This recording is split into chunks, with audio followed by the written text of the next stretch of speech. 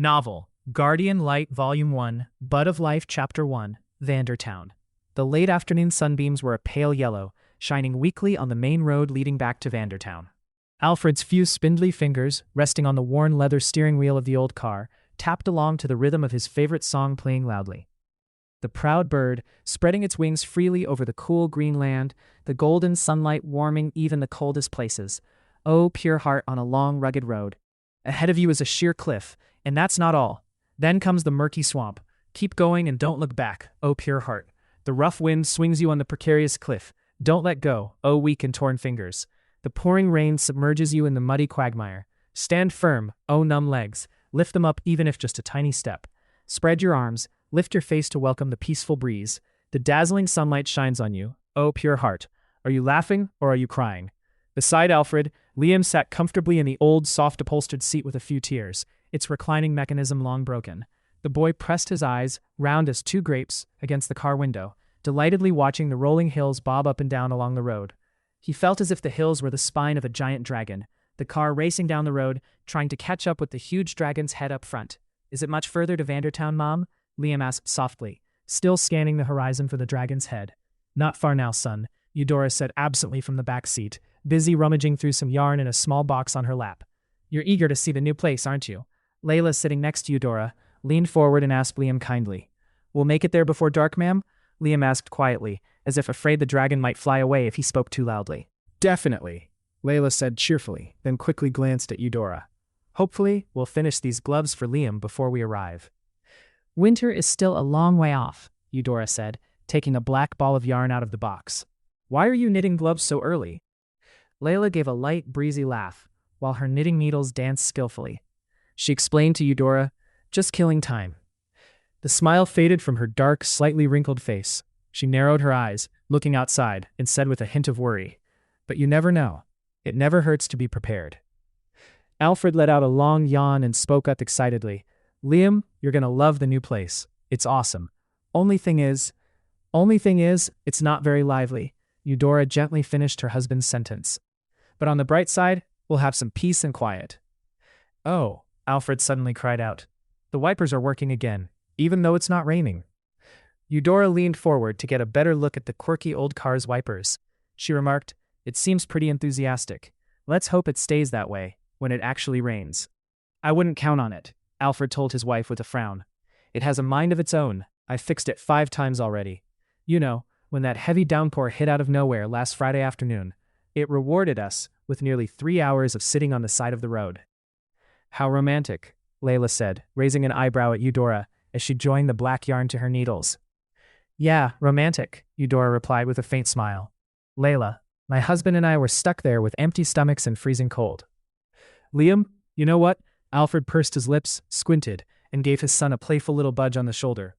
I gotta admit, that simple corn and potato soup Layla made that night was the best meal your mom and I have ever had in our lives. Liam said mischievously, Maybe you should just stop fixing the wipers, Dad. Alfred laughed heartily. Good point. I'll look into that. Surrounding Vandertown, hills and mountains intertwined to form a warm embrace around the settlement. Behind the town flowed the ever-peaceful, never-angry Artemis River. There were 3 roads leading into town. 2 secondary roads, narrow and quiet, ran alongside the river. The main road was completely different, cutting straight into the center of the town.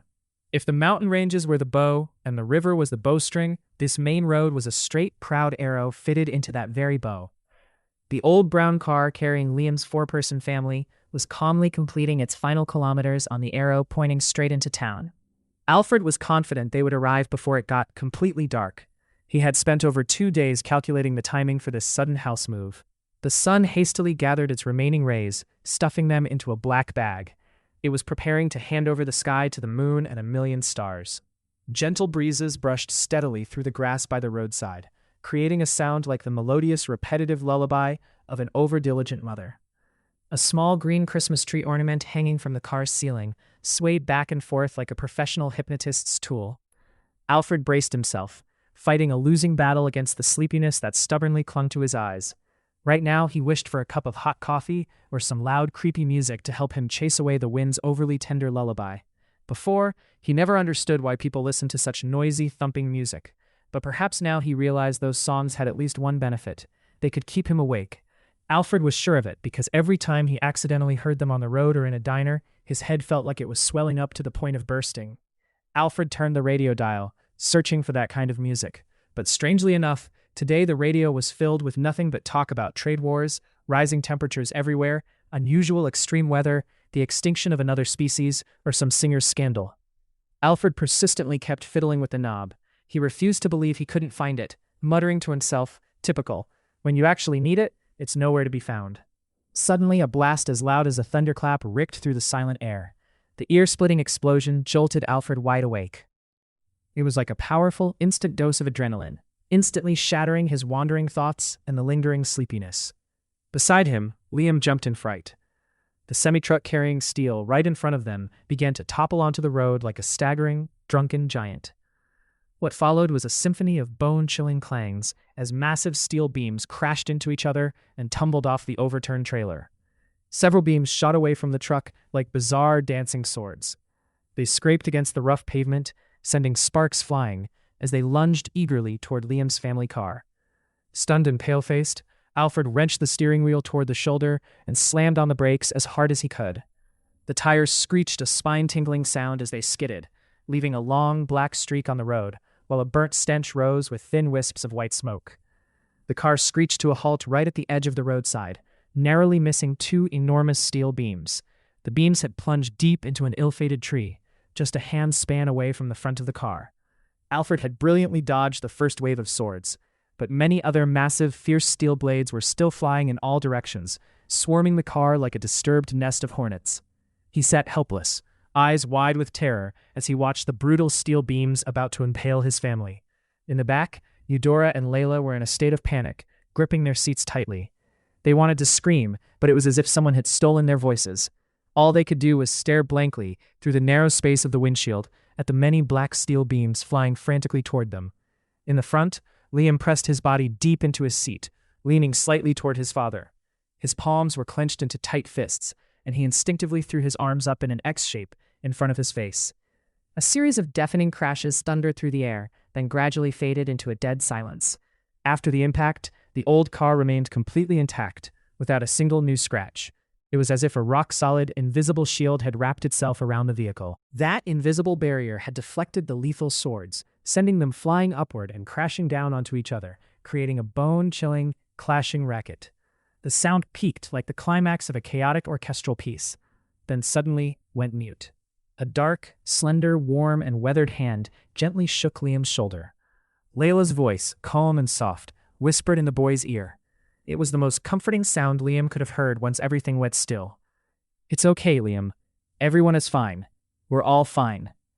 The stranger hunched over, resting his hands on his knees and hungrily gasping for air. His face was still clouded with confusion, and his voice broke into jagged pieces. "Thank God you're all okay. If anything had happened to you, I wouldn't know how to make it right." After taking another long breath, a flash of relief brightened his face as he stammered, "It's a miracle. Truly a miracle. I thought you were all buried under that heap of iron. Thank the Lord. Thank the Lord. It's a miracle. A real miracle." "Do you need us to call the police or a tow truck for you?" Eudora asked politely, then waited in silence while the man took a few more labored breaths. Having regained his composure, the stranger replied slowly, No, I can call them myself. Thank you so much, ma'am. Are you all headed into town?" "Yes, today's the day we're moving into our new place in town. Are you sure you don't need any help?" Alfred said courteously. "No, I can handle it. Goodbye, and good luck to your family. God bless you all." The stranger waved goodbye to Alfred's family and turned away, walking off in a daze. He absently grabbed his cloth cap to wipe the sweat from his face. He paused for a moment, looking dejectedly at the mangled iron scattered everywhere, like a piece of art in a style of perfect chaos. Then he trudged across the road toward the giant lying on its back next to a large rock. The giant exposed its rugged, pitch-black iron belly, with thick oil spilling out in long streaks across the road like a glossy black python, writhing to escape. Nearby, a few poor tires had completely blown out. Alfred's family arrived at their new home after dark. Faint streetlights cast a dim glow on the old, two-story brown house, situated in a secluded spot next to the Artemis River. Alfred had been very lucky to buy this house dirt cheap from a new acquaintance at the museum. This acquaintance had suddenly inherited a significant portion of a massive fortune left by a late distant relative. The joy came so out of the blue. The former owner never dared to dream his name would be on the inheritance list of someone so far removed from him. He hadn't even intended to make the long, expensive trip to attend the fancy funeral just to toss a few flowers onto a grave, and yet there he was, a beneficiary. A silver-tongued lawyer had politely and respectfully informed him of the inheritance while he was working at the Vander Museum. Since receiving the joyful news, he spent a brief amount of time convincing himself that I deserved this inheritance. After 2 days, he finally believed he was worthy, based on the highly convincing reason that, during the relative's entire lifetime, he had never once had a social conversation that might have offended the deceased. The former owner needed to move to his new, wealthy residence and happily sold this place at a dirt-cheap price, almost with a sense of indifference, as if he wanted to leave the place he'd lived in for over 20 years as fast as possible. Although the house was a bit old, it made up for it by being very quiet and convenient for Alfred's family to get around. Most importantly, it fit the tight budget that he and his wife had managed to save. To the right of the house was a lush, neatly arranged garden that seemed to have been meticulously tended by the previous owner. This stood in stark contrast to the tangled weeds, standing taller than knee-high, on the large empty lot surrounding both sides of the house. Countless vines competed to grow thickly over the wooden fence, which was nearly as tall as an adult. From a distance, that fence smothered in vines looked like a green cloth wrapped around the house. In front of the fence, the Artemis River sat close to the road, running past the gate. Behind the house, low hills covered in reeds stretched out, one after another, seemingly into infinity. Liam stood hesitantly, watching the yellow streetlights illuminate the pitch-black, deserted road. The old car was parked right across from their new home. A sensation, both strangely familiar and foreign, suddenly flickered in the boy's memory. In their more than 3 previous moves, their house had almost always been at the end of a road or tucked away in the middle of stark empty lots. This time was only different in one way. The place they had just moved to seemed even lonelier and quieter than all the times before. "What's wrong, Liam?" Layla asked softly. Liam turned around. His 3 family members were looking at him with bright smiles, despite the gentle chill carried by the breeze blowing in from the river. "It's beautiful, isn't it, son?" Eudora said. "All right, let's unload the stuff. Dinner will be ready in 30 minutes, Alfred said enthusiastically. "Are you sure about that?" Eudora teased her husband. "I've already prepped some food in the fridge," Alfred replied, then turned to Layla and added, "Layla, the soup and honey cakes are already in the cabinet. I'll help you with the bags." Alfred tried to pry open the stubborn trunk with a series of hard tugs. On the third forceful jerk, the obstinate trunk finally gave in. He quickly grabbed 2 massive suitcases, set them on the curb, and then reached back inside to grab the handle of a rusty old brown chest. He said to Layla, "This one's yours. It's pretty beat up. We could really use a new suitcase instead, you know?" "Just leave it there, Mr. Brown," Layla said hurriedly. "Don't worry," Alfred replied confidently. "I can get it out for you." Then he hauled the oversized old chest out of the trunk. Suddenly, a loud rip, followed by a series of clatters, left him bewildered. Several glass jars, a few books, 2 wooden cages, and various other items spilled out onto the road. Everything scattered everywhere after Alfred's unexpected jailbreak. 2 bats inside their separate wooden cages, one grayish-white and the other dark brown, looked around frantically with their eerie pale yellow eyes, letting out a few bone-chilling shrieks. Layla looked worried. She quickly whipped off her overcoat and ran over to wrap it around the 2 cages. She tucked the coat in carefully, making sure the bats were completely shielded and hidden. "Those 2 bats seem bigger than normal ones. They're growing so fast, Layla," Alfred said awkwardly, while picking up several thick, untitled old books. Liam chased after a few glass jars filled with bark and roots, which were busy rolling down the road on their escape mission.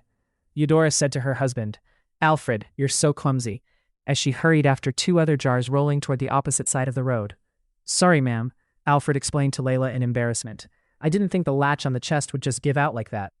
Standing across the road in the shadows of the trees, Eudora remarked, "Those 2 bats must be about 10 years old by now."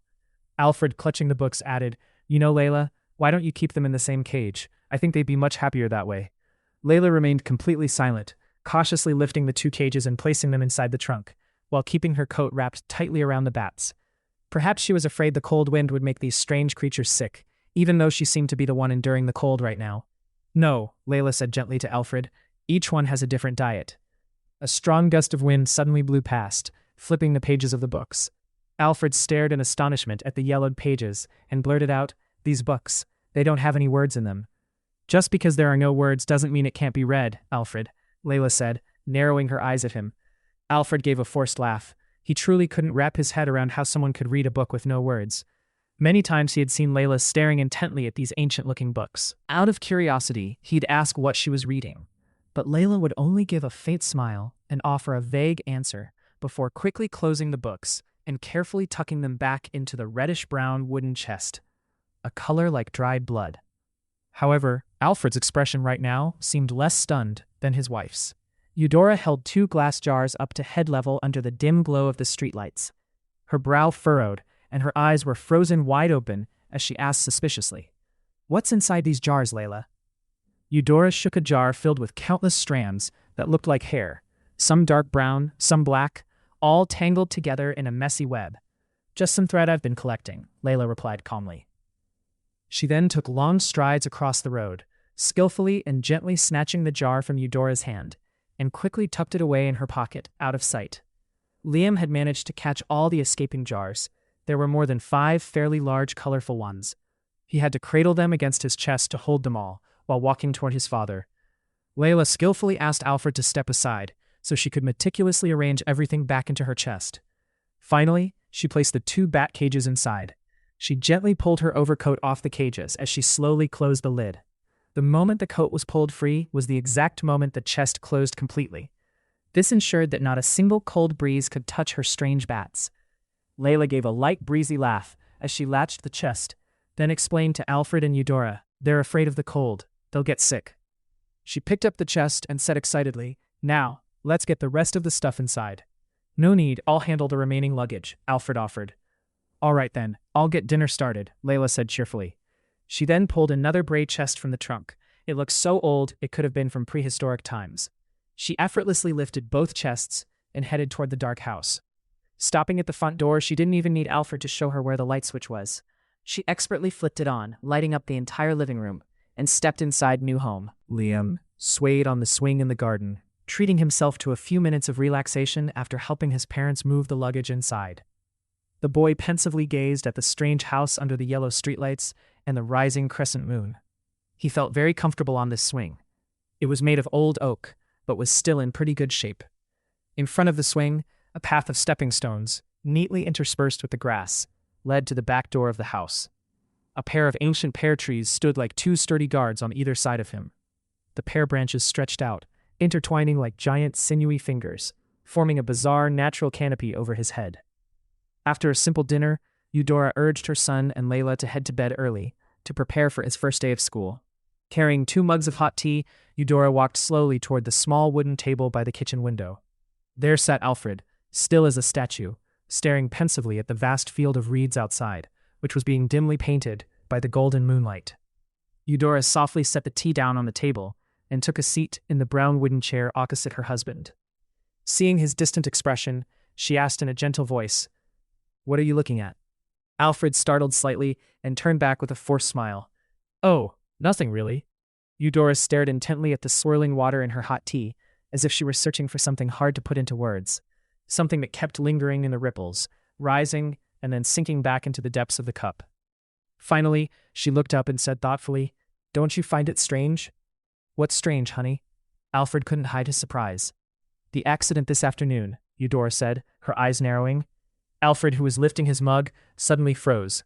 A shiver ran down his spine as he relived the crash, the image of those fierce, pitch-black steel beams lunging at them, the roadside trees splitting apart, the deafening clatter, and the heap of iron scattered across an area half the size of a football field flashed through his mind.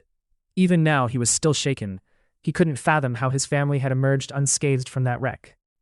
To find a logical explanation and to put his wife's mind at ease, he tried to act calm. He took a quick sip of the scalding tea, swallowed it hastily, and then spoke tenderly to Eudora. "It was luck, honey." He blew gently on his tea and added whimsically, "God was busy. He hadn't cleared his schedule to meet us yet." Eudora gave a forced smile and nodded in reluctant agreement. Truth be told, she didn't have a more reasonable explanation either. To stop overthinking the unexplainable event from that afternoon, she quickly asked, "Are we starting work tomorrow?" "Of course, we'll head to the museum early and get to work," Alfred replied, enjoying another quick sip. He added, I've already finalized all the paperwork. Is Liam's school enrollment all set? Eudora asked, her fingers tapping lightly on her mug. Alfred said enthusiastically, the school has accepted Liam's application. I've also given Layla specific directions to the school and public places like the market, the hospital. With a warm smile and a lingering tone of excitement, he added, Don't worry, Layla will take our boy to school tomorrow. Eudora sat as still as a statue. The silence caused the smile and the excitement to slowly drain from Alfred's face. With eyes that couldn't hide her sadness, Eudora said, I'm so worried about Liam. As if sensing what his wife was thinking, Alfred set his teacup down very gently and placed his hand over her left one, where a large scar ran from her upper arm down to her wrist. The scar was lumpy and a crumpled reddish color, a lingering vestige of an accident from her childhood.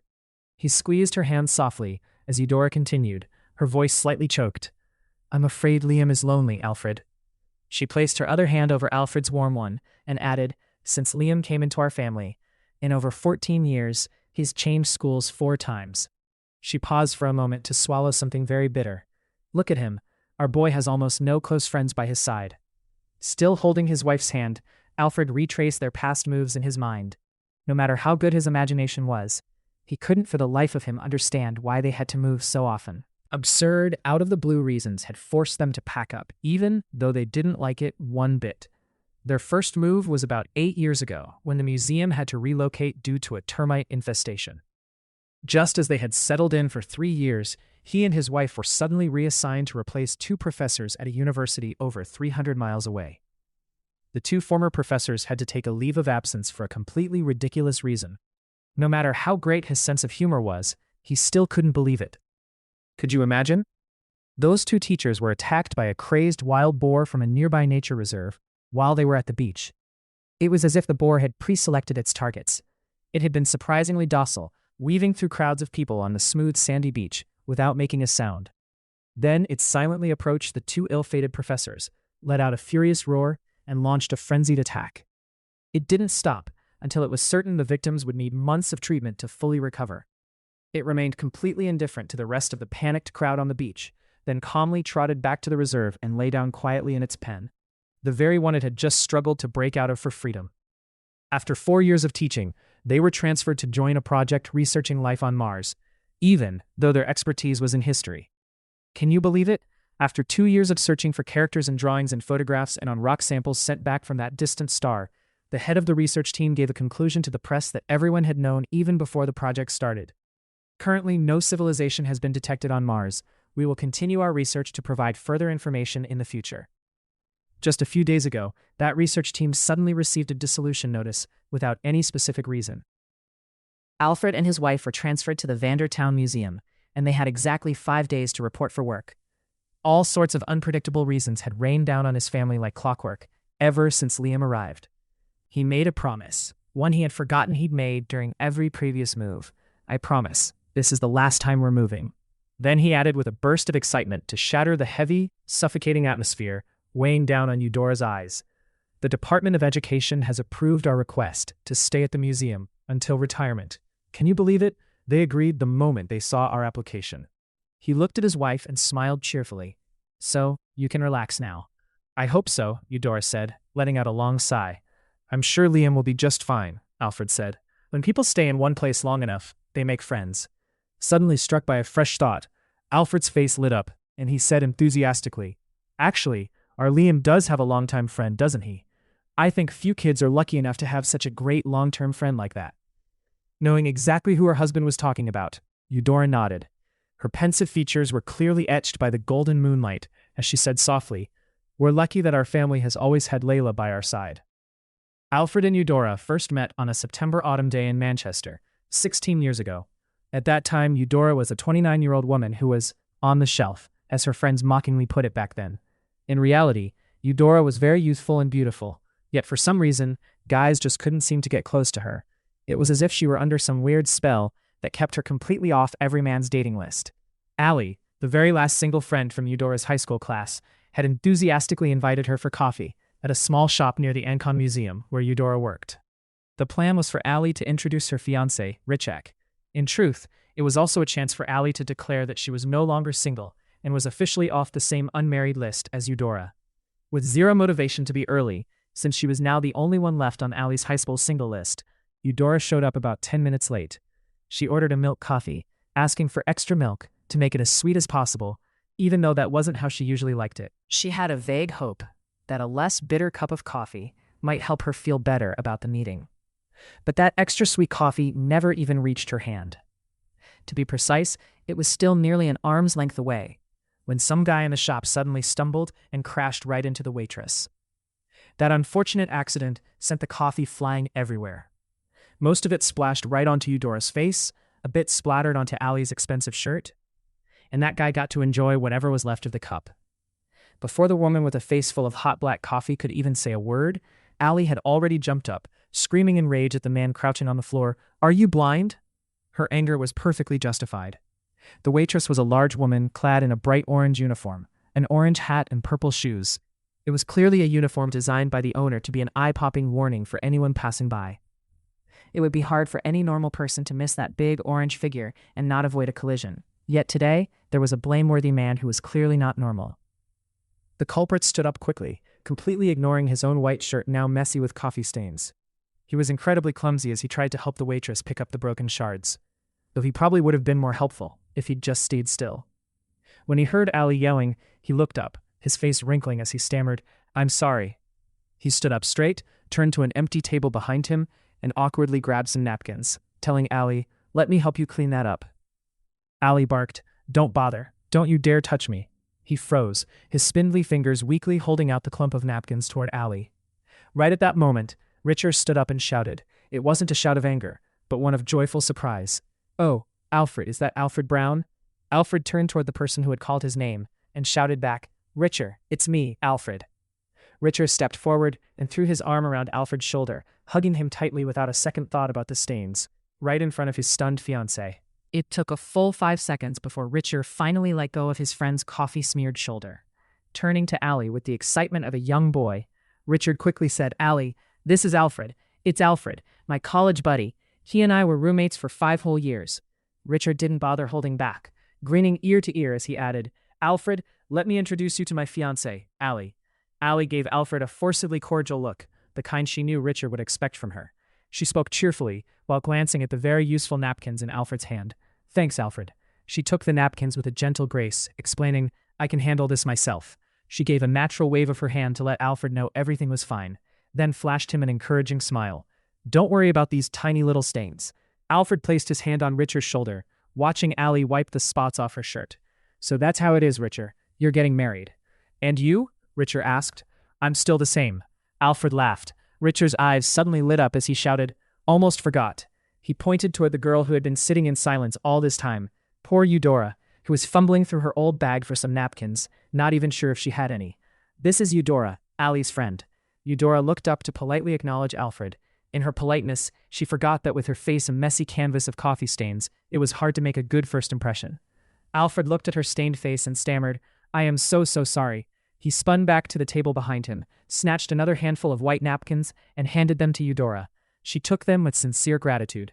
A few seconds later, the napkins lost their original white color, replaced by blotchy pale brown stains.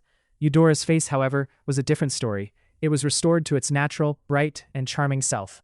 Alfred's gaze shifted from one of guilt to one of pure awe as he took in the features of the girl before him. But he didn't have time to indulge in his daze for long. Richard tugged on his sleeve and said, "Come on, sit down, my friend. Have breakfast with us." Alfred replied, "I have to get to work. But I think I have time for a quick cup of coffee." Alfred dropped into the chair opposite Eudora with little effort, thanks to a heavy pat on the back from Richard. Richard said enthusiastically, as if stating an unchangeable fact, "Alfred, you've got to sit next to me." By then, the waitress was chatting with Eudora, acting as professional and welcoming as she had at the start. She asked Eudora about the drink she had ordered earlier, as if some guy hadn't just crashed right into her. "Shall I get you another coffee, miss?" "Yes, I'd like a black coffee with a little sugar, please," Eudora replied, out of habit. "Are you sure?" the waitress asked skeptically, double-checking. "I'm sure," Eudora said quickly. "Please, could you make that too? And sorry again for bumping into you earlier," Alfred said, looking at the waitress politely. "Of course, sir," the professional waitress replied, her eyes showing no trace of anger toward the man who had just sent her sprawling. Allie gave her friend a mischievous look, then quickly turned to Alfred and asked, "So, what are you doing in this city?" Richard stared intently at Alfred, waiting for the answer to the question he had been about to ask his friend. "I work here," Alfred said casually. "Is that so?" Richard looked at Allie, as if they had just silently agreed on something. Richard added, "Allie and I are here to visit my uncle. You know, Alfred, Eudora works in this city too." "Do you work anywhere near the west side of town?" Alfred asked Eudora. "Yes, and you?" Eudora replied. "I work right nearby," Alfred said. "Where exactly?" Richard asked impatiently.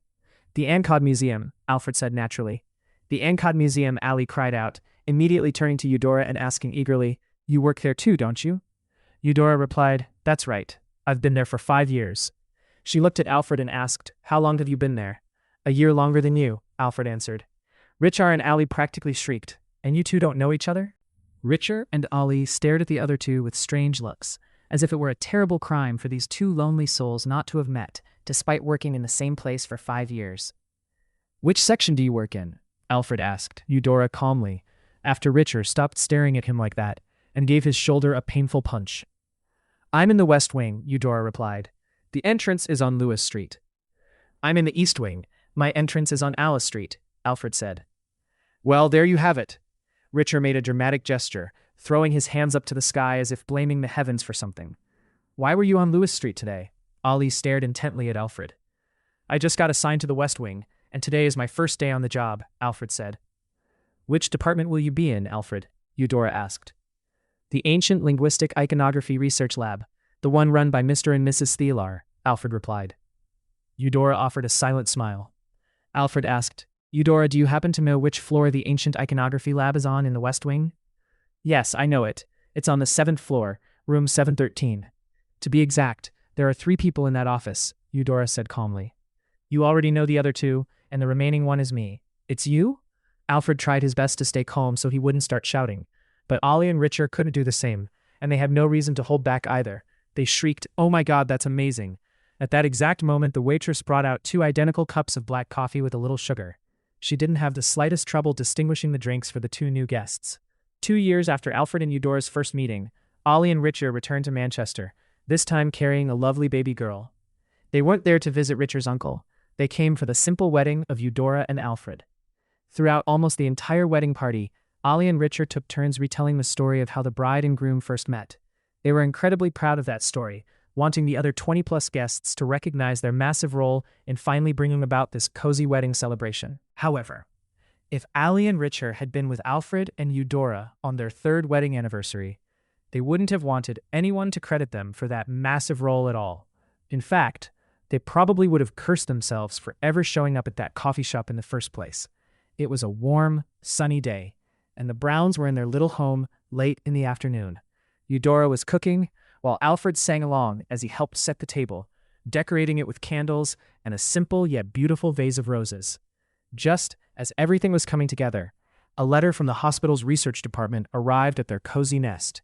The doctors had been working for nearly 10 months before writing the letter contained in this package. Honestly, those dear doctors had no idea it would arrive exactly on the couple's wedding anniversary. The Browns hesitated for a long time before deciding to read the letter together under the flickering candlelight and the fragrant aroma of the food spread out on the table. The doctor's letter stretched over nearly 2 pages, detailing every step of the experimental methods and listing all the new technologies used. They even applied comparative methods with numerous other samples.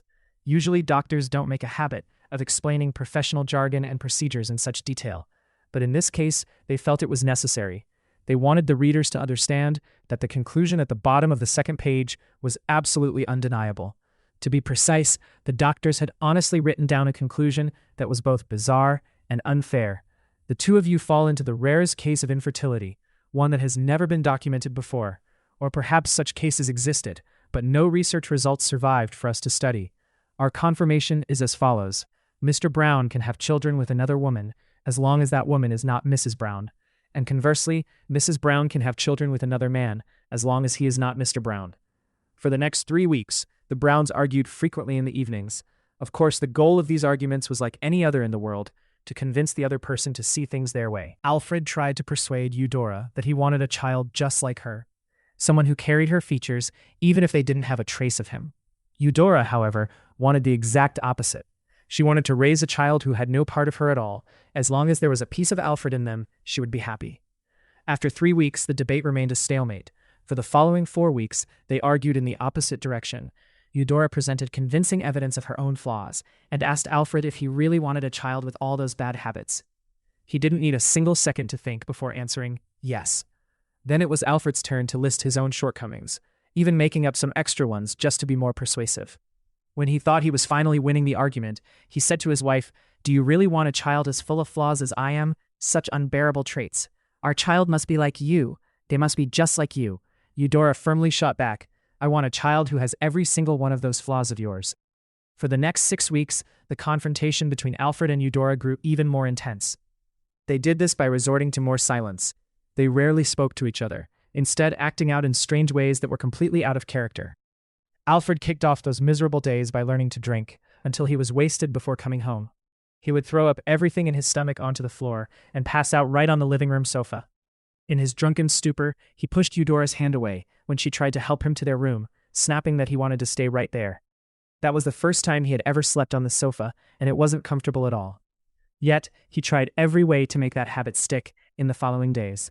Eudora, meanwhile, acted as if she had much more important things to do. She didn't spend a single second cleaning or redecorating the house. All meals were ordered for delivery, and even their laundry was picked up and dropped off by professionals. Furthermore, she started picking up a habit of grumbling about everything. During those days, Alfred often saw Eudora getting irritated with everything happening directly around her. Even things people said on TV or wrote in the newspapers were met with her senseless irritability. By the end of the second weekend of that streak, Alfred wandered through the small alleys after work, looking for the dullest pub in the neighborhood to get wasted. When he finally stumbled out onto the deserted road to head home, it was pitch black. Fine, this miserable night would be just like all the others. He would go home, toss himself onto the sofa, and drown in a reckless sleep. After walking a short distance from the pub, Alfred felt utterly exhausted, his head spinning. He stopped by an ill-fated lamppost, propped one hand against its pole, and vomited everything at its base. A moment later, he felt a warm hand patting his shoulder and the affectionate voice of a strange woman. "Are you okay?" "Leave me alone. Just leave me be," Alfred snapped furiously, his head still hanging low. But the brave woman wouldn't let him be. She said gently, "Please, sir, could you buy this last flower to help me out?" Alfred looked up, his eyes bloodshot, glaring with resentment at the stubborn flower seller. She wasn't very tall. In his drunken stupor and under the dim street lights, he couldn't see her face clearly, or guess her age. The woman had dark skin, or maybe not, he wasn't quite sure. But one thing he was certain of, the basket in her hand held exactly one very fresh rose. "What would I buy a flower for?" Alfred said irritably. "To give to someone else," the flower seller patiently replied, her voice remaining strangely calm. "Give to who? I don't have anyone I love to give it to. I don't need anyone," Alfred said bitterly. "Yes, you do. Everyone must have someone," the flower seller said, her voice tender. "How the hell would you know?" "Get lost," Alfred screamed, his eyes full of hostility. "I don't know," the flower seller said calmly, showing no sign of fear. "You're the one who knows for sure." Alfred stared at the flower seller in a strange state of shock. In the flickering light, he had the impression that she was smiling. He fell silent for a moment, then whispered very softly, "I do." Then whispered again, "I do have someone." Alfred kept his head low, whispering like a madman. His hands were clenched around the lamppost, as if he was trying to use all his remaining strength to rip apart that sturdy steel pole. The flower seller remained silent for a moment, letting Alfred whisper to himself. His voice grew softer and softer, then fell silent. The flower seller began to speak, when she saw Alfred wipe his eyes and nose, gradually looking up at her. "Can't you help me out? This is my last flower. If you buy it, I can call it a night. You can have it for any price." The strange flower seller held the fresh rose up in front of Alfred. He looked at the flower, then at her, for a moment before letting go of the cold lamppost. Alfred's trembling hand reached out and took the flower. He put it inside his jacket pocket carefully, very carefully. Alfred was afraid that the streetlight or the thin night dew might hurt his flower. He emptied all the money left in his pants pocket and dropped it into the seller's basket. Without even checking the amount, the strange woman looked at Alfred and smiled with satisfaction. Alfred started walking quickly in the biting cold of the deserted street. After a few steps, He broke into a run, rushing back home. The flower seller stood silently, watching Alfred's retreating figure. She called out worriedly after him, "Have a peaceful evening, sir. Please be careful. Don't fall." Alfred burst through the front door of their little home and hurried past the living room. He knew exactly where he needed to go. He dashed up the stairs and pushed open the study door. Eudora was sitting right there. She glanced at him absently, as if he were just a gust of wind rattling the door, then turned back to her desk. Beside her was a tall stack of books. She held a pencil, staring intently at the notebook in front of her. "You're back," Eudora said with icy politeness, without even looking at him. "If you're hungry, you can order a pizza. You know the number, right?" Alfred remained silent, walked over, and sat beside her. His face was beaded with sweat, and his coat was damp from the freezing night dew. He looked at her warmly and said, "I want to give you this." Alfred slowly reached into his coat and pulled out the rose he had bought with every last cent he had. Eudora stared at the flower for a moment, then looked away, her voice wavering. "Roses. I don't like them anymore. I don't have time for hobbies. I need to focus on this new research project. I might get my PhD. I'll be going on a fellowship soon, in Germany." Eudora looked down at her notebook with intense, forced concentration.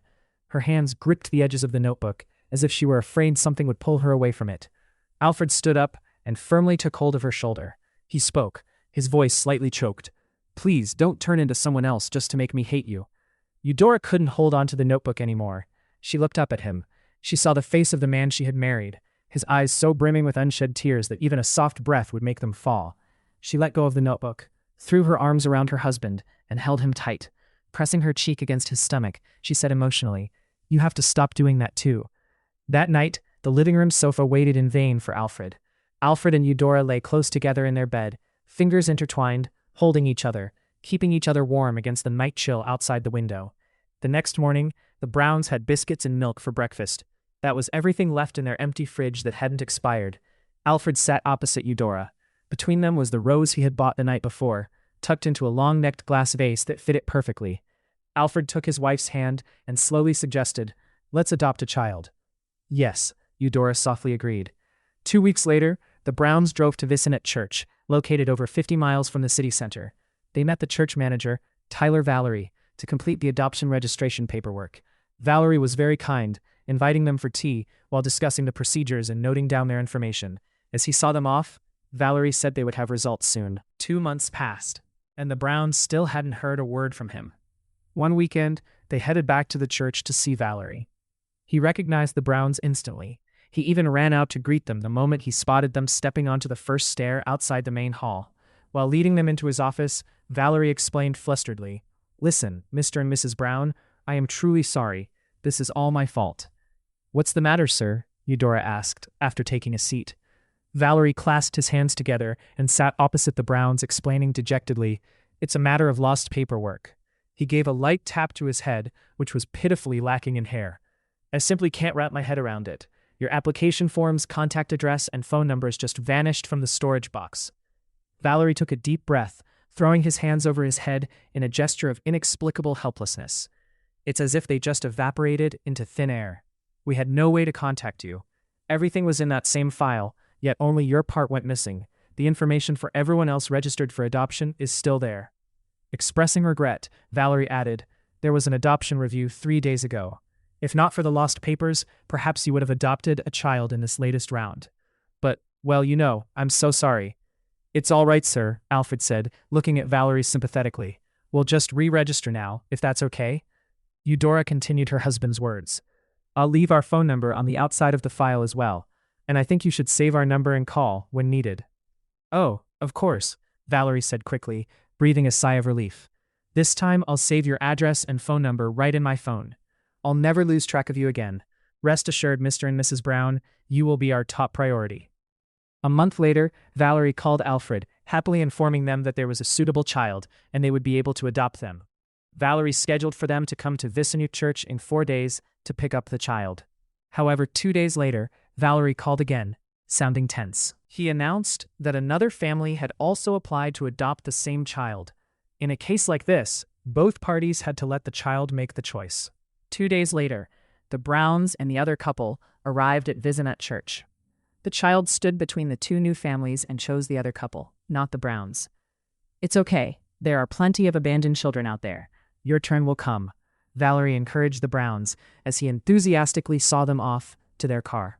The Browns felt a silent, unspeakable bitterness as they drove back to the city. A month after that, Valerie called them again, his voice sounding extremely smug. He reported that there was a new baby boy, a very good one, and the Browns could take him home next Monday afternoon. Valerie gave a confident, boisterous laugh to congratulate them before hanging up. But on Monday morning, Valerie called Alfred again, his voice sounding confused and panicked. He told the Browns they didn't need to come to the church because the child had suddenly vanished last night without a trace. The police and investigative teams were cordoning off the area to search for him. For the next 2 weeks, Alfred and Eudora anxiously followed every piece of news regarding the missing child at Visinut Church. The city police scoured numerous locations and strictly reviewed the surveillance camera systems around the church. Even traffic cameras in the vicinity were checked, and they questioned every resident within a 4-mile radius. A massive police force was mobilized to sweep through nearby streams and forests, yet they failed to find a single trace of the child. A few newspapers, desperate for clicks, seized the opportunity to spin sensational stories. The time-traveling child, the child who was actually a disguised prodigy living elsewhere. Not a few people bought into these captivating fabrications, debating and dissecting every detail written in the press. The child vanished completely without a trace, was the official police conclusion after 2 weeks of investigation. Veteran reporters used that very statement to fuel the public's belief in the myths they wanted to weave. The national law enforcement system could not stand such mockery from the press. Consequently, they formed an interdisciplinary task force to bring the case to light. The Federal Bureau of Investigation, experts on paranormal phenomena, geologists, renowned archaeologists, and even a few astrologers were invited to join this special investigation unit. The press boomed with news about the arrival and mission of the special task force the moment they set foot in the city from a highly classified flight. The deputy police chief was assigned to coordinate and provide the best possible conditions for the task force. A vast number of local officers were mobilized. Under the task force's direction, they brought magnifying glasses, thermal imaging tools for darkness, ultrasonic detectors, and the most advanced cave scanning equipment, eagerly descending upon Visinut Church once more. Every brick, every millimeter of the church was scrutinized with meticulous care. They inspected everything above ground and deep beneath it within a 100-meter radius of the church. At first, the task force was ambitious, hoping to find signs of a secret tunnel. Later, they lowered their sights, aiming to detect a sudden energy burst around the church or a nearby area with an odd magnetic field. When those two ambitions flickered out, the astrologers were encouraged to sleep in the missing child's bed for several nights in a row. After nearly 2 weeks of diligent work, the Special Investigation Task Force failed to reach any conclusion and withdrew in silence, as if they had never even come to the city. More than 2 weeks after the task force quietly slipped out of the city, the case of the missing child at Visinut Church began to fade into obscurity. Naturally, it had to be forgotten, as the townspeople had a much bigger distraction: a massive, sophisticated, and highly secretive corruption ring, active for over a decade, had just been exposed in the mainstream media. Nearly a month after the child's disappearance, on a peaceful autumn day, so peaceful it was almost boring, Valerie paid the Browns a visit, just as twilight set in. Without a hint of hesitation, Valerie rang the doorbell firmly and took a step back to wait. The dim streetlights in the distance failed to illuminate the proud expression on his face. Perhaps due to the poor lighting at dusk, it took Eudora a stunned moment to recognize the uninvited guest. Eudora politely invited Valerie in, then hurried off to brew tea and set out some biscuits. Meanwhile, Alfred greeted Valerie with a light, effortless handshake and invited their first-time guest to sit on the living room sofa. Valerie claimed he had business in the city and decided to drop by. He took a quick sip of tea just for appearances, with no intention of truly enjoying it. Setting the cup down, Valerie began to scrutinize the house meticulously. His eyes drifted to a medium-sized painting of a flock of white goats grazing peacefully in a green field under a sky where black clouds were rushing in. Then, his gaze swept over a modest bookshelf.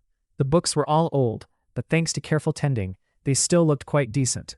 Still silent, he began to trace the gray ceiling with his eyes before lowering his gaze to the pale brown rugs on the floor.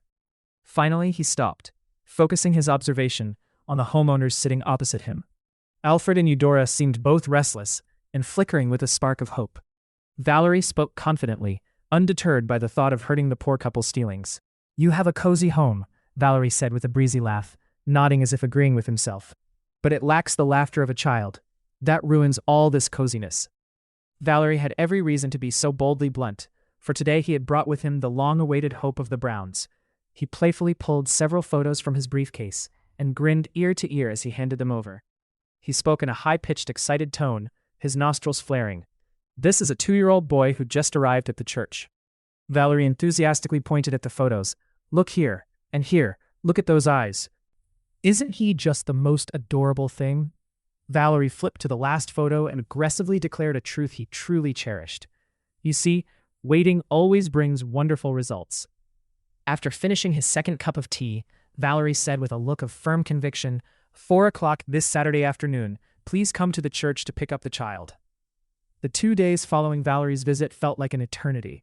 During that time, Eudora lived in constant fear of the phone ringing. She was terrified of hearing Valerie's voice again. Fortunately, no one by that name called the Brown residence. Finally, Saturday arrived. The phone rang just as Alfred and Eudora were on their way to the church. Eudora picked up. Valerie spoke in a near whisper. "It's Valerie. Are you on your way?" "Yes, we're coming," Eudora replied calmly. "Good. Well, see you at the church then." Valerie hesitated for a second before hanging up. Alfred flashed a bright smile at Eudora while gripping the steering wheel. "Oh, Mr. Valerie, does he really think we'd forget a day like this?" Eudora gave a faint, silent smile, pensively watching the scenery blur past, her heart pounding with a strange intensity. Valerie rushed out to meet them the moment their car came to a halt in the church parking lot. Eudora noticed that his face looked haggard and somewhat strained. "Is there a problem, Mr. Valerie?" Eudora asked as soon as she stepped out. "The problem is the child," Valerie said flusteredly as the three of them headed toward the main hall. "What about the child?" Alfred froze, staring at Valerie with concern. "He's fine. The boy is fine," Valerie replied, kept walking. "It's a legal matter. A bit of a complication has come up." Eudora looked Valerie straight in the eye, asking anxiously, "Can we resolve it?" Valerie frowned, letting out a long, discreet sigh. They walked past rows of stone benches nestled under ancient trees. As they reached the main path leading to the sanctuary, they saw 3 incredibly luxurious cars parked on the right. 1 stylish gold-plated turquoise car and 2 mysterious, intimidating black ones. All 3 cars were brand new and exorbitantly expensive. Perhaps that's why their owners felt entitled to park them wherever they pleased, even in a no-parking zone. Valerie stopped in front of the dazzling turquoise car.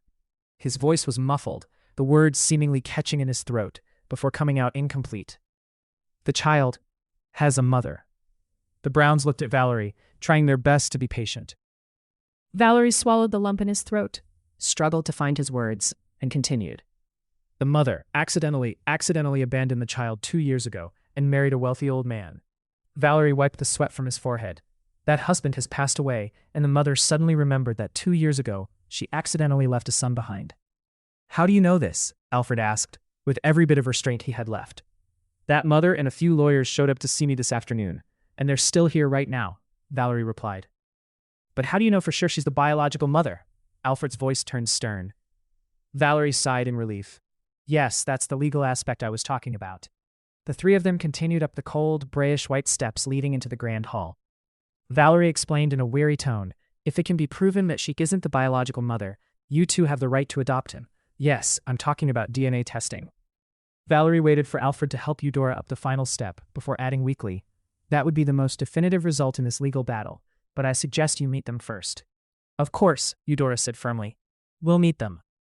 A moment later, the Browns were led into a fairly large room within the church. There they found the child, his mother, and 3 men, 2 muscular guys in white shirts standing behind the boy, and another dapper man in a black suit standing next to the mother. That man in the suit was definitely the lawyer. Alfred could immediately recognize his blank, stony expression. The Browns took their seats on the bench opposite the mother. Valerie didn't sit. He chose to stand beside the poor couple. He had promised that today he would fulfill their wish of adopting a child. After Valerie's initial introductions, the lawyer began to approach the Browns. He presented his case clearly, laying out some documents and photographs. Alfred and Eudora weren't listening to a word he said. They were too busy looking at the child and the mother across from them. The child sat in the arms of that stranger mother, bribed into staying still by the new, expensive toys spread across the table. Occasionally, the boy would look up in confusion at the woman behind him, the person he would soon have to practice calling Mom. By then, the Browns had already recognized the resemblance between the woman and the child, to be precise, a biological resemblance. Still, they tried to save themselves by searching for any detail that might allow them to delude themselves into thinking it wasn't true.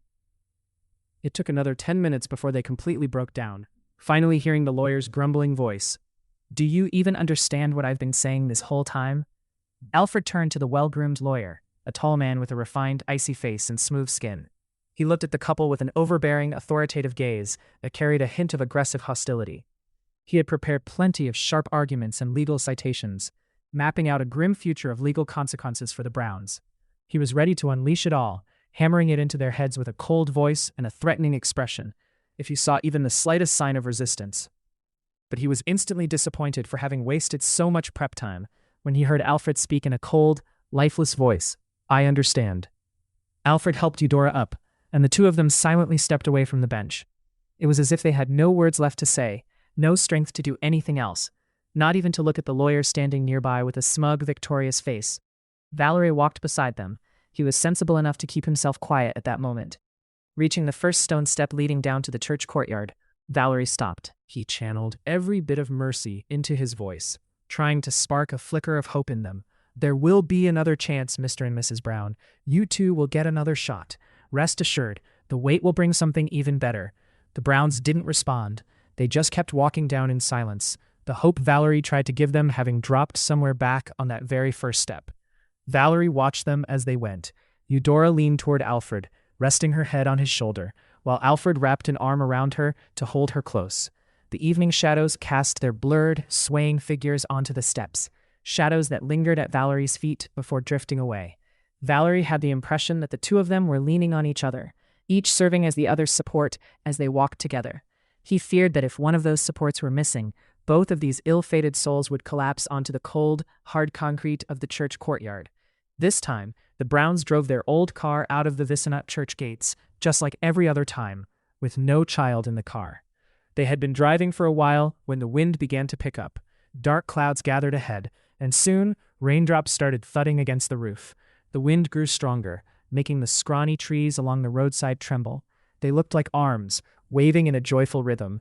It felt ironic to think of it as the gloating of 1,000 arms at these two unfortunate souls for not having a child in their car, on the very day they were certain they finally would. A white sheet of rain blurred the path ahead, and the cold began to take hold of Alfred and Eudora. They had remained silent since leaving the church. Then, a sudden, loud thud shattered the silence. The sound came from the hood, colliding with something. Alfred slammed on the brakes, and the car screeched to an immediate halt.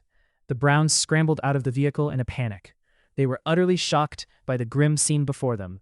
A dark-skinned woman lay face down on the cold asphalt, bright red blood staining the rain-slicked road. Two small wooden chests, one reddish-brown and the other silver-gray, lay a few meters away from her. Eudora fumbled for her phone, but the screen remained dead. Alfred looked around the deserted road in frustration. A thick, endless veil of rain swallowed his vision, leaving only the sound of water drumming on the rough black asphalt. Alfred shouted, his voice drowning out the rain, "We have to take her." He rushed to lift the unconscious woman into his arms.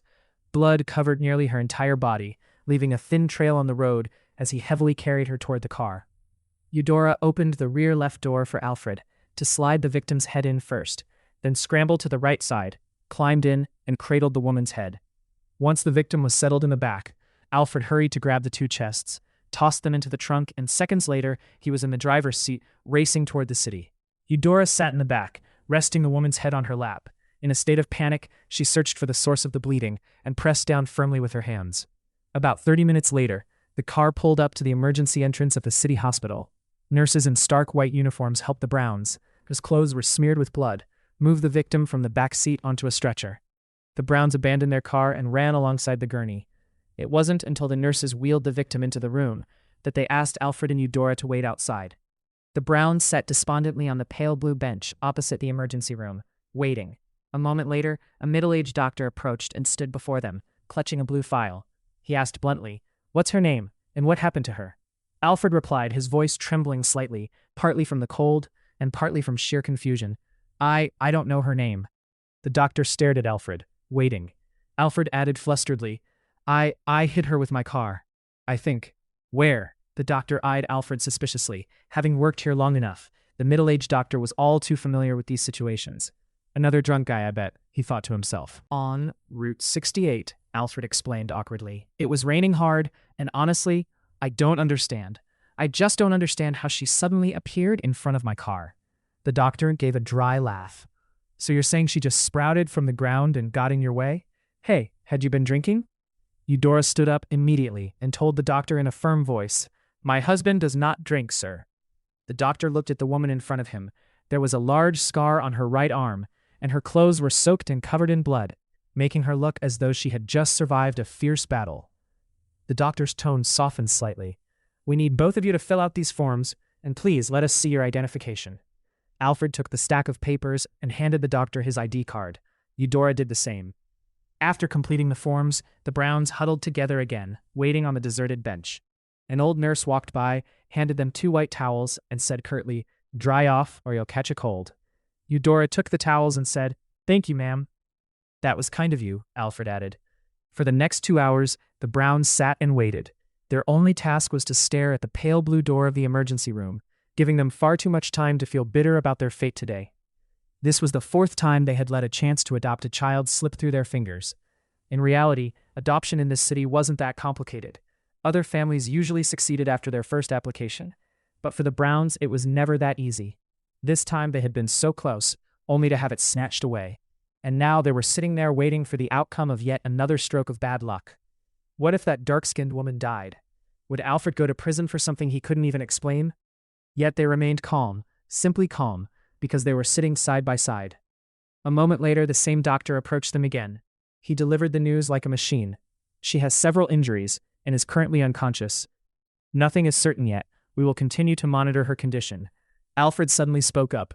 "Do you have a pen and paper, doctor? Please, let me borrow them." The doctor hesitated for a second, before handing Alfred a pen and a sheet of paper. Alfred busied himself writing quickly, then handed it back. "This note has my name, my wife's name, and our phone number," Alfred said calmly. "Sir, if she wakes up, could you please give this to her for me?" The doctor looked at Alfred with a very different expression now, different from when they first spoke. "Of course, I'll do that," the doctor said softly, looking Alfred in the eye. "But for now, you two should head home." The doctor placed his hand on Alfred's shoulder, right where the blood stains were still visible. As a doctor, touching a stranger's blood with bare hands was highly improper, yet he did it without a second thought. He said in a warm voice, "You've both had quite enough for one day." It took more than 10 minutes for Alfred and Eudora to get back to their dear little home. It was still raining. Eudora stepped out of the car and onto the front porch, while Alfred drove around to the back to put the car into the shabby garage. Water poured from the garage roof right onto the hood. He wasn't sure if there was any difference between parking inside here or out in the open. But anyway, he should park it here, in what people called a garage. As Alfred was closing the garage door, he suddenly heard his wife screaming at the top of her lungs, "Alfred, Alfred, Alfred, get over here now." From what he could recall, this was probably the first time in his life he had ever heard his wife shout his name like that. Alfred immediately dashed toward the front door, knowing instinctively that something very unusual had happened to her. A few seconds later, he saw Eudora standing on the dimly lit porch, clutching a light blue swaddle in her arms. Alfred rushed to her side and saw the utter shock in her eyes. He looked over her shoulder. Inside the swaddle was a newborn baby. "Alfred, look at this. It's a newborn. It's a newborn baby." Eudora spoke rapidly, repeating the obvious thing that Alfred had already seen. She looked as joyful as a new mother holding her firstborn right after giving birth. "Where did the baby come from?" Alfred asked, bewildered. "I don't know. The baby was placed right on the doorstep. I walked in and found him," Eudora said gleefully. "Alfred, oh no. I spoke too loudly and woke the baby up." "Let's get inside," Alfred said, opening the door for Eudora to carry the infant in. Once in the living room, the baby began to open his tiny, innocent eyes, looking around before starting to cry. This was truly a challenge for the Browns. They were not prepared to take care of a newborn like this. "Maybe he's hungry," Eudora told her husband worriedly. "I need you to help me buy some milk." "On it," Alfred said, and dashed out of the house without even grabbing an umbrella. "Formula for newborns, Alfred," Eudora called after him as his back disappeared through the front door. "I got it. Don't worry," Alfred shouted back as he ran through the pouring rain, making sure his wife could hear him.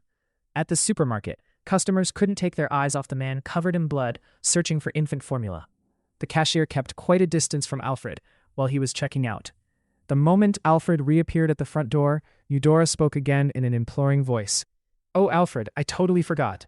I need you to help me get a baby bottle and some rubber nipples too. No problem. I'm on it. Alfred once again dashed out of his warm home. The rain was still pouring down when he reached the supermarket. The cashier panicked when she saw the man in blood-stained clothes heading straight for the main entrance. Trying to stay calm, she spoke the moment Alfred stepped inside, her voice trembling slightly. Sir, if we made a mistake during your last checkout, or if the goods weren't right, sir, we can fix it. No, everything is fine, miss. I just came back to buy a few more things, Alfred explained politely. The cashier, feeling a bit less afraid, asked, What are you looking for, sir? Please, could you show me where the baby bottles and rubber nipples are? They're in aisle 17, on shelf. The cashier paused. Actually, sir, just stay right there. I'll go get them for you. In less than a minute, she brought back everything Alfred needed. After paying, Alfred immediately sprinted out of the supermarket toward his car. He clutched the new items tightly to his chest and hunched over. His back was now a makeshift umbrella protecting the things for the child he didn't even know. Eudora smiled brightly when she saw Alfred standing in the doorway. She said, Could you hold the baby for a moment? I'll go make some milk. Noticing his soaking wet clothes, she added gently, But first, you should dry off. Alfred sprinted to the bedroom, grabbed a towel, and rushed back to the living room. The baby was still crying. Eudora slowly walked toward Alfred, swaying the infant in her arms. He awkwardly held out his hands to take the baby, fumbling a bit, which was natural, as this was the first time he had held such a tiny human being. Alfred didn't know whether he should lift his arms higher or lower. His hands were as stiff as a wooden cradle, and Eudora gently placed the baby into that makeshift fixed cradle. She offered a soft smile to help him relax, but her sympathy didn't make Alfred's arms any less rigid. While Eudora made the formula in the kitchen, the baby in the wooden cradle continued to cry, then cried louder. You should sway a little, Eudora called out from the kitchen. Sway? Alfred repeated his wife's words. That's right. It was truly a bizarre night for Alfred. He had to dash out of the house in the pouring rain to the supermarket multiple times, and now he was holding a newborn baby, bouncing in some unknown rhythm, anything to make the child stop crying. It took Eudora more than 15 minutes to prepare the formula. Normally this would take 5 minutes, but this was her first time, and she took great pains to read all the instructions and ensure she followed every step correctly. Walking from the kitchen back into the living room, she couldn't suppress her laughter when she saw Alfred and his tiny stranger friend dancing together. The two of them performed a bizarre dance around the sofa. Luckily, the baby liked the routine. He fell silent and looked at Alfred with wide, round eyes. All this time you've been hiding these great dance moves from me, Eudora said, taking a seat. Lucky for those top dancers out there. If I weren't so busy with archaeological research, I think they'd have a hard time becoming famous. Alfred wittily explained his bizarre dance, and sat down next to his wife, while still holding the baby. Eudora had a smile in her eyes, but the baby didn't agree with Alfred at all. The child burst into loud cries the moment he sat down. Eudora gently took the baby from Alfred's arms and carefully tried to feed him, but it wasn't as simple as she had imagined. The baby screamed and pushed the rubber nipple away. She patiently guided it back into his mouth every time he rejected it. It took over 30 minutes before the baby finally latched onto the nipple. To Alfred and Eudora, that span of time felt as long as a multi-episode documentary on human evolution. The baby stopped crying, his watery eyes looking curiously at the 4 eyes staring back at him. The baby took the milk and began to swallow. With every gulp the child took, the Browns felt as if the warm milk were flowing down their own parched throats into their starving bellies. Having finished almost the entire bottle, the baby began to drift off to sleep. It was a precious window of time for the Browns to take turns holding the child, so the other could wash up and change out of their blood-stained clothes. But their moment of peace didn't last long. The baby started fidgeting and crying after sleeping for little more than an hour. Eudora checked on him, then whispered into Alfred's ear, I think I have to ask you to head out again. She gave a faint, wry smile. The baby needs towels and diapers. Everything is soaked. I'm on it. This time, Alfred arrived at the supermarket looking like a completely different person. The cashier recognized him immediately and asked, Sir, are you the blood-stained man who came here for the formula and baby bottles earlier? Yes, that was me, Alfred replied. What do you need this time? Could you show me where the towels and newborn diapers are? Just stay right here. I'll get them for you, the cashier said with a cheerful smile before dashing toward the shelves.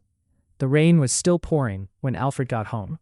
Once Eudora changed him into fresh towels and diapers, the baby began to sleep more soundly. Yet neither of them intended to put the child down on the bed. Eudora held the baby in her arms. Alfred sat beside her, and they watched the child sleep peacefully. It went on like that, on and on, until the rain outside finally stopped. Alfred looked at Eudora, then at the child, his face filled with restlessness. Finally, Alfred spoke to his wife. Eudora, this is the child God sent to us, Alfred. This is our child. Eudora interrupted him. Alfred fell silent, staring at Eudora for a long time. Then he spoke, with a bitterness that was painfully honest. We don't have the right to keep a child like this. Eudora looked at her husband's sorrowful face. She knew what he said was right, absolutely right, but she didn't want to admit it. She wished it would pour again. A torrential rain with heavy thunder and lightning would be even better. She could cling to that as an excuse not to take the child out of the house. But reality wasn't like that. The hateful sky was now quieter than ever. Alfred kept watching his wife, waiting. Eudora leaned her head on his shoulder. A moment later, she took a massive breath, exhaled, and asked, "What do we do now?" "We're taking the baby to the police station," Alfred said. Eudora looked at Alfred, some part of her wishing he wasn't himself right now. But she knew she couldn't do anything else. Slowly standing up, trying to hide her sadness, she said, "Could you help me pack the bottle, the rubber nipples, and the diapers? They might need them at the police station." Alfred understood her feelings. He headed to the kitchen and began packing the items into a bag, while Eudora wrapped a few more towels around the baby to keep him warm. They did this in silence, moving as slowly as humanly possible. Finally, they carried the baby through the front door of their home. They lingered on every step, then slowly walked through the gate with faces of infinite sadness, feeling as though they were carrying their own hope out of that little house and throwing it away forever. The old car seemed to take immense pride in its usefulness tonight, as it was mobilized from the garage once more. Alfred drove very slowly on the way to the police station. By the time they arrived, it was nearly 2 o'clock in the morning. The station was unusually quiet tonight. Almost absolute silence, with not a soul in sight and none of the typical shouting or brawling from drunks. The Browns, carrying the baby, stepped softly onto the steps of the main hall. The officer on duty stood at the counter near the entrance, completely oblivious to his surroundings. It wasn't until they stood right across from him that Alfred spoke. "Excuse me, sir." The officer startled, pulling his eyes away from a stack of drawing paper. He stammered, "Oh, when did you two get in here? Sorry, I didn't notice." Then, regaining his composure, he added, "How can I help you?" "Sir, we found this child on our doorstep," Alfred said. "An abandoned baby," the officer shrugged, then slowly stepped out from behind his desk. He glanced at the infant, then stared at the Browns for a long time, trying to find anything suspicious on their haggard, sorrowful faces. The officer put it bluntly, "You two aren't the parents, are you? I'm sorry, but we've had cases where people come in here, say their child was abandoned, and then leave. Just like that, they're done." The officer realized immediately that he had asked the wrong question when he saw the sheer fury in Alfred's eyes. The officer quickly glanced at the baby again and returned to his desk. After reviewing the Browns' IDs, he handed them a report form and asked them to fill out the details of the incident. Once the paperwork was finished, the officer read the form in silence, then said, "Wait here a moment. I have to go into the chief's office." The young officer hurried down the hallway and called out through a certain door, "Sir, Chief Rank, there's an abandoned baby. What's with all the shouting, Nike? I'm not deaf." "It's just another kid dumped by its parents," Rank's gravelly voice fired back.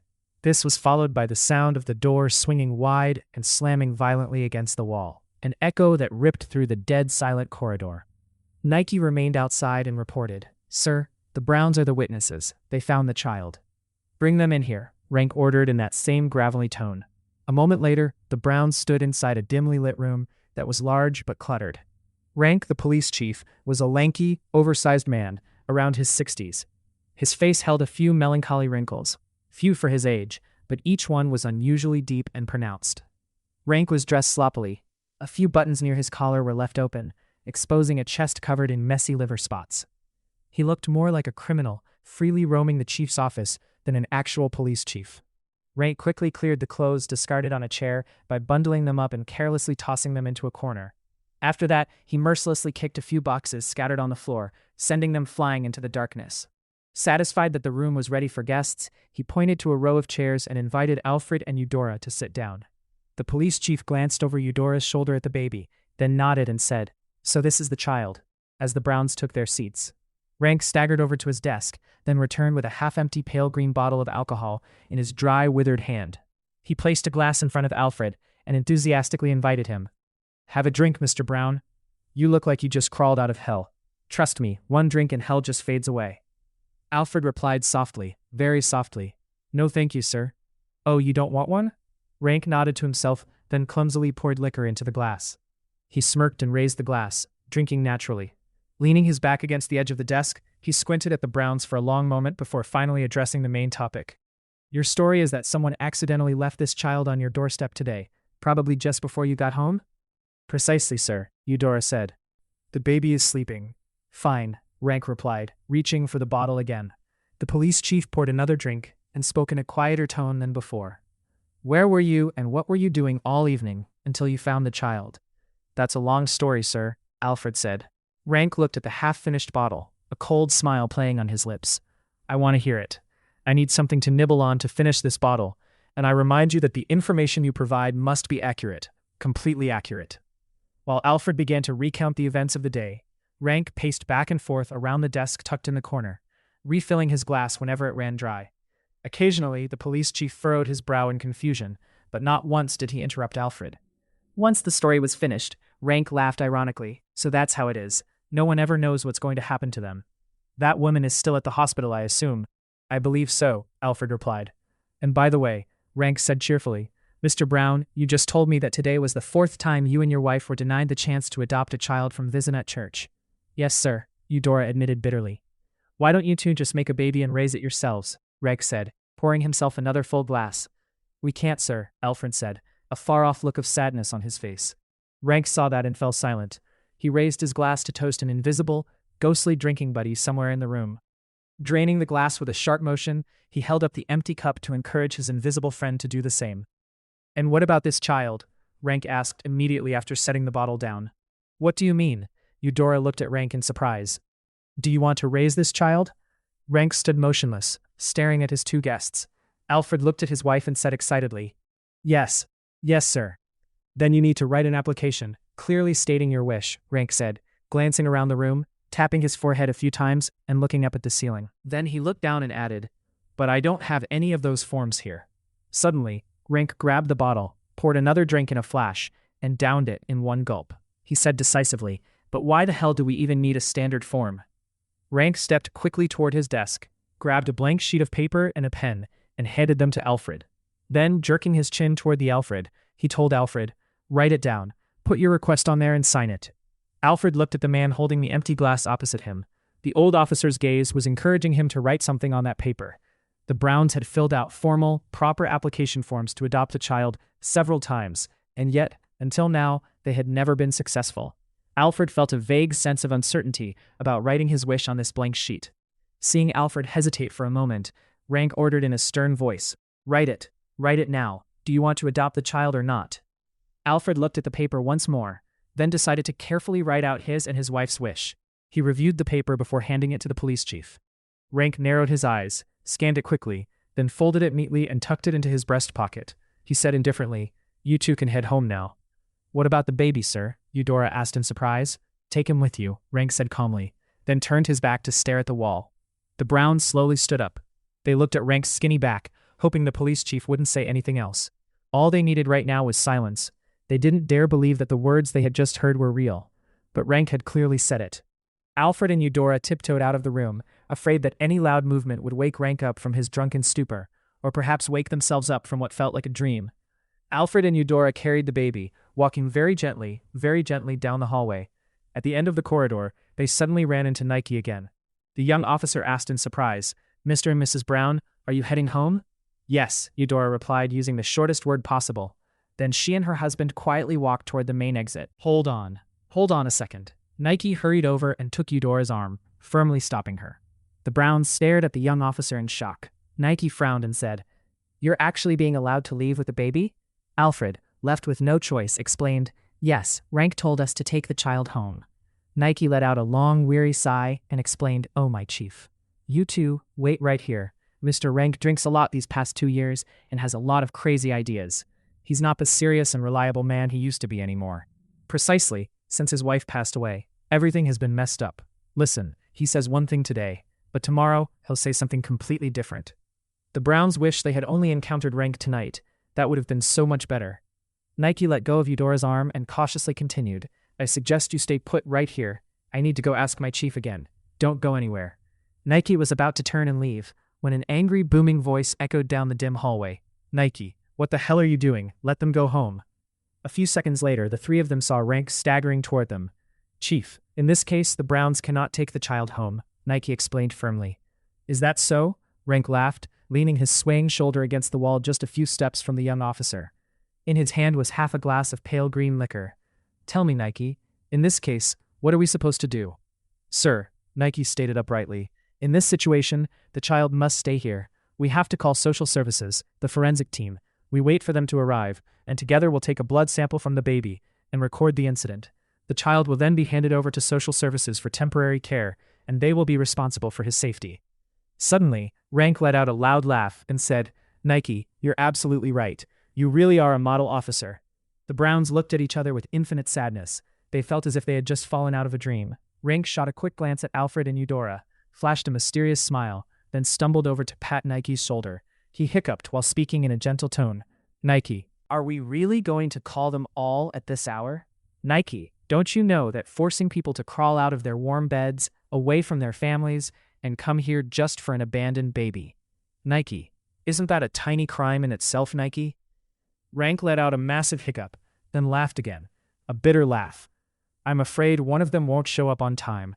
And then, Nike, you and we'd have to babysit this newborn all night? Nike, do you even know how to stop a cranky infant from crying? Nike, look here, these two have everything needed to care for this child. Rank waved his hand around wildly before finally pointing to the Browns' bag. And above all, look at this, Nike. Look closely. Rank gestured toward Alfred and Eudora with an open palm. The child will have temporary parents tonight, Nike. You and I will be left in peace. The Browns are volunteering to take this burden home. The young officer shook his head and bravely fired back. But Chief, we must inform the relevant parties. That is our responsibility. Rank laughed and said confidently, Who said we won't? We'll notify them tomorrow morning. Then he gave Nike's shoulder a hard pat. Everything will be fine. It'll be fine, young man. Thank you, sir, Alfred said gratefully to the police chief. Rank said curtly, Go home. Sir, Eudora stammered, if you meet with the relevant departments, please inform them of our wish. Don't worry, Rank replied casually, placing his hand on his breast pocket, where Alfred's note lay. Your wish is right here. Rank tapped his pocket a few times, at the exact spot where, deep inside, his heart would be. Goodbye, sir, the Browns whispered.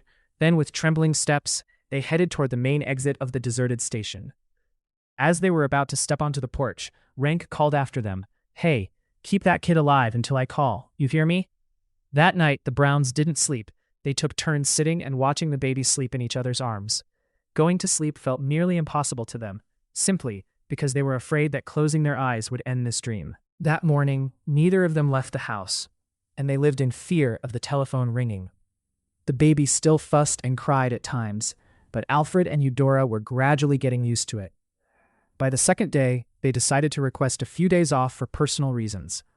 Mr. and Mrs. Thelar were very surprised, because the Browns had never made such an unusual request before. Mr. Thelar called to ask why, but Alfred and Eudora didn't dare tell the truth.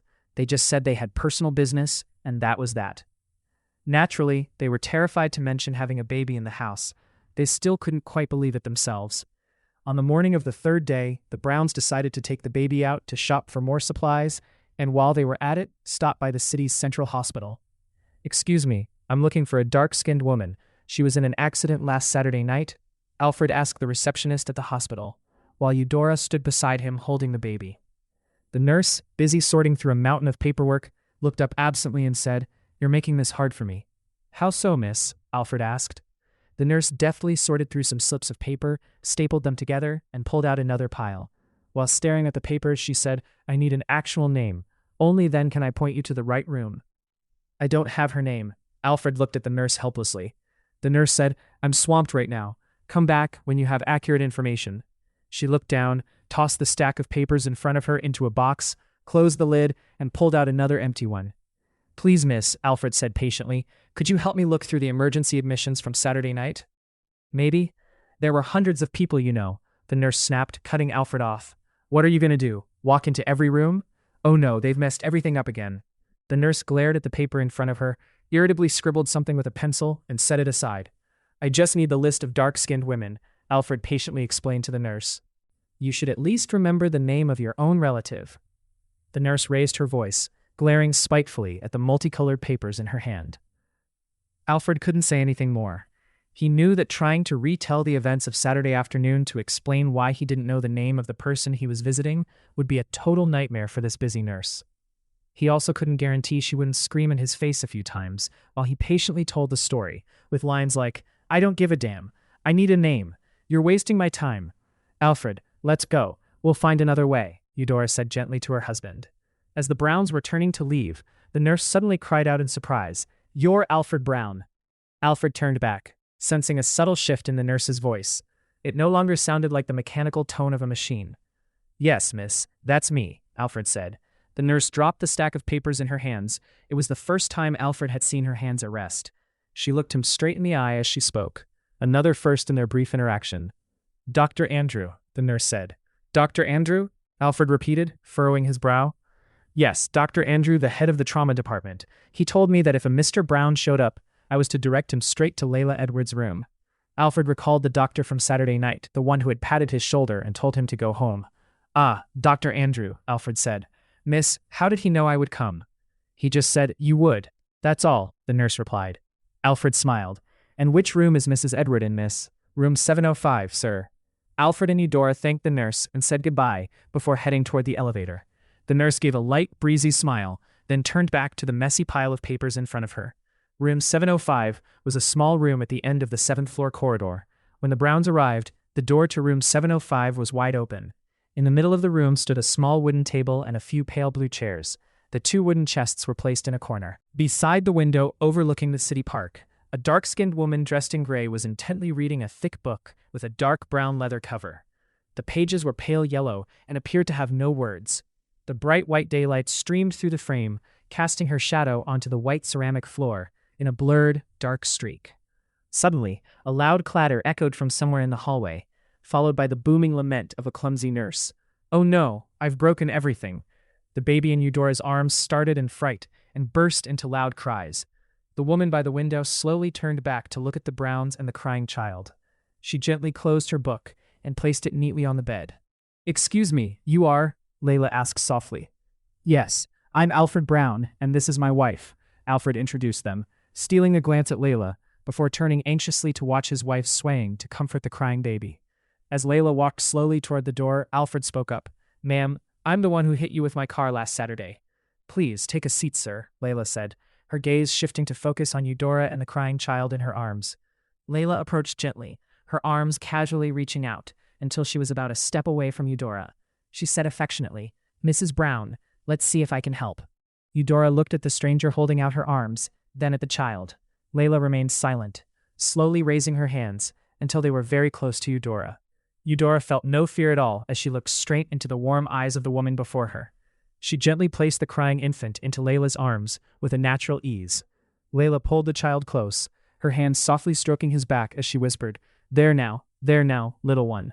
Layla carried the child in a small circle from the door to the window, continuously whispering until he stopped crying. The baby's eyes opened wide and bright, staring at Layla. He raised a tiny, frail hand, reaching for something in the air. Layla gently offered her pinky finger for him to grasp. Though his little hand couldn't fully encircle her finger, the child laughed, a bright, joyful laugh. Only then did Layla look up at Eudora and say, "Please, take a seat, ma'am." Layla sat opposite Eudora, still holding the child, and said cheerfully, "Look at that. You two have such an adorable baby." The Browns looked at each other with a bittersweet ache. Layla asked, "Is the child a boy or a girl?" "A boy, ma'am," Eudora replied sadly. "If the little one doesn't have a name yet, you should call him Liam." "Yes, name him Liam," Layla said happily. "Look at this. Look at how strongly he's holding my finger." The baby fidgeted with the hand grasping Layla's finger, while his other hand reached up to touch her face, laughing brightly again. The Browns had never seen the child this happy. "Mrs. Edward, the child seems to have taken a liking to you," Eudora remarked. "You can just call me Layla," Layla said calmly to Eudora and Alfred. "Ma'am," Alfred explained dejectedly, "actually someone left the child on our doorstep. We are only keeping him temporarily, until the police finish their work. They could take him away at any moment." "And do you intend to adopt him?" Layla asked immediately. Of course we do. We want to very much," Eudora replied. "The child will be yours. I am certain of it," Layla said. her shiny black eyes radiating a profound confidence to the Browns. Those eyes possessed a strange power that made Alfred and Eudora forget their disappointing trips to Visinut Church. They forgot that for an abandoned child like this, there were countless legal hurdles to verify his status before he could even be listed for adoption, and even then, it might not be their turn. In that moment, the Browns forgot a simple reality. For them, officially adopting a child had always been far too complicated. "Layla, what were you doing that Saturday when we hit you on the outskirts of town?" Eudora asked. "Mrs. Brown, I had just arrived in the city, looking for a cheap place to stay," Layla replied. "Do you have family in the city?" Alfred inquired. "In this city and every other city, sir," Layla replied with a calm expression. "I have none." "What do you do for a living?" Eudora blurted out. "I plan to find work here. Most of the time, I work as a nanny," Layla answered. "I go from one family to another. When one child grows up, I care for another. And sometimes I wash dishes in diners." "Do you have any leads on work in the city yet?" Alfred asked politely. "I don't know yet. I'm unemployed, so for now, I plan to find a restaurant to work as a server," Layla said in a steady voice. "Just to earn enough for a place to sleep and something to eat each day." The Browns fell silent, looking at each other for a long time. Then Alfred spoke up. "Ma'am, please, let me take care of your hospital bills." "No," Layla said firmly. "I crossed the road at the wrong spot. It was my fault for causing the accident and wasting your time. I feel very much to blame, sir." "Don't worry about that. Let us help you," Eudora insisted. "No, ma'am," Layla said. "I still have some savings. I can cover the bills." Layla smiled brightly. "The fact that you brought me to the hospital and visited me like this is kind enough. Please don't ask me to abuse that kindness any further."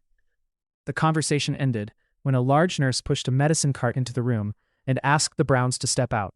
Layla walked them to the door, carefully transferring the dozing child back into Eudora's arms. Here is your Liam," Layla said matter-of-factly, as if the abandoned child had always owned that name. Alfred and Eudora drove home feeling a strange, warm joy. In these few fleeting moments of happiness, they allowed themselves to believe that claiming the child as their own wasn't too much to ask. The next morning, however, what was bound to happen finally did. The Browns received a call from their department head, Mr. Thelar, who seemed worried about their absence. He then complained that without the two of them in the office, things were incredibly dull because he had to face Mrs. Thelar all day long. Right then, Mrs. Thelar chimed in over the receiver, saying she was actually the one sick of seeing Mr. Thelar all day. The second phone call was not as lighthearted as the first. The caller was the drunken police chief Alfred and Eudora had met that strange night. Rank spoke with a sobering, blunt tone. "Is this the Browns? Listen closely. 10 o'clock this morning, bring the child to my office." On the sorrowful drive to the police station with the child, Eudora blamed herself several times. Why didn't she just disconnect the phone? She should have changed her identity and moved to some nameless island. Alfred remained silent, wishing only that the road to the station would be riddled with deadly potholes. But in the end, they had to face the truth. Rank met the Browns at the main entrance. The police chief was dressed in a very neat uniform, speaking in a dry, stiff voice as he requested Alfred and Eudora to follow him. "Everyone is here, all of them. Stay close to me." A moment later, carrying the baby, Alfred and Eudora stepped into the room from the other night, but they could no longer recognize it. The room was sparkling clean. Every window swung open to invite the breeze in, and the cluttered heaps in the corners had vanished. There were 3 strangers in the room, 2 women and 1 man, who had arrived earlier and were dressed very formally. All 3 sat on a row of chairs against the wall, staring intently at the Browns. Alfred and Eudora understood they had to take the remaining row of seats opposite them. Rank quickly introduced Alfred and Eudora to the representatives from the judiciary, social services, and preventive medicine. Then, Rank introduced the main character of today's meeting to the 3 people on the other side, the baby who was looking up at the dull gray ceiling with fascination in Eudora's arms. Rank and the others proceeded with several procedures, professionally taking samples from the child. Some papers were brought out, and they signed them together. Alfred and his wife did nothing but sit in silence. None of the others asked them anything or told them what to do. Once signed, the papers were passed around and tucked into their respective briefcases. After that, Rank stood up and spoke to the Browns.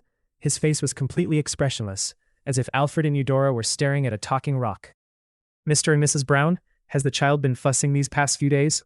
Are you 2 holding up okay?" Alfred looked at Rank as if he were a stranger. He seemed completely different from the man Alfred had met that night, perhaps because his voice was no longer gravelly and his shirt wasn't missing any buttons, exposing his chest. "We are fine, sir," Alfred replied. Rank said calmly, "Are you 2 willing to endure the following days, just like these, to be the child's parents?" What are you saying? Sir, what are you saying? Eudora asked in astonishment. Be the child's parents, Rank repeated, his voice sharp and clear. Yes, yes, we agree, sir, we agree. The Browns almost shouted in unison. Sign here, Rank said, holding out 4 sheets of paper in front of them. All of the Browns' information, address, phone number, had been filled in completely, and the title of the document read, Adoption Confirmation Form. Near the bottom, there was a blank space for the child's name. Mr. and Mrs. Brown, what would you like to name the boy? The police chief asked casually. Liam Brown, sir, Eudora said immediately, looking at her husband. They agreed with their eyes. Rank said, fill in the name Liam Brown in the blank space and sign it. Both of you sign. There are 4 identical sets.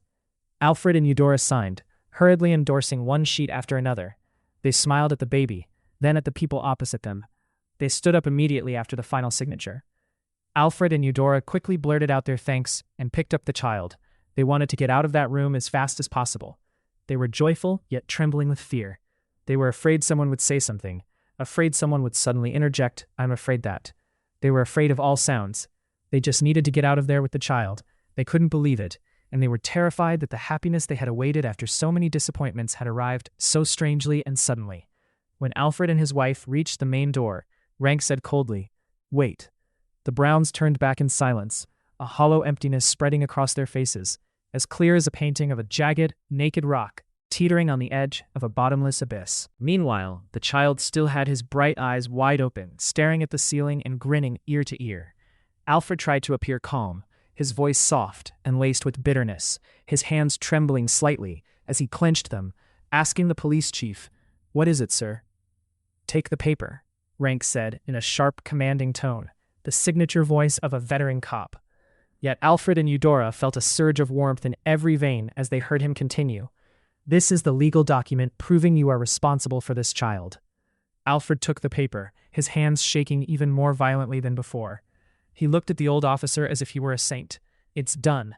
Now get out of here, Rank said coldly. Thank you, sir. Thank you so much, Eudora said emotionally, clutching Rank's hand, her eyes shining with irrepressible joy.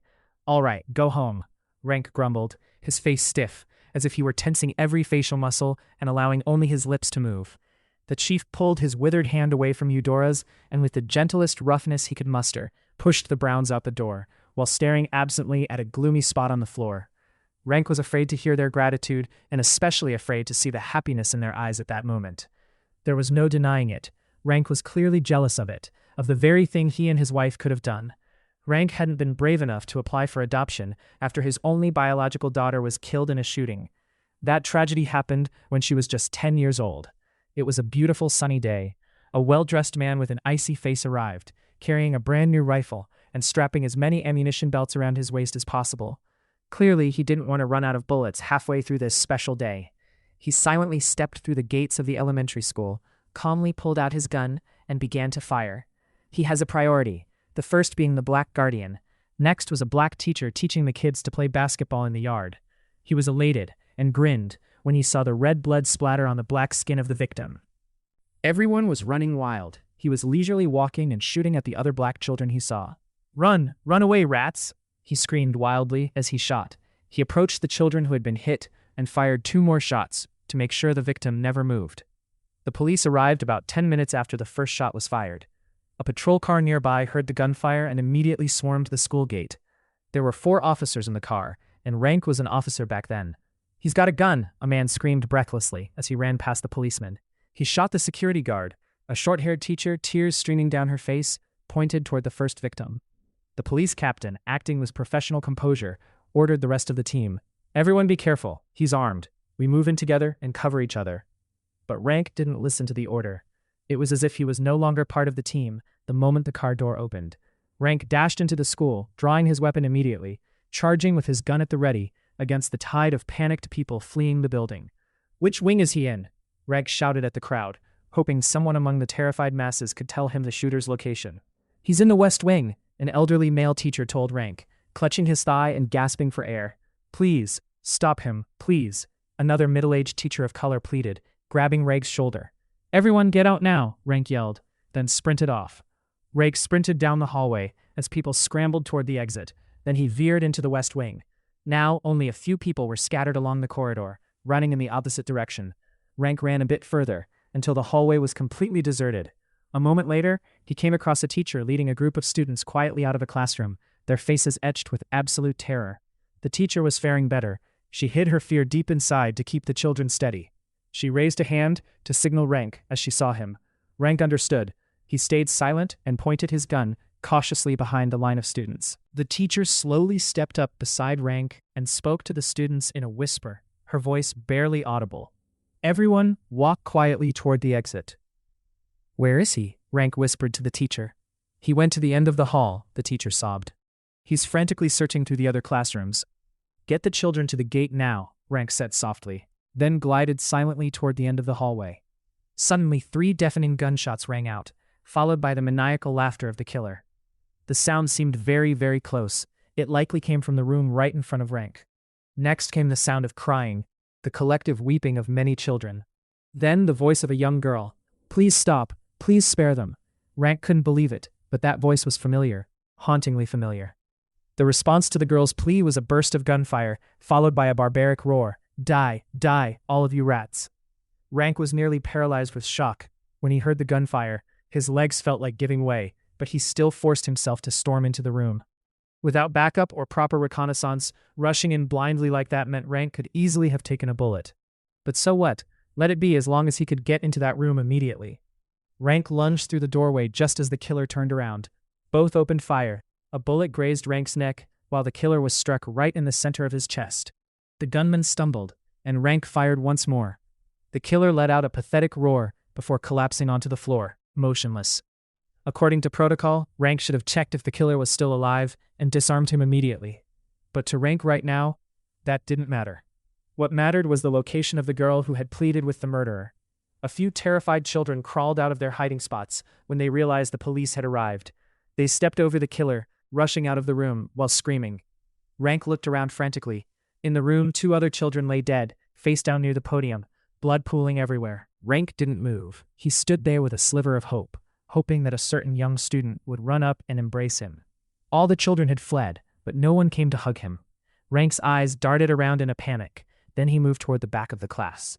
Near the corner of the wall, where several bullet holes marked the surface, Rank looked behind a large desk and suddenly dropped to his knees. His daughter, his little white girl, lay there beside 2 young girls of color. Her tiny arms were still wrapped around her friends. It was clear she had stayed in a protective stance for them, even in death. He had taught her that courage, he was certain of it. She had inherited it from him, from the stories he told to inspire her bravery, and from the times she fell and scraped her knees while learning to ride a bike, getting back up to pedal again with his encouragement. Now, his daughter and the 2 other girls were completely still. Their blood mingled together, flowing across the floor in long streaks until it was blocked by Rank's knees. Rank knelt there, motionless, then punched the blood-stained floor in utter helplessness. Suddenly, Rank scrambled to his feet. With a swift motion, he moved closer and unclasped his daughter's arms from the bodies of the 2 young girls. At that moment, 8 other officers, guns at the ready, stepped cautiously into the room. He's dead, someone said. The killer is down, another added. Rank, are you okay? A voice called out. Rank didn't respond. He cradled Tina, his daughter, in his arms, held out before his chest. She had taken more than 4 bullets. He clutched her tight, his eyes hollow as he watched the streams of blood from her body soak into his hands and clothes. Someone firmly grabbed his shoulder, saying something, but Rank heard nothing anymore. He fiercely broke away from the hand holding him, gripped Tina tighter, and headed for the door. Rank tried to walk fast, but his legs felt like jelly. He whispered like a madman as he carried his daughter down the dead silent corridor. Please save my child, please. It'll be okay, it'll be fine, he muttered, trying to reassure himself. The girl remained the same, motionless in Rank's blood-stained arms. Don't die, someone save my child, he screamed frantically. Then he buried his face in his daughter's chest, whispering, please. It'll be okay, it'll be fine. Stumbling a bit further, Rank let out another roar, a gut-wrenching cry. Tina, open your eyes. Open your eyes, Tina, please, Tina. Reporters had arrived at the scene in a flash. They immediately snapped a photo of him carrying the dead child through the sunlit corridor. The picture was incredibly sharp. Clearly, they had taken the time to adjust their cameras meticulously before capturing this moment. There were many reporters standing at various angles, and every single one produced a hauntingly clear photograph. The The next morning, those photographs were on the front page of almost every newspaper. The brave hero who took down the gunman, the first responder who saved many children. They hailed Rank as a hero for days on end, demanding he be awarded some prestigious medal of bravery immediately. Candidates for the upcoming election eagerly rushed through the paperwork to approve the medal. They meticulously prepared a special ceremony for the occasion.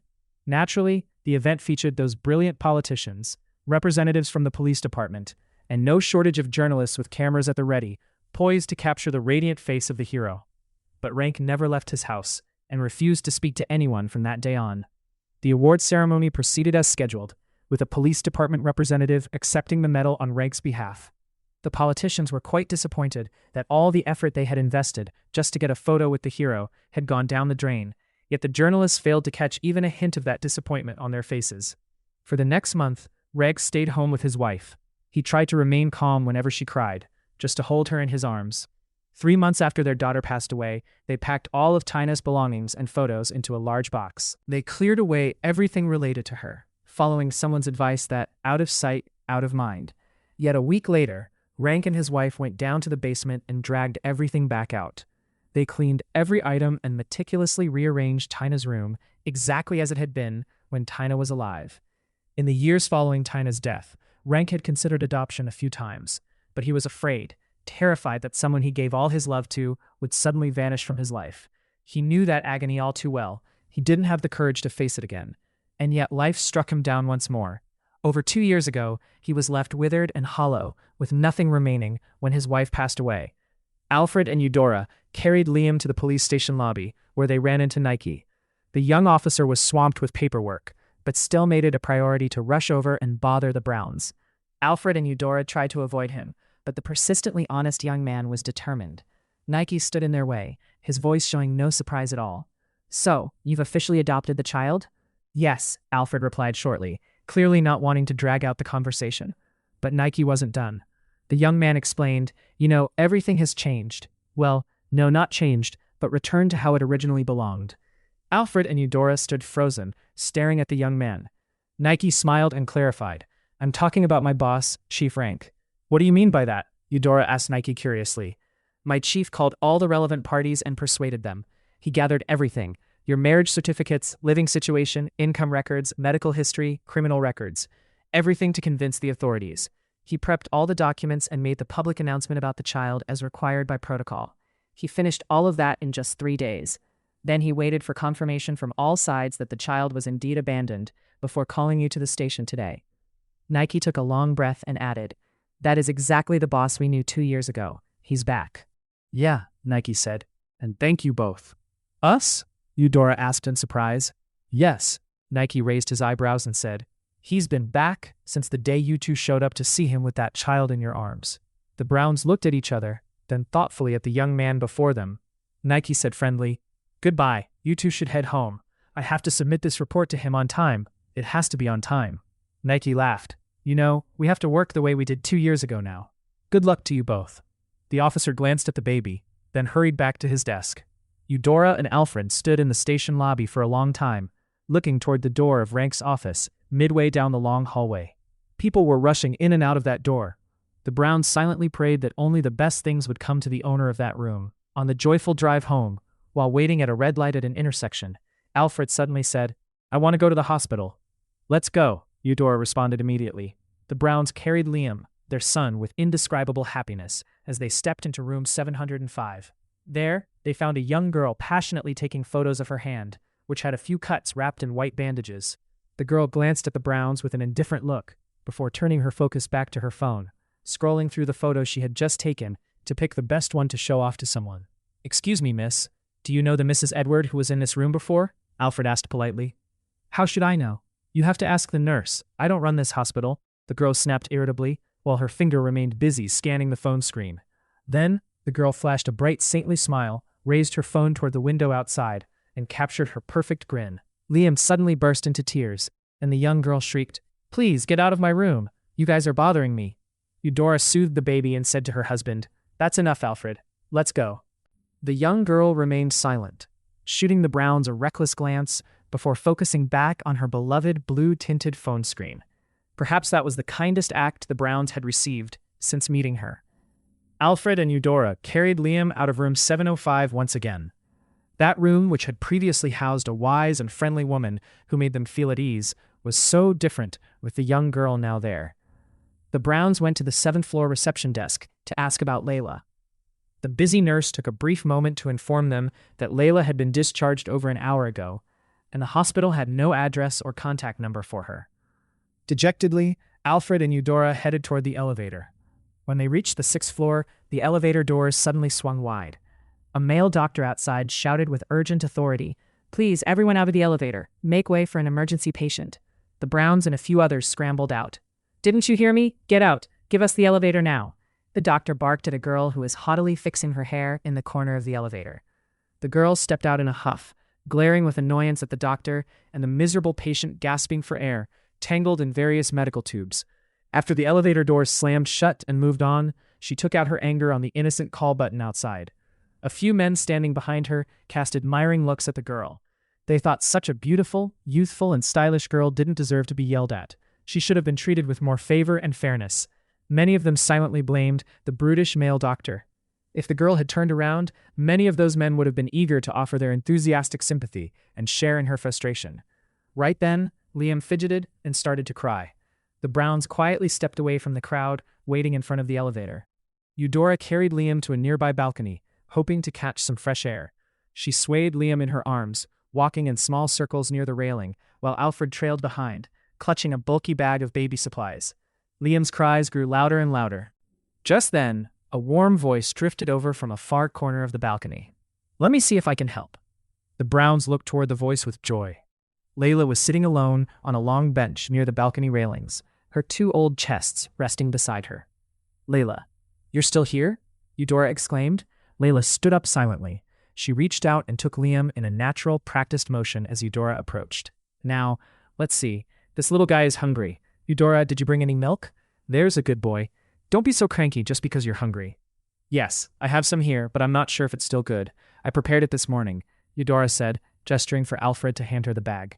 Layla gently took the bottle from Eudora, carefully dripped a few drops onto her own hand and said, "It's still fine. Now, time for some milk, little one." The baby took the bottle and began to suckle quietly. Layla gently sat down on the blue bench with the child. Alfred and Eudora sat on either side of her, ensuring she couldn't leave their sight. "What are you two doing here?" Layla asked cheerfully. "Layla, we wanted to see you," Alfred replied immediately. "Now, Alfred, don't you know visiting hours are almost over?" Layla said, though her voice didn't sound surprised at all. Eudora added, "Layla, we just came from the police station and thought of you." "So you've been allowed to adopt the child, haven't you?" Layla said with a light, breezy smile. "Yes, we just got the decision this morning," Alfred said enthusiastically. Layla nodded, with a look of satisfaction. With a contented gaze, she said, "Good, very good. And his name is Liam Brown," Eudora said instantly. Layla looked up at the Browns and said slowly, "Excellent, just excellent." Then she looked back down at Liam affectionately. "Layla, what are you doing out here?" Alfred asked.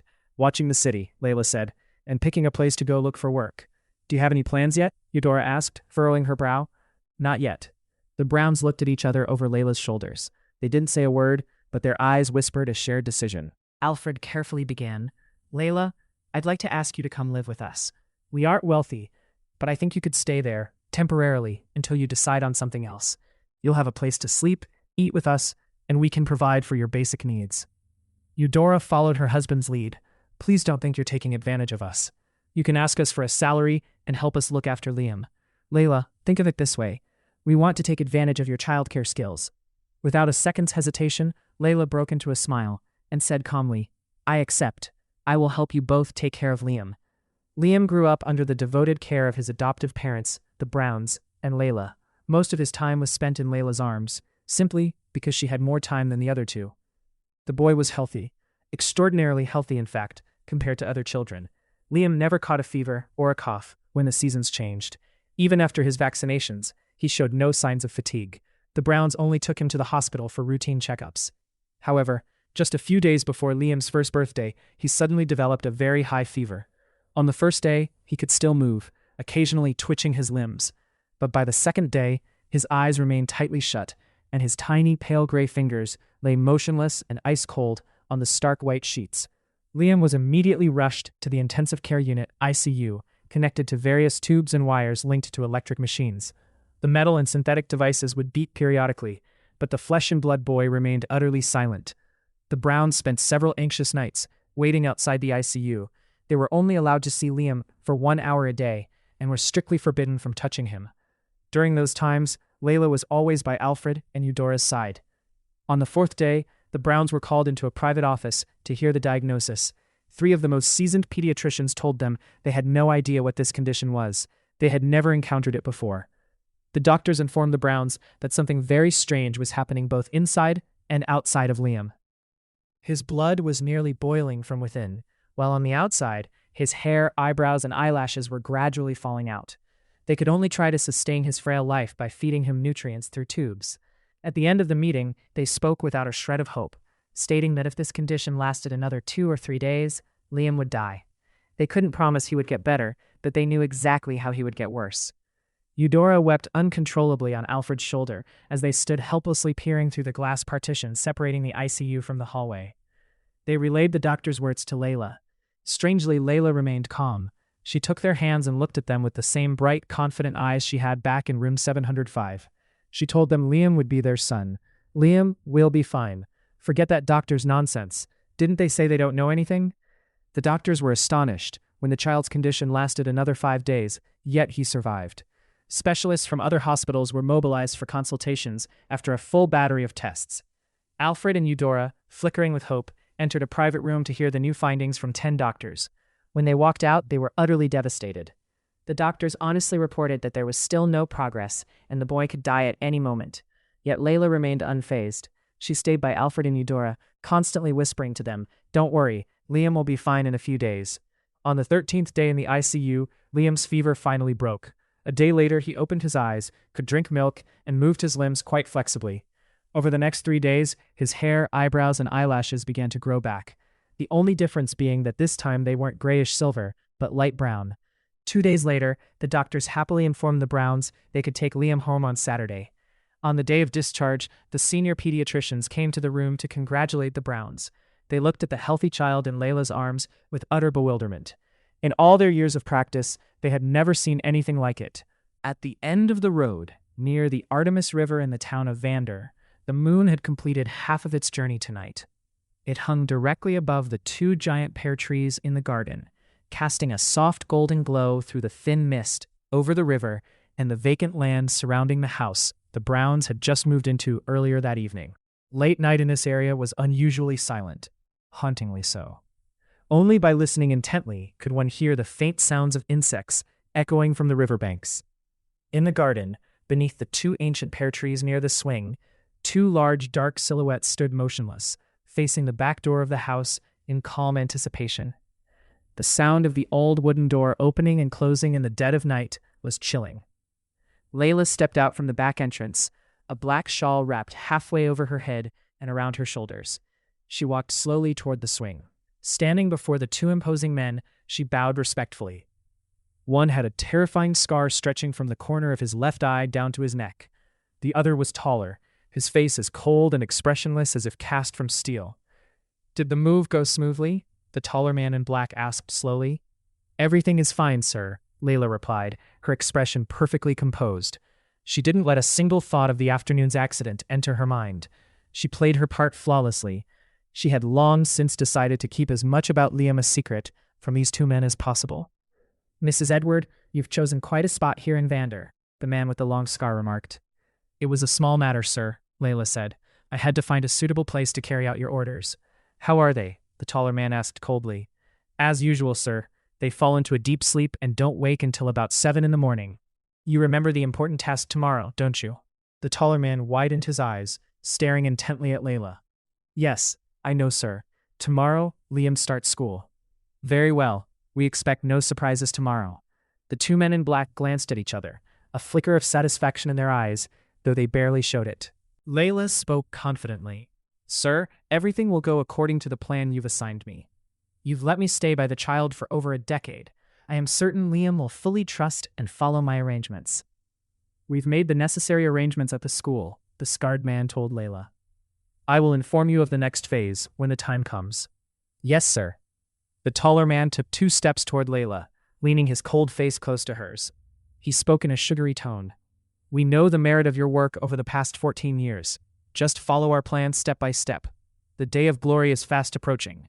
You will become wealthy and occupy a publicly respectable position within our ranks, one far greater than what you have now. When will that day be, sir? Layla asked timidly, her brow furrowing. The man immediately waved his hand and turned away, sounding irritated. That is none of your concern. Your job is to follow our instructions to the letter. Having known these two for over 10 years, Layla understood she had asked something she shouldn't have. She bowed her head and replied, Yes, sir. The scarred man placed a hand on Layla's shoulder. Under the moonlight, his face was half gold and half black, the scar looking like a vivid centipede crawling across his skin. He hissed through his teeth, You are doing well for now. Keep it up. Do not disappoint us. He squeezed her shoulder tighter, making Layla feel as though she were carrying a heavy boulder. He lowered his voice menacingly. You've lived long enough to gain wisdom. I believe you understand that disappointment leads to horrific consequences. I understand, sir, Layla whispered, bowing her head and pulling her shoulders back. Good. The two men in black turned and walked silently toward the gate. By the time Layla looked up, the two large silhouettes had vanished into the mist. She stared pensively into the murky void for a moment, then let out a heavy, worried sigh. Layla pulled her shawl higher to ward off the cold and headed back into the house through the rear door. Chapter 2. Admission. The sun was climbing over the low hills behind the house, its first morning rays dancing on the tranquil surface of the Artemis River. Liam had been awake for a while, sitting with his back against the headboard. With his chin resting firmly on his hands, which were neatly folded over his knees, he watched the tiny ripples on the water. A mix of excitement and anxiety bubbled inside him. Countless thoughts about the new school were blooming in his mind, frolicking along with each gentle wave lapping against the shore. Liam, come down for breakfast. You've got a long day ahead of you. Layla's voice drifted up from the living room. Coming, ma'am. Liam hopped out of bed, then hurried down the stairs. Alfred grabbed his worn leather briefcase from the cabinet top and, together with Eudora, headed toward the dining table where Liam had just taken a seat. Your father and I have to get to the museum early, so Layla will be the one taking you to school, Eudora said gently to Liam. At noon, Alfred added. Liam, we'll come pick you and Layla up for lunch and a tour of the museum, okay? He reached out, giving Liam's head a light, affectionate rub before hurrying out the door. Have a wonderful day, my son. Eudora looked at him with adoring eyes, then rushed after Alfred. Liam took a long, deep breath, savoring the mouth-watering aroma of the sauced eggs and meat that Layla had just placed on the table. While eating, he listened intently to the old car's engine. It let out a few spluttering coughs before finally roaring to life. He traced the fading sound until the car was far in the distance, only then truly focusing back on his meal. Layla set a glass of milk on the table and asked, So, Liam, how's the food? Amazing, Liam replied, quickly swallowing a large spoonful. We're lucky, ma'am. At least the car didn't force us to get an early morning workout today. Layla looked at Liam with a proud smile and said, That's right, your father fixed the battery. I think it'll be a while before we have to give that car's backside another push. Layla and Liam stepped out of the house just as the clock struck 7:30. They walked along a deserted road, flanked by the river on one side and a stretch of empty land on the other. Wild reeds grew freely there, interspersed with a few solitary boulders scattered across the field. The wind swayed the reeds like rolling waves, rippling from the distant foothills to wash over the road, enveloping them in a rush of wild, earthy scent. After a short walk, they turned right and headed uphill, where the open land and the river gave way to rows of vintage houses standing shoulder to shoulder. The road was narrow, tucked tightly between the two rows of buildings, its surface crisscrossed with a web of cracks that looked like a giant tangled palm print. A moment later, they passed a handmade leather shoemaker's shop that was just bustling to open, before reaching a busy intersection. Layla led Liam in another right turn, following the sidewalk along a wide, bustling thoroughfare filled with heavy traffic and a completely unfamiliar atmosphere. Secretly, Liam adjusted his pace, matching his strides perfectly with Layla's. He didn't know when he had developed this habit of walking in sync whenever he was by her side. Rows of buildings, 5 or 6 stories high, stood huddled together, thrusting their posh, stylish facades toward the grand street that stretched for over half a mile. Adjoining the last building of that massive modern complex was the wall of Archibald School, a wall that stood in stark contrast to everything around it. Ancient, silver-gray stones were stacked in a dull, repetitive pattern to form a wall nearly 2 meters high, with small holes appearing at regular intervals of about 5 meters. Liam stood on his tiptoes, peering through the small openings in the wall to catch a glimpse of the school grounds. He couldn't see much, just the fleeting shadows of ancient trees appearing and vanishing. As he walked, he trailed his finger along the rough surface of the wall in a continuous line. About 100 meters later, the school gates finally came into view for Layla and Liam. There, the air was buzzing with the lively chatter of students calling out to one another. Layla stopped and leaned in close, one hand resting on Liam's shoulder, while the other pointed toward the interior. She said kindly, "Do you see the principal's office over there?" "Yes, ma'am, I see it," Liam replied, following her gaze. "Shall I walk you there?" Layla asked, looking at him affectionately. "No need, ma'am. I can manage on my own." Liam was about to head off, but Layla quickly held him back. "Wait a moment," she said, lowering herself further. Her warm hands grasped Liam's, and her eyes locked onto his with a stern, solemn look. "Liam, remember my words. Always keep a low profile. Do not stand out." "Yes, I understand, ma'am," Liam answered briskly, without a second thought. He was used to it. She had repeated this warning like a mantra every single time he moved to a new school. Liam waved goodbye to Layla and hurried toward the principal's office. Without looking back, he knew for a fact that she was still standing at the gate, her eyes fixed on him, until he safely disappeared inside. Knock, knock, knock. Liam rapped on the principal's door. "Come in." A loud, clear voice boomed from behind the door. Liam stepped inside and gently closed the door, an old wooden one, yet so polished and clean that not a single scratch could be seen. Standing before him was a rather short man. He was clad in a shimmering blue suit, pressed to absolute perfection. His black shoes were even shinier than his suit. His hair was already streaked with silver, groomed with such extreme neatness, it looked as if someone had meticulously arranged every single strand and fixed them in place. "Hello, Principal," Liam said. The man leaned slightly toward Liam, his hands tucked behind his back. "So this is Liam Brown," the man said. "My name is Sandra Patrick, the principal of this school." He gave a slight smile and added, "You are right on time. I like that." Patrick took a few steps toward Liam. He fell silent, his dark brown eyes widening behind large spectacles, as he began to scan Liam meticulously, as if the new student were a complex, messy crime scene, and he was a professional detective. It was clear the detective didn't want to miss even the smallest detail. After over 2 minutes of staring Liam down, Patrick nonchalantly straightened up. "Let's see. You have a bright face, though it seems your transcripts aren't quite as bright as your looks." Liam tried to muster a broad smile, but his face only managed a stiff, awkward grimace in response to Principal Patrick's backhanded compliment. Tucking his glasses into his coat pocket, Patrick looked at Liam with more kindness, speaking measuredly. "You're very lucky. There is one spot left in the top class of this school. I hope being surrounded by elite students will help you improve." Patrick glanced at his gleaming wristwatch and pointed toward a chair in the distance, speaking with a commanding tone. "Mr. Brown, take a seat over there. In about 2 minutes, your homeroom teacher will arrive to collect you." Liam walked quietly toward the dark brown leather chair, slightly worn, tucked against the drab gray wall on the left side of the room. Patrick returned to his desk, giving Liam a fleeting glance, before focusing on writing something in his notebook. If there were a photo of Patrick in this posture, it could serve as a textbook example to teach stubborn students the perfect sitting position. From the moment he sat down, Liam felt as though he had vanished from the room. Patrick didn't ask another question, nor did he spare him another look. Patrick's entire body seemed frozen, save for his fingers tightly gripping the poor pen, pressing its sharp tip almost spitefully onto the paper. The only sounds Liam could hear were the scratching of the nib against the page and his own shallow breathing. To entertain himself, Liam's eyes scanned the surroundings. It was nearly impossible to spot a single speck of dust in this spacious, ancient room. The largest and most prominent feature was an antique brown wooden bookshelf. Leather-bound books of all colors stood motionless and perfectly straight, as if competing to see which could stand most solemnly.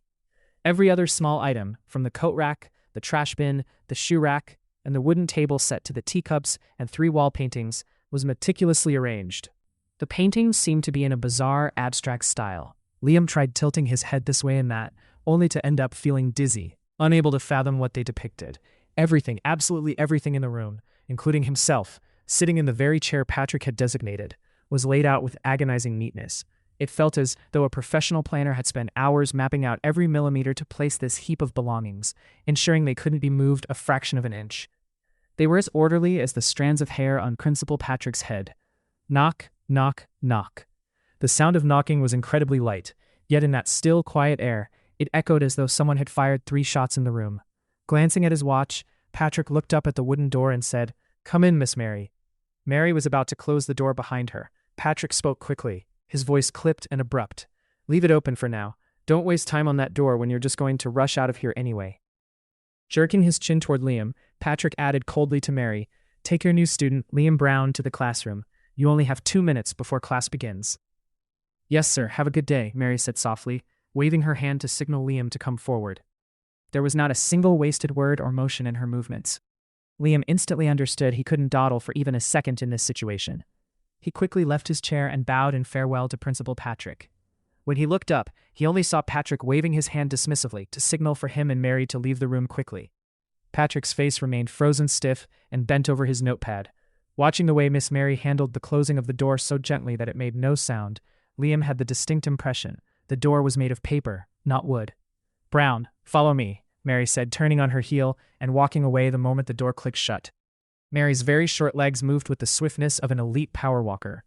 After a few steps, Liam decided he had no choice but to break into a half-walk, half-run. Not wanting to get lost on his very first day, he stayed glued to Mary as if he were chasing her down. Liam pursued Mary through the spotless gray-tiled corridors of the ground floor, then up a brown wooden staircase before reaching the second-floor hallway. The classrooms they passed were deathly silent. The students inside sat as still as statues packed neatly into boxes. In all his life, Liam had never seen a school so absolutely, eerily orderly. At the end of the second-floor hallway, Mary stopped, took a long breath, and said quickly, "Here is our classroom. Liam Brown, I hope you've prepared a few words to say in front of the class." Liam was still panting from the chase. He gave a small nod in agreement, his eyes fixed on the wide-open door. "Class, listen up," Mary said as she stepped into the center of the room. "Everyone, your attention, please." Liam felt that her request was somewhat unnecessary at that moment, because the second he crossed the threshold, dozens of eyes in the room already had him dead in their sights. "This is our new classmate. Come on over, Liam Brown. Say a few words," Mary said to the class. A familiar silence, one that Liam had experienced many times before. The silence right before he was introduced to unfamiliar faces, staring at him with all sorts of expressions. Many were scrutinizing, curious, unpleasant, or challenging looks. Some others were those of amusement and excitement, and a few were completely indifferent, as if he didn't exist at all. Liam knew exactly what to do. He took a quick breath, and in a flat, monotone voice, he rattled off the same old boring introduction he had delivered more than 3 times already. "I'm Liam Brown. I just moved to Vander. Nice to meet you all." Miss Mary seemed surprised and pleased by the delivery. "Well done, Brown," she said with satisfaction. "Not many people can speak so smoothly the first time they stand here." Then she pointed to an empty desk at the back of the room, against the left wall, telling Liam, "That's your spot." Just then, a long bell chimed, signaling the start of class. A skinny male teacher with dark black hair was entering the room through the door. "I have to run."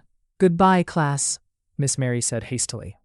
As she passed the incoming male teacher, she said, "Hello, Walker. You're precisely on time." Walker shrugged. "Mary, you know how it is. After a while working with Principal Patrick, I've become an incredibly accurate biological clock."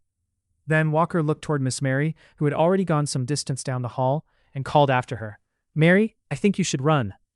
Liam was making his way to his seat, acting like a magnet that pulled curious faces in his direction.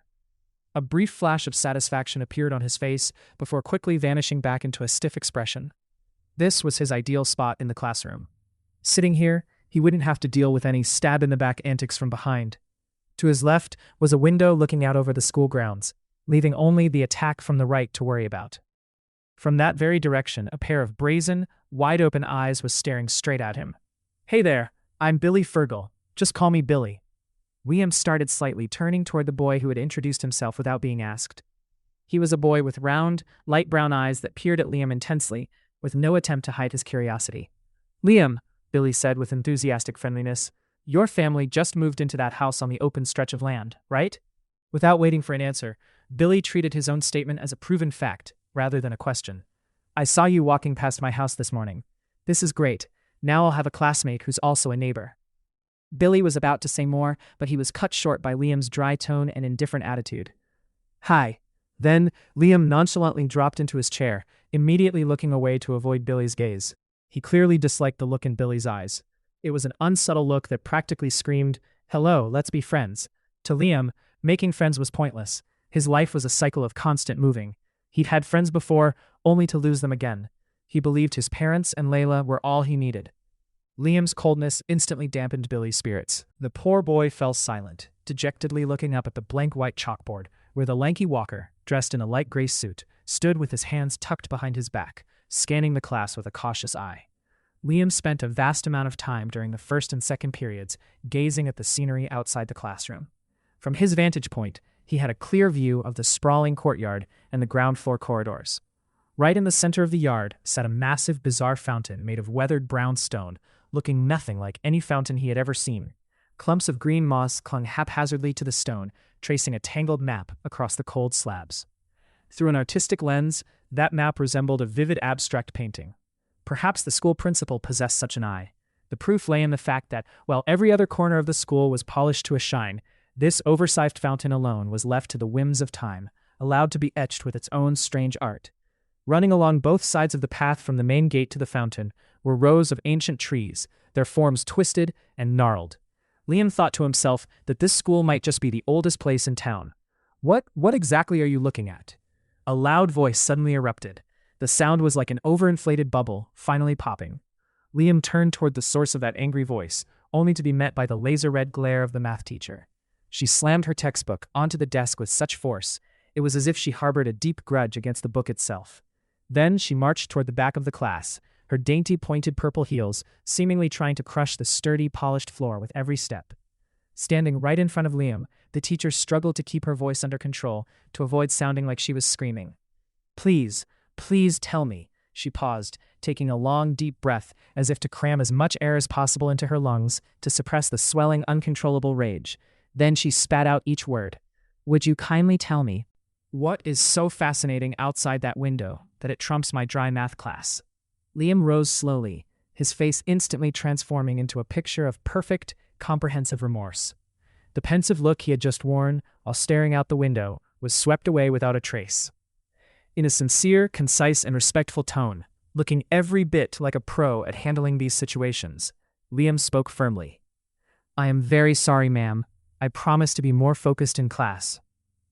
After scrutinizing Liam's remorseful expression for a moment, the female teacher abruptly spun around to face the class. Dozens of pairs of eyes that had been glued to the hot spot at the back of the room instantly whipped back toward the front chalkboard the moment they met her gaze. The remaining students knew that if they kept staring at the commotion, the teacher would label them as busybodies. Honestly, they wanted to avoid that assessment at all costs. Reluctantly staring at the chalkboard covered in dense white numbers and symbols, the students realized that never before had their ears been more useful than their eyes. Those ears competed to prick up as high as they could, hoping for a punishment or at the very least a loud, explosive lecture that the infuriated math teacher might graciously bestow upon Liam. After class, it would give them something to gossip about. By evening, they would painstakingly craft posts on their social media, announcing it as if a world-shattering event had just occurred, giving their hundreds of followers something to comment on and share. To make the news even more dramatic, many of them would surely create sensational headlines like, "A lazy student in the school's top class," or "The rude, disrespectful brat stepping into our prestigious school for the first time." However, the teacher's cold remark shattered the excitement of those eager ears. "Don't let me catch you doing that again." Still standing beside the newcomer, the teacher raised her voice, ensuring that the remaining ears, now drooping in disappointment, could hear every single word she intended to convey. "In my math class specifically, you must focus with everything you've got to understand and perform well."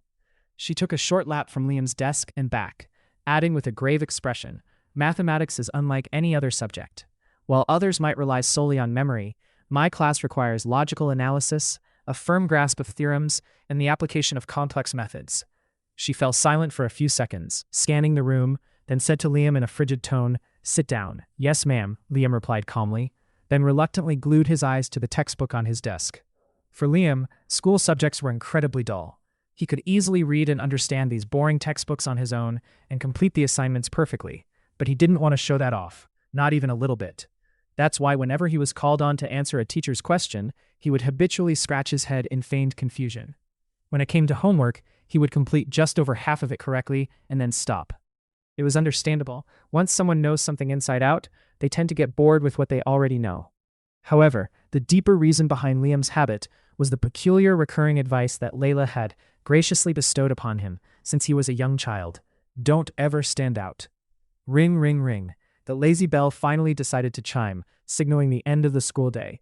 Students poured out of their classrooms, their boisterous chatter shattering the cathedral-like silence of the school. Liam took his time, leisurely tucking the last of his brand new books into his bag. By the time he got up from his desk, the rest of the class had long since vanished. Just as he reached the classroom door, 3 boys from his class suddenly blocked his path. The one in the middle was small-framed, but dressed sharply with slicked-back hair. He tilted his chin up haughtily at Liam and demanded, "Liam, do you even know who I am?" "No idea. Are you famous or something?" Liam replied with total indifference. The 3 boys exchanged looks, then turned back to Liam with provocative sneers. Suddenly, one of them grabbed Liam by the collar, thrusting a hateful glare inches from Liam's face. "You'd better learn quickly. You're going to run into a lot of trouble if you don't know who we are," he snarled. Then he gritted his teeth threateningly. "Listen up, idiot." He gestured toward the small-framed boy. "This is Tommy, the son of the school's vice principal. In this class, Tommy is number 1. You do what he says. Got it?" "That's enough, Fergus," Tommy said smoothly. Fergus gave Liam a rough shove and stepped back. Tommy spoke with a smug air. "Liam, if you don't play ball, I'll make your time here absolutely miserable. Believe me, I have the power to do it." Fergus added aggressively, "You'd better behave, or you'll be dealing with us." Liam remained silent. The third boy in the trio, a brute with a menacing face who stood a full head taller than Liam, suddenly snatched his bag. Liam just stood there, stiff as a board, with no intention of fighting back. Clutching the bag, the giant turned to Tommy like a servant seeking his master's approval. "Tommy, let's see what our friend here is packing." Tommy crossed his arms and leaned against the wall with the air of a commander. "Take a good look, Jim," he said gleefully. "Maybe he's hiding a doll in there. Looking at this sissy, I wouldn't be surprised." Fergus and Jim burst into raucous laughter. Then Jim flipped the bag upside down and shook it violently, like a professional bartender. Books, notebooks, pens, and rulers tumbled out, scattering all over the floor. Once he was sure nothing else would fall out, Jim ruthlessly hurled the empty bag into a corner of the classroom. Finding no doll, a frustrated Jim shoved Liam violently to the ground, then let out a taunting laugh. Liam lay sprawled on the floor, maintaining a stony silence with his head bowed. He didn't offer even a glimmer of resistance, not even with his eyes. He was far too used to this, hazing the newcomer routine. Reacting would only give those 3 an excuse to double down. Liam knew that right now he needed to sit still and act terrified. That would satisfy the bullies, or at the very least, make them think their intimidation was working. Having encountered them so many times, Liam had developed his own definition of bullies. He even felt a strange sense of pity for them. He didn't see them as strong, rather they were people terrified of their territory being invaded. They were riddled with fear. They felt helpless and useless, and bullying someone they perceived as weaker allowed them to regain balance and delude themselves into thinking they weren't worthless. Sitting on the freezing floor, Liam silently hoped they wouldn't think of ruining the new shirt his mother had bought him with red ink, or handing him a black eye, or anything of the sort. It would be better if they took it out on his books instead, as those traces were much easier to erase before going home. He still remembered about 6 years ago, when he came home with a shirt drenched in red ink. He had witnessed his gentle mother turn unusually fierce during a confrontation with the school board. Her expression then was like a lioness protecting her cub from a pack of hyenas. For the following week, she lost sleep and appetite, checking every detail of his school life. After that incident, doctors had to prescribe her tonics and mandate rest, which only made Eudora's already frail, slender frame look even more haggard.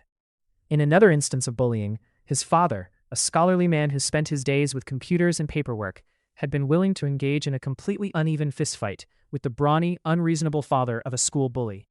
The match ended with Alfred sporting 2 black eyes and a bloody nose, while the other man walked away completely unscathed, barely breaking a sweat. When they returned from the hospital, Alfred looked at Liam's worried face and joked, "If I hadn't been blindsided by those 2 punches, that guy would have been history." Liam realized that every time he was bullied, his parents became more anxious and worn down, despite how carefully they tried to hide it from him. Since those events, Liam had decided to handle bullies on his own. His method was simple: endure and keep it a total secret. Fortunately, he had Layla as his ally. In truth, Layla hadn't intended to help, but he had pleaded with her. He told her he was fine and didn't want his parents, who worked hard all day, to worry about petty bullies. And so, Layla had reluctantly agreed. This time was no exception. Liam was mentally prepared to remain dead silent and let the three bullies enjoy their moment of triumph. But things didn't go as he had planned. Someone was reckless enough to speak up and cut through the trio's excitement. "Hey, what do you think you're doing?" Tommy, Fergus, and Jim spun around toward the source of that assertive voice. "Mind your own business, you little brat. Get lost right now," Tommy sneered, threatening the newcomer. "If you guys don't stop, I'm reporting this to the homeroom teacher and the principal. You know the principal's rules." It was Billy, who had just appeared and immediately fired back at Tommy. Sensing the trio's hesitation, Billy pushed his luck and raised his voice with a sharp iron resolve. "I don't care if you're the vice principal's son. Even the prime minister's kid would be punished by Principal Patrick if they broke the rules here." After a moment of lingering tension, Tommy furrowed his brow and spoke to his cronies, his tone still commanding but more subdued than before. "That's enough of a first lesson for the rookie. Let's go, boys." Fergus and Jim shot Billy a furious glare before following Tommy out, obediently trailing him like pets at their master's heels. Just as he was about to leave, Tommy turned back and snarled, "You and Liam better watch your backs. One day, I'll give you a lesson you'll never forget." He fixed a menacing gaze on Liam. "And you, remember what I told you." Tommy kicked a few books lying on the floor aside, before finally stomping out of the room. Liam remained silent, leaning under his desk to pick up a few pens with broken caps. Billy nimbly gathered the items scattered further away and rushed to the corner of the room to retrieve Liam's bag. Billy looked ruefully at the brand new books with torn covers and split spines. He spoke to Liam with a gloomy tone, as if he were the one responsible for the damage. "Your books are all ruined." "It's fine," Liam replied. He looked at the boy standing before him with a warm gaze as he took the wounded books and tucked them back into his bag, a subtle smile playing on his lips. Liam did a quick inventory and felt lucky. This bullying incident hadn't caused much damage. Those 4 damaged books just needed a secret first aid session with some scotch tape at home. He was quite confident in his book repairing skills, having had plenty of experience. A light, airy feeling washed over Liam's mind. For the first time in his life, a stranger had stepped in to help him during a bullying encounter. Truthfully, he didn't need the help. He was certain he could handle it himself, but a strange warmth filled his heart knowing someone else had his back. Liam began to think differently now. Maybe having a friend in my life wouldn't be so bad after all. Thank you, Liam stuttered, looking at Billy as if he were a rare creature. "Just to be sure, let me introduce myself one more time. My name is Billy." Billy reached out his hand toward Liam. "Thanks, Billy," Liam said, shaking his new friend's hand. Billy adjusted his backpack straps and said excitedly, "Don't mention it. Luckily, Tommy's group fell for my bluff. I don't know what I would have done if they'd actually lost their tempers." He flashed a wide grin, looking straight into Liam's eyes. "But hey, you didn't exactly look scared of them." "I was terrified," Liam lied, zipping up his bag. "Tomorrow, when you pass by my house on your way to school, give me a shout.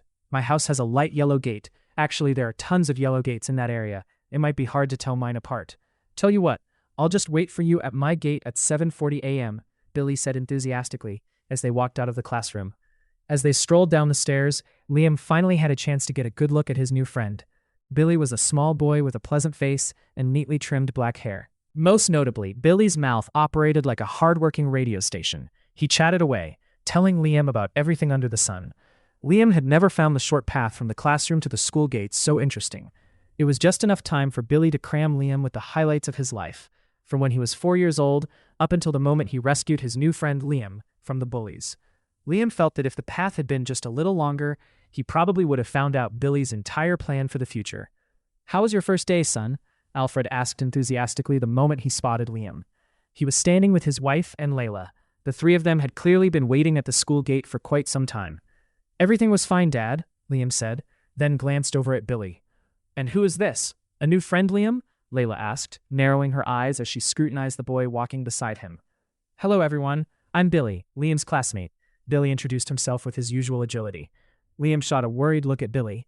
He had completely forgotten to tell his friend not to mention the incident to his parents. Given Billy's chatterbox nature with new acquaintances, Liam had every reason to be concerned. Fortunately, Billy seemed to sense the situation. After his introduction, he didn't say a word more about the classroom drama. "Billy, these are my parents, the Browns, and this is Mrs. Layla," Liam introduced his family. "It's a pleasure to meet you all," Billy said eagerly. "My house is at the end of the street, on the same route to school as Liam." Alfred exchanged a quick, radiant glance with Eudora. "That's wonderful. Billy, feel free to drop by our house whenever you have some free time." "I will, Mr. Brown. Billy replied almost instantly. Eudora stared at the boy beside Liam with such tenderness, it was as if he were her own son, and Liam wasn't even there. She said warmly, "Billy, do you like ginger cookies? I make a pretty mean batch." "Billy, over here," a man's voice called out from across the street. "Yes, Mrs. Brown, I'd be delighted to try them," Billy replied politely. "I have to head home now. Goodbye, everyone." "Don't forget about tomorrow, Liam." With that, Billy swung his backpack over his shoulder and dashed off. "I won't. See you, Billy," Liam called out, watching his friend's back. Once he reached the other side of the street, Billy turned back with a squinty-eyed grin and waved goodbye to Liam's entire family one last time before hopping into the car. "Remember, Billy, come visit us whenever you can," Eudora called out enthusiastically, despite the loud engine noise around them. Alfred and Eudora didn't seem to be in any rush. They stood there leisurely waving and watching as the car carrying Billy drove away. They were desperate for Billy to realize just how welcome he was as Liam's friend. Only, when the car had disappeared into the distance, did they turn around, put their arms around their son's shoulders, and together with Layla, head cheerfully toward their beat-up old car, parked discreetly near the brownstone fence of Archibald School. After parking the car in the museum's basement, Alfred's family of four walked slowly toward the elevator. Near the main passageway, a delivery truck was parked haphazardly. Several museum employees were busy moving crates. They were clearing out the old warehouse to reorganize and take inventory. "Oh, hello, Mr. and Mrs. Brown," said a tall, burly man clad in a light brown security uniform. "Hello, Mr. Roger," Alfred replied. Roger stared intensely at Liam and Layla. His voice clipped as he asked, "Who are they?" "They're with us. This is my son and Ms. Edward," Eudora introduced them politely. "Proceed," Roger said, his face remaining completely expressionless. The four of them continued toward the elevator, but suddenly came to a halt. Right in front of them, two workers were struggling to carry a large antique cabinet made of wood and glass, which was blocking the entire passageway. The Browns stepped aside to let the workers pass first. At that exact moment, a girl came rushing from behind Liam, dashing through the walkway. The girl slammed into one of the workers carrying the cabinet, then went sprawling across the floor right at Eudora's feet. Following the sudden collision, the worker's knee buckled, causing the old cabinet to lurch precariously. The cabinet door swung open, and a small statue began to tumble out. In a flash, Roger lunged forward. One hand steadied the cabinet for the workers, while the other caught the falling statue in midair. "We're good now. Thanks, sir," one of the movers said, his face still pale with shock. After placing the statue back inside, locking the door, and helping the two men set the cabinet down on the floor nearby, Roger raised his voice. "If I hadn't been here, you two would be paying a fortune in damages for that old cabinet and the statue." "We're lucky you were here to help," the mover replied, drenched in sweat. Roger glared at the girl, who was currently scrambling to her feet with Eudora's help.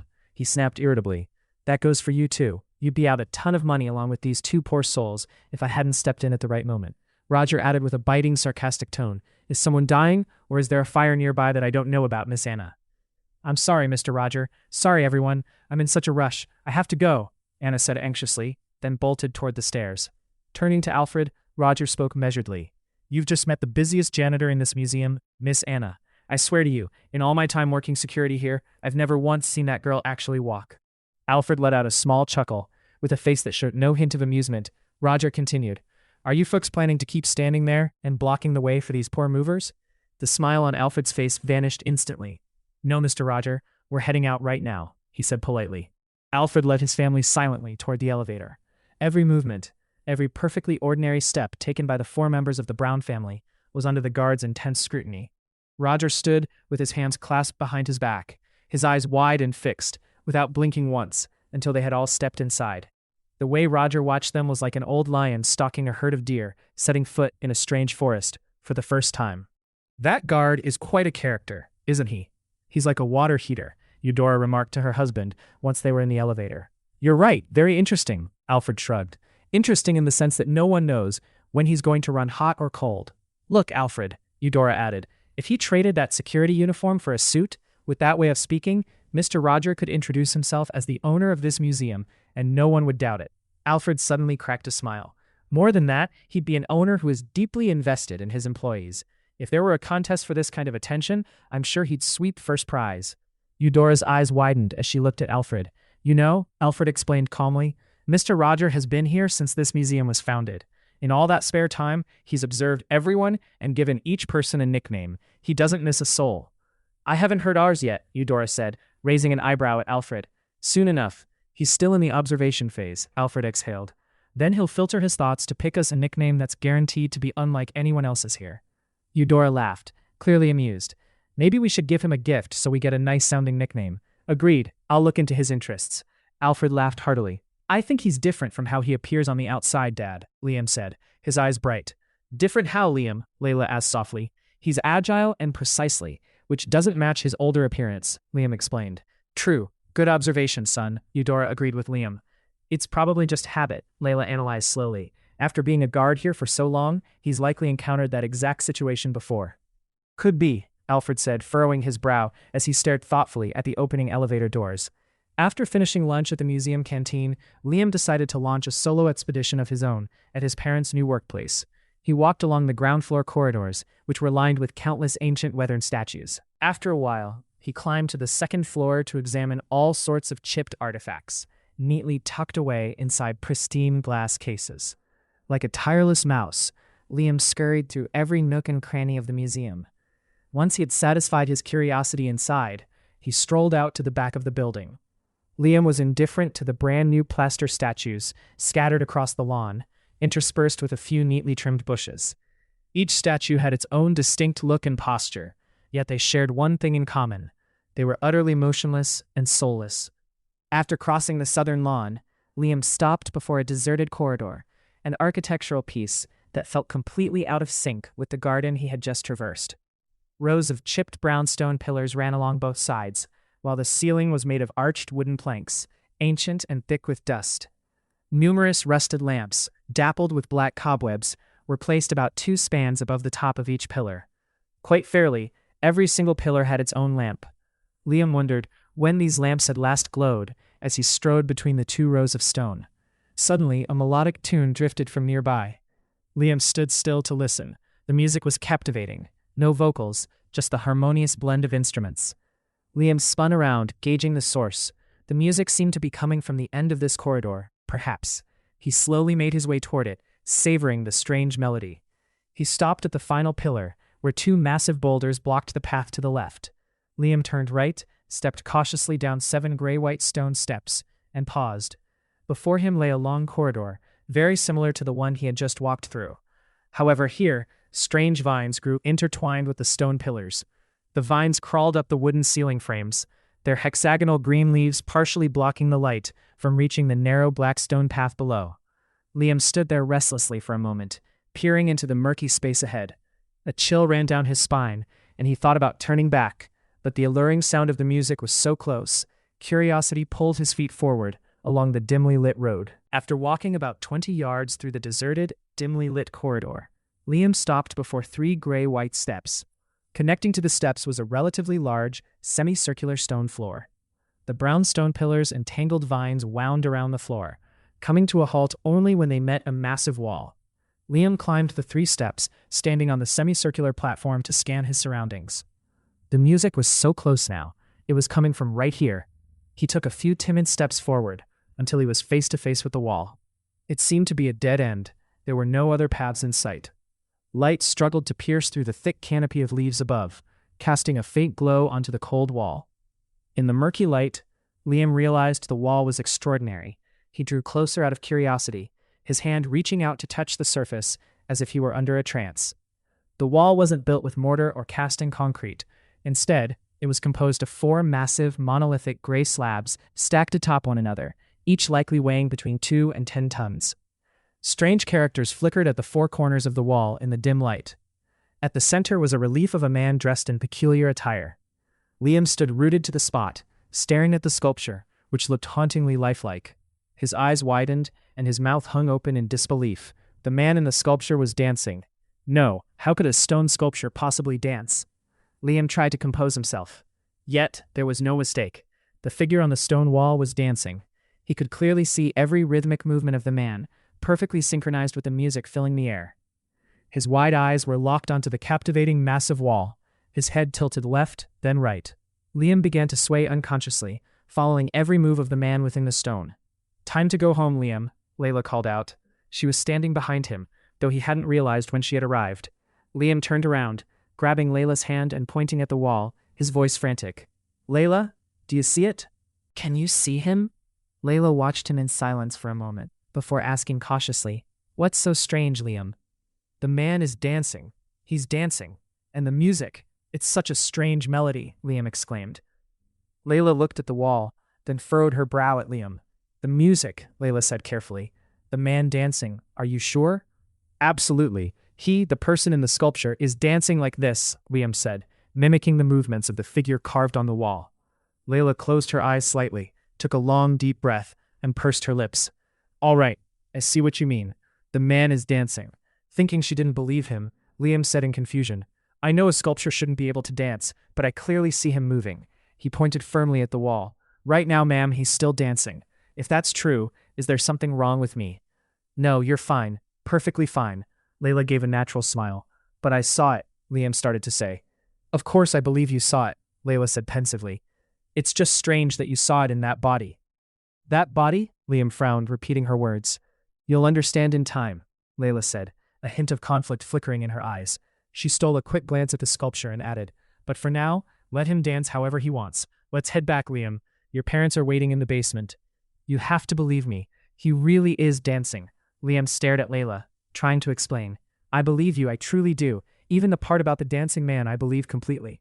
Now let's go, Layla said calmly. Liam felt a spark of anger toward Layla, convinced she didn't actually think he saw the man dance. However, having no way to convince her, he reluctantly followed her back. Near the 7 stone steps, Liam took one last regretful look at the strange man in the wall. It was exactly the same. The melody was still drifting through the air, and the man was still dancing. How could a stone carving possibly dance? Liam felt like his eyes were betraying his mind. He blinked a few times to clear his head, but nothing changed. The man was still dancing. The moonlight revealed a figure clad in black, carrying a dark brown leather case, stepping softly up the stairs, before opening the door to Liam's room. The boy was fast asleep. The figure in black held a tiny wand, moving it from Liam's head to his toes and then back again. The figure muttered a few cryptic incantations before whipping the wand sharply through the air. A blue glow enveloped Liam from head to toe, gradually lifting away from his body. After murmuring a few more obscure phrases, the figure retracted the wand. From within that blue light, a flesh and blood form of Liam appeared. As this figure manifested completely in the middle of the room, the blue light vanished. Liam looked around in bewilderment, then turned to the figure in black, his face etched with shock. Layla, why are you dressed so strangely? Am I asleep or am I dreaming? Liam, you are still very much asleep, Layla said calmly. I'm still asleep? So, this is a dream, right? Liam asked. No, no one who is dreaming is lucid enough to ask, is this a dream? Layla replied. I'm not dreaming, Liam said, astonished. Of course. Now come here, Liam. Layla kindly took Liam's hand and led him toward the bed, where another flesh-and-blood Liam lay fast asleep. Liam's chest felt as if it were about to burst, his heart racing uncontrollably. He muttered in utter confusion, How? How can there be 2 of me? Who am I? You are Liam. Both of these individuals are you, and you are both of them, Layla explained with a calm, yet cryptic air, her hands resting on Liam's shoulders. Layla guided a dazed Liam to a nearby chair. Looking into his bewildered face, she added gently, You are a special child. Within your veins flows a half from another world and a half from this one. Another world? Liam repeated it unconsciously. The other world I speak of is the wizarding world, Layla said. The wizarding world? Liam stammered. That's right. The world of magic, Layla continued.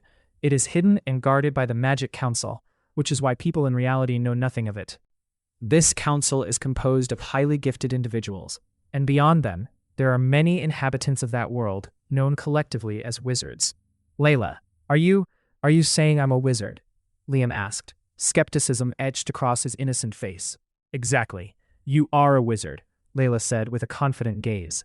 Remember that strange wall at the museum this afternoon? Only a wizard could see the man dancing. Recalling the wall, Liam suddenly exclaimed, That's right. The man, the wall. You saw it too, didn't you? You heard it. And here I thought you didn't believe me. Layla watched him in silence. Liam asked excitedly, There are other kids like me in this world, aren't there, ma'am? Layla gazed out into the distance for a moment before speaking. Liam, it's true there are others like you in this real world. However, you should only have been able to see the dancing man in the sculpture while in this state. What do you mean, ma'am? The state of being a wizard. Not in that state. Layla pointed toward the Liam deep in sleep on the bed. I was astonished that you saw it this afternoon. It's hard to explain, Liam, but for a wizard as special as you, I suppose even the unexplainable becomes normal. I'm a special wizard? Liam asked, his eyes clouded with confusion. That's right, you are a special reality witch, Layla said. What exactly is a reality witch, ma'am? It's a wizard who has one parent as a pureblood wizard and the other as a non-magic person, Layla spoke slowly. Of course, there are other pureblood children whose parents are both wizards. So is it my father or my mother who's the wizard? They've hidden it from me so well. I've lived over a dozen years without having a clue, Liam said, instinctively scratching his head. Layla lowered her head for a moment, then looked up with bloodshot eyes. Liam felt a wave of profound unease washing over him. Liam, I won't hide it from you anymore, Layla said sorrowfully. Your surname is Norwood, not Brown. Panic began to replace the unease inside Liam. He tried to resist the idea gently. Layla, what are you saying? There must be some mistake, right? I'm so sorry, Layla said emotionally. But the truth is, you are the adopted son of the Browns. Liam stood frozen, his face turning deathly pale. His limbs felt weak, but a storm was raging inside his heart. He refused to believe this. Surely it was a dream. How could this be? Liam sprang up like a released coil, shouting out what he believed to be the absolute truth, not even realizing he was screaming in anger. No, I am a son of the Brown family. I'm not some wizard. This isn't real. I am not a wizard. He screamed louder, his voice turning hoarse. You're wrong. I'm not a wizard. His body slumped like a withered, dying tree. Then he whispered weakly, Not a wizard. I'm not a wizard. Layla remained silent, watching Liam's soulless face. A moment later, she spoke with a firm, decisive tone. If you aren't a wizard, then how were you agile enough to grab a 3-year-old and roll off the tracks just as the train was arriving in Amsterdam, when you were 10? If you aren't a wizard, how did you have enough strength to carry a boy twice your weight out of a burning supermarket in Hamburg, when you were 12? And just recently, on the way to Vander, if you weren't a wizard, how did you have the power to push those massive steel beams to protect your family from certain death? I'm a special wizard? Liam asked, his eyes clouded with confusion. That's right. You are a special reality witch, Layla said. What exactly is a reality witch, ma'am? It's a wizard who has one parent as a pureblood wizard and the other as a non-magic person, Layla spoke slowly. Of course, there are other pureblood children whose parents are both wizards. So is it my father or my mother who's the wizard? They've hidden it from me so well. I've lived over a dozen years without having a clue, Liam said, instinctively scratching his head. Layla lowered her head for a moment, then looked up with bloodshot eyes. Liam felt a wave of profound unease washing over him. Liam, I won't hide it from you anymore, Layla said sorrowfully. Your surname is Norwood, not Brown. Panic began to replace the unease inside Liam. He tried to resist the idea gently. Layla, what are you saying? There must be some mistake, right? I'm so sorry, Layla said emotionally. But the truth is, you are the adopted son of the Browns. Liam stood frozen, his face turning deathly pale. His limbs felt weak, but a storm was raging inside his heart. He refused to believe this. Surely it was a dream. How could this be? Liam sprang up like a released coil, shouting out what he believed to be the absolute truth, not even realizing he was screaming in anger. No, I am a son of the Brown family. I'm not some wizard. This isn't real. I am not a wizard. He screamed louder, his voice turning hoarse. You're wrong. I'm not a wizard. His body slumped like a withered, dying tree. Then he whispered weakly, Not a wizard. I'm not a wizard. Layla fell silent, watching Liam's soulless face. After a moment, she spoke in a decisive tone.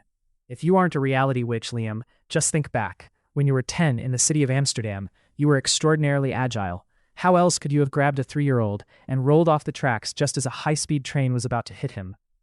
If you aren't a wizard, how did you have the strength to carry a boy twice your weight who had fainted out of a burning supermarket in Hamburg when you were 12? And just recently, on the way to Vander, if you weren't a wizard, how could you have had the power to push those massive steel beams to protect your family from certain death? Liam's legs went weak. He couldn't fathom how Layla knew so much about the events she had just described, even though she hadn't been there. Those were secrets he believed only he knew within the family. Yes, the train incident and the supermarket fire were real. In those moments, he only knew he had to save them, no matter what. But as for the accident on the main road into Vander, he didn't even know what had happened. How could Layla be so certain it was his doing? Liam summoned every ounce of energy to push back against Layla. You think I pushed those steel beams? You're wrong. I don't even understand what happened myself. It was all just luck. You're mistaken. I'm not a wizard. You're definitely mistaken. Layla fired back instantly, her voice incredibly resolute. It was you. It was you. It was no one but you, Liam. Listen to me, Liam. You are not just a wizard. More than that, you are an extremely, extremely special reality witch. I don't know how that power manifested, but it was you who saved your entire family. No, it wasn't me. I am a son of the Brown family. Liam screamed in desperation, then let himself fall freely into the chair, burying his face in his hands. Layla stepped forward slowly and pulled Liam into a tight embrace. She held him for a long time, until his uncontrollable trembling finally subsided. A moment later, she whispered softly, "Liam, even though you are adopted, the Browns have never thought of you that way. They love you more than anything, or are the greatest gift in their lives." After a while, Liam gently pushed Layla away. He looked directly at her with a gaze filled with sadness and resentment. Taking a deep breath, he said through choked sobs, "Then who are my real parents? Why did they abandon me?" No, Liam, don't let those thoughts stay in your head. No one abandoned you," Layla said urgently. Liam brushed away his tears with a careless hand. He spoke, his voice flickering, broken by the hiccups that rose involuntarily with his hot tears. "Then, ma'am, where have they been, all these years? Where were they? Layla gripped Liam's weak hands tightly. The wrinkles on her face seemed to appear more pronounced and deeper. She said sorrowfully, "Liam, your mother's name was Lucinda, a daughter of the pureblood Norwood wizarding lineage. Lucinda was assigned to work in the reality world for a period of time, and while she was here, she fell in love with Joan, your father, a regular mathematician." Seeing Liam's swollen, red eyes, Layla's voice seemed to catch in her throat. She continued, "Lucinda was forbidden by her family because she loved someone who didn't fit their prestigious pureblood wizarding bloodline. Your mother decided to give up her identity in the wizarding world to live with your father, the love of her life, here in reality." Layla suddenly went silent. Liam saw a hollow look in her eyes. From the movement of her jaw, he knew she was clenching her teeth. Her eyes suddenly flashed with a mix of wild fury and helplessness. He watched her through his red-rimmed eyes and waited. He had never seen her this emotional before. Layla choked back a lump in her throat, then spoke softly. "Liam, when your mother was 5 months pregnant with you, your father passed away in a car accident. Just 1 day after you were born, your mother died of a brain hemorrhage." Layla closed her eyes to hold back the tears that were about to burst forth, her voice hollow and laced with bitterness. "Before your mother passed away, she entrusted you to me. She wanted me to find a new family for you, a place where you would be loved as their own. It was I who brought you to the Browns." Layla added, her voice calming, "Liam, you are the most precious gift your parents left to this world, to the Browns, and to me as well." Liam suddenly lunged forward, hugging Layla tightly. He felt a profound ache for his own fate, and an even deeper surge of love for her. He held her close for a long while before speaking, his voice finally regaining some steady ground. "Why? Why did the Browns and you keep this from me for all these years?" "No, Liam, it was just me. Your true identity, only I knew about it. It has always been a secret even to the Browns," Layla explained. "If you've kept it from me for over a dozen years, why didn't you just keep hiding it? Today, you didn't have to let me know," Liam said bitterly. Layla pulled him up from the chair, her hands gripping his shoulders firmly. Looking at him with piercing bright eyes, she spoke measuredly. "I know this is a shock to you, but Liam, you deserve to know the truth today. Today is a special day, the perfect time for you to learn who you really are." "A special day?" Liam looked down, whispering with a trace of bitterness. "Today is the day you will be enrolled in the wizarding world," Layla said affectionately. "The place where half the blood in your veins belongs." The magic school?" Liam stammered, looking up at Layla in disbelief. "Exactly. You're enrolling at the Light Magic School," Layla said with a hint of excitement. "The very school where your mother and I once studied and experienced many wonderful things in our lives." "But what about the Browns? And my school here?" Liam asked anxiously. Layla pointed toward the motionless Liam lying on the bed nearby and explained confidently, "That Liam will stay with the Browns and attend Archibald School. That ensures your identity as a wizard remains completely unsuspected." "But Liam said in confusion, "but I don't know anything about magic. I haven't prepared a thing." A slight smile flickered in Layla's eyes. She nonchalantly pulled a wand from her pocket and flicked it toward the corner of the room. The leather briefcase flew from the far corner, and she caught it with perfect precision. Liam watched Layla's strange movements in utter amazement. This is everything you'll need. I've prepared it all," Layla said, lightly tapping the briefcase. "What's inside, ma'am?" Liam stared intently at the brand new leather case. Layla calmly took Liam's hand and placed it on the small circle in the center of the briefcase, then instructed, "Say these words. Liam's bag, open up, open up." Liam followed Layla's instructions, even though he had no idea why he was doing it. The moment he finished speaking, he felt a surge of heat, as if a hot flame were enveloping his hand. Terrified, he jerked his hand back, while Layla looked at him with a sympathetic gaze. Suddenly, the leather briefcase began to twitch and expand, as if a balloon were being inflated. Liam startled, taking several steps back. When the briefcase had grown 5 times its original size, it stopped, and the lid swung wide open. Liam's eyes went wide as he stared at the peculiar bag, then turned to look at Layla. "This is the Free Zoom briefcase by Otlanc. It's not as flashy or convenient as the no-pink models," Layla said. "But trust me, Liam, nothing is as durable as this one." "The Free Zoom briefcase," Liam repeated. "It can grow that big, ma'am?" "Exactly. It's quite strange, isn't it, Liam?" Layla said, as she stepped toward the bag. "It can even shrink further. It's yours alone, completely secured just for you." Liam kept his distance from the briefcase. He was a bit spooked by how bizarre it was, and the spot on his hand where he touched it was still warm. "Secured, ma'am? You mean only I can open it?" Liam asked, eyeing the case with wonder. "Pretty much. Now come closer, Liam," Layla said with an encouraging look. He timidly stepped toward her, and only when he stood right next to the bag without feeling any heat radiating from it did he finally feel at ease. Layla leaned down and pulled a heap of items from the case, spreading them out, while giving Liam clear instructions. "These are your first-year uniforms. Here are your notebooks and some parchment rolls. Oh, and these are all the textbooks for your first year at the Light Magic School." Liam stared at the thick stack of books piled nearly a meter high and swallowed hard. He said with a sigh, "Why are they so thick? I hope they aren't as dull as the ones at school." Layla smiled and said, "I know what you're capable of. This pile of books is nothing to you. These books are a whole new world, far more exciting than anything you've ever learned before." While Liam was still lost in thoughts about the new world hidden within those books, Layla pulled a massive cage from the Otlanc Free Zoom briefcase. Inside was an incredibly strange creature. It had the shape of a butterfly and was the size of a book, with yellow wings interspersed with round orange spots. Its eyes were large, glossy green marbles that stood out on its white head, and the 2 antennae on top of its head wiggled and glowed. The creature's 6 spindly legs, thin as toothpicks, clung to a dry, pitch-black branch. On the back of the peculiar butterfly was a small leather pouch with an open-close flap. Liam pointed at the animal, something he was seeing for the very first time, and asked in confusion, "What is that animal, ma'am? Why do I need it?" "That is the hybrid butterfly." The hybrid butterfly looked at Liam with its shiny black eyes and flapped its wings excitedly. Layla chuckled softly. "Oh, look at that. It likes you. No introduction needed. It seems to already know you are its master. Liam, it will help you and me send letters to each other."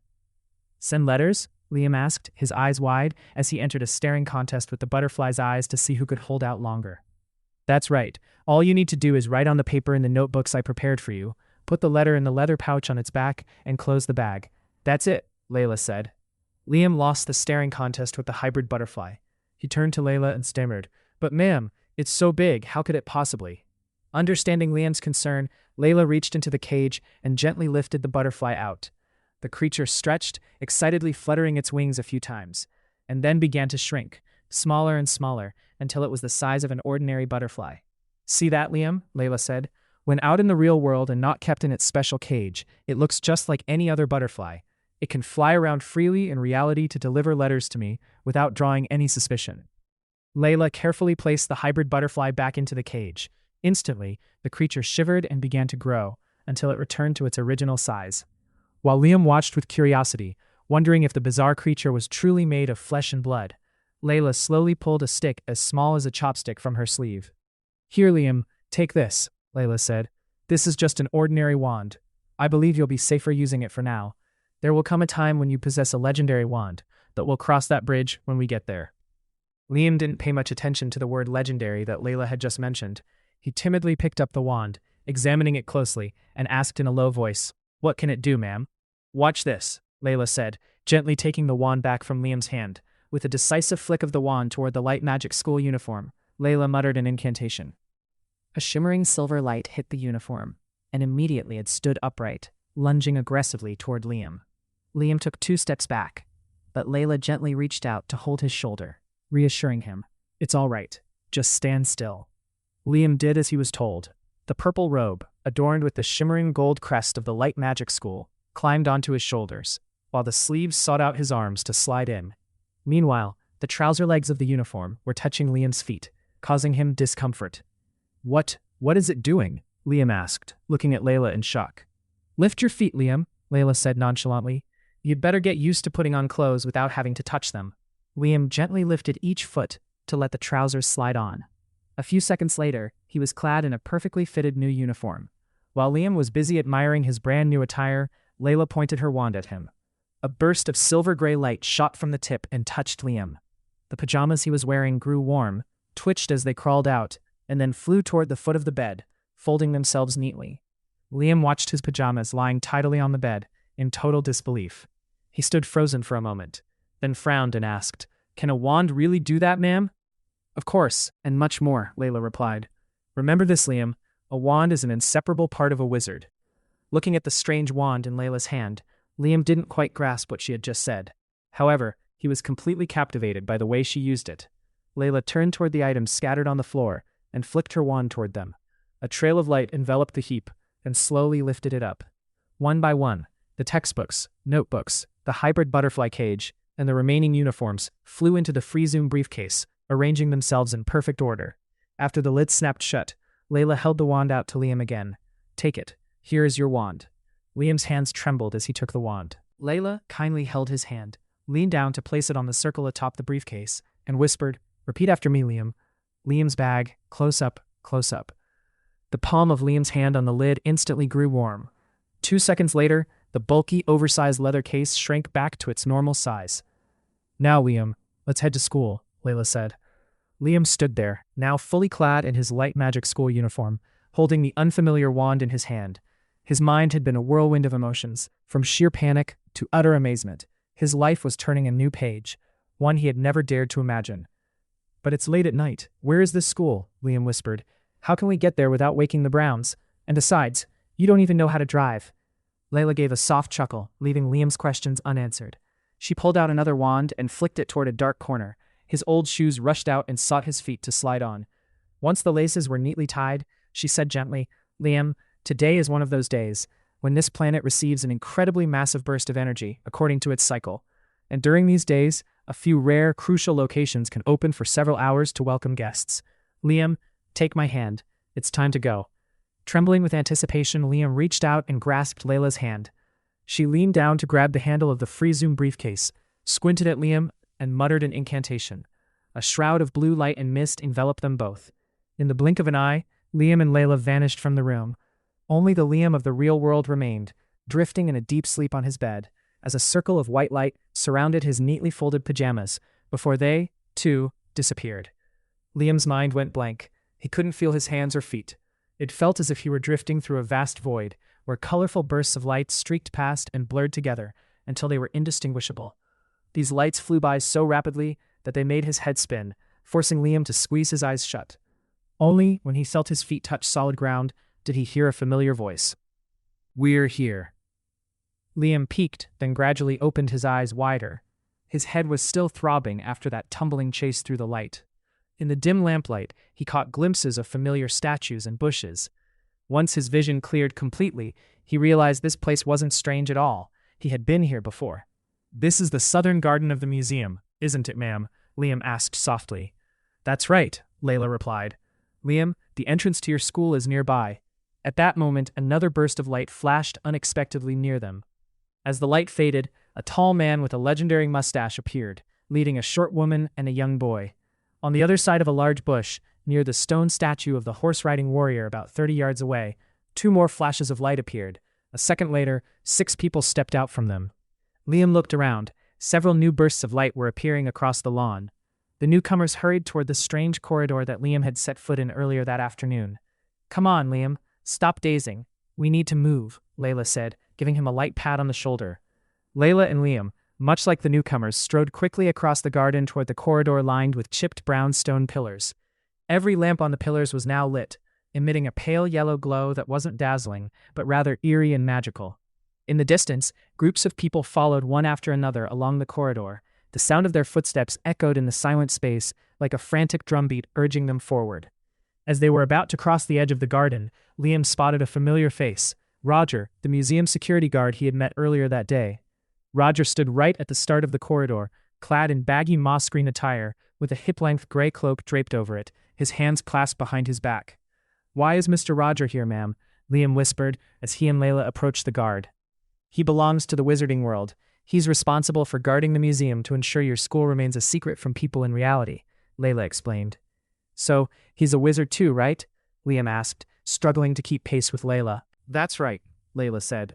He is a wizard, a highly skilled one, or what we call a guardian light. Liam was about to ask, what is a guardian light, when Roger's raspy, blunt voice cut him and Layla short. Enrollment letter. Let's see it. Layla rummaged through her pocket. Roger immediately raised his wand to chest level, pointing the tip openly at Layla. Layla pulled a small, pale yellow envelope from her coat, which emitted a faint, gentle fragrance. She spoke cautiously to Roger. You seem a bit too tense. I have to be, ma'am, Roger said, his wand still leveled at Layla. It's my duty, especially with those I'm meeting for the first time tonight. But we met this afternoon, Layla said, attempting a friendly tone. Roger shot a quick glance at Liam and Layla and grumbled. This afternoon, or any other occasion, anyone, I don't care. What matters is tonight. The people appearing here are my only concern. They are the wizards, and not all wizards are good. I understand, sir, Layla replied. Enrollment letter, Roger ordered curtly. Layla gave a forced smile and handed over the letter. Roger furrowed his brow, slowly taking the envelope. He flipped it back and forth, his eyes filled with suspicion. You're completely mistaken, Roger snapped irritably. This is not an enrollment letter from the Ministry of Magic. You two should head back home. Liam turned to Layla in a panic, but Layla maintained a calm expression and said to Roger, I think you should actually read the letter. Roger shot Layla a look devoid of any sympathy. He irritably tore open the envelope and pulled out a pale yellow slip of paper covered in deep blue handwriting. Glaring at Layla once more, he began to read the letter aloud, his voice just loud enough for Liam and Layla to catch every word.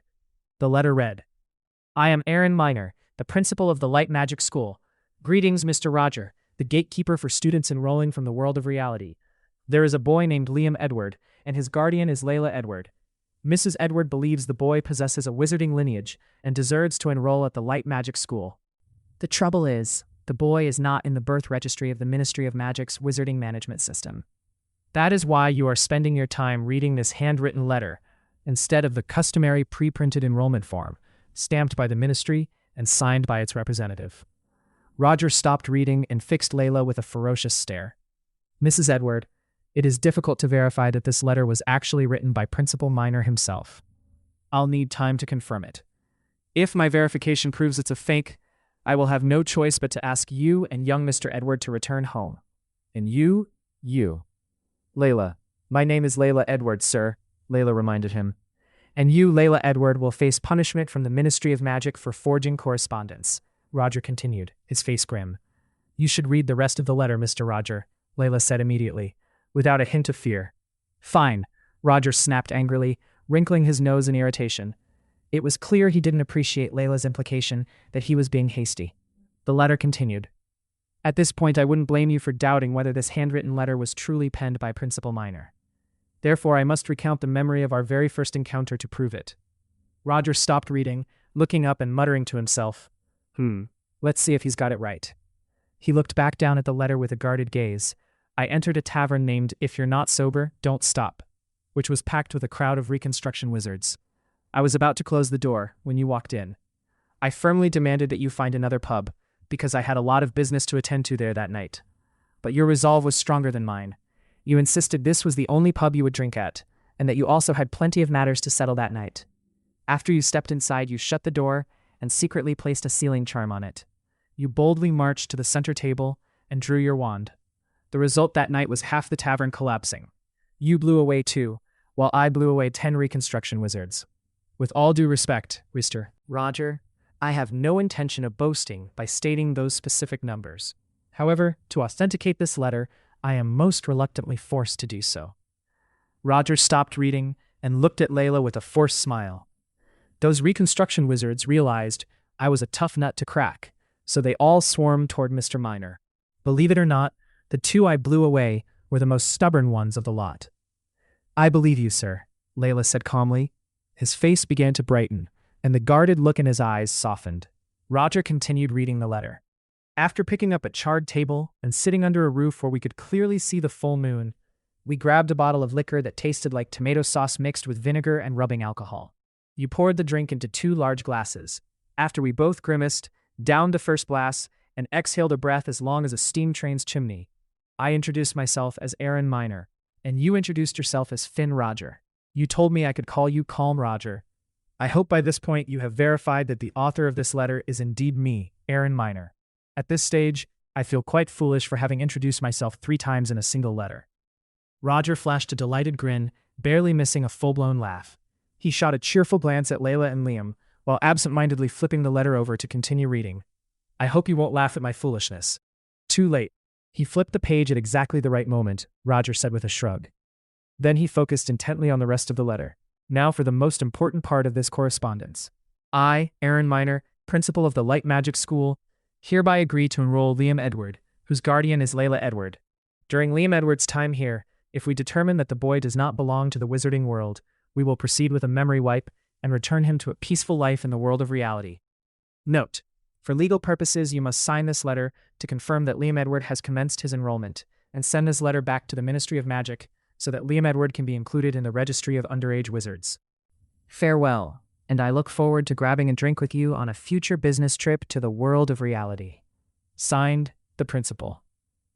"Everything is in order. Come on in, Liam Edward. Mrs. Edward, please stay behind," Roger said as he carefully folded the letter and tucked it into his pocket. Liam was about to say something, but Layla was quicker. "Mr. Roger, please give me and Liam a moment," she said. Layla grabbed the free Zoom briefcase and pulled Liam away, right after receiving a sharp glare from Roger. "Next," Roger shouted, tilting his chin up. "Move it. We don't have all day. Have your enrollment letters ready for inspection. I hope there are no more handwritten letters." Layla let go of Liam's hand once they were a safe distance away. "Why is my surname Edward, ma'am?" Liam asked immediately. Layla glanced warily toward Roger and whispered, "Keep your voice down, Liam. For now, you'll enroll under the last name Edward. That's my last name, your guardian." Liam was about to fire off a barrage of questions that were bursting in his head, but Layla pressed her hand against his mouth, cutting off whichever one he was about to prioritize. It was as if she were strolling through his mind, rounding up a heap of questions like blow away, reconstruction wizards, memory wipe, then locking them inside a heavy safe and tossing the key into a deep ocean trench. She did this by imposing a new thought into Liam's mind, whispering to him, "Don't ask, Liam. We don't have much time. Trust me, you will soon get used to the wizarding world, especially that memory wipe part.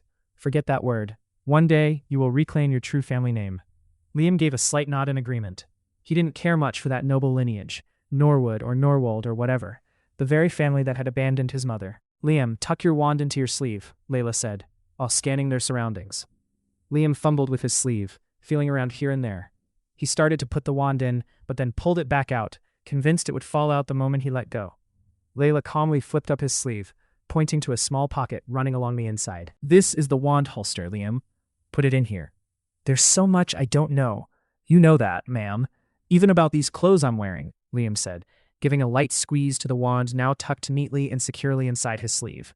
Layla said quickly, "To know many things, one must be ready to face many first-time encounters with the unknown." Then she took Liam's hand again, pulling him a bit further away, though he felt it was somewhat unnecessary, since they were already dozens of meters from Roger. She shot a quick glance at Roger, then scanned their surroundings as if fearing some invisible person might be eavesdropping on the whispers she was about to share.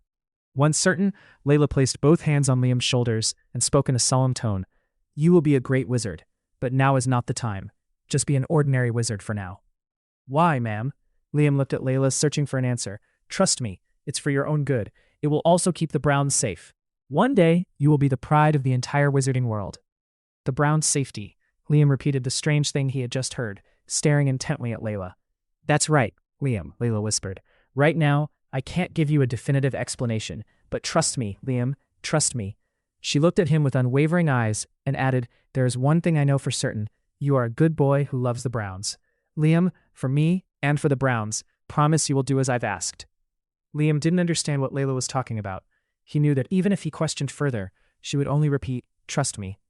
Seeing her intense gaze and the way she had dragged him so far from Roger just to whisper these words, he understood it was a matter of utmost importance.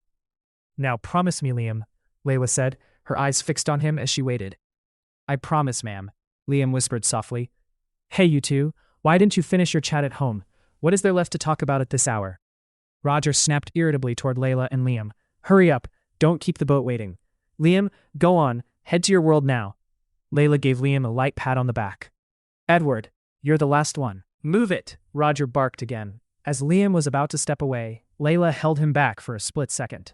Quickly, she tucked the woolen gloves she had knitted on the way to Vander into his coat pocket.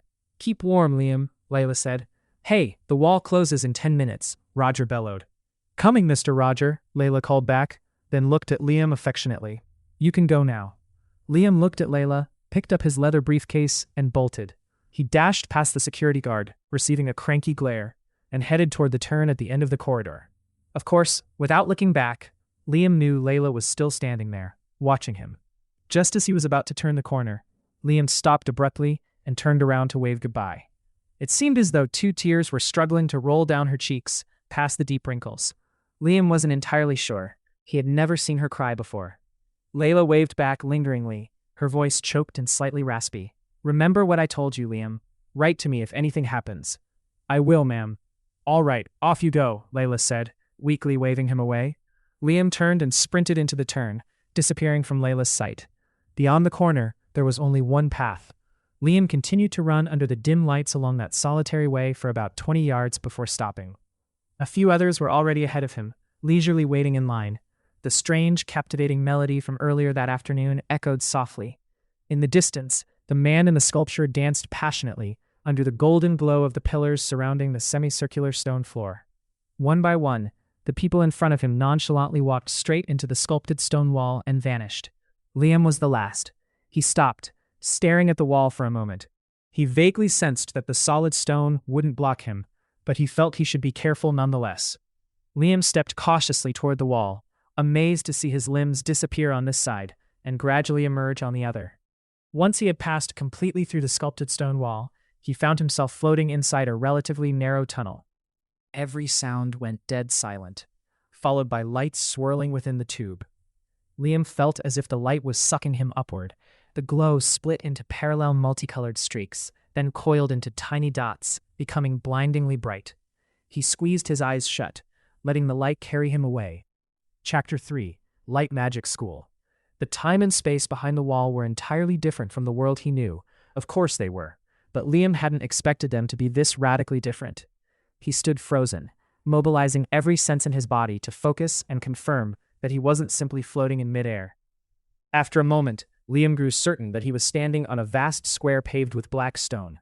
On either side of the square, gray rocky mountains rose vertically, their peaks shrouded in thick white clouds. Thin wisps of mist drifted everywhere across the square, and Liam realized he was surrounded by many people. They all wore the emblem of the Light Magic School on their collars. However, their outfits were a riot of colors. Some were red, others gray, and some, like him, were dressed in purple. At the far end of the square lay a long abyss, veiled in a dense layer of fog. Near the edge, 2 layers of wooden railings stood nearly 2 meters high. A short distance from the railings was a massive steel pillar. Its base was as wide as a large round dining table, with several spiral lines winding around the vertical shaft, giving Liam the impression that the pillar was being wrung out. Liam couldn't even begin to imagine its height, as the swirling mist at the top obscured its peak from view. Unlike Liam, the other students seemed entirely indifferent to the pillar's bizarre shape or the sensation of drifting amidst the clouds. They gathered in small clusters, chatting effortlessly as they made their way forward. Liam knew what he had to do. In a strange place, it was best to follow the normal routine of others. He had plenty of experience appearing in places full of strangers. Liam picked up the free Zoom briefcase and trudged along after a few students in purple uniforms toward a large archway. This archway was nearly 5 meters high, stylishly curved, stretching from one end of the railing to the other, where the massive pillar stood. Liam stopped short, tilting his head back to look up at the dark brown structure. It looked as though it were hanging from above rather than supported from below. Several large light fixtures hung down from the archway, disc-shaped lamps as large as car tires, completely unlit. Perhaps someone thought it was too early to turn them on. Around Liam, beneath the archway, various groups of students were buzzing with conversations he couldn't understand. He saw warm handshakes and embraces between friends who hadn't seen each other in a while. Suddenly, a strong gust of wind blew past. Liam felt cold. Perhaps it was the wind, or perhaps it was the solitude. He hadn't feared loneliness before. He had been alone many times in unfamiliar spaces. During those times, he knew that at most, after a few hours, he would be back in the loving home of his parents and Layla.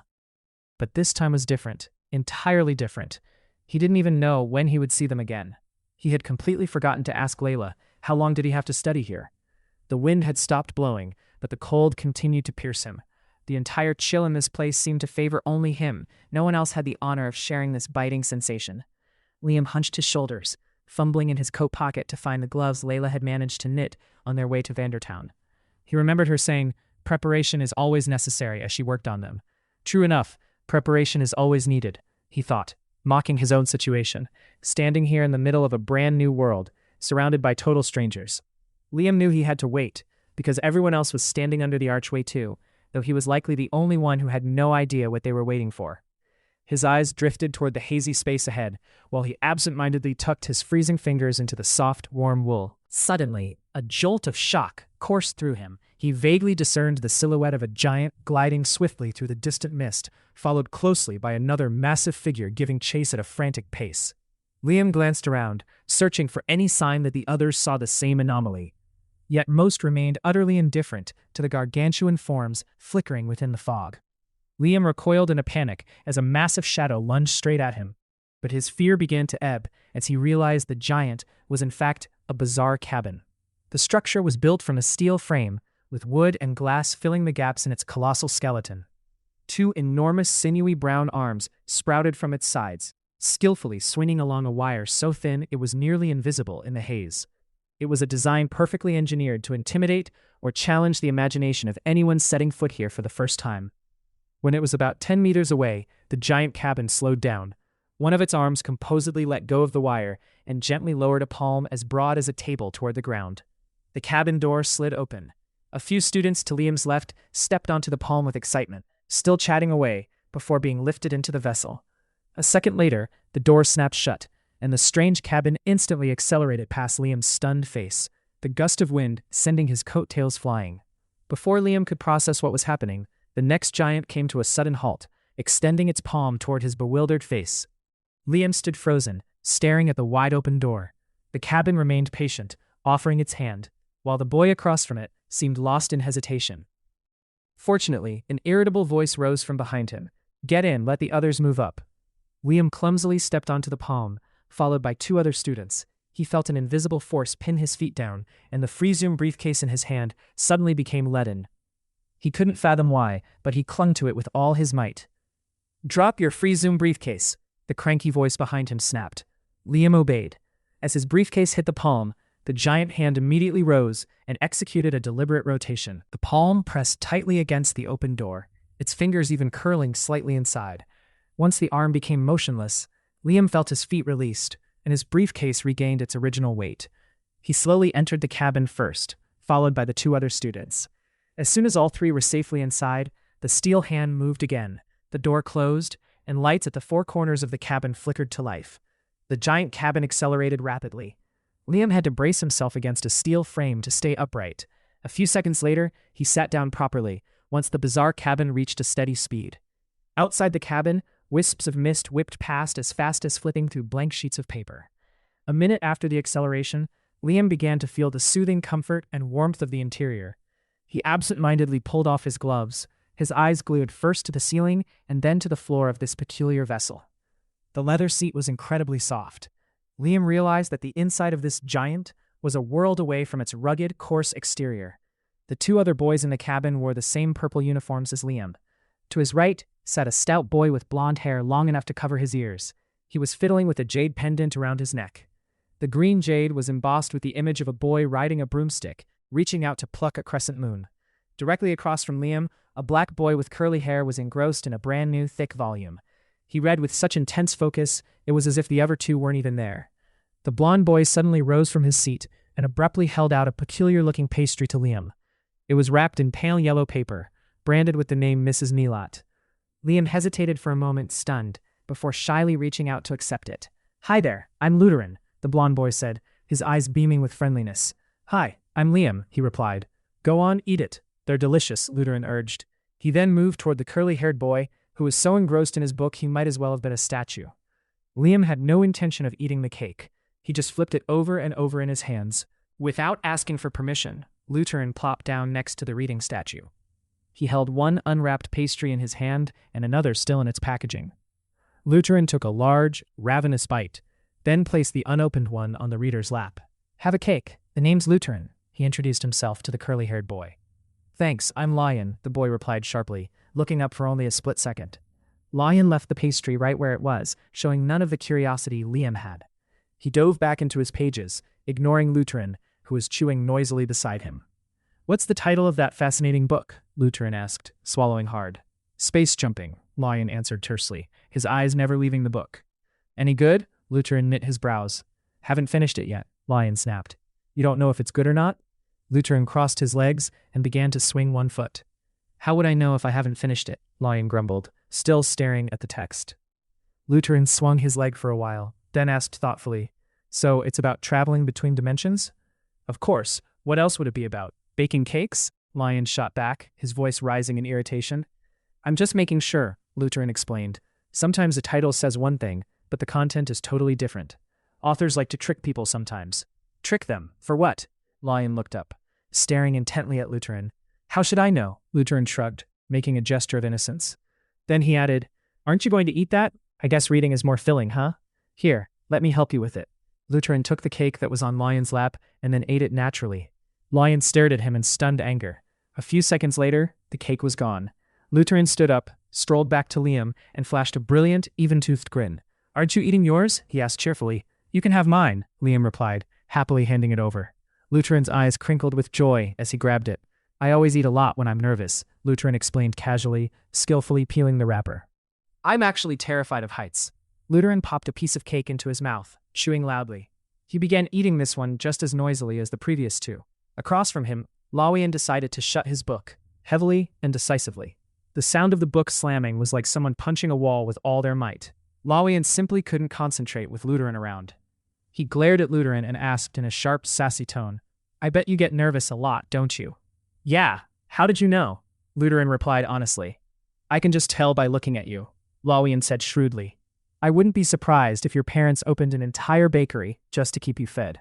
Bullseye, you're good, Lutheran said, giving a thumbs up while still munching. Lawian sneered. He had meant to mock Lutheran for interrupting his reading, but it turned out his sarcasm was spot on. Liam looked down at the floor, his lips twitching as he struggled to suppress a laugh at Lutheran's naivety. So, what do your parents do? Lutheran asked, cocking his chin toward Lawian while still chewing. This seemed to be the most satisfying question Lutheran had tossed Lawian's way so far. Staring straight at Lutheran, Lawian cleared his throat and adjusted his posture. He wanted his upcoming declaration to be perfectly formal. Affecting a tone of mock modesty, he said, My father works at the Ministry of Magic. What about you? Lutheran immediately spun around to ask Liam, leaving Lawian hanging. Lawian's face fell, and he let out a disappointed sigh, thinking bitterly to himself, Darn it, this fat kid should have asked for more details. Liam flinched, then answered nervously, My parents, they work at a museum, in the reality world. A museum? Lawian suddenly said with interest. Yeah, that's right, Liam said. That's a fascinating job, Lawian remarked, staring at Liam as if he were a rare specimen. He added, You don't visit the magical world much, do you? In truth, the day of enrollment was the very first time Liam had ever known of this strange magical world.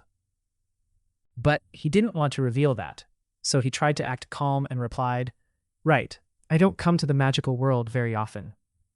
Lawian seemed immensely satisfied with that answer. He had finally found someone clueless enough to be an audience for his vast knowledge. I knew it the moment I saw you fumbling onto the cabin, Lawian explained, his eyes full of confidence. You must be surprised by everything, right? Well, you're in for plenty more surprises. Lawian brushed a few specks of dust off his shoulder, perhaps just for show to look more dignified, and declared grandly, As for me, I've been thoroughly prepared. I will complete this course with excellence. Nothing will be a surprise. Lutheran had finished his last cake and rubbed his hands together to clean off the crumbs. Without being asked, he boldly announced, I like surprises. Why's that? Lawian asked, tilting his head at Lutheran. Surprises make me nervous, and being nervous gives me a reason to eat more. That's all, Lutheran said lightheartedly.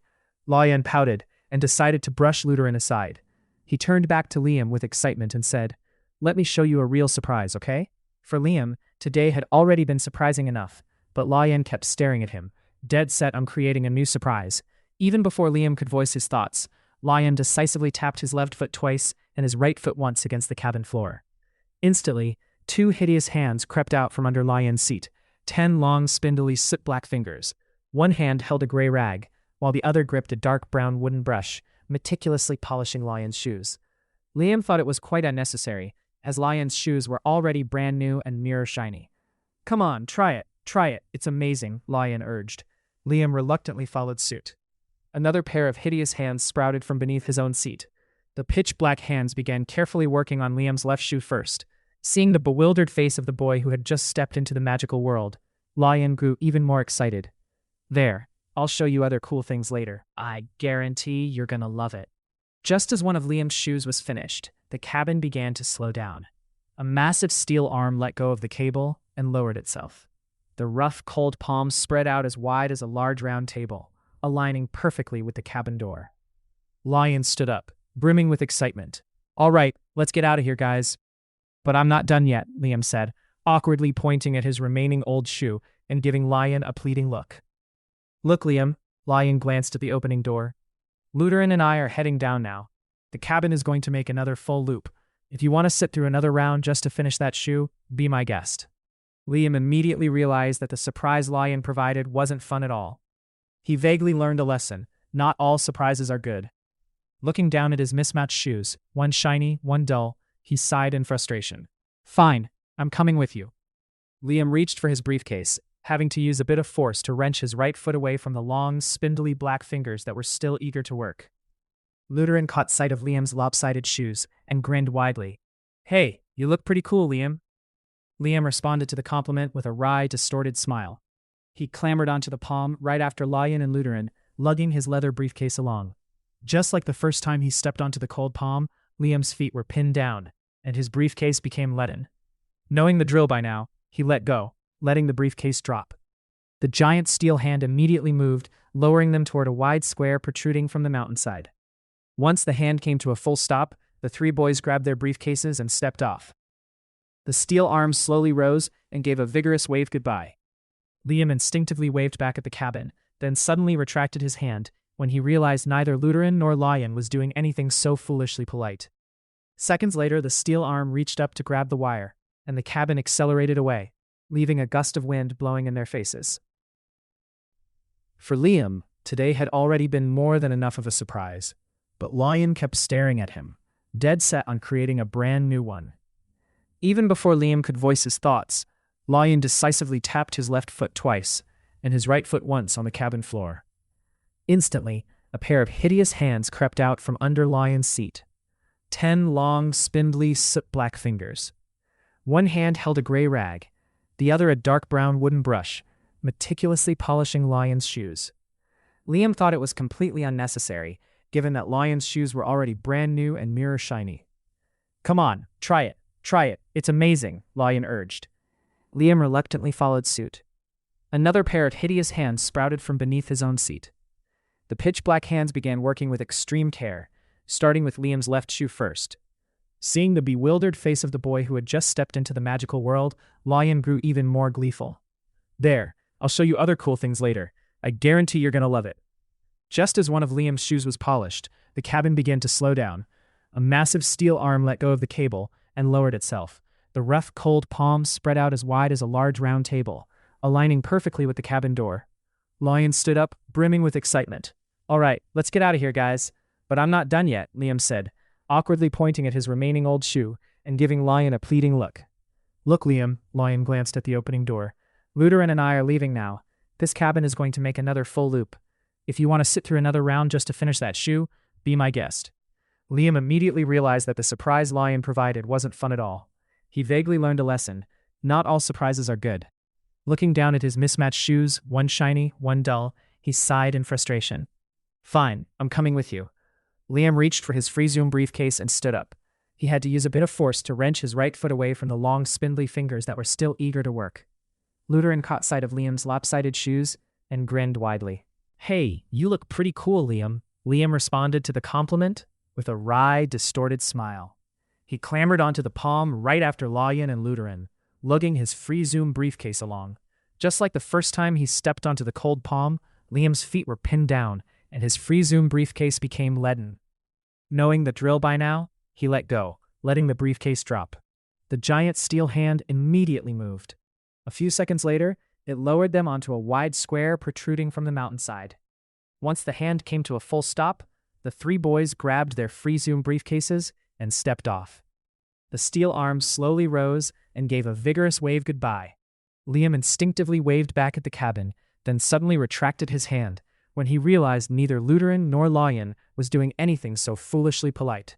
Seconds later, the steel arm reached up to grab the wire, and the cabin accelerated away, leaving a gust of wind blowing in their faces. Connected to the square was a staircase made of rough green stone. One side of the steps pressed against the mountain face, while the other dropped into a sheer abyss. Liam felt a chill run down his spine as he peered down the plunging steps. Wisps of thin white mist curled around the staircase, dancing as the light breeze toyed with them. Liam felt as though the fragile stairs were merely suspended in midair. "How long is it going to take to reach the bottom?" Lutheran groaned, letting out a heavy sigh, his face turning a shade of purple. "Let's move," Lawyen said eagerly, stepping forward. He glanced back at his two new friends who were standing there frozen. "Come on, it's only 7,693 steps." 7,693 steps? Lutheran stuck out his tongue. "Let's go, Lutheran." Liam patted the blond boy's shoulder and followed Lawyen. Lutheran took a deep breath, shuddered, and miserably hoisted his free Zoom briefcase. After a few steps, he suddenly squeezed himself between Liam and Lawyen, flashing an innocent smile when he caught Lawyen's annoyed glare. Further down the stairs, many students in colorful robes flickered through the white mist, their chatter echoing against the cold stone walls. Twilight was approaching. The dim landscape, dotted with soft pink clouds, looked magical and alluring. Yet even that couldn't stop Liam from occasionally glancing self-consciously at his mismatched shoes. One mirror shiny, the other old and worn. After they had walked a fair distance, a hostile voice barked from behind. "Out of the way, weirdos!" Before the three boys could turn around, a large, brutal hand shoved Lutheran violently toward the mountain wall without a shred of mercy. Stout and clumsy, Lutheran stumbled, accidentally pulling Lawyen and Liam down with him. They sprawled onto a rough stone landing a few meters away. A group of 5 students in green robes marched forward, their faces twisted with arrogance and pride. The leader looked down at the 3 freshmen on the landing with pure contempt. "I have no idea what Headmaster Minor was thinking, letting freaks like you into this school," he sneered. "He probably wasn't thinking at all," one of the other green robes mocked. "True," another added in a shrill voice. "If the headmaster had any sense, these weirdos wouldn't have set foot here." The group erupted into a fit of cruel laughter. With a hateful look, the leader stepped squarely on Liam's free Zoom briefcase as it blocked his path, then headed down the stairs. The others followed closely, making sure to give the poor briefcases a few more enthusiastic kicks. Not far from Liam, another group of green-robed students stood on a larger land, whispering. As soon as they saw the leader, one of them cried out, "It's Ricky! Ricky is here!" "Oh, Ricky, my friend," another said familiarly. "How's it going, Ricky?" "You look great, Ricky." "Ricky, our talented guy is finally here." A flurry of whispers followed. Every voice was different, but they all shared one thing, the name Ricky. They swarmed around him, pestering him with questions before they all strutted down the stairs, led by Ricky. Lutheran was the last of the 3 to stand up. He brushed the dust off his uniform, while Liam struggled to wipe the scuff marks off his leather briefcase. Lawyen furrowed his brow, glaring at the group Ricky was leading. "Do you guys know who he is?" he asked irritably. "Why is he so arrogant and famous at the same time?" "I know," Lutheran said immediately. "Tell me then. Hurry," Lawyen urged. Lutheran simply said, "Well, he's Ricky." "I know he's Ricky," Lawyen snapped, losing his temper. "What I need to know is who he is." "Well, Ricky is Ricky," Lutheran replied, nonchalantly shrugging his shoulders. Lawyen was about to scream at Lutheran, but Liam spoke up. "We should keep moving. I think we still have a long way to go." He picked up his briefcase and started down the stairs. Lawyen gave Lutheran a furious look and followed Liam, muttering curses under his breath. Lutheran trailed behind them. After walking only a short distance, Liam suddenly heard Lutheran let out a scream, followed by a series of heavy rapid thuds, and then Lawyen's shout. Liam spun around instantly, catching only a blurred glimpse of a purple mass and the panicked faces of his 2 new friends. Before he could even process what was happening, the mass swept him up and knocked him off his feet. The 3 freshmen became a tangled ball, rolling like a wheel down the jagged stone steps, gaining speed with every second. In a panic, Liam clawed at the mountain face lining the path, hoping to snag onto something to stop their fall. But Lutheran was too heavy, his momentum dragging both Liam and Lawyen down with him. In that critical moment, a brilliant flash of light shot from behind, pinning the 3 of them in place. Lutheran, Lawyen, and Liam lay sprawled out on the cold gray stones. While they were still dazed and struggling to recover from the dangerous tumble, a young man in gray robes appeared before them, his eyes large, dark, and shining. The newcomer leaned down, bringing his kind face close to the three freshmen, and asked in a warm voice, "Are you guys all right?" It took Liam several seconds to regain his composure. He breathed heavily, scrambled to a sitting position, and said, "I'm okay, thank you." Lawin and Lutheran could only nod in response to the young man. They sat there motionless, their faces contorted as they nursed their dull aches. Preparing to stand up in a huff, Lawin muttered, "Meeting this fat kid is nothing but bad luck." Lutheran might be a bit stout, but his ears were incredibly sharp. Even though Lawin had whispered, Lutheran heard every word of the insult and immediately shot back. "I slipped. It wasn't on purpose, and I'm hurting like crazy too, you know?" "I'm Frank, a fourth-year student," the young man introduced himself warmly. "I'm Liam." "I'm Lawin," Lawin said, looking up at Frank gloomily. "And I'm Lutheran," Lutheran added, glancing quickly at Frank before absent-mindedly looking down to retie his shoelaces. Seeing Lawin and Lutheran still sitting painfully on the steps, Frank urged, "Come on, you two, stand up. Let's keep moving. Don't keep everyone waiting." Lawin and Lutheran glared at each other before scrambled to their feet. Together with Liam, they frantically looked around for their free Zoom briefcases. The three freshmen were utterly dismayed to see their cases lying sprawled on the steps nearly 10 meters above them. Frank seemed to notice their exhaustion. He smiled faintly, drew his wand, pointed it toward the three cases, and muttered an incantation. "Hold." Instantly, a brilliant golden light shot from the tip of Frank's wand, flying rapidly toward the three briefcases. Then, Frank commanded, "Pull back." The three leather cases flew toward Frank, stopping a short distance away before slowly descending to the ground. Lawin, Lutheran, and Liam stared open-mouthed at the fourth-year student in stunned admiration. Frank calmly tucked his wand into his sleeve and asked, "Are you guys still conscious enough to tell which case is yours?" The three boys nodded almost in unison, speechless. Their once pristine, clean briefcases were now decorated with numerous jagged scratches and several small dents. Their uniforms were no longer in their original state. The smooth, shiny appearance had given way to many messy creases and countless stains from the moss on the stone steps. While the three freshmen smoothed their hair and wiped the sweat from their faces to keep it from stinging their scratches, then he said calmly, "To be safe, Lutheran and Liam, you walk ahead. Lawin and I will follow behind." "Exactly, I'm terrified of walking in front of Lutheran now," Lawin complained. "It's not like I wanted to be behind you. You were the one so eager to take the lead earlier." Lutheran shot back instantly. "All right, let's move, guys," Frank said. Holding his leather case in one hand and his satchel in the other, he stepped aside to make way for Lutheran and Liam. Lutheran gave Lawin a dirty look. Then he and Liam grabbed their Freezim briefcases and began the descent down the seemingly endless stone staircase. That recent tumble had caused the joints and muscles in their bodies to go into a full-blown protest with every single step. Their cases now felt heavier than usual. It was as if someone had secretly stuffed a pile of rocks inside, while they were playing that dangerous game of rolling down the stairs. Lutheran and Liam winced as they took slow, agonizing steps. Lawin didn't seem to be doing any better.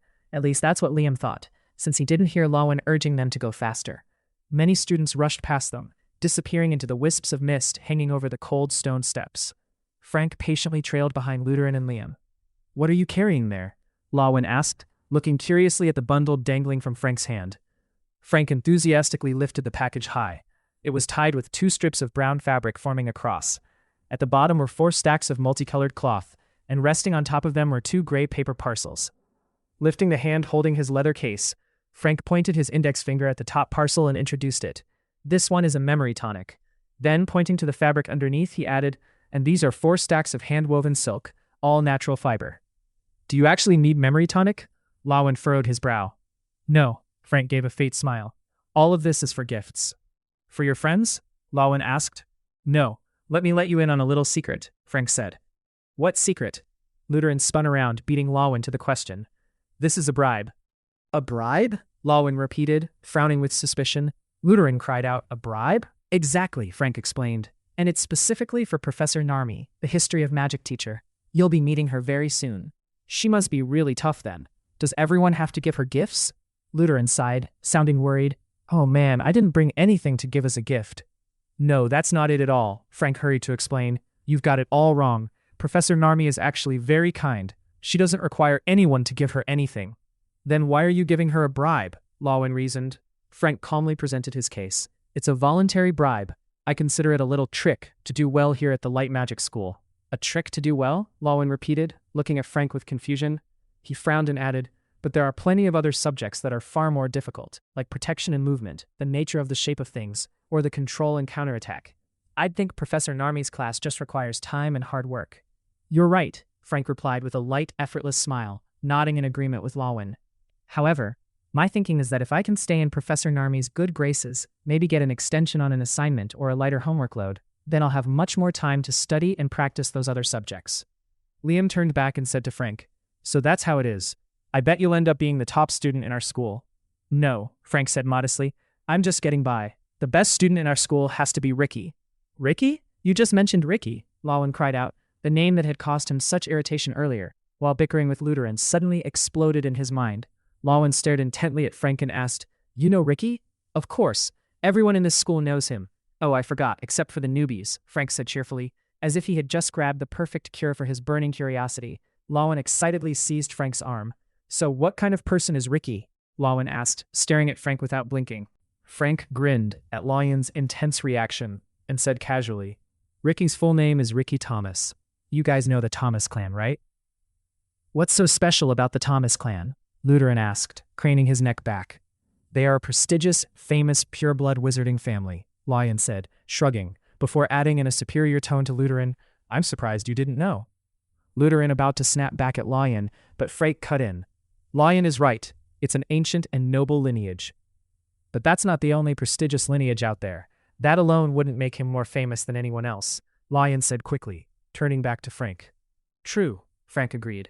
Unless, of course, he also has a famous father. Just how famous is his father? Lutheran turned around once more, quickly beating Lawin to the question.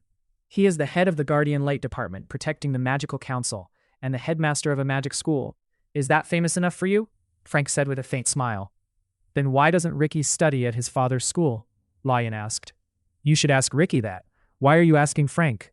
Lutheran cut into the conversation between Lawin and Frank.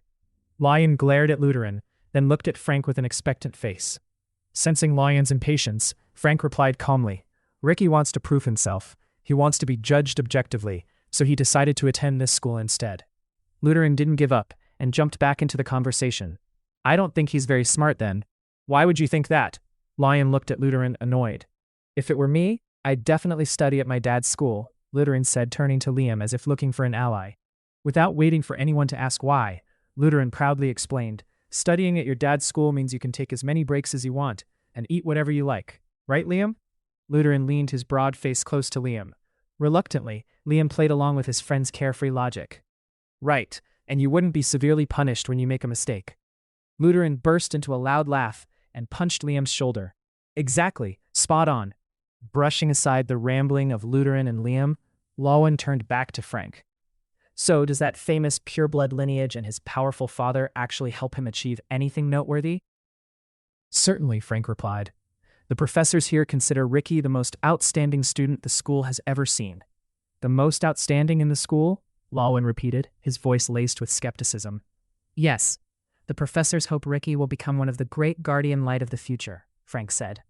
To do that, he'd have to pass the entrance exam for the Guardian Light Descendants class first, wouldn't he? Lawin furrowed his brow.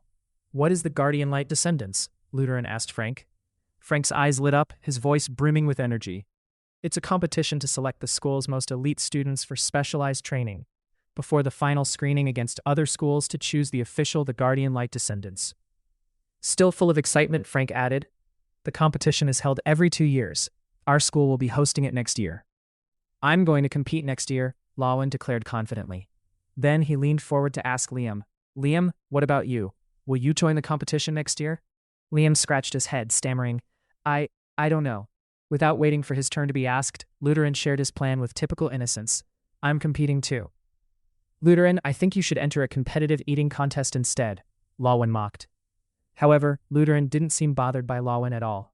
On the contrary, he rubbed his stomach and said in a booming voice, If there really were an eating contest, I bet I'd take first place.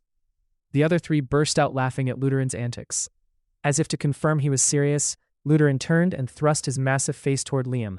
You believe I'd come in first, right? I believe you. Liam barely managed to answer without choking on his laughter. Usually, second-year students don't register for the Guardian Light Descendants, Frank noted. Why is that, Frank? Lawin asked. They lack the capability to compete with the upperclassmen. Then I'll be an Auror Descendant in my 4th year, Lawin declared grandly, even though he hadn't officially attended a single class at the Light Magic School yet. When the 4 of them reached the foot of the stone stairs, a vast river stretched out before them. Frank stood in a restless silence, staring up at the long, empty, and seemingly endless staircase for a moment, his face flickering with a hint of sadness.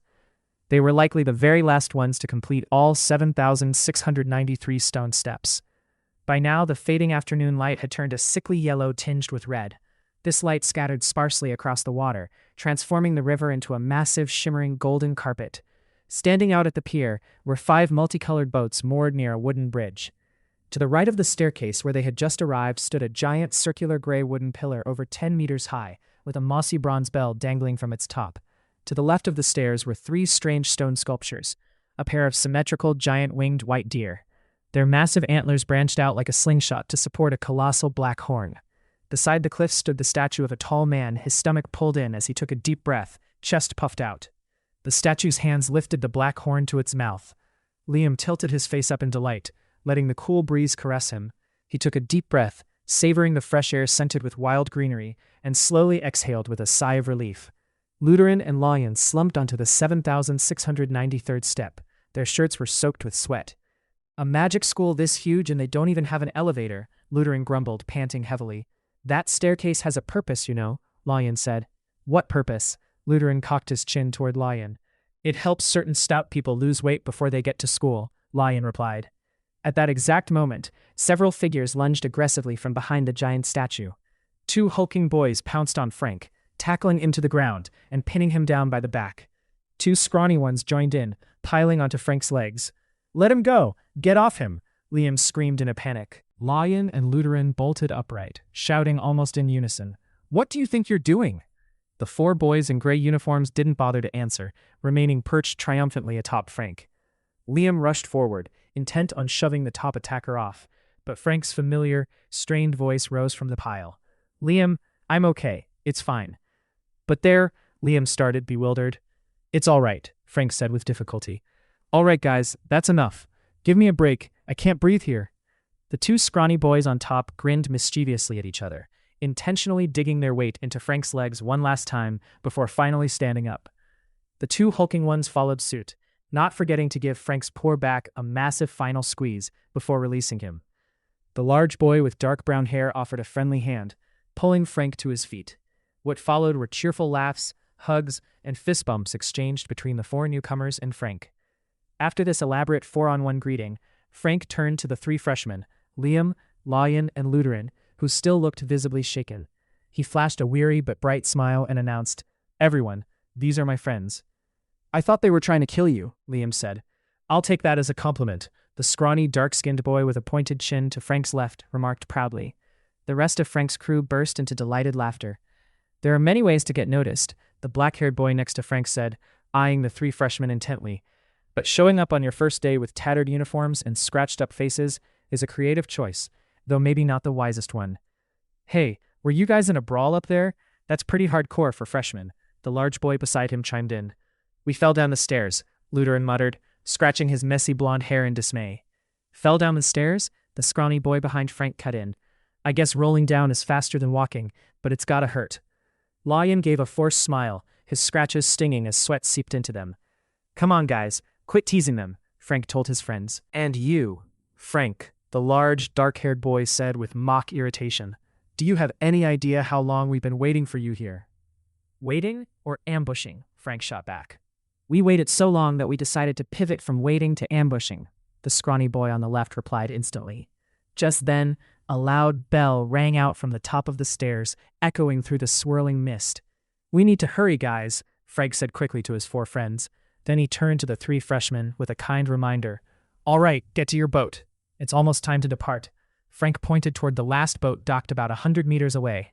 That purple one, the same color as your uniforms. Got it, thanks, Frank, Lawin said confidently. The 5 fourth-year students waved enthusiastically to the 3 freshmen before turning and heading quickly toward the riverbank. Frank's group crossed a path of alternating black and white pebbles that stretched from the foot of the stone stairs to the edge of the wooden bridge. They shoved each other playfully as they ran across the bridge leading to the boats. Lawin let out a long, weary sigh, pulling a gray handkerchief from his pocket to carefully wipe away the sweat. Luderin did the same, albeit clumsily, using his shirt sleeve. Liam looked down at his mismatched shoes in dismay. For a few seconds, he tried to force them out of his mind, focusing instead on tidying up his disheveled appearance as best as he could. A second bell rang out, sounding louder than the first, echoing from somewhere midway up the stone staircase. "Hurry up, the third bell is about to ring," Lawin said, hoisting his free zoom briefcase and heading toward the pier, followed by Luderin, with Liam bringing up the rear. The pebble path crunched loudly under the boys' hurried footsteps. They took longer, faster strides as they stepped onto the wooden bridge. Reaching a fork on the bridge, Lawin led the group to the right, opposite the direction of Frank's boat. They passed two massive red and green boats before coming to a halt in front of a purple wooden vessel as large as a two-story house. Someone had spent a great deal of time meticulously arranging small wooden planks to shape the bow into a giant bird of paradise. The bird's eyes looked sharp, and the long crest on its head reclined backward as if it were gliding swiftly through the wind. The stern was equally impressive, with intricately carved wooden pieces assembled in a calculated order to resemble a stylish fishtail. A circular plank at the stern curved upward, and at its tip hung an unusually large black hurricane lamp. Following Lawin and Luderin, Liam climbed the purple steel ladder near the bow. As they ascended a few steps, the bell dangling from the massive wooden pillar near the 7,693rd stone step began to ring out in a jubilant, rhythmic chime. The moment Liam, the last of them, set foot on the purple deck, the echoing bell finally fell silent. A sudden heavy stillness took hold. Standing before the three disheveled boys, their faces smudged and marked with stinging scratches, were dozens of students in pristine, neatly pressed purple uniforms, their faces bright with pride. Clearly, the trio had attracted far more attention than they had ever desired. Myriad eyes scanned them with curiosity, while others flashed with mockery and contempt. Whispers began to ripple through the air, mingled with snickering and a few outright rude laughs. Look at them. 3 messy idiots. Check out that last one's shoes. What a bunch of freaks." Liam wished the third bell had lasted just a few minutes longer. Now the warning from Frank's friends about their unwise appearance truly began to sink in. Lawin's face flushed a deep red, but he struggled to maintain his composure, walking as steadily as possible down the center aisle. Luderin and Liam clung close behind him. Lawin scanned the area frantically, desperate to find an empty seat to duck into and disappear. The journey to school with 2 complete strangers and the tumble down those stone stairs were things he had never prepared for. Lawin had wanted a normal, surprise-free start like any other student. He felt it was utterly unfair to show up on this boat, looking like a fool. Deep down, he wanted to distance himself from the 2 messy boys behind him as soon as possible. After a quick survey of the deck, he was hit with a wave of frustration so intense it nearly drove him mad. Ironically, there wasn't a single isolated seat left. Fate, it seemed, had decreed that he and the 2 behind him were stuck together. Only 1 row of 3 seats remained at the very back of the aisle. The 3 freshmen walked in silence through the piercing glares, the harsh whispers, and the mocking laughter, toward the last bench that seemed specifically reserved for them. Lawin took the seat on the far left, Luderin on the far right. The middle spot fell to Liam by default. Liam became an involuntary buffer, ensuring Lawin and Luderin wouldn't have to look at each other. After neatly tucking their free zoom briefcases under their seats, Lawin and Luderin stared blankly at the vast river, looking utterly dejected. Liam, on the contrary, remained full of curiosity, taking in everything new around him. Their awkward entrance hadn't affected him much. He was far too used to appearing like a strange creature before a crowd of strangers. As the whispering began to fade, a young man in a yellow uniform appeared at the bow.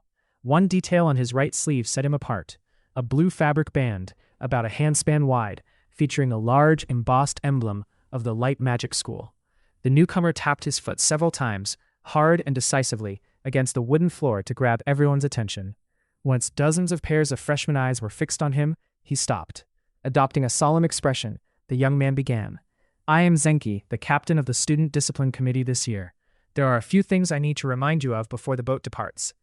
Zenki scanned the crowd and continued. "No horsing around while the boat is in motion. Keep movement to a minimum, unless absolutely necessary." "What if I need to use the bathroom?" A hulking freshman in the front row rudely interrupted. "I can't exactly hold it in until we get to school," a girl in the second row added timidly. That is actually the most important reason I'm standing here." A few giggles rippled through the crowd. Zenki said calmly, "Pay attention. Up here, there are 3 wooden pedals, 2 red and 1 blue." A few students in the back rows scrambled to their feet to get a better look. Those 3 pedals were set into the floor at the bow, next to a large drum positioned right at the head of the bird of paradise. "Tap the 2 red pedals and the blue one," Zenki continued, "and the gates of paradise will open for you to settle your business." Zenki then stepped on the 3 wooden pedals. Clicking sounds began to echo as the purple wooden planks in the middle of the aisle started to shift, retracting to reveal a modest staircase leading down into the belly of the boat.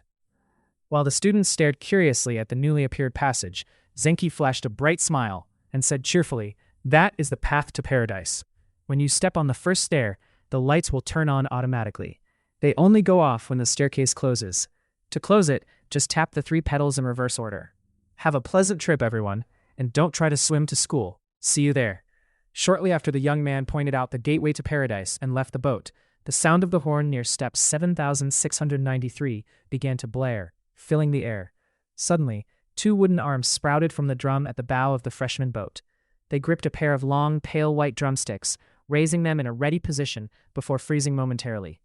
Rhythmic drum beats from the other 4 boats joined the horn's call one by one. Finally, it was time for the wooden arms on the purple boat to start drumming. These professional drummers played with such precise rhythmic beats that the sound became thunderous, igniting a fierce and fiery spirit. A few freshmen jumped at the sudden rustling sound beneath their feet. Dozens of wooden oars began to stir and protrude from within the hull. The gray, blue, red, and yellow boats departed one by one, forming a single file. The purple boat carrying the freshmen was the last to leave the pier. Once it had been underway for a while, the horn faded into silence, followed seconds later by the last of the drum beats. The wooden arms retracted, coiling around the drum once more. Countless small ripples gently lapped against the hull. The river seemed delighted to have regained its natural tranquility. A cool breeze caressed the water, leaving the students feeling relaxed and exhilarated. The crystal-clear water revealed schools of hybrid fish, half white, half black, sometimes hiding, sometimes darting among the dark green seaweed. 2 barren ancient forests stretched along the riverbanks, seemingly endless. Many strange large apes, with white heads and gray bodies, swung through the massive trees. They moved frantically from branch to branch, howling loudly as if trying to chase the boats. A few hyperactive apes slammed against the large trees near the bank, as if trying to shake every green leaf to the ground. Nearby, hundreds of red bats, irritated by the howling, took to the sky. They gathered into swarms, forming bizarre shapes in the air, now an arrow, now a whirlwind, now a serpent. These massive silhouettes moved with vivid fluidity. Gradually, the apes fell silent and disappeared behind the thick canopy. The red bats circled proudly over the water in a sine wave pattern before vanishing into the distant forest. It took nearly an hour for the 5 boats to reach the edge of the ancient forest. In the distance, the castle, with its deep blue roof tiles and grayish-white walls, gradually came into view, growing larger and sharper by the second. After a while, the 5 boats began to slow down, eventually docking at a spacious pier. Once the vessels came to a full stop, a stair at the bow extended automatically, connecting the boat to a path near the water's edge. This path, made of brown stone slabs mottled with moss, led from the pier to a colossal stone gateway. Standing right beside that massive gateway was a man with pale blonde hair, neatly trimmed and styled with meticulous care. His symmetrical face exuded a strange, high-end elegance. He kept his hands clasped behind his back and his head held high. Though he tried to hide it, a distinct smugness was written all over his face. The stone gate itself was a different story altogether, proudly displaying its raw and imposing form. Standing over 3 meters high, the rectangular gateway was composed of 3 monolithic slabs, 2 vertical and 1 horizontal. Parallel grooves ran along the stones, with sharp, strange characters arranged in a cryptic pattern between them. From each of the vertical slabs on either side, a gray stone arm sprouted. The man by the gate raised his wand to his throat, and his voice projected with an unnaturally loud, "All students from 2nd to 5th year enter the gate. Remember to shake the stone hands at the entrance. Freshmen, stay on the boat and wait for my instructions." The students began to scramble ashore, with the exception of the freshmen. The 4th and 5th year students moved quite calmly, while the 2nd years were buzzing with excitement, desperate to set foot on solid ground as soon as possible. Curiously, not a single soul had left the third-year boat yet. They seemed to be waiting for something. A moment later, Ricky slowly emerged from the boat with his briefcase, followed by his group of friends. As soon as Ricky stepped onto the stone path near the bank, he glanced at the second-years who were about to cross. Instantly, the students at the head of the second-year line stopped in a panic. "Why are we stopping?" An angry voice from a second-year boy at the very back shouted. "Don't be so slow," another second-year grumbled. "Ricky is coming." A boy at the front turned around, whispering anxiously to the frustrated students behind him. At that, the entire crowd of second-years fell deathly silent. No one dared to move a single inch. Ricky flashed a smug smile, looking proudly at the frozen students before leisurely strolling up the stone path. Following Ricky were more than a dozen friends from his crew, all well-dressed, tall, and brimming with pride. Only after every single one of Ricky's friends had cleared the stone path did the second-year students finally dare to move forward. Upon reaching the stone gateway, students took turns shaking one of the two hands sprouting from either side of the gate, before passing through under the cold, distant gaze of the man standing beside it. He remained indifferent to almost everyone, except for Ricky. To him, the man offered a warm handshake, chatted for a few moments, and patted his shoulder several times, before finally, and almost reluctantly, letting Ricky pass. The freshmen, by now extremely restless, began hoisting their bags to head for the ramp. Immediately, the man by the gate spoke in a stern tone. "Freshmen, stay in your seats and wait for my command." Dejectedly, they shuffled back to their places. Only when the very last second-year student had cleared the pier did the freshmen finally hear the long-awaited order. "New students, you may disembark." The students in purple uniforms immediately gathered their luggage and swarmed ashore. Liam was the last to set foot on the stone path. He glanced at the long line forming ahead of him before his eyes drifted toward the river. The water was incredibly calm now, though shrouded in a dense, heavy mist. Feeling a chill, Liam rubbed his hands for warmth and was surprised to see the 5 boats begin to move. The eyes of the bird of paradise at the bow flickered to life, and the lamp at the stern did the same. The 5 vessels moved in a single-file arc to turn around, then quietly glided toward a different branch of the river. Liam watched the massive boats until only a few flickering glows remained in the thick fog. It was clear the boats weren't returning to their starting point. Liam wondered how these constructs of steel and wood knew exactly what to do and where to go. Perhaps they were even more intelligent than the robots he knew. The other students, unlike Liam, paid no mind to the departing vessels. They couldn't care less where the boats were headed. Their only concern now was the stone gateway. Layan and Luteran were no exception. Liam's 2 friends stared intently toward the gate, their faces etched with tension. "Luteran, do you know that man standing near the gate?" Liam asked as they moved with the crowd of freshmen toward the bizarre gateway. "No clue," Luteran replied, shaking his head. "I do," Layan said excitedly to Liam. "Oh yeah? Who is he then?" Luteran looked at Layan defiantly. "That is Professor Polar. He's the vice principal of this school and the teacher for the control and counterattack," Layan announced with a proud smirk. "How do you know that?" Liam turned to Layan. "I told you already. I did my homework before coming here." Layan chuckled, his nose practically flaring with pride. "Nothing to be so proud of," Luteran shrugged. "Liam and I didn't prepare, but now we know anyway." As Layan glared huffily at Luteran, Liam quickly cut in. "I think being prepared is a good thing. So, do you know why we have to shake hands with the stone gate?" "I know exactly why," Layan answered curtly. "Why then?" Luteran raised an eyebrow. Layan shot Luteran a look that could kill, a clear reminder that he hadn't been invited into the conversation. Then, turning back to Liam, he explained calmly, "Shaking the stone hand is to verify a student's identity before passing through the gate. It prevents anyone from infiltrating the school under a false identity."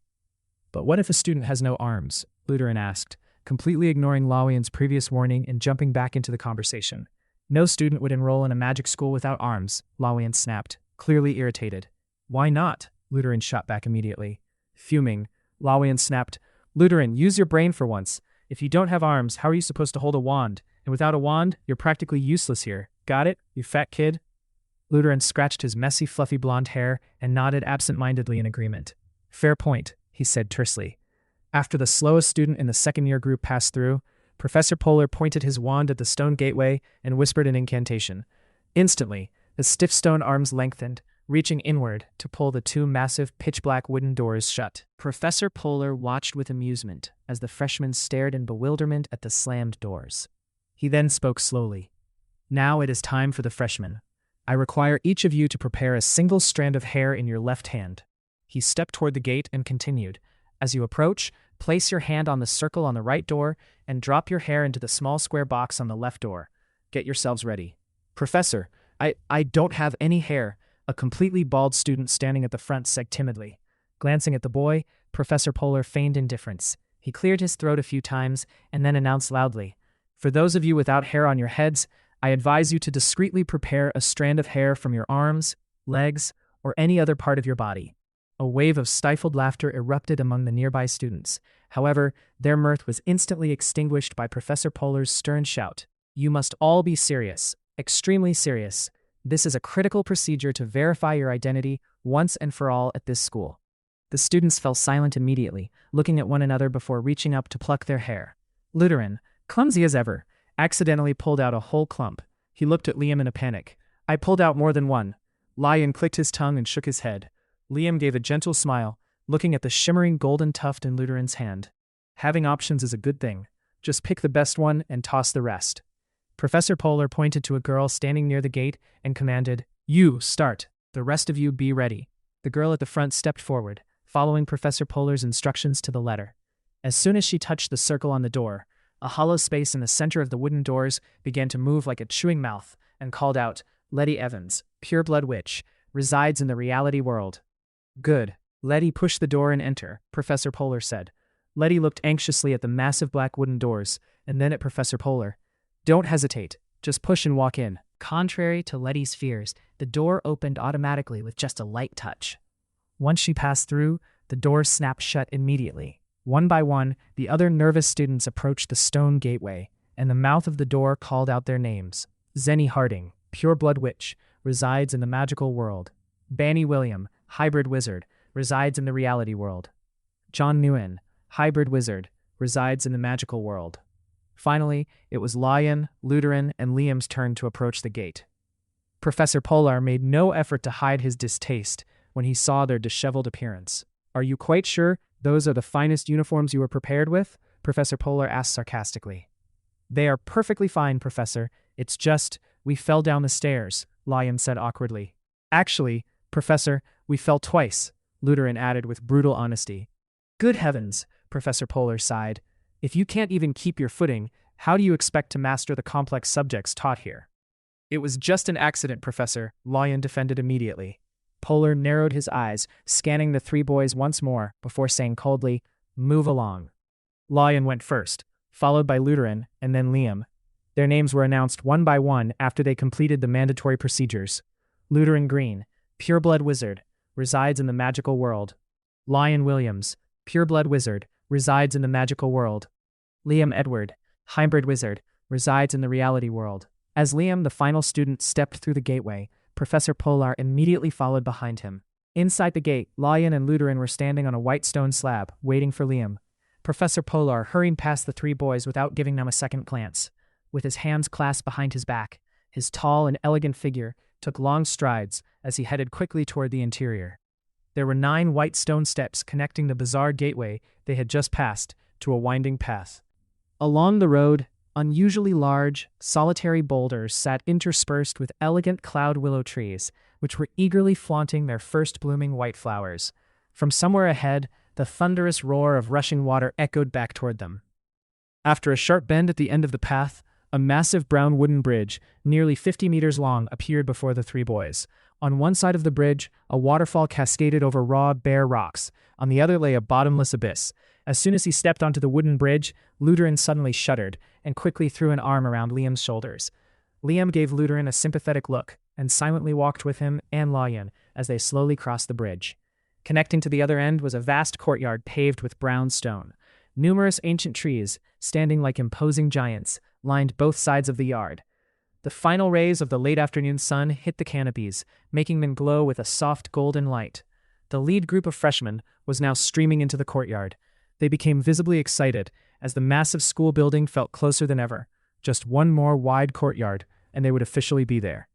"Liam, you have 2 bodies, don't you?" Lion asked, raising an eyebrow as the 3 of them finished crossing the bridge. "That's right," Liam replied. "Is it different for you?" "Definitely," Lion said. "Luteran and I only have 1 body each." "I don't understand why I would even need 2 bodies," Liam wondered aloud. "You really don't know?" Luteran turned to ask Liam. "I don't," Liam said to Luteran. Do you know why? Lutheran replied nonchalantly. If you don't even understand your own problem, how am I supposed to know? I know the reason, Layan interjected. Both Liam and Lutheran stared intently at Layan. The people at the Magical Council specialize in researching rules and regulations, Layan said confidently. They only established this rule 10 years ago. They believe that by doing this, the secret of the magical world's existence will be kept much more secure. So, will I have 2 bodies forever? Liam asked, looking directly at Layan. You will only have one single body after you leave the magic school, Lawin explained. After I leave the school? Liam repeated. Exactly, Lawin said. Liam, once you complete the course or during summer break, you'll only have one body. I think those guys at the Magical Council did some pretty half-baked research, Lutheran chimed in. If Liam uses magic during summer break, then all the secrets they're trying so hard to protect won't mean a thing anymore. They don't do anything without reason. It's your thinking that's unreasonable, Lawin said, shot Lutheran an annoyed glare. Everything follows a clear set of rules. When Liam goes on summer break, he returns to the reality world. At that moment, he won't remember a single thing about the wizarding world, and only his body in the reality world will remain. Lawin took a deep breath before adding, this ensures that young wizards can't use magic in the real world. Remembering nothing? Lutheran pouted, his face looking like it was about to puff up. Lawin, explain this to me. If you go to school but don't remember anything, then what's the point of learning? Lawin replied crossly, when Liam starts a new school year, his body in the wizarding world will remember everything again. And what happens after he completes the entire course, when Liam only has one body left? Lutheran asked. Lawin's voice grew slightly irritable. At that point, the Ministry of Magic will cast a spell so that Liam has only one single body. He won't be able to split into 2 anymore. That body will remember everything from both the magical world and the reality world. Of course, Liam will be strictly managed by the Ministry. If he chooses, he can take on a job in the reality world assigned by them. You seem to know a lot, Lawin, Lutheran said suspiciously. So what if a reality witch uses magic recklessly in the reality world after finishing their studies? Don't worry, Lawin said. If a reality witch violates the law, the Ministry will track them down and handle it. Handle what exactly? Lutheran asked immediately. Punish the witch, of course, and clean up all magical traces in the reality world, Lawin stated. Clean up how? Lutheran pressed. Erase the memories of the non-magical people, Lawin said, scowling at Lutheran. Erase all their memories? How are they supposed to live then? Lutheran shot back instantly. Who said anything about erasing all their memories? Lawin snapped, losing his patience. Only a portion of them. Which portion? Lutheran asked rapidly, giving Lawin no room to breathe. Lawin inhaled sharply and shouted angrily, the portion of memories related to witnessing magic. Got it, you fat kid? I don't need to get it, Lutheran said calmly. I live in the magical world, just like you. Lawin's face flushed as he glared at Lutheran. His anger was completely justified. Lutheran had interrogated him with a mountain of questions, only to act as if they had nothing to do with him. Taking a deep breath, Lawin snapped, then why did you even ask? Just asking for Liam, Lutheran replied curtly, giving Liam a pat on the shoulder.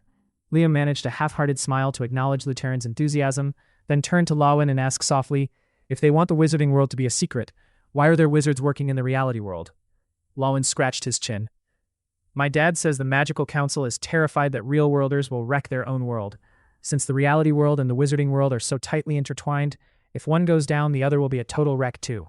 And those real-worlders have actually tried to start something a few times, when they got worked up. So we need wizards in the real world. Lots of them. Reality witches intervene secretly on the Council's orders at just the right moment to make sure the world doesn't go to pieces. Or they're there to fight the Reconstruction Wizards, Lutheran cut in. That group has some bizarre ambitions. They want to kick out all the normals. They want the wizarding world out in the open, so they can rule the planet as overlords. You know about them too? Lawin asked, surprised. My family runs a bakery, Lutheran laughed. Idle wizards come by every day. They talk about the Reconstruction Wizards and all sorts of things constantly. Actually real? Liam asked in a low voice. Of course they are, Lawin said, giving Liam a reproachful look, as if not knowing about them was an unforgivable sin. He raised his voice. The Council fought them for a long time. Then the war. Liam's face grew tense. Lawin grinned and interrupted. Don't worry, the battle is over. My dad told me it ended nearly 20 years ago. The leader of the Reconstruction Wizards was destroyed. The few remaining members are being hunted down everywhere. By now, the 3 freshmen were entering the center of the courtyard. It was almost completely dark, and a few lamps cast a soft yellow glow around the area. Lutheran raised a pudgy arm and pointed to a massive stone statue floating in the middle of the yard. It was a meticulously carved man standing in a majestic pose, his wand pointing forward. Look, Liam, see that statue? Lutheran asked. Liam nodded, staring up at the grand figure. In the fading light, The statue looked so lifelike it felt as if it were a real person, just much larger than normal. That's Professor Tukey, a symbol of guardian light strength, Lutheran said. He used to be the headmaster of this school. Is he still alive? Liam asked. Lion answered before Lutheran could. Nobody carves statues for the living, Liam. He and 2 other top guardian light died in the final battle against the Reconstruction Wizard Lord. That Lord also bit the dust in that fight, a battle people still call the 3-for-1 match. Suddenly, Lutheran excitedly patted Liam's shoulder. Look at the wand in the statue's hand. It's an incredibly precious wand, but sadly it disappeared after that final battle. How do you know that? Lion asked, frowning. Lutheran stopped, striking a dignified and confident pose. Wizards at my family's shop gossip about it all the time. People are hunting for it everywhere. I'll let you 2 in on a secret. Whoever finds that lost wand will definitely be filthy rich. A wand that brings wealth? Liam asked, surprised. Exactly, Lutheran said. The Ministry and Headmaster Minor are willing to pay a massive price for it. With a dreamy look, he added, if I found it, I'd sell it and open a huge bakery for my mom. Your head is just full of cake, isn't it? Lion mocked. You're wrong, Lutheran shot back immediately. My head is for thinking. My stomach is where the cake goes. Lion looked at Liam, and they both burst out laughing. Lutheran turned to Liam and muttered, I'm right, though. Right, Liam said, struggling to hold back his laughter. I admit, you're absolutely right. By the time Lion, Lutheran, and Liam set foot on the hallway steps outside the Great Hall, night had fully claimed the school grounds. The crowd of freshmen continued into the western corridor leading to the Great Hall, where bright lamps cast a pale brown light that gave the atmosphere a cozy warmth. Standing near the end of the corridor was Professor Polar, waiting for the new students. Beside him stood 5 bizarre musicians. They wore fedoras, had tiny ears, and unusually long fingers. Their fashion was utterly peculiar, consisting of brown and blue leather outfits embroidered with intricate, stylish details. The ones playing the drums and bagpipes were quite stout, while the accordion and acoustic guitar players were thin as rails. Only the violinist had a somewhat balanced build. None of the musicians had legs.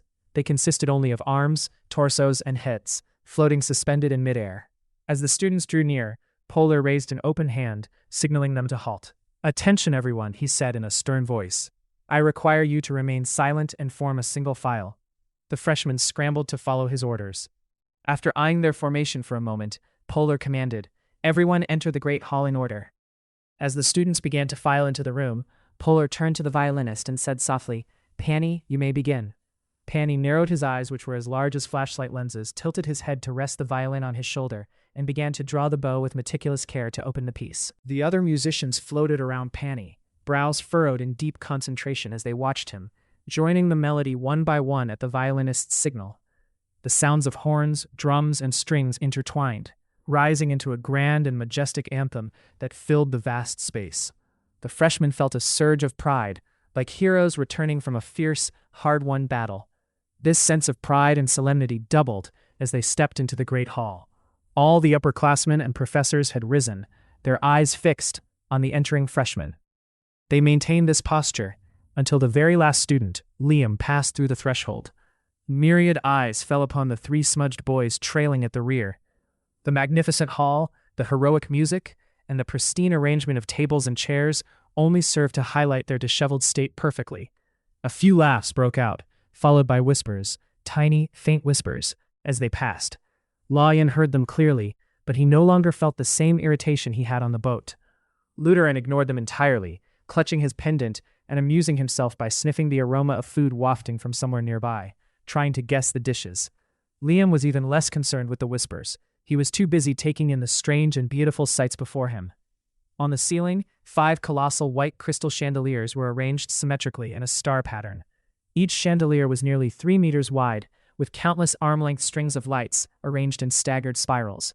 On the floor, vibrant carpets were skillfully laid along the aisles, their embroidered patterns so vivid they seemed alive.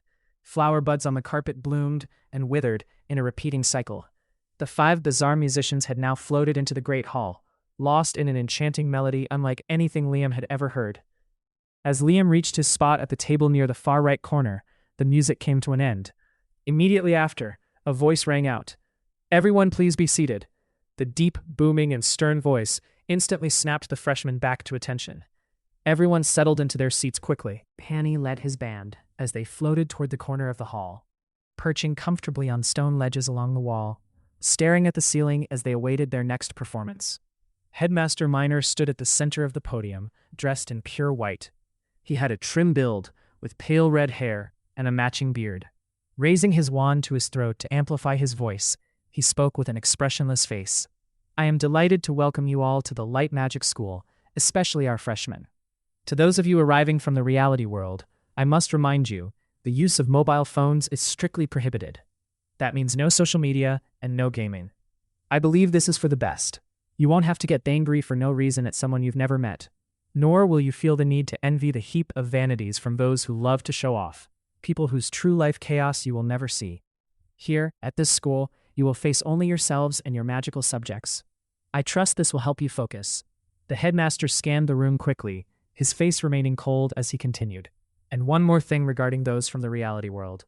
You may only use the hybrid butterfly to send letters to your families. Remember, only the hybrid butterfly can carry mail back to the reality world. Unlike other students from the magical world who can use owls, pigeons, or parrots. If your parents or guardians accidentally bought you a creature other than the hybrid butterfly, you must hand it over to the school's storage vault. The school will assist you in sending a letter to your family or guardian to request a proper hybrid butterfly. He paused for a short breath before addressing everyone. Now, a message for all students. I hope you will all master the magical rules by the end of your course. I urge you not to display foolish heroics during your time here, as it will only endanger yourselves and others. The school encourages you to be inquisitive and diligent, so that in the future, some of you may represent us by joining the prestigious Guardian Light, or working for the Magical Council. Or at the very least, gain enough knowledge to benefit this world. Let me reiterate one of our most important rules. The use of magic outside of class that could harm others or yourselves is strictly forbidden, except, of course, during extra practice sessions with school approval and supervision. Now, I invite everyone to begin dinner. A short time into the lively melody, a flock of green-feathered eagles suddenly soared through the main doors in a single file, before branching out to glide majestically over the rows of students and teachers. These eagles carried baskets of napkins, distributing them to every seat with a precision that ensured no one was overlooked. Once the napkins were in place, they zipped back outside, returning moments later with sets of knives and forks. Meanwhile, 6 massive lemon-yellow wooden trolleys trundled into the Great Hall, moving autonomously across the floor. Each trolley featured a pair of wooden arms sprouting from its sides, adorned with pristine white gloves. These supple, skillful wooden arms retrieved plates of food and glassware from the trolley's interior, placing them perfectly at each setting. Above, hundreds of white candles set upon glass saucers appeared on the ceiling. They floated and aligned themselves into impeccable horizontal and vertical rows. The candles in each row moved in unison, rising and falling to create shimmering waves of light. Bored of mimicking the tide, they started a new display, clustering together and then expanding outward, like a giant flower in full bloom. Once the spoons and plates were set, the eagles returned with large, multicolored pitchers, pouring water into the glasses all along the tables. Steam rose from the piping hot dishes, filling the entire hall with a mouth-watering aroma. The first-year students were absolutely spellbound by the grandeur of the surroundings and the feast before them. Luteran, however, couldn't care less about the scenery. His eyes were locked onto the food. Taking a deep breath, he smugly praised his own sense of smell. He had correctly guessed more than half of the menu back at the entrance of the Great Hall. Luteran polished off his serving in record time.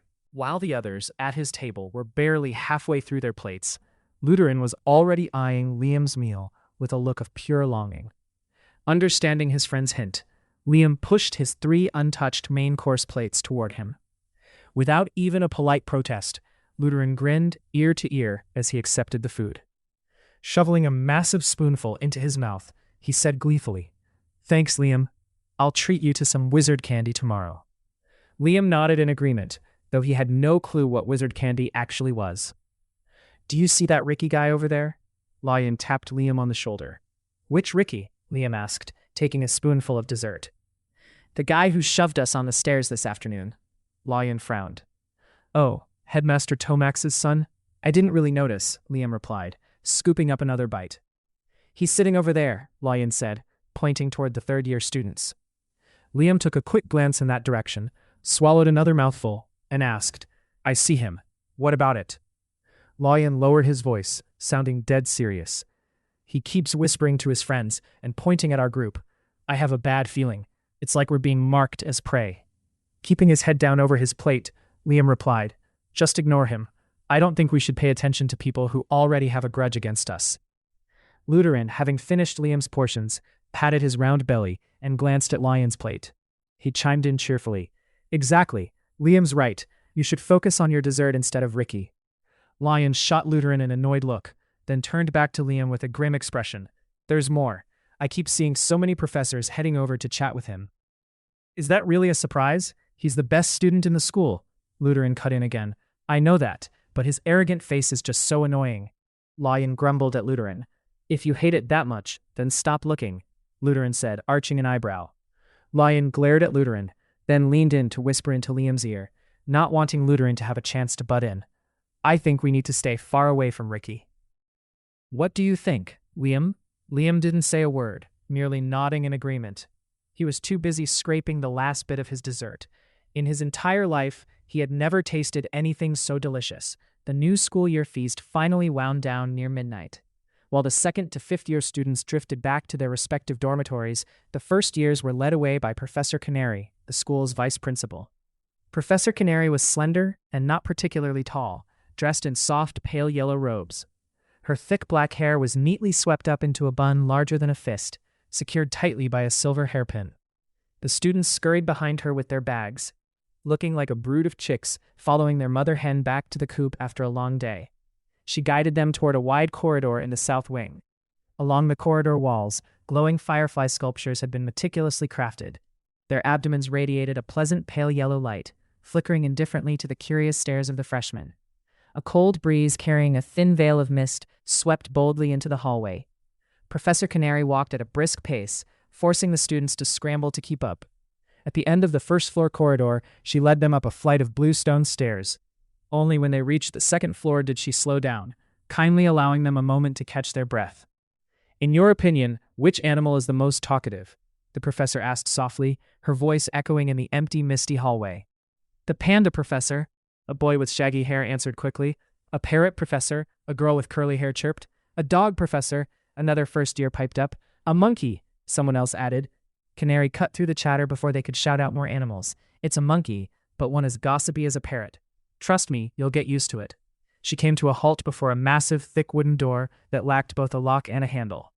Beside the door stood a lifelike white stone statue of a monkey.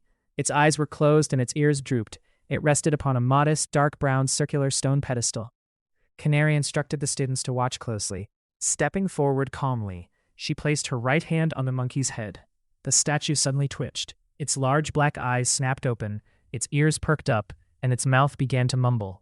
Name? Give me a name. Evelyn Canary, the professor announced clearly. The monkey statue jumped for joy, then clasped its hands behind its back and paced in a circle around its pedestal, as if performing a silent calculation. Less than 2 seconds later, it stopped and cheered happily. Open the door. Immediately, the heavy wooden door creaked open. The professor flashed a friendly smile at the students and stepped inside quickly, and the door slammed shut behind her. Outside, the monkey returned to its original position, turning back into a still stone statue in exactly 3 seconds. The students looked at one another in confusion, until suddenly, the door eased open again. Professor Canary stepped back out, and a collective sigh of relief swept through the group. All boys follow my lead. Go inside and settle into your beds, Professor Canary commanded. Professor, which hand should we use to touch the monkey's head? A boy in the front row asked. Either hand will do, she replied. 1 bed per student. She then turned to the girls and said softly, Girls, follow me. With that, she hurried toward the far end of the corridor, the girls huddling together as they ran after her. The boys nervously stepped toward the stone monkey statue, placing their hands upon its head to gain entry into the dormitory. Lawian, Lutheran, and Liam were the last 3 in the group. Lutheran eagerly stepped up to the statue first. The moment he put his hand on its head, he flinched as the stone monkey suddenly sprang to life. In his nervousness, he misspoke.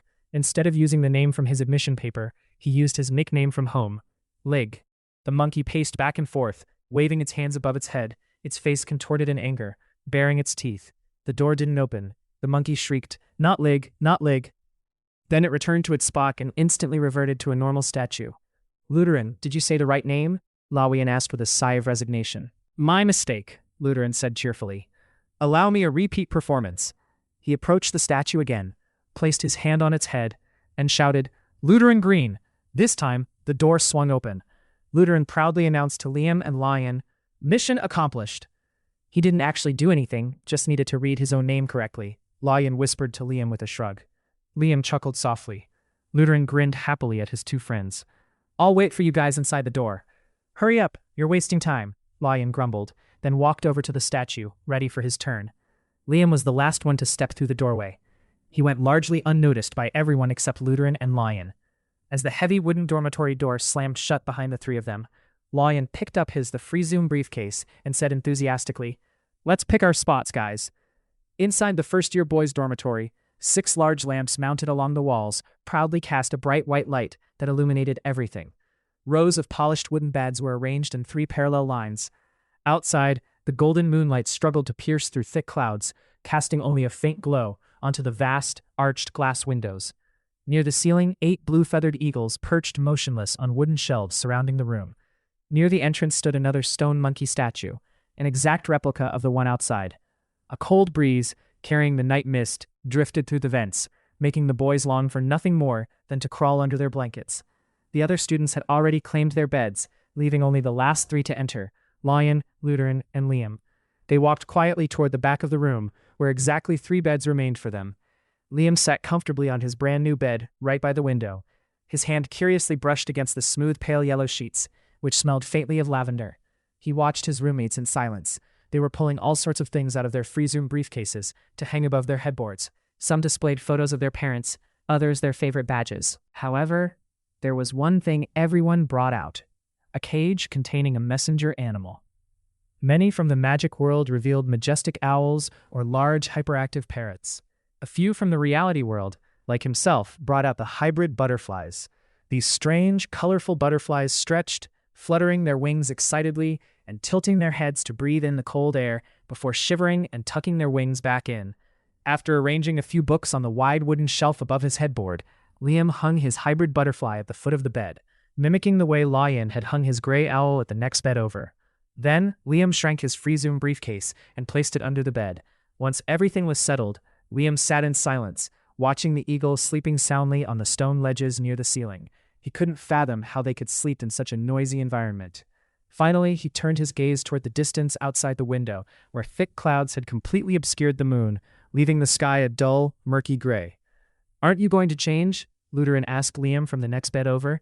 He then turned away, pointing his wand at the pajamas laid out on his bed. Mumbling an incantation, he watched as the clean clothes wrapped themselves around him.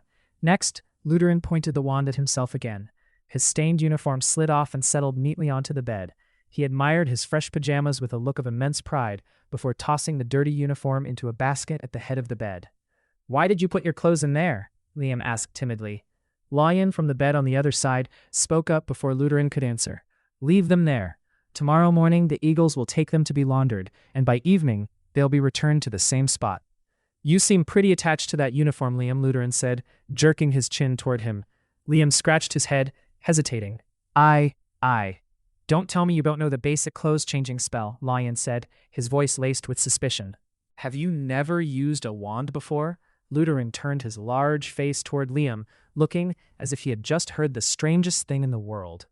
"I don't know any spells at all," Liam replied, staring gloomily at the floor. Lion arched an eyebrow, raising his voice. "Liam, don't tell me today was also your very first time stepping into the wizarding world." "Yeah," Liam muttered. He looked up and asked in a low voice, "Is using a wand difficult?" Lutheran burst into laughter. Liam, are you serious?" "Unbelievable," Lion remarked, throwing up his hands in a gesture of surrender, while looking at Liam. Liam fell silent. Noticing his crestfallen expression, Lutheran said in a gentler tone, "It took me half a year to master the clothes-changing spell." "It only took me 3 months, Lion said proudly. "Listen, Liam, your parents should have taken the time to bring you into the wizarding world sooner. There are many here just like you, but they visit often, so using a wand is nothing new to them." Liam remained quiet to avoid becoming a source of further amusement. He silently grabbed his pajamas and trudged along the pale gray wall by his bed. Turning right, he took a few more steps, until he stood before a cold, imposing door. Above it hung a rectangular gray nameplate that read, "Changing Room and Lavatory." Standing in the vast, empty changing room, Liam was alone with nothing but his own shadow. Looking at the uniform he was wearing and the pajamas in his hands, he felt an overwhelming sense of loneliness and felt like a complete stranger in this world. By the time Liam returned to the room, Lutheran was fast asleep, his hands tightly clutching the pendant around his neck. Liam sensed that the necklace was a treasure Lutheran couldn't be without. Lutheran's manners were bad when eating, and his sleeping habits were no better.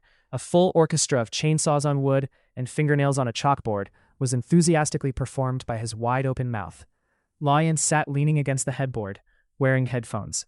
Clearly, he was not a fan of Lutheran's horrific harmony and arrangement. The wand in Lion's hand glowed like a flashlight as he buried his head in a book resting neatly on his knees. He was so absorbed in reading that he didn't even notice Liam walking past his bed. Liam remembered Lion's words from earlier that afternoon. "I'm going to be a fourth-year guardian light." Lion wasn't kidding. He was striving toward his goal right from day one. Liam sighed, tossing his uniform into the basket at the head of the bed, and dropped heavily onto the new mattress. He laced his hands behind his neck, cradling a head filled with utter confusion. Hanging at the foot of his bed was the strange creature that Layla had given him today. The hybrid butterfly in its cage was sleeping soundly with its wings folded, seemingly adapting to this place perfectly. It slept without a single worry or concern. This was Liam's first night away from home, his first night in the wizarding world, a world he had only just discovered today, a world completely alien that Layla believed he belonged to. Right now, a single frail hope sparked amidst the countless confusions in Liam's mind. He silently wished he could close his eyes, sleep soundly, and upon waking up, see his parents and hear Layla's familiar call for breakfast. He still couldn't believe Mr. and Mrs. Brown were his adoptive parents. The way they treated him made it hard to believe otherwise. He felt incredibly homesick for the Browns' house, and he missed Layla dearly. No, wait, he didn't miss Layla. He felt angry at her rather. She had dumped him into a world full of surprises without any preparation. Liam self-mocked as he remembered Layla pulling him far away from Roger, then carefully whispering instructions in his ear. "Stay hidden. Don't show off too much." That advice seemed ridiculous. He didn't know anything about the wizarding world. He couldn't even keep up with his classmates, let alone show off. Perhaps she was getting senile with age. There was only one thing here that felt familiar to Liam: the night sky, exactly the same sky he had always known. The moon had successfully escaped the thick gray clouds, proudly casting its light before sinking behind another dark cloud. Somewhere in the corner of Liam's view was a single bright star, unobscured by any cloud. The wind had mostly died down, but the cold still seeped into the room. Liam yearned for the peaceful sleep his classmates were experiencing. He quietly watched Lutheran and Lion, his two new friends who had weathered all sorts of troubles with him on the way here. Now they looked just like any other students, clean and sleeping peacefully. Liam needed support in the days to come. Never had he felt such a need for friends as he did now. Liam suddenly felt incredibly cold. He pulled the blanket tightly around himself. The blanket had a strange new scent. He closed his eyes, waiting for sleep to arrive, hoping that when he opened them, his wish would come true. Chapter 4. The Misfits. A tickling sensation on the soles of his feet jolted Liam awake. He sat up abruptly to find a blue-feathered eagle diligently pecking at his feet. Liam quickly pulled them back, while the bird leisurely raised its head, tilting it from side to side as it eyed him with round, curious eyes. Once the pesky creature realized its mission to sabotage Liam's sleep was a success, it flapped its wings in satisfaction and swooped toward the basket at the head of the bed. It expertly snatched the uniform with its talons before soaring out through a ventilation hole near the ceiling. Liam rubbed his eyes, trying to shake off the grogginess. Inside the cage hanging at the foot of the bed, the hybrid butterfly flicked its antennae, excitedly puffing out its chest to soak up the early morning light. Throughout the room, a few other eagles were darting in and out, their talons gripping outfits from the remaining bedside baskets. The feeling of waking up in a strange place, surrounded by such bizarre creatures, made Liam realize that his hope from last night had vanished. There was one truth he had to accept, one that couldn't be undone. He had officially enrolled in the Light of Magic school. "Change your clothes, Liam. We shouldn't be late for breakfast in our first class," Lutheran's voice chimed in from the next bed. Lutheran was likely more worried about missing breakfast than class. Perhaps that was the very motivation that got him up earlier than Liam. Lutheran was already in his uniform, sorting through a pile of books spread across his bed. "What do we have this morning?" Liam asked, while Lutheran was busy doing something near his owl's cage. "Oh," Lutheran paused, startled by Liam's question. He pointed to a long blue wooden board hanging loosely on the right wall, and said, "I forgot you just arrived in the magical world." Dropping some pupae into the black owl's food tray, Lutheran continued, "The weekly schedule automatically appears on that board, Liam. Hurry up, If you just sit there, we're going to be late. Liam observed the wooden board and silently read the first few lines. Week 01 schedule. Monday, morning, history of magic. Afternoon, protection and movement. He glanced around the room but couldn't see Lion anywhere. Liam heavily climbed out of bed and pulled out his free Zoom briefcase. A slip of paper was tucked right into the top compartment of the lid. Feeling a sense of suspicion, Liam looked around before eyeing the strange note. He muttered, "What is this?" After a moment of hesitation, he decided, "Whatever, let's see what it says." The note read, "To Liam, the spell to put on your clothes is A-ka-A-ki, stand up and wear this. A-ka-A-ka. The spell to take them out is A-ka-A-ki, come out, A-ka-A-ka. Note, the most important thing to perform the spell is to focus your mind entirely on the wand and the clothes. Your mind must be empty, with the sole intention of wanting the clothes to do the work for you, while pointing your wand at them. Do not stumble over the words. Recite them quickly and steadily. See you in the common room. From the person in the bed next to yours, Lion." Liam chuckled to himself. He was happy not just because he'd learned a spell for the first time, but because Lion had actually written him this note. He felt lucky to have a friend who cared about him. He placed his hand on his free Zoom briefcase, and a few seconds later it expanded and the lid popped open. Liam quickly grabbed his new uniform, then hurried toward the changing area with his wand in hand. Liam checked himself in the mirror hanging on the wall, glancing at the new uniform on the hook nearby. Holding the letter, he thought, maybe I should try the wand and see. It probably won't work, since his two pureblood wizard friends took months to get it right. But hey, what's there to lose by trying? With that, he stepped back 2 paces, recalling the incantation. Let's see. Liam unfolded Lion's letter to read it one more time. Done. He tucked the note into his pocket. Let's do this, Liam told himself, took a deep breath, and closed his eyes. 2 seconds later, his bright eyes snapped open. He flicked his wand toward the brand new uniform and chanted clearly, "Aka, Aki, stand up and wear this. Aki, Aka." Liam's hand tingled with joy as he felt the wand vibrate slightly. His eyes lit up when he saw a sapphire blue light shoot from the tip of the wand straight into the uniform. Instantly, the uniform stood up. Liam jumped for joy as the clothes lunged forward and wrapped around his body. Unbelievable! Liam wanted to scream it out, but he stood still, a beaming smile on his face as he watched the uniform fit itself neatly onto him. Closing his eyes to regain his calm, Liam opened them again, pointed the wand at himself, and recited the spell, Aki, Aki, come out, Aka, Aka. It was exactly like the first time. The wand vibrated, a beam of light shot into him, and the boy happily felt a warmth envelop his body. Then, his pajamas slipped out and flew onto the clothes hook. Purely ecstatic, Liam grabbed his pajamas and bolted out of the room like an arrow. He had to tell Luteran. As soon as he saw Liam rushing over, Luteran spoke up, while pouring pupae into the tray, for the hybrid butterfly at the foot of Liam's bed. You've got to run even faster. We're almost late. By the way, what's got you looking so hyped? Liam was about to tell Luteran about the amazing thing that happened with his first wand use, but something made him stop. He thought of Layla's serious warning. He responded to Luteran with a wide, ear-to-ear grin, silently swallowing the excitement at the tip of his tongue, and took powerful, energetic strides back to his bed. Liam asked cheerfully, "What are you doing?" "Feeding your hybrid butterfly. Look, it's starving," Luteran replied. "Thanks, man," Liam said, his voice bright.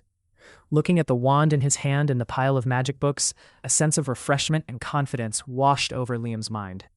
He wasn't mad at Layla anymore. Maybe she wasn't as senile as he'd thought last night. He chuckled to himself, then tossed his pajamas into the bedside basket. He pulled a thick, purple-covered book titled First Year History of Magic from his briefcase, followed by his notebook and pen. Once everything was sorted, Liam turned around, only to immediately catch Luteran staring at him intensely. "Liam, tell me, what's making you so happy?" Luteran questioned. "It's nothing," Liam replied sheepishly. Luteran raised an eyebrow, stepped over to pat Liam's shoulder, and said playfully, "All right, let's go. You and I are the last ones left." The two boys dashed past rows of empty beds, each taking a turn to rub the head of the stone monkey statue in the room to unlock the door. At Luteran's relentless urging, Liam practically didn't walk. Instead, he was forced into a burst of mandatory enthusiasm, lugging his books and an empty stomach as he ran the entire long stretch from the dormitory to the Great Hall. A crowd of students had already gathered there, their breakfast chatter filling the air with a restless buzz. The bizarre band of musicians seemed indifferent to it all, lazily dangling from stone ledges near the ceiling. In contrast, the blue-feathered eagles were swamped with work, scurrying through the air to deliver napkins, spoons, and forks, and pouring water for the latecomers. As soon as he spotted Lutheran and Liam panting at the threshold, Lawan bolted upright and eagerly waved them over. "Did you read my note?" Lawan asked Liam immediately, before Liam could even take his seat. "I did. Thanks a ton," Liam replied, his voice brimming with energy. "Did you try the spell? How'd it go?" Lawan said with a wink. Liam hesitated, unsure of how to give the right answer. Noticing Liam's awkward demeanor, Lawian guessed. "It didn't work, right?" Lawian gave Liam a feather-light pat on the shoulder and added, "Don't sweat it. You'll get the hang of it in a few months. Everyone fails their first time." Lawian had no clue that Liam had actually succeeded on his very first try, but Liam had no intention of revealing that, so he simply nodded in silence, playing along with Lawian. Lutheran offered a look of sympathy, quoting a proverb to comfort his friend. "My dad says, failure is the great-grandmother of success." "It's the mother, not the great-grandmother," Lawian said, grimacing at Lutheran. "Well, you need a great-grandmother, then a grandmother before you get a mother," Lutheran shot back instantly. "Failure is the mother of success," Lawian snapped, turning fully toward Lutheran. He was mentally geared up for a full-blown argument. Poor Lawian, though. Lutheran immediately ignored his fuming face the moment a wooden arm extended a plate of food. Lutheran eagerly snatched the plate and dove into his meal with such gusto as if the unfinished spat with Lawian had never even crossed his mind. Lawian shot Lutheran a look of annoyance before turning a weary gaze toward Liam. His expression seemed to complain. "Lutheran is a hopeless glutton." Liam just gave a wide grin and reached for his own plate. "I bet even if the house was on fire, Lutheran would still be sitting there enjoying his meal," Lawian grumbled under his breath into Liam's ear. Liam nodded in total agreement, then excitedly took his first spoonful of the fragrant soup. He thought the color of the dish looked a bit odd, but it tasted incredible. A familiar flavor, almost as if Layla herself had cooked it. After polishing off the soup and 2 pastries, Liam picked up a fresh pear and took a bite. "Let's head to class," Lawian urged. "I'm not done yet," Liam said, pointing at a pear remaining on the dessert plate. "You can always ask Lutheran," Lawian said, glancing over at Lutheran. "Lutheran, help me out," Liam said, swallowing a piece of pear. "I'm stuffed," Lutheran said, rubbing his belly. He gave Liam a look as if he were granting a massive favor and continued, "But since you asked, I guess I'll have to force myself."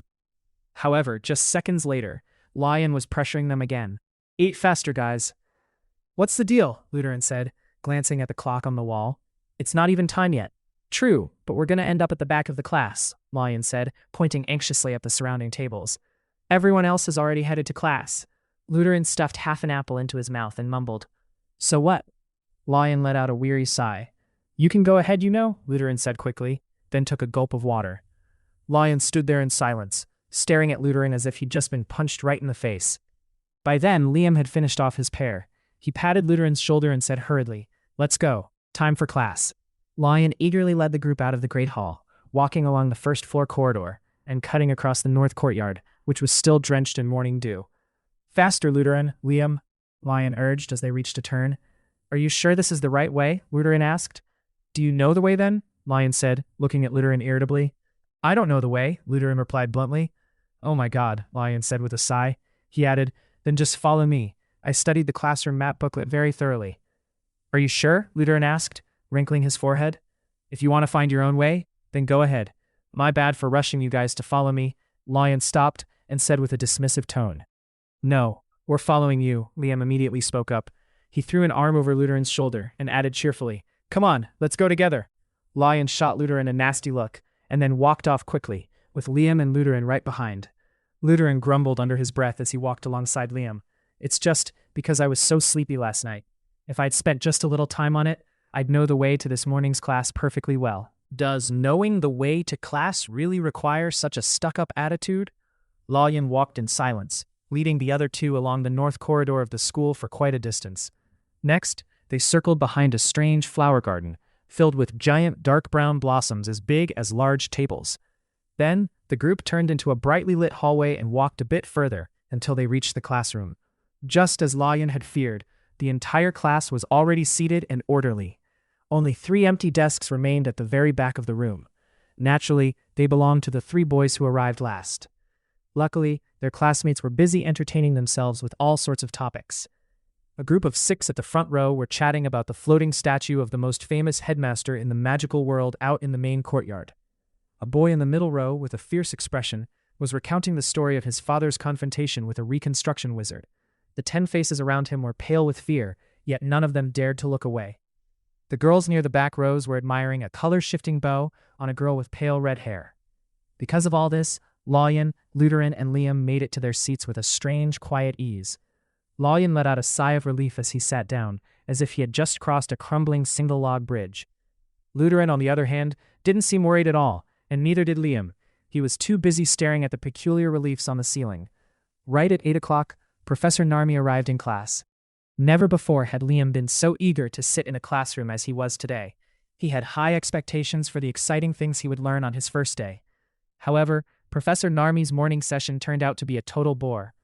Professor Narmi had white hair streaked with brown and stood nearly 2 meters tall, with skin as wrinkled as a crumpled, creased piece of fabric freshly pulled from a washing machine. Yet she was surprisingly nimble and full of energy despite her aged appearance. She paced back and forth on the lecture platform, making the students copy down nearly 2 pages of notes. It was mostly about dates and locations concerning today's main topic, magical signs of the early era. Lawyen didn't find the lesson dull at all. He was scribbling away passionately and listening intently to every word Professor Narmi said. To Liam, the way the professor used her wand to control the chalk without touching it, or how she made a chair follow her around like a puppy at her heels, was far more captivating than 2 pages full of words and numbers. After more than 3 hours, their first class finally came to an end. The first-year students followed the same path back to the Great Hall.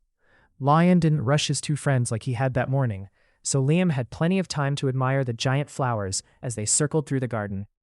The blossoms had now completely closed their petals, pointing straight up toward the sky like miniature pyramids. The sun stood bold, casting warm rays across the courtyard.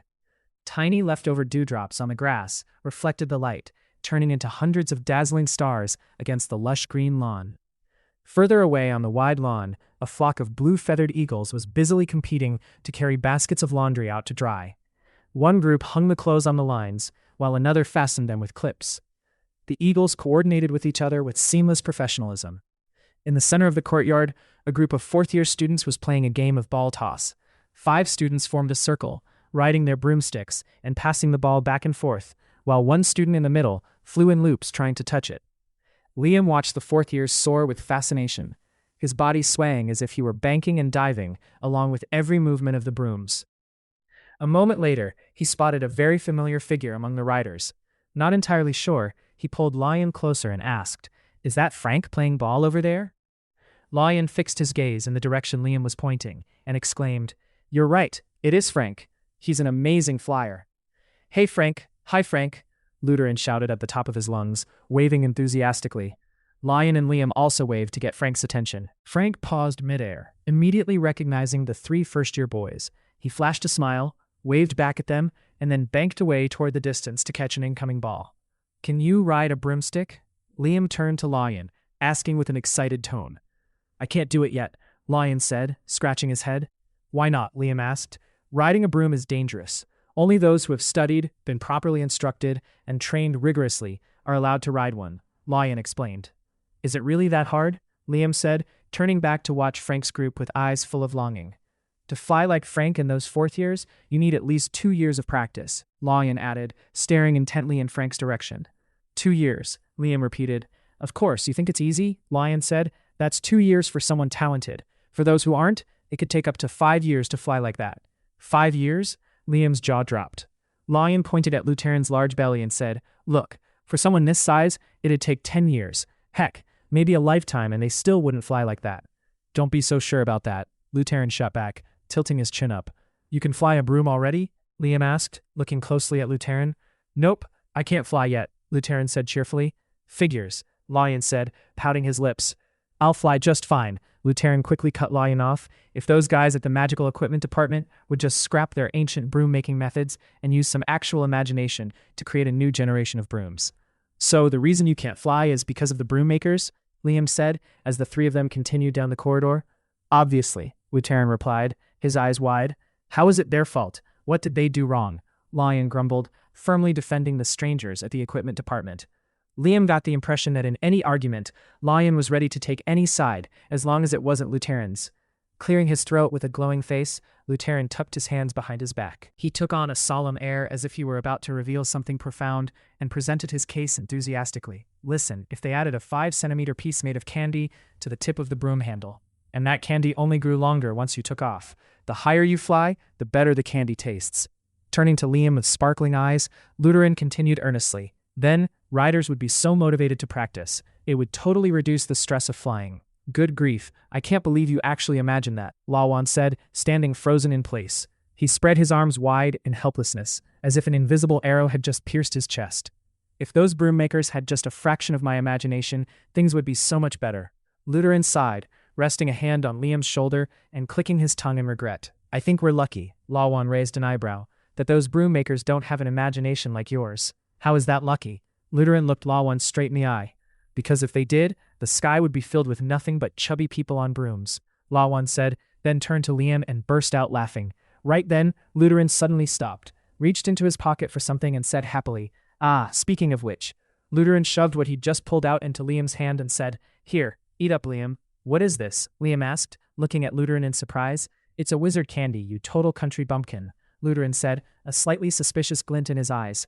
Wizard candy, Liam whispered, his eyes widening at the strange-looking treat. Yeah, exactly like I promised last night, Luteran said. Oh, the wizard candy in exchange for the main course, Liam noted, still staring at the candy. Lawan looked at Luteran's beaming face and then turned to Liam. He said, Go on, eat it, Liam. You've never had wizard candy before, right? Try it. Give it a go. Luteran urged Liam even harder. Two faces, one dark and sharp, the other round and pale pink, were fixed intently on Liam. The sheer enthusiasm of his two friends gave Liam a feeling that something wasn't quite right. But there was no way he could resist. When 4 expectant eyes were drilled into the candy in his hand, Liam reluctantly opened the wrapper. He jumped in startle when he saw the core of the candy suddenly squirm and shoot out. The candy core split into 2 segments, one yellow and one blue, about 1 handspan long, hovering like a hummingbird right in front of Liam's face. Liam tried to reach out and grab the candy, but time and again, the shifty treat managed to dodge his hand. Don't give up, Liam, Luteran encouraged. You can do it, Lion chimed in. Liam lunged to grab the annoying candy, but it proved to be incredibly crafty, darting left, then right, then soaring up before diving low. The candy didn't fly far away, it just hovered mockingly right in front of his face. After more than 2 minutes of sweating and struggling with the sly treat, Liam realized he didn't stand a chance of catching it. Lion and Luteran looked at each other and burst out laughing. Liam wiped the sweat from his forehead and gave his 2 so-called friends, who had clearly conspired against him, a pleading look. Luteran took on a merciful air and said to Liam, You have to let the candy bite you. It bites me? How? Liam panted. Luteran stuck out his tongue to demonstrate and said, Do it like this. Is that really how it's done? Liam asked, his voice laced with anxiety. Just go for it, Lion chipped in. Liam timidly stuck out his tongue. The candy suddenly froze. One end of it transformed into a mouth, while the rest of the candy wiggled joyfully like a puppy's tail when its owner comes home. The candy mouth flew over and clamped onto the tip of Liam's tongue, while its tail kept squirming, making it impossible for Liam's tongue to stay still. Liam mumbled in a panic, calling for Luteran's help. Now, what? Then what? If it bites you, you bite back, obviously, Luteran said with delight. Bite back, Liam stammered. Yeah, don't be afraid of it, Lion said. Liam hesitated for a moment, until he received a stern, reproachful look from Luteran. Only then did he dare to pull the candy head into his mouth. Liam joyfully gave the mischievous treat a merciless bite, snapping it in 2. One half of the candy lay still in his mouth, while the other half flew out, wiggling away. The candy was sweet, with a fragrance like cinnamon mixed with a hint of mint, which instantly boosted Liam's spirits. Keep going, Liam, Lion cheered. Liam chewed for a bit, then swallowed. Once again, he stuck out his tongue to lure the remaining half of the candy. This half had a completely different aroma from the first. Not giving Liam much time to savor the hard-earned treat, Luteran immediately shoved his massive face close to Liam's, asking repeatedly, while Liam was still munching on the rest, Tastes good, right? Isn't the flavor amazing? Liam hummed a response and nodded. Luteran continued, I've got plenty of other kinds. I'll let you try them all. Luteran turned his back to Liam and walked backward, enthusiastically boasting about his treasure trove of magical candy knowledge to a total novice like Liam. There's a kind you have to hold your breath to eat, one where you have to close your eyes first, and one you have to eat while lying down.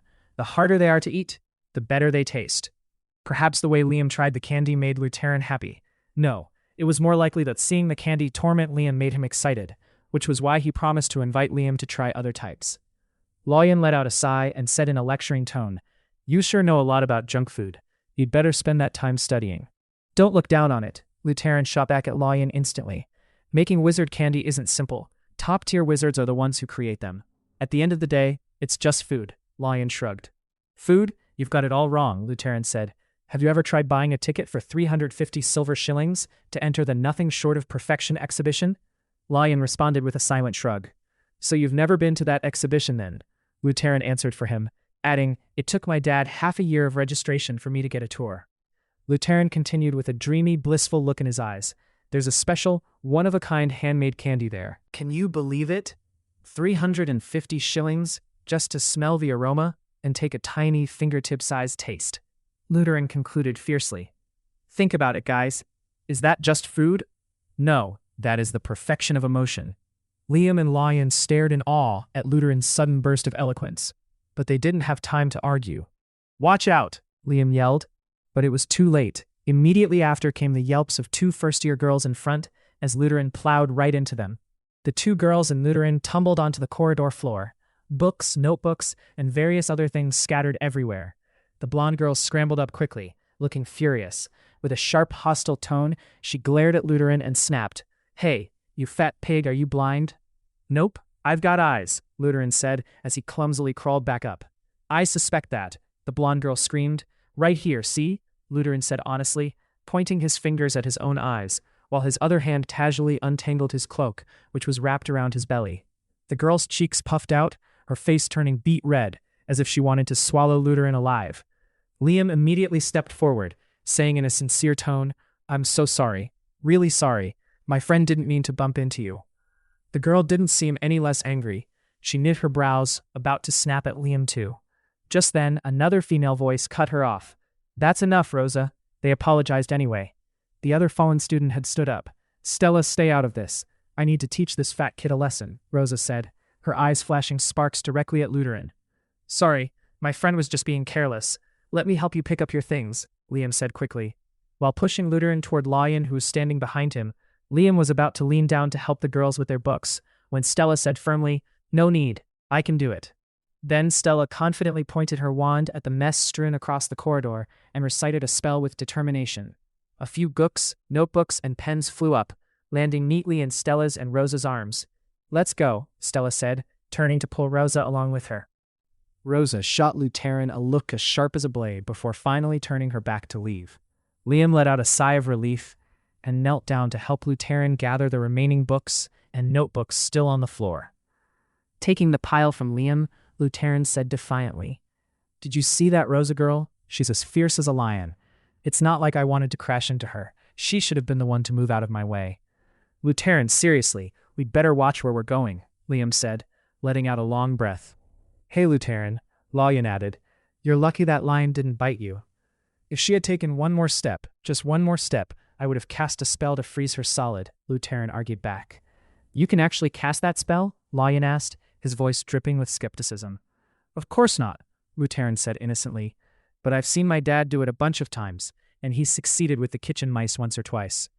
"Oh, Luteran, you really are something," Loyan shrugged.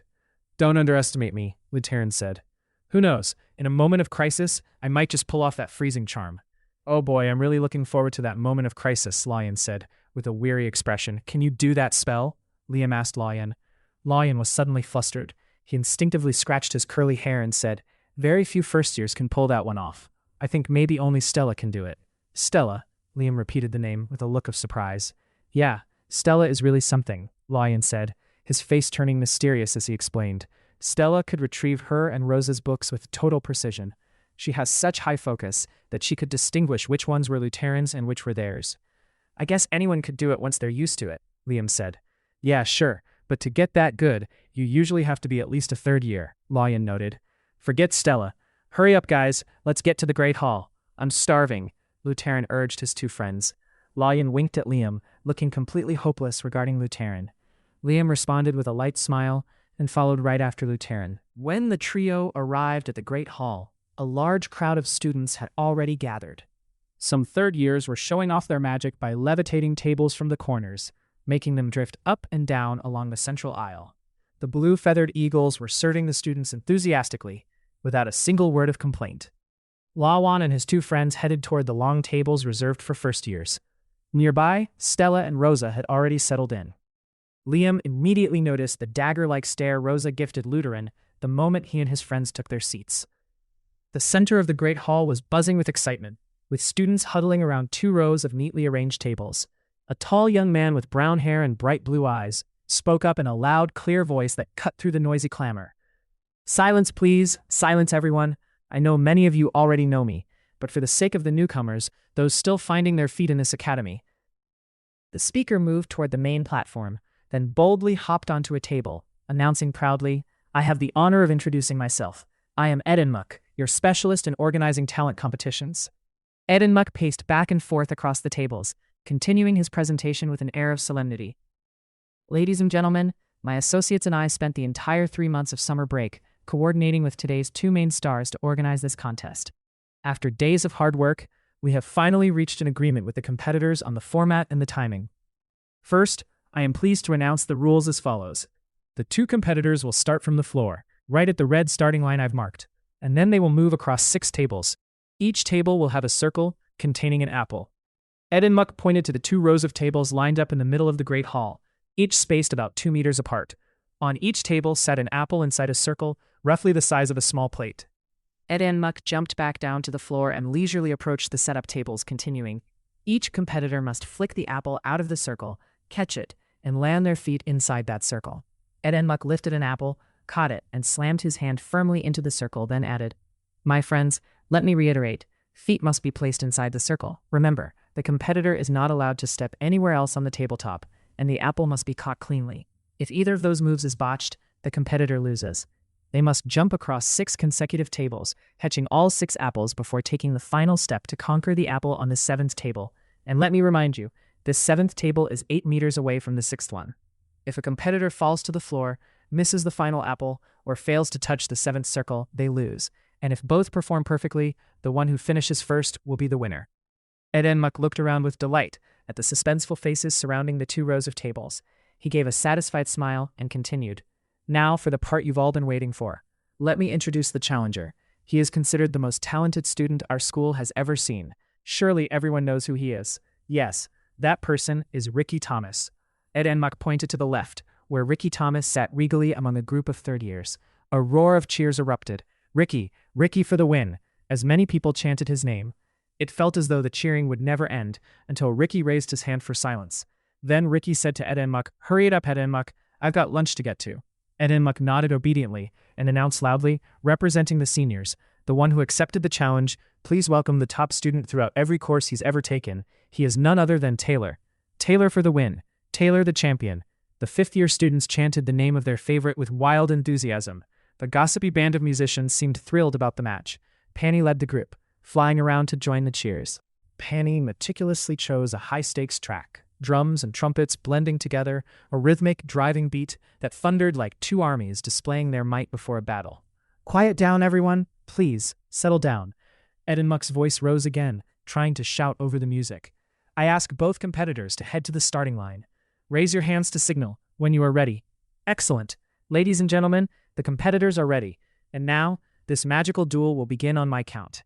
This match will determine who is truly the best student at the Academy of Light Magic. It will prove once and for all whether being the best truly means having been here the longest." Otlanc took one last look at the excited faces and eyes brimming with hope. Then he swept his arm up and shouted, "On my count. 1, 2, 3, go!" The entire great hall fell silent.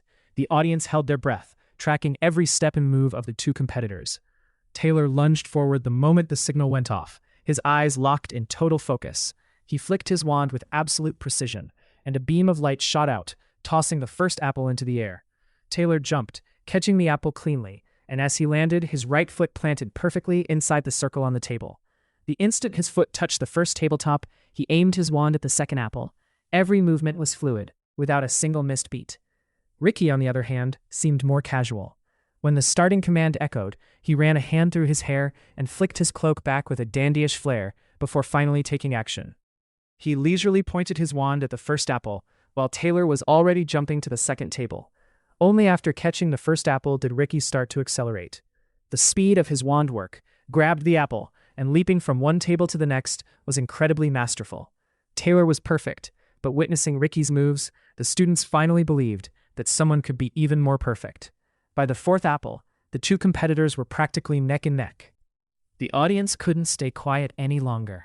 Frantic cheers from both sides clashed in the air. "Faster, Taylor! Go, go! Amazing! You've got this, Ricky!" By the sixth apple, Ricky had gained a slight lead. The moment he snatched it, he aimed his wand lightning fast at the apple on the seventh table. He knew exactly what to do. The apple flew much higher than the previous ones. While the apple was descending, Ricky expertly pointed his wand forward, creating 3 wooden planks that appeared in midair, each spaced about 2 meters apart. Ricky immediately lunged onto the planks to reach the 7th table. Taylor had also tossed his 7th apple up and created his own aerial planks to leap across. When he was about 4 meters from the final table, Taylor realized the apple was falling too fast. He might not make it. Panicking, he sped up on the planks, but the third one began to vanish just as he reached it. Taylor stepped into thin air and tumbled to the floor like a wild animal caught in a trap. Ricky effortlessly reached out and plucked the 7th apple, then landed his foot flawlessly in a final circle. The winner spun around proudly on the table and took a bite of the apple, looking up at the ceiling with an arrogant smirk to savor his flawless magical performance. "I told you, no one can beat Ricky," a third-year boy said excitedly. "Only a lunatic would dare to challenge Ricky," another added. "Ricky is number 1. Many girls from the second-year tables chanted together. "Ricky is the champion," a group of third-years shouted even louder. A few fifth-years approached Taylor, the defeated challenger lying disappointed on the floor. "You okay, Taylor?" a small-framed boy asked, reaching out a hand. "Are you all right, Taylor?" a fifth-year girl standing beside him asked worriedly. Taylor remained silent, responding with a sad smile as he took his friend's hand and stood up. Taylor's group walked away quietly amidst the cheers for the winner. However, they weren't left in peace. Penny, the bandleader, had no interest in cheering for the victor. He eagerly led the band to follow Taylor, playing a gloomy, depressing tune. A few in Taylor's group lost their cool, hurling books at the musicians and yelling furiously, "Scram! Get lost, Penny!" The musicians darted to the side to avoid the books, then burst into laughter together, shouting defiantly, "Missed! You missed! Your aim sucks!" Penny and the 4 other musicians stuck out their long tongues to taunt the fifth-years for a good, while before finally flying out. "They're going to tattle to the Eagles," the fifth-year girl said angrily as she watched Penny's group fly towards the center court. "For sure, those gossips will blabber about this forever, until something else more interesting happens," a tall fifth-year boy added. Meanwhile, in the center of the Great Hall, Ricky raised his arm, with his fist clenched, strutting in a circle around the mat, before swaggering back to his seat, to the chants of "Ricky, Ricky." The third-year students trailed behind him, like a swarm of bees buzzing around a flower full of nectar. Edinmuck and several others swarmed Ricky, chatting away familiarly. In the middle of the hall, a few third-years used their wands to move the 2 rows of tables back to their original positions. Just as they finished clearing up, 5 lemon-yellow food cabinets glided through the doorway and moved slowly toward the tables. "Guys, we should eat fast and head back to our room," Lawin said, while taking a plate of stewed beans from a wooden arm. "How come?" Liam asked. "I've got a bad feeling about this," Lawin told his 2 friends. "You're overthinking it," Luteran said to Lawin. Ricky just glanced at us and started whispering something with his group. Lawin leaned in close to Liam's ear, his expression serious as he whispered. "Fine, let's eat quick and bolt," Liam said, his voice calm. After they had been eating for a while, they suddenly heard the clack, clack, clack of a wand tip tapping on the tabletop. A wave of unease instantly washed over Lawin. Ricky propped a foot onto a chair, leaning toward Liam's group. He smirked, a look of pure contempt, and said, "Are the misfits having a little meal?" "Can't you see for yourself?" Luteran said, shoveling a spoonful of food into his mouth. "Check out this pig talking, guys." Ricky turned to his friends, followed by a burst of sleazy laughter from his group. Bringing his threatening face close to Luteran, Ricky added, "I don't think this food suits you lot. Let me introduce you to something else." Ricky turned back to his friends standing behind him, his eyes glinting with malice. "Exactly. Let Ricky treat you to a new dish," one of Ricky's friends said, flashing a sly grin. "A new dish?" Luteran said, his voice sounding excited. "Yeah, a dish that perfectly fits you freaks," one of Ricky's group said with a sneer. "Does it taste good?" Luteran asked, his eyes lighting up. "Delicious. It's a very interesting dish. I guarantee you're going to love it," Ricky said. Lawin was dead sure that the gluttonous Lutheran would pounce on whatever Ricky was offering. He was all set to throw Lutheran a look of pure contempt. However, he immediately retracted that plan after hearing a high-quality comeback from his friend. "If it's that good, keep it for yourself. No need to introduce it to us," Lutheran said, scooping up another spoonful of his food. No, this dish was made specifically for you lot. Just for filthy freaks like you," Ricky said, making a mocking gesture. "Thanks, we've had enough," Liam spoke up, lightly kicking Lawin's leg a few times. He wanted to remind Lawin that they needed to bail right now. Lawin got the hint. He put down his spoon and was about to stand up. Right at that moment, Ricky whipped out his wand with lightning speed and precision, then shouted an incantation with glee. A thin mist enveloped the plates of the 3 first-year boys. As the mist cleared, raw, writhing, and utterly revolting creatures appeared. Lutheran's plate was filled with a heap of purple tiger beetles as big as fists, brandishing their aggressive mandibles to show off their strength. Liam's plate was crawling with centipedes, their backs marked with alternating brown and white stripes. The sound of their legs scratching against the cast-iron plate was bone-chilling. Worst of all was Lawin's plate. 5 green snakes, each as thick as 2 fingers. Their red heads poked up from the dish, mouths gaping wide to reveal needle-sharp fangs, while their violet eyes stared intently at Lawin, like a teacher watching a student during a live exam. "Go on, try the new dish, the Misfits," Ricky said triumphantly. "It's delicious, the Misfits. Make sure to eat every last bite," one of the guys behind Ricky added. "From now on, you better get used to this menu," another said, followed by a burst of delighted laughter. "Don't let them smell your fear, you morons," Rosa said, casting a look of pure enjoyment toward Liam's group. Her voice was slow and suggestive, like a narrator in a horror movie. Her face beamed with anticipation. This was clearly the perfect chance for her to satisfy her grudge. Lawin turned to look at Liam and Lutheran. His skin was turning a pale shade of green, making the dark tone of his face fade significantly. He tried to act calm, but his voice had started to stammer. Guys, stay calm. Don't be scared." The plate in front of him, his teeth were clenched so tightly that if fear were caught between them, it would surely have been snapped in two. After a few seconds of scouting, the scorpions and snakes began to aggressively swarm out of the dishes, charging toward Lutheran and Lawin. The 2 boys scrambled out of their chairs in a panic, clumsily stumbling backward. Their legs suddenly felt like lead, tangling with each other and stepping on their cloaks, causing them both to tumble onto the floor. The scorpions and snakes grew faster by the second, scuttling over the chairs and onto the floor, eager to hunt down their prey. With no time to stand up, Lawin and Lutheran used their hands and legs to drag their heavy bodies backward across the floor. They managed to retreat a short distance before being blocked by a stubborn, solid stone wall. With nowhere left to run, and the fierce creatures closing in, Lutheran's face turned deathly pale, sweat drenching his massive face. His hands gripped the pendant around his neck in a desperate hold. The scorpions lunged at Lutheran, raising their stingers, ready to finish off their juicy prey. Fast as a whirlwind, Liam grabbed his thick History of Magic book and lunged forward, smashing the scorpions into the floor. Beside him, Lawin let out terrified gasps. "Liam, help me!" Lawin was now pressed tight against the wall. The snakes bared their fangs and lunged at his face all at once. Liam whipped off his cloak and swung it with all his might at the snakes lunging toward Lawin, flinging them into a nearby corner. Ricky was standing with one foot on the chair and the other on the table. He was far from pleased to see the centipedes squashed flat and the snakes struggling so pathetically against the cloak. Ricky wasn't the type to leave a job half-finished. Moreover, as the so-called most elite student in the academy, dozens of admiring eyes were now fixed on him, desperate to witness his prowess. Ricky understood that he had to end this with a grand finale, ensuring that the fear within these misfits would never run dry. A few seconds after the snakes were thrown away, Ricky pointed his wand at the Liam's cloak and gleefully shouted a special incantation. A bolt of blue light shot out. The cloak glowed intensely before rearing up wildly, enveloped in a pale red mist. As the light faded and the red smoke cleared, a giant serpent stood revealed before Liam. The snake was as thick as a calf and about 4 meters long. Its entire body was a deep crimson, with mesmerizing hexagonal blue eyes streaked with indigo veins.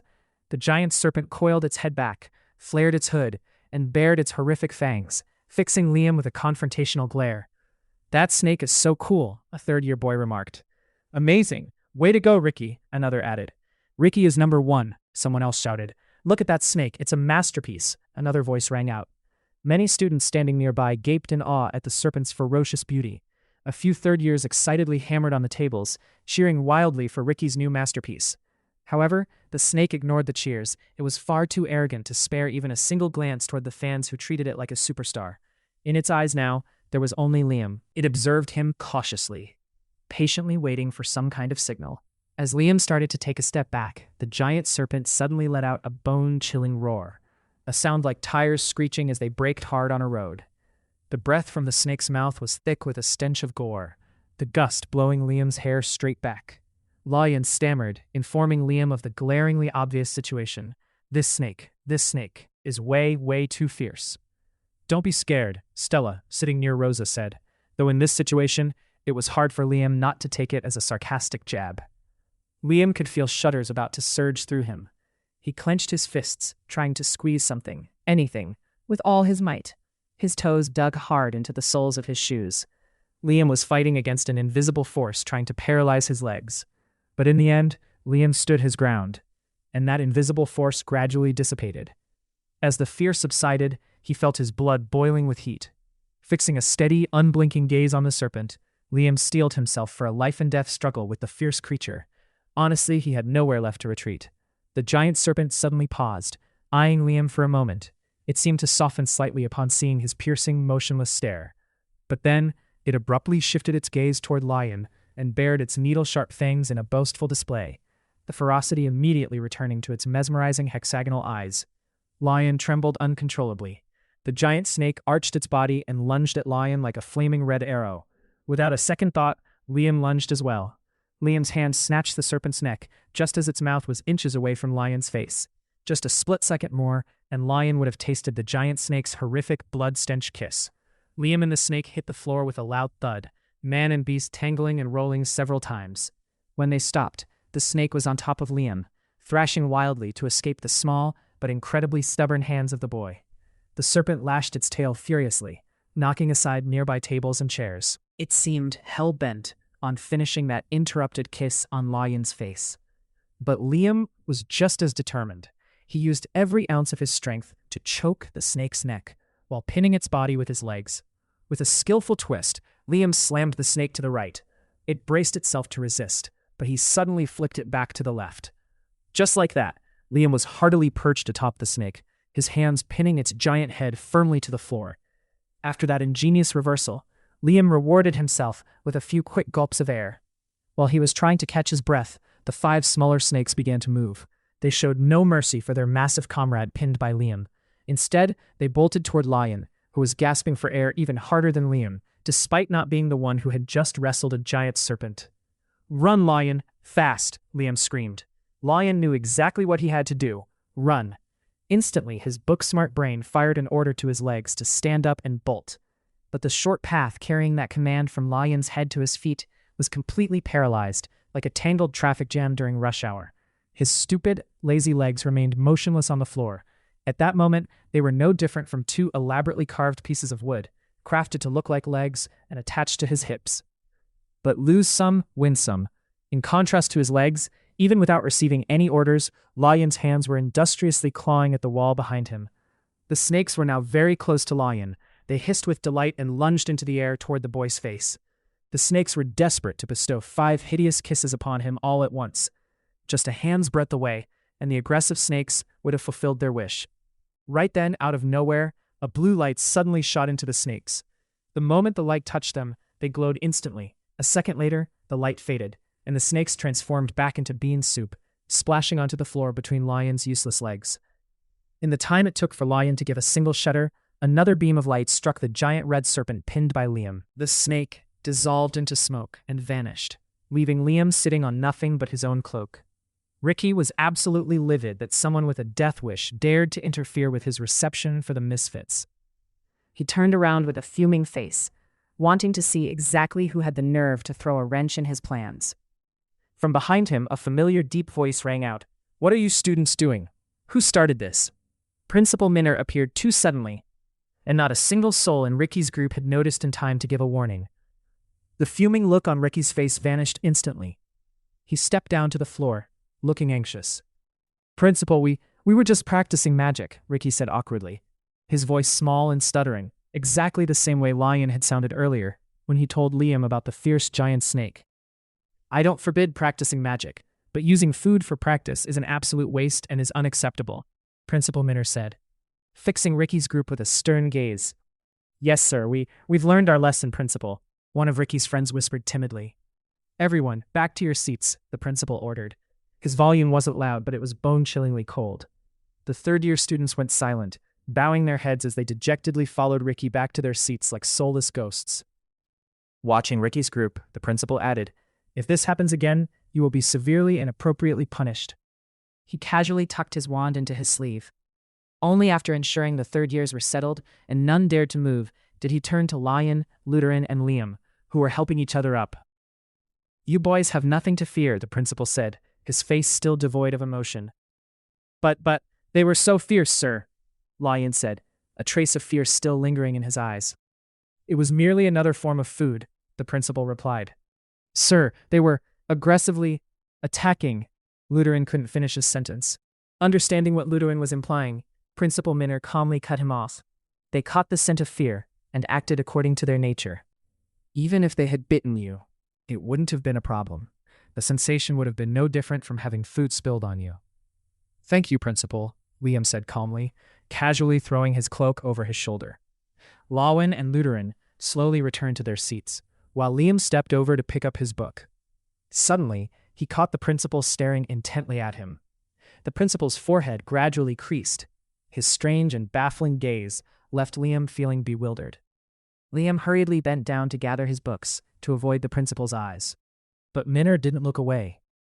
There was something so peculiar about Liam that it drew him in, making him forget he was staring quite rudely. The way Minner looked at Liam was as if someone were rummaging through their memory for something familiar, yet unable to put a name to it. Instinctively, the principal tapped his forehead a few times to rearrange his aging thoughts, his eyes narrowing. Surely, even those who had been friends with the principal for years had never seen him act as strangely as he was right now. A few observant fifth-year students also noticed the principal's odd behavior, but none dared to ask a question. Each of them had only one liver, after all. It would take someone with 5 livers to be brave enough to catch him off guard with a question at a moment like this. Only after Liam had been seated for a while did the principal finally turn away, clasping his hands behind his back, as his stern expression immediately returned. The principal strolled leisurely along the rows of first-year tables.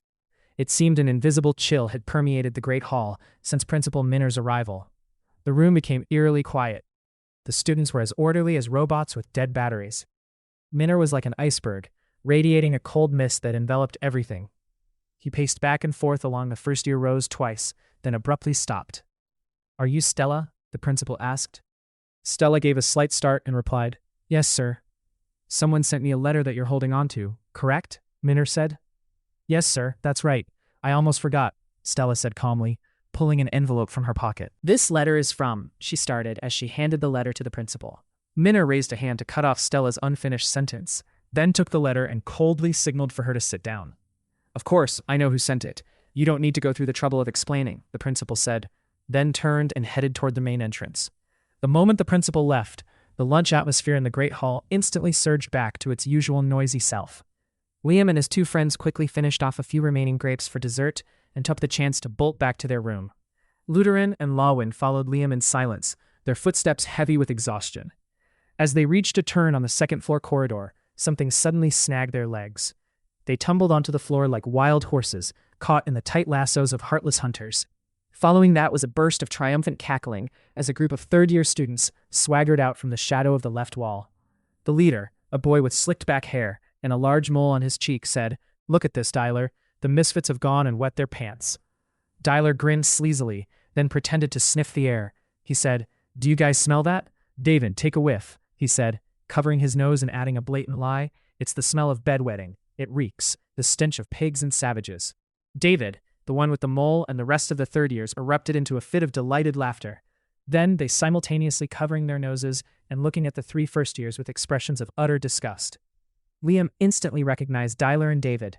These 2 had stood behind Ricky and cheered the loudest among the fans when Ricky turned his cloak into a snake.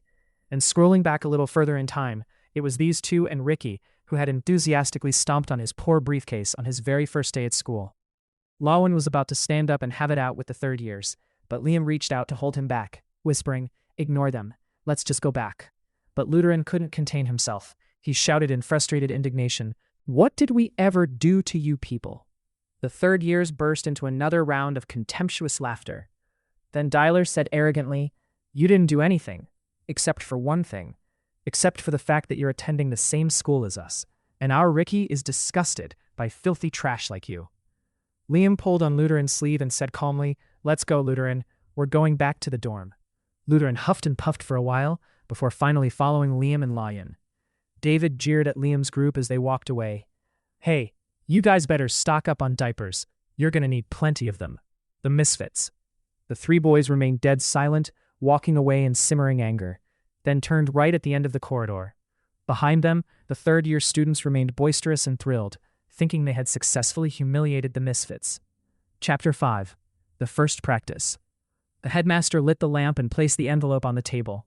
He looked up at the ceiling, rummaging through his memory to find the communication password shared between him and the sender. He knew he had to be extremely careful. If the password was wrong, the letter would be instantly destroyed, and the sender's goal of conveying secret and private information would be lost. The headmaster had always been confident in his memory. Failing to remember that first-year student earlier was just a fluke. Perhaps the boy resembled someone from his past. He had known so many people, and everything about that boy was vague yet striking. Maybe that was why. But one thing was certain, he had never met him before. As for the password for the letter on the table, it clearly wouldn't be a problem. He slowly leaned down, pulled out his wand, and whispered, "Come with me to the future." Immediately, a pale gray light enveloped the envelope. Headmaster Minor looked satisfied and tucked his wand back into his sleeve. Less than a second later, the light vanished and the envelope dissolved into smoke, leaving only a piece of paper on the table. The headmaster calmly sat down and focused on reading the letter. A moment later, there was a knock at the door. Minor carefully folded the letter, and once he was sure it was safe in his pocket, he said, "Come in, Professor Canary." Minor immediately noticed the worried look on the professor's face the moment she stepped into the room. Canary walked over and stood across from the only desk in the room. She was about to say something, but the headmaster beat her to it. "Hold on, please have a seat." Canary took 2 long strides to the chair beside the desk. Almost the second she sat down, she blurted out, "Still no news, sir." A flash of sadness crossed Minor's face. He spoke in a very low voice. "Are you sure?" "Yes, I've checked all the mailboxes. Still not a single reply." The headmaster fell silent, staring thoughtfully at the blank wall. With a hint of frustration in her voice, Canary continued, "Sir, I think you should stop being so stubborn. You're not going to drag that loner out of his world." "No one can live in the past forever, Professor," Minor said softly, sighing. He added, "I'm afraid the loneliness will eventually kill him."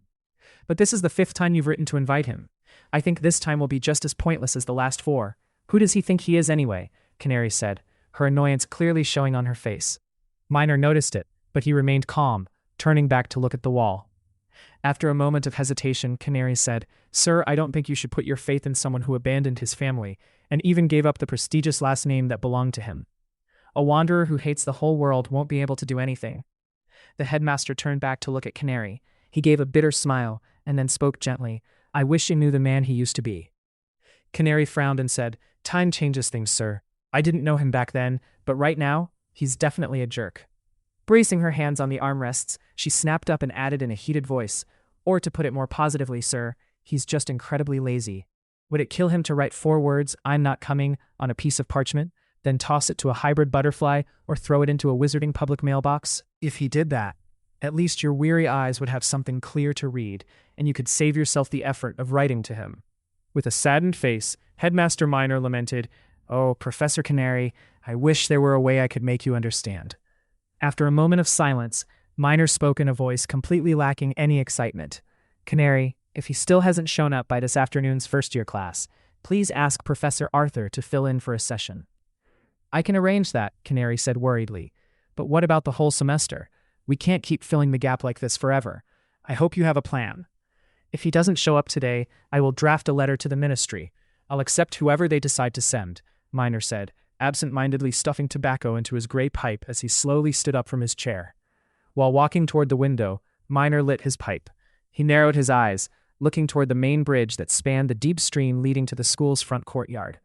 Through the thin mist, he he spotted a figure crossing the bridge.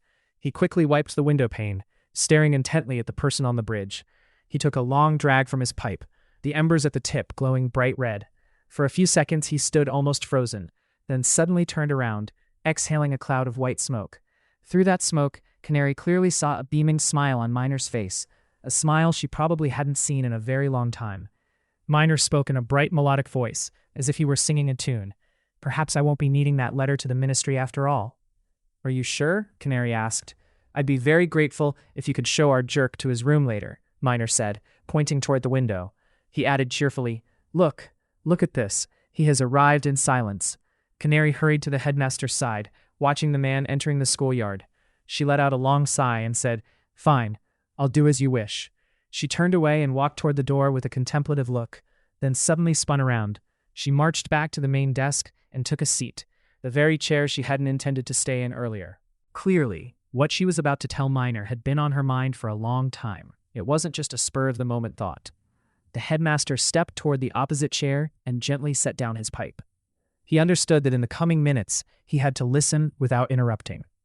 What is it, Professor Canary? Miner opened cautiously. Sir, Canary said, her brow furrowed, do you really intend to let him be a teacher at our school? Miner gave a light, effortless smile. Of course, that's what I've been hoping for in all those letters I sent him. You know, there are so many rumors about him, Canary said, pausing for a moment to observe. Miner remained silent, waiting. She continued, her tone emphasizing the important details. And they aren't good things. He stripped a respected old judge stark naked and tied him up right in his own chambers. And there's more, sir. He burned down a tavern, just because the owner wouldn't serve some scruffy homeless man. He wanders around like a rogue, begging on the streets. And he's ungrateful. He didn't even show up for his own parents' funeral. Canary, I've heard a few of those rumors, Miner calmly cut her off. You knew what he did? Canary raised her eyebrows, narrowing her eyes at the headmaster. She added, You knew all that, and yet you begged him to come to our school to teach innocent students? Sir, what on earth are those kids going to learn from a man like that? I have my own reasons, very personal reasons, Professor Canary, Miner said in a firm voice. Canary let out a long, weary sigh. Fine, I'll do as you wish. It'll be fine, don't worry, Miner said encouragingly. Canary shrugged. I just hope he doesn't bring some twisted form of education to this school. Then she stood up decisively and hurried out of the room. Miner turned back to the window, tracking the man in the courtyard. The man who had crossed the bridge was now stepping onto the first stair leading to the main corridor of the School of Light Magic. The schedule for the first afternoon of the first-year class was the protection and movement. The students had already arrived and were sitting neatly, but there was no teacher at the podium yet. The boys and girls were buzzing with anticipation as they stared at the massive blackboard hanging above the teaching platform. Nearly 10 minutes later, the students near the window spotted a man dressed in gray. His missing left leg had been replaced by a wooden one, and he was walking slowly down the corridor toward the classroom. In one hand, he carried a wooden bucket filled with sharp iron nails, in the other a battered old leather briefcase. His wooden leg thumped against the floor, sounding like an amateur drummer practicing a steady, rhythmic beat. He limped through the main door and silently headed toward the teacher's desk, ignoring the students' whispers. Is this really the teacher for the protection and movement? Unbelievable, a student in the front row said. He can't even walk normally, the one next to him noted bluntly. This is the first time I've ever seen this guy, a girl in the third row said, looking confused. Exactly, I didn't see him at the entrance ceremony, confirmed a girl with a red bow on her head. There must be some mistake, a boy near the fourth row whispered. Suddenly the stranger slammed his hand hard against the innocent blackboard, startling the students and immediately drawing their attention to the noise. He looked satisfied, seeing them fall silent and start to panic. After placing the bucket of nails and his leather briefcase on the teacher's desk, he limped to the center of the room. His hair was quite long and neglected, with strands slicked back in a state of chaotic order. His beard fared a bit better, trimmed just enough to distinguish it from a tangled mess of tree roots. A sense of weariness and melancholy filled his deep-set, dark blue eyes. He swept an unpredictable gaze from one student's face to another, then spoke solemnly, I am your teacher for today's lesson. Clearing his throat a few times, the strange professor posed a question. What subject are we studying today? Movement. A boy in the front row, his face turning pale, suddenly stammered as he met the teacher's bloodshot, piercing stare. Ah, right. The protection and movement, the strange teacher repeated. Attempting to seem approachable, he explained slowly, Don't worry, I haven't forgotten the name of the subject. No professor forgets the subject they teach. I just wanted to make sure we are all in the same place, at the right time. With a high-pitched voice, he solemnly announced, I am Professor Banad, and make no mistake, I am indeed the professor for the protection and movement. At that moment, sparks of doubt were flying wildly in the students' minds, with questions like, what is he testing? How can a teacher not remember the subject's name? Did he really forget, or is he just pretending? Surely, 90% of the students concluded that he was a weird professor. The remaining 10% were too busy staring in terror at his fierce appearance to draw any conclusions. In a tone that was anything but joking, the weird professor tossed out another senseless question for the students to puzzle over. In this room, do you all have both your arms and legs? Limping in a circle amidst the students' bewildered silence, Banad nodded to himself and kicked his wooden leg against the wall. He answered his own question with a hint of bitterness. Of course you do. I'm the only one here missing a leg. Then he spun around, marching aggressively back to the podium. He grabbed the bucket of nails and scattered them decisively across the floor before countless stunned eyes. The sound of the nails clashing and hitting the ground made the students shiver. In less than a minute, a pile of shiny razor-sharp nails was spread evenly from the main door to the podium. The nails almost completely covered the walkway, looking exactly like a spike trap set by a veteran hunter. Banad looked at his handiwork and praised himself. Perfect. After that, Banad slowly walked toward the podium to put the bucket away. The moment he turned back, he suddenly pointed straight at a red-haired boy in the third row and barked, Redhead, name. Denki, sir.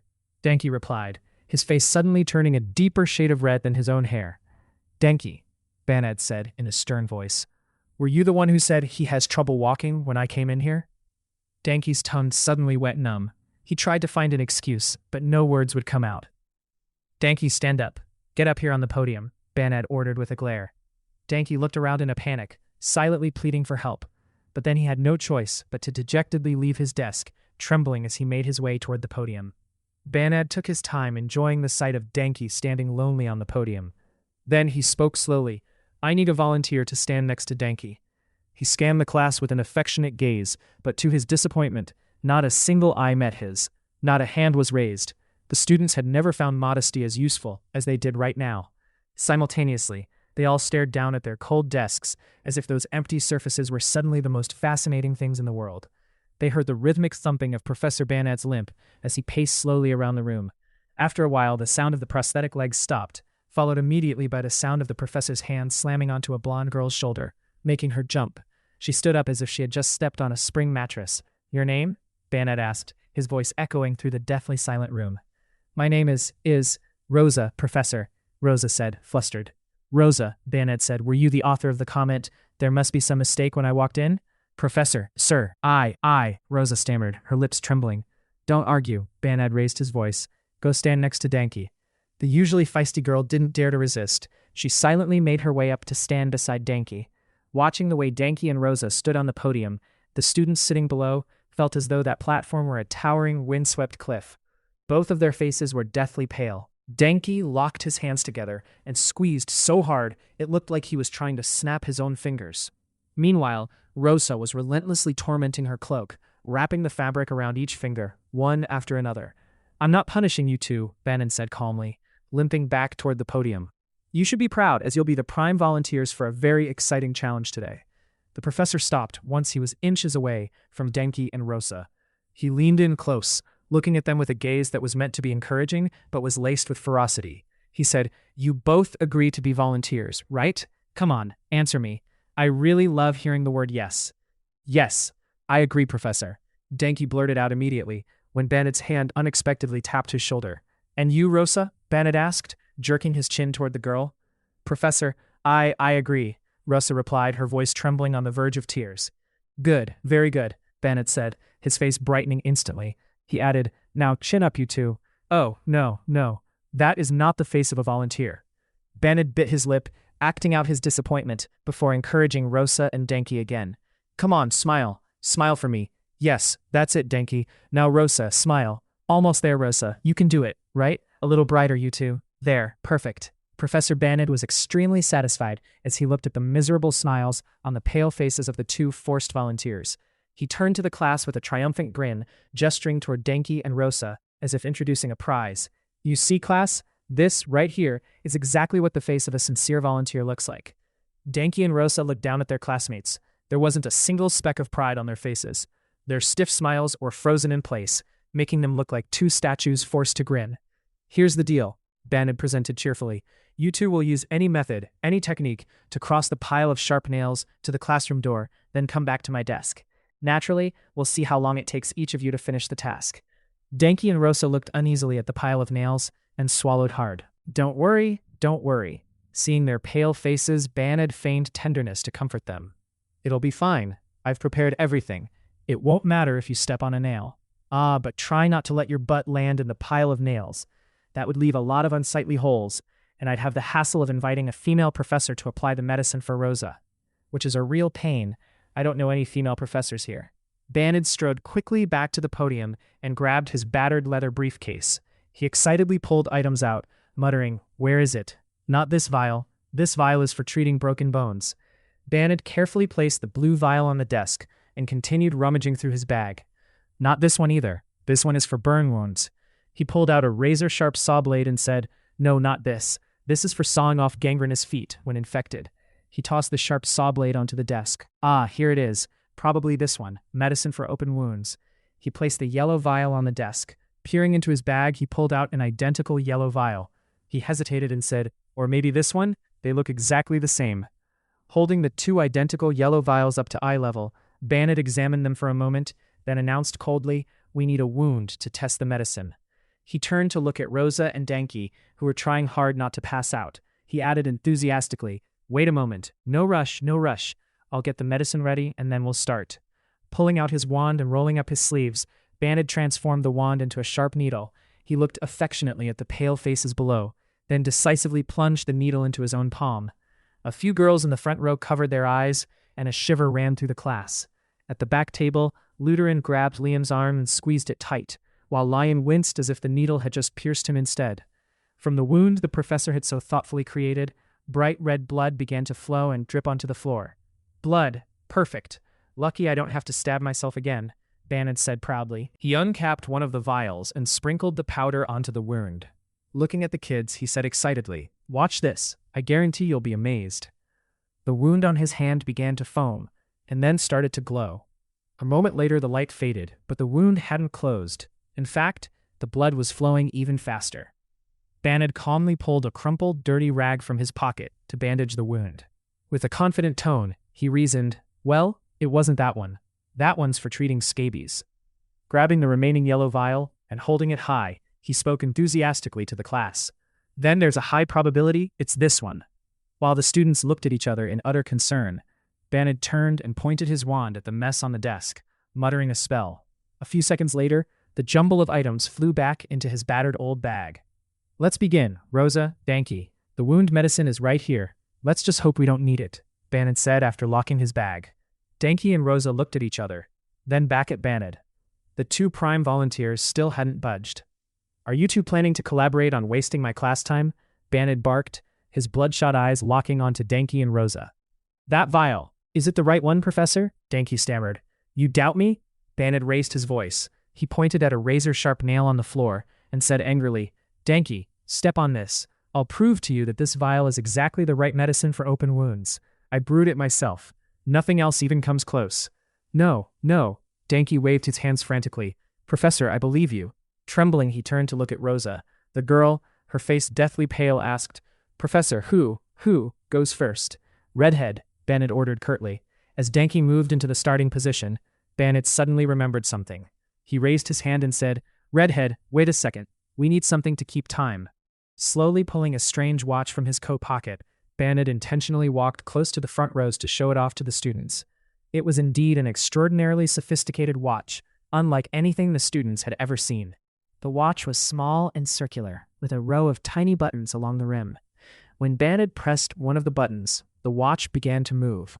A second later, a tiny golden bronze statue of a boy, attached to the cover, opened up. In the center of the watch was a golden circle, with a silver statue of a girl perched on it. After walking around to let the kids observe the intricate craftsmanship, Bannon cheerfully pressed another button. Immediately, the girl's voice from inside the watch rang out. "Start." Bannon waited a moment, then pressed another button. 2 seconds, a boy's voice from the watch said. All set, Vander told the class, his voice filled with excitement. We can begin. Get ready, Denki. Start moving when I give the command. Yes, Professor, Denki said, his voice completely drained of energy. Denki and Rosa were forced to take turns navigating the pile of sharp iron nails. Trembling feet, dripping sweat, and terrified eyes were all they showed as they crossed the field of nails. Denki's performance was abysmal. Rosa's was even worse. The whole class screamed when she lost her balance and tumbled backward. She came inches away from having her back decorated with several sharp nails, but luckily, Professor Vander managed to shout a spell just in time to catch her. Once Denki and Rosa had finished and were huddling in the corner of the podium, Professor Vander shook his head at them with deep dissatisfaction. How disappointing. Denki, 1 minute and 25 seconds. Rosa, 1 minute and 55 seconds. You two move like toddlers, just learning to walk. With a careless wave of his hand, he signaled for the sweat-drenched pair to return to their seats. Vander scanned the rest of the students and asked loudly, Is there anyone here who can finish this in 10 seconds? Silence was the only response to his expectant gaze. He limped back toward the podium, saying as he went, I will prove to you that I am indeed the teacher for the protection and movement, and I will show you one thing. Appearances aren't everything. Vander slowly stepped into the starting position. The students watched his imperfect legs with bated breath. The professor shouted, Start, and pressed the watch at the same time.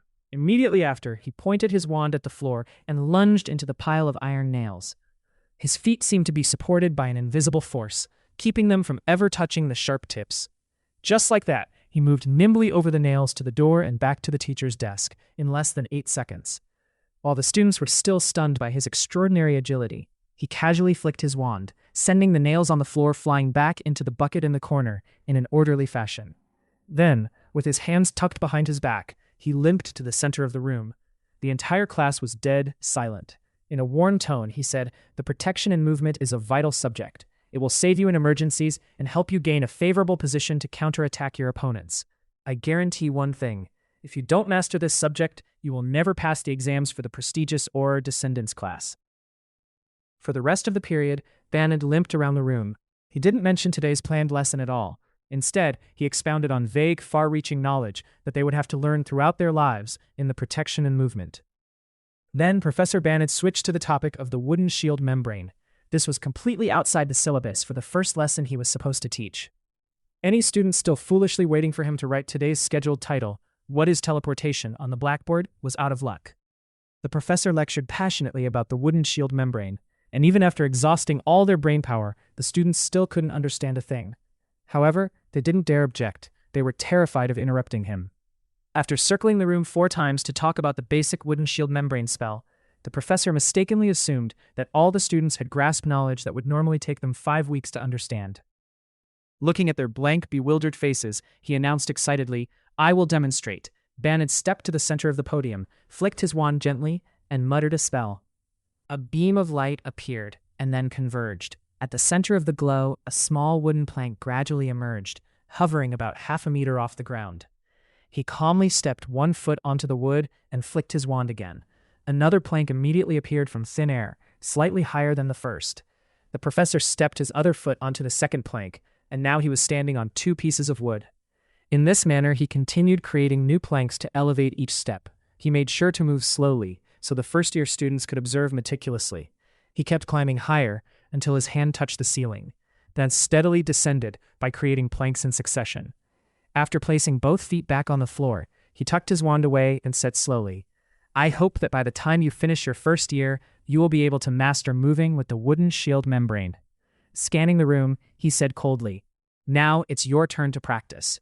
A brave hand shot up at the back of the class. Looking toward it, Professor Vander said warmly, Are you volunteering to demonstrate? Lutheran lowered his hand and stood up, stammering, Professor, no, sir, I think the class is over. My friends and I, we have to head back to the Great Hall for the dinner. The dinner? The professor repeated Lutheran's words. He studied Lutheran for a moment before adding, I think you'd be just fine skipping 3 consecutive dinners. Many students suppressed their snickers as Lutheran sat down dejectedly. Right then, another hand went up. Looking that way, the professor immediately asked, Yes, what is it, Baldy? Professor, the practice session isn't scheduled until 3 weeks from now, the bald student said. Pacing thoughtfully on the podium while staring at the floor, Professor Bannon said slowly, "You have the spell. You've seen the demonstration. Why not start now?" Lifting his head, his eyes suddenly turned a fiery red. In a threatening tone, he announced, "If anyone practices right now, I promise, they will be exempt from being a designated volunteer for the rest of this semester." The students began to whisper. They clearly had zero interest in becoming designated volunteers like Rosa and Denki. After giving them a few seconds to think, Bannon spoke in a softer voice. "It's perfectly fair. No one is being forced. Now, anyone who doesn't want to practice is free to leave." Not a single soul was foolishly brave enough to walk out. So the disgruntled students were divided into corners by the professor to practice a lesson they barely understood. Lion tried his best, closing his eyes in deep concentration to create a piece of wood. But no matter how hard he tried, he couldn't do it. Those nearby weren't faring any better, struggling dozens of times without managing to manifest even the smallest fragment. Liam stood in the corner holding his wand, debating whether he should practice right away. He was worried. He feared he might actually succeed, which would definitely draw too much attention. So he decided to do nothing and spend his time observing his classmates. A large hand suddenly landed on Liam's shoulder from behind, followed by a voice. "What's your name?" Professor Bannon asked. "I am Liam Edouard, Professor," Liam replied, sounding a bit surprised. "Liam Edouard," Bannon repeated, adding, "You should start practicing. Staring at others won't make you any better." He stepped in front to face him, looking at him with a warm gaze. "Professor, I'm concentrating to memorize the spell," Liam said with a hint of awkwardness. "I think I need to master the spell before I can practice." "Is that so? Well, good luck," Bannon said, giving Liam's shoulder a light pat before strolling away. He then moved excitedly towards Stella and watched her practice intently. Stella seemed on the verge of doing something very unexpected. Besides Professor Bannon, many other students crowded around her. By the end of this unscheduled practice, only one student had managed to satisfy the professor. "Even though you only created a small piece of wood that lasted less than a second, it is a rare success among the dozens of attempts today," Bannon said, offering Stella a sincere compliment in front of the whole class. By the time the professor regretfully released the kids from class, it was already dark, and firefly lamps were competing to light up the corridors. The first-year students, looking dejected, dragged their exhausted feet toward the great hall. The main corridor now felt endlessly long. It was as if someone had secretly stretched it out several times over, while they were busy struggling through Professor Bannon's overtime practice session.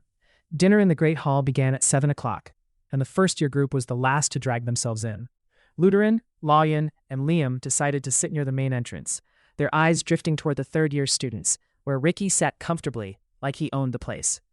Clearly, the misfits weren't looking for any more surprises tonight. But their guard was unnecessary. With so many professors present at the evening meal, Ricky and his crew were far too clever to pick a fight with the misfits right then. "What are you standing there for? Get to your seats now," Professor Canary's shrill voice rang out the moment she stepped across the threshold.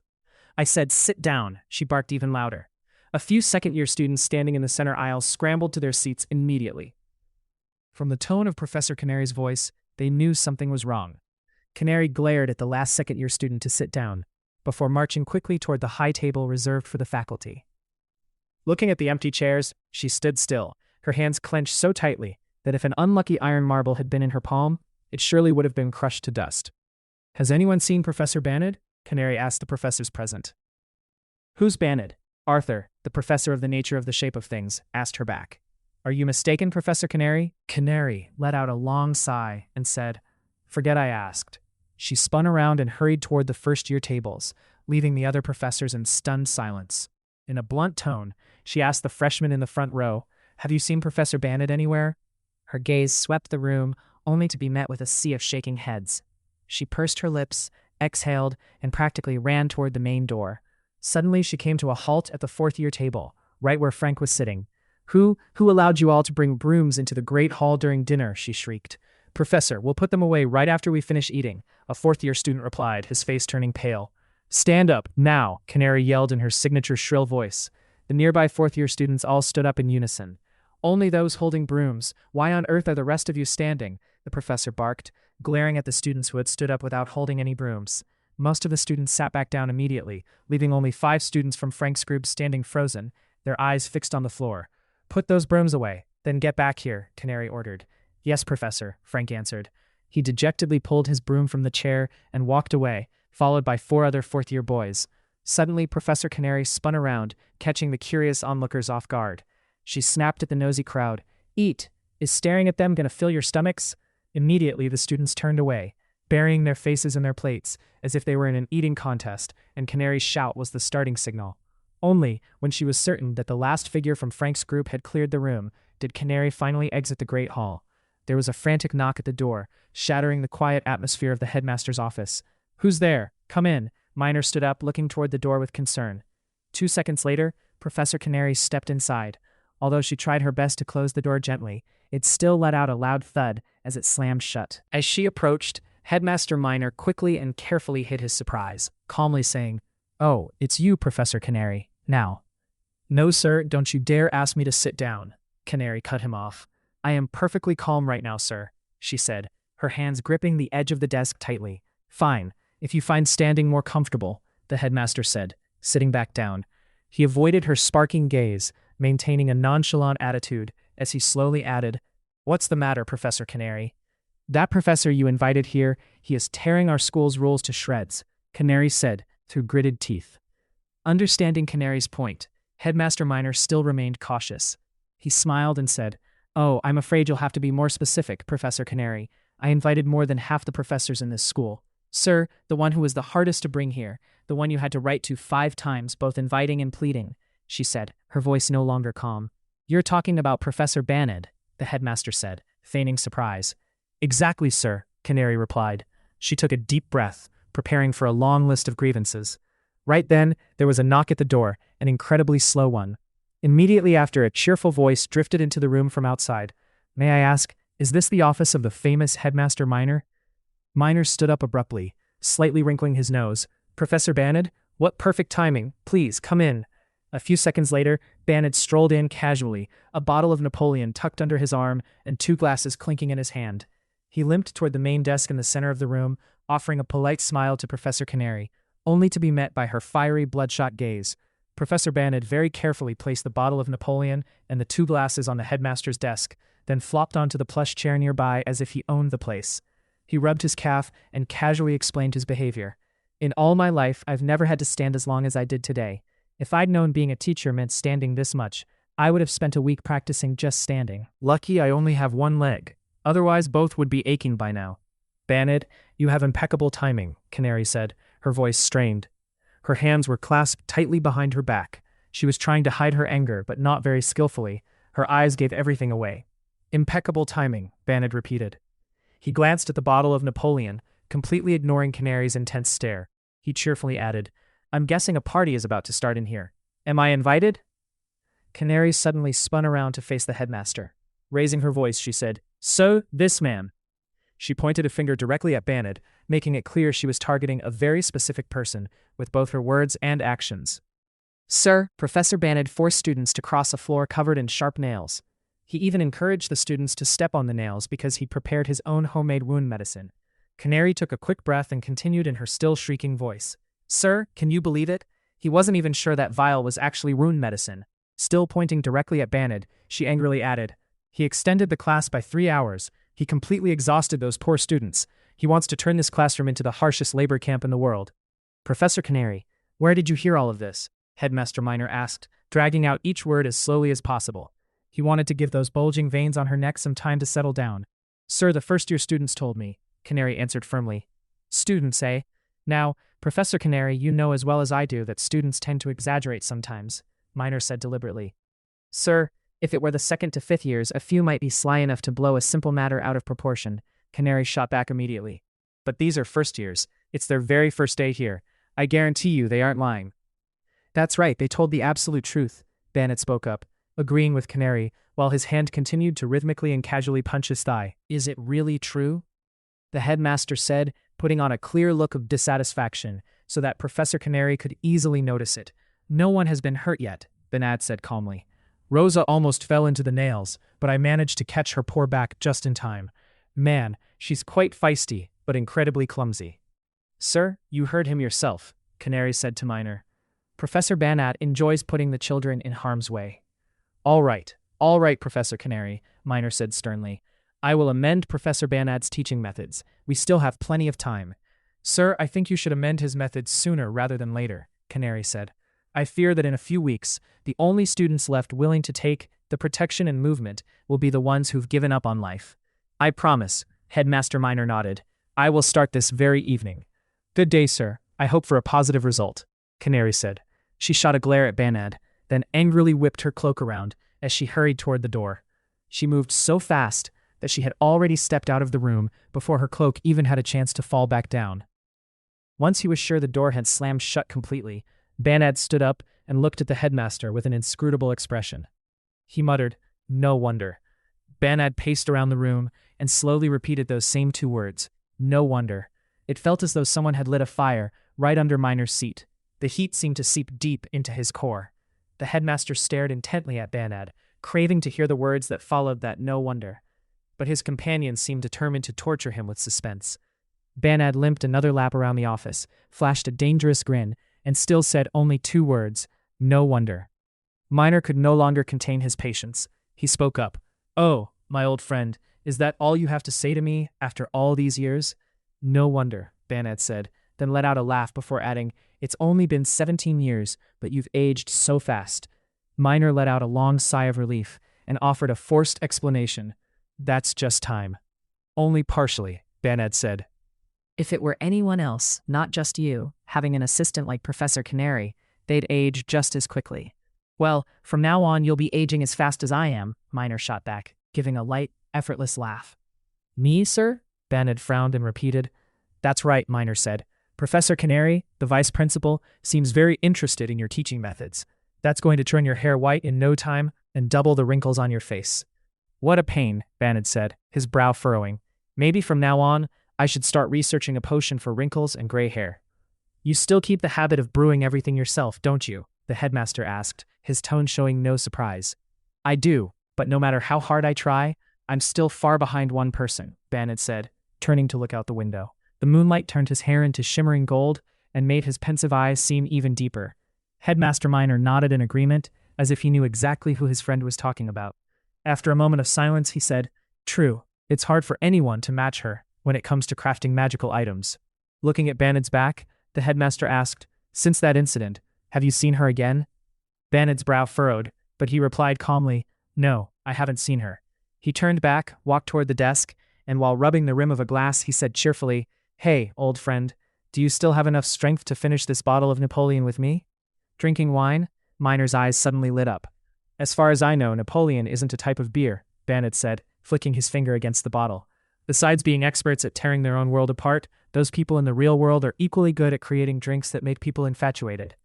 "We need to stay sober to discuss your teaching methods," Minor said, standing up from his chair. "Fine, if you think it's necessary," Banad said, sounding disappointed. Minor walked toward the bookshelf, rummaging through something, and looked back distractedly. "If that door opens later, and Professor Canary finds that we aren't having an exchange about education, it will be quite troublesome." "I don't think she'll be back," Banad said dejectedly.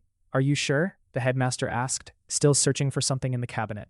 "She's had more than enough of my annoying face for one day," Banad explained.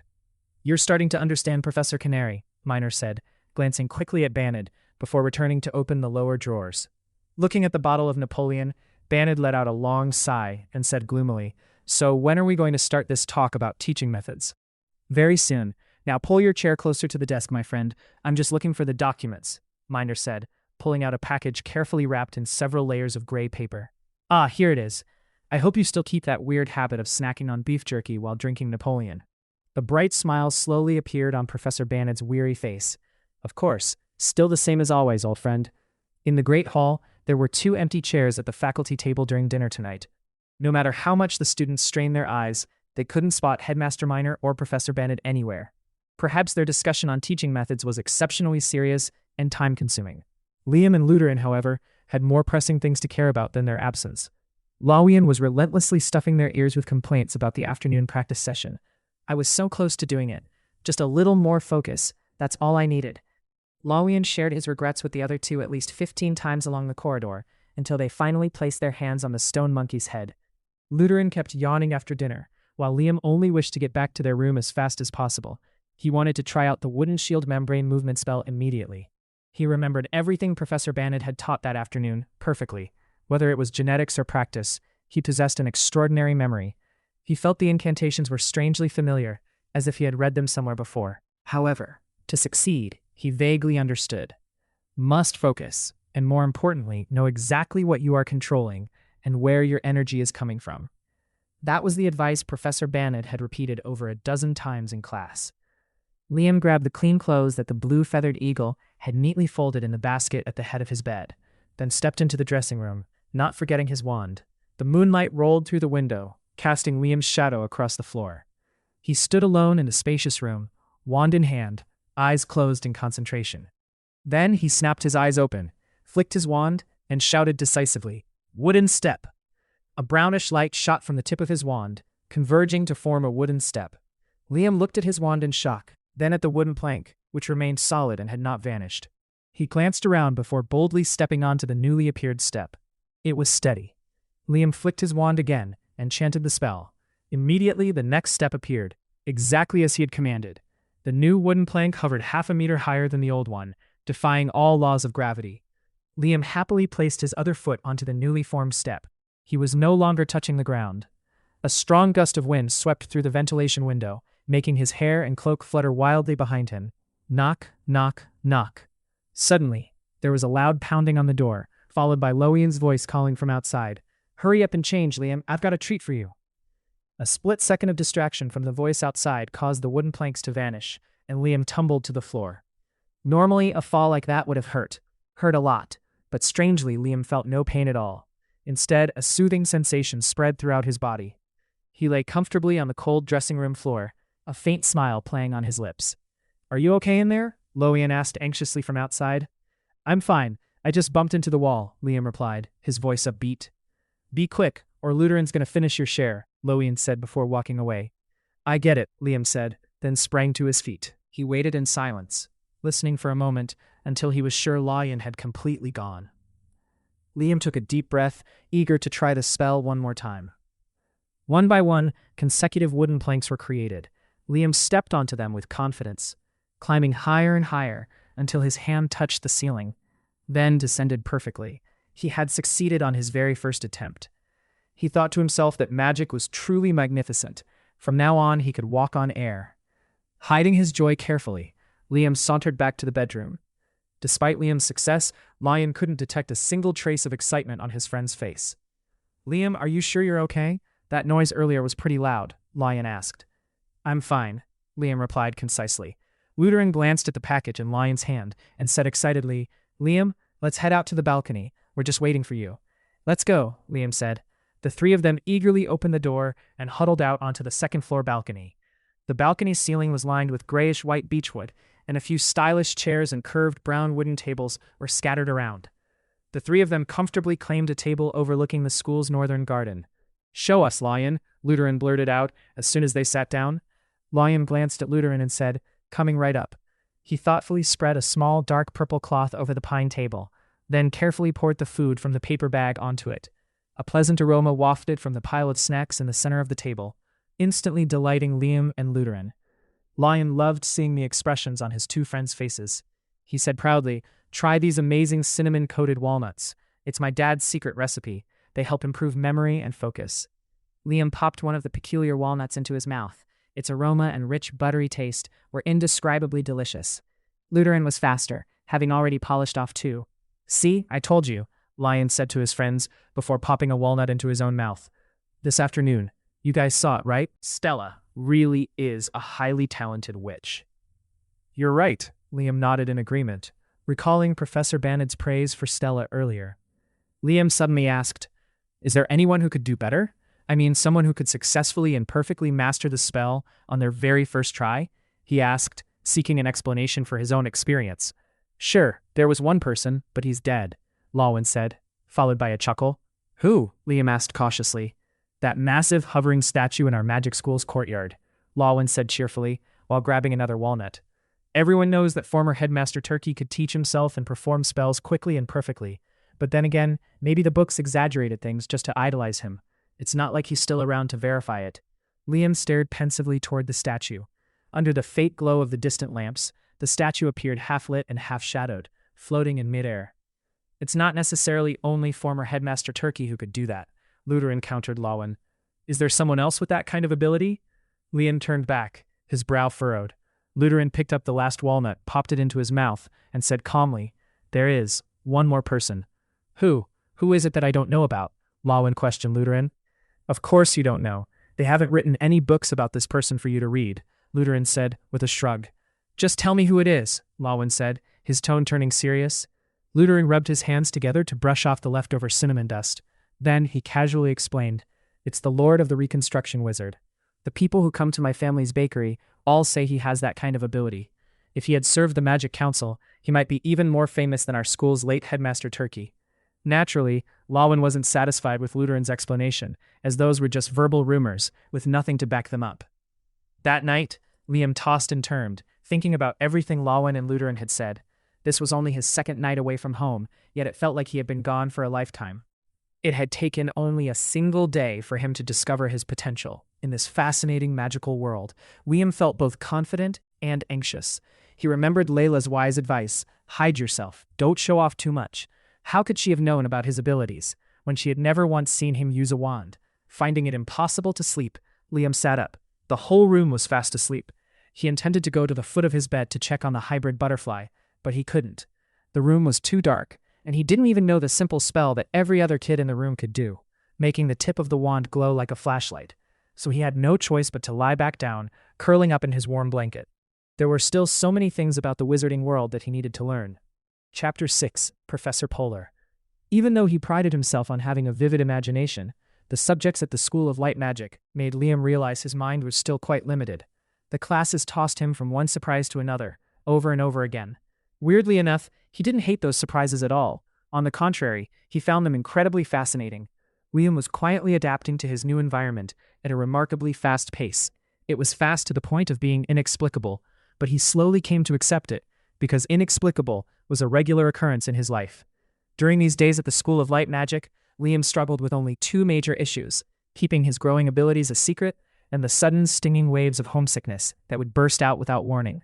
The world of medicinal and their processing taught by Professor Canary, the school's vice principal, was a true memory challenge for the students. They had to clearly distinguish every leaf, root, and fruit from countless plant species. The trouble was that many plants looked almost identical. It took the professor's extremely meticulous guidance for them to tell the difference based on tiny details. Some were even so similar that the only way to distinguish them was by tasting them. Furthermore, in Canary's class, students had to understand the medicinal properties of various insects and animals. Not to mention, they had to use the exact dosage of each ingredient to brew the right remedy. This subject demanded patience, absolute patience, and extreme care.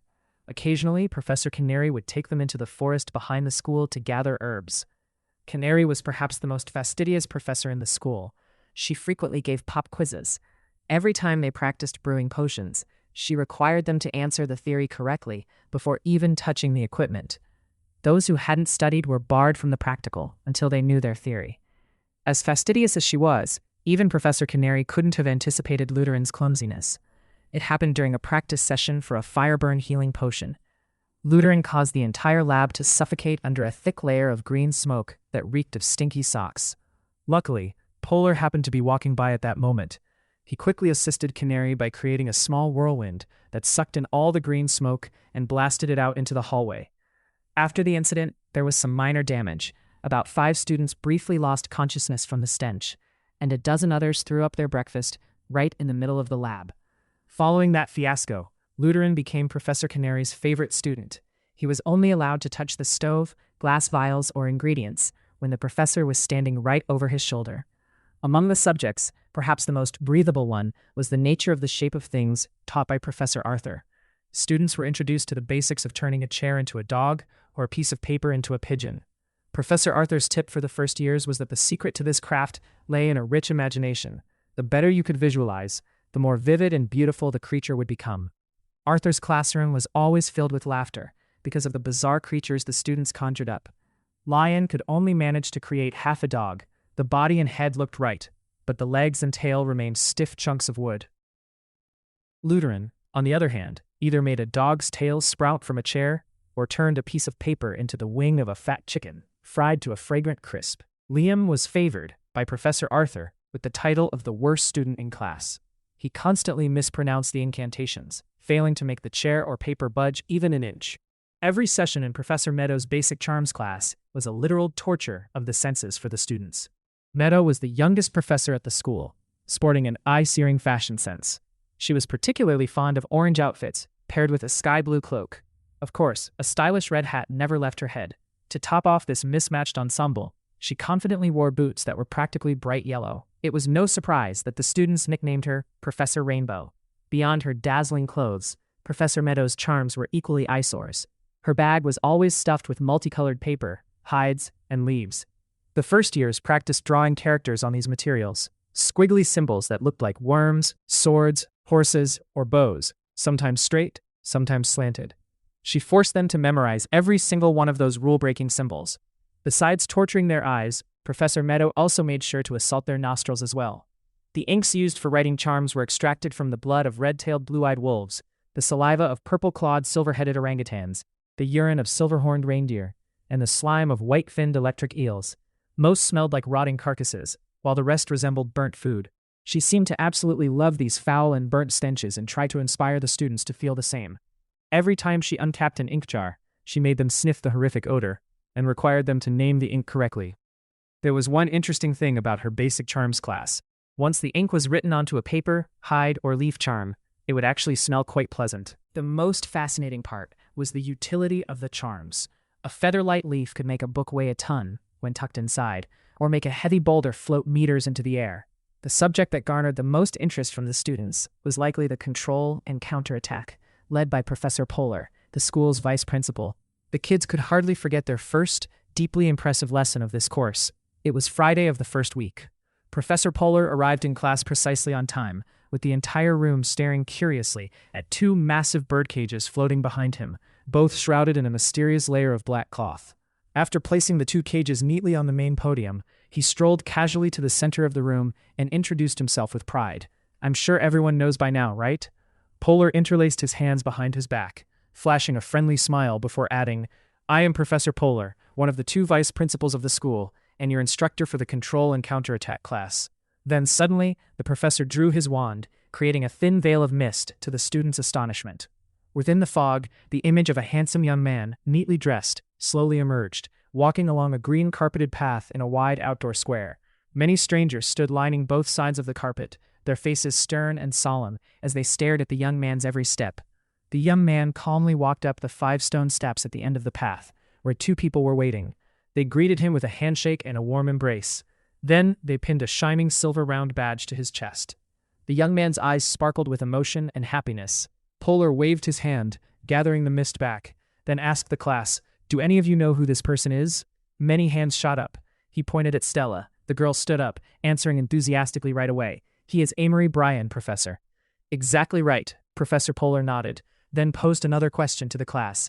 "Does anyone know just how good he is?" Again, countless hands sprang up. Only Liam kept his hands on the desk, staring in amazement at the forest of straight arms around him. Polar pointed to an eager student in the 3rd row who had both hands raised. Rin, the lucky one chosen, happily stood up, many eyes watching Rin with anticipation, clearly ready to jump in if Rin got it wrong. The poor other kids. Rin confidently answered, "Professor, he just won the Guardian Light Level Award in last year's world competition." "Well done," Polar praised Rin. He mused for a moment, then posed a new question. "Besides that, does anyone else know anything more about Amory Bryan?" This time the class was completely like Liam. Not a single hand went up. "No one knows anything else about him?"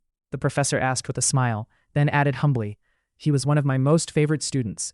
It's no exaggeration to say that the very first bricks laid to build his success were placed by me." He calmly flicked his wand, and the mist reappeared. Within the fog, the kids instantly recognized Amory Bryan's face from his time as a student at the School of Light Magic. "He looks so young," Tina, the girl in the front row, said innocently. "Of course, he was a student back then," Thela replied from behind her. Within the mist, a scene now appeared with Amory standing beside the esteemed Professor Polar. The professor was teaching Amory the destructive lightning spell in a brightly lit room. The scene shifted to one with falling snow, and the 2 main characters, Amory and Polar, stood before a large boulder. Amory had beads of sweat on his forehead despite the freezing weather. Professor Polar stood very close, looking at the young man with warm eyes. He whispered something, then gently patted his favorite student's shoulder. Amory stared intently ahead, suddenly raised his wand, unleashed a lightning bolt, and the boulder shattered into pieces. Next came a very familiar scene, an overcast sky. Amory walked across the precarious stone bridge with a few other students, leading the School of Light Magic. The cold wind blew, making their faces pale and numb. Amory turned back with eyes full of confidence, waving his hand in farewell. Standing alone on the other side of the bridge was Professor Polar, regretfully raising his hand to wave goodbye, a warm, contented smile on his lips. The cold weather didn't seem to affect him at all. Just then, all the light in the mist display abruptly extinguished, leaving the first-year students utterly moved. "Professor, does Brian often come back to visit you?" a male student from the third row asked loudly and excitedly. Professor Polar stroked his nose, which was swelling with pride, trying to keep his voice steady. "Of course, every summer he brings a heap of gifts and forces me to accept them." The professor pulled up his trouser leg slightly, extended his foot, and pointed at his shoe. He explained, "Look, these white crocodile leather shoes, the only pair of their kind in the world, were his gift from last summer." The students erupted in whispers of admiration. "They're so beautiful. And expensive, too. Must be at least 1,000 silver shillings, no joke. Must be even more than that. They look great on the professor." It was quite lucky, if Professor Polar hadn't mentioned it. Many of them might not have had the chance to admire the expensive white crocodile leather shoes he was wearing. "Is that silk cloak also from him, Professor?" a brown-haired boy in the front row asked. Professor Polar looked directly at the source of the voice and asked coldly, "What is your name?" "I'm Kane, Professor," Kane replied timidly.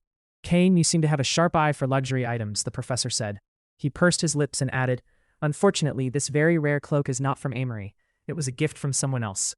"Who was it, Professor?" Kane asked, still curious. But Professor Polar didn't seem angry at Kane at all. On the contrary, he looked visibly delighted. He spoke calmly to the whole class. "All right, I will introduce the person who gave me this to all of you." He joyfully flicked his wand, and the mist from before reappeared out of thin air. Within the fog, the image of a young man standing in the middle of the Magic Council emerged.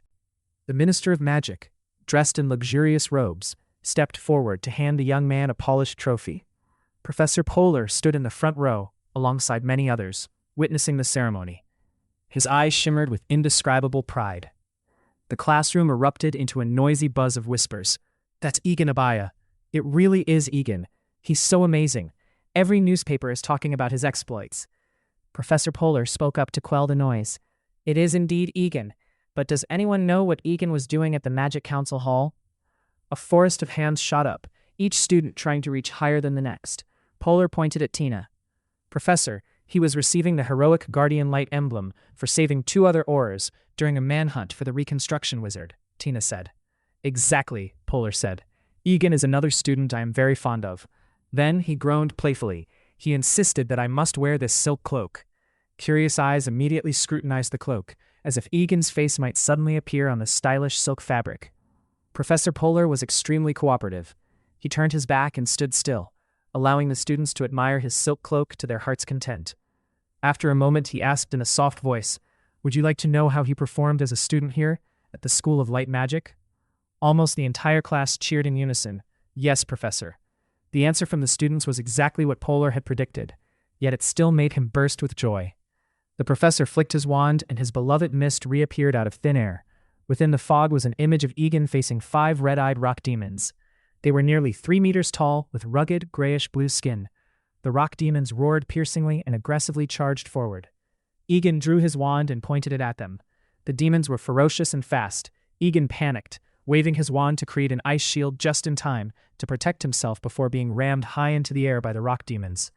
Behind Egan was an abyss, and he was about to fall into it.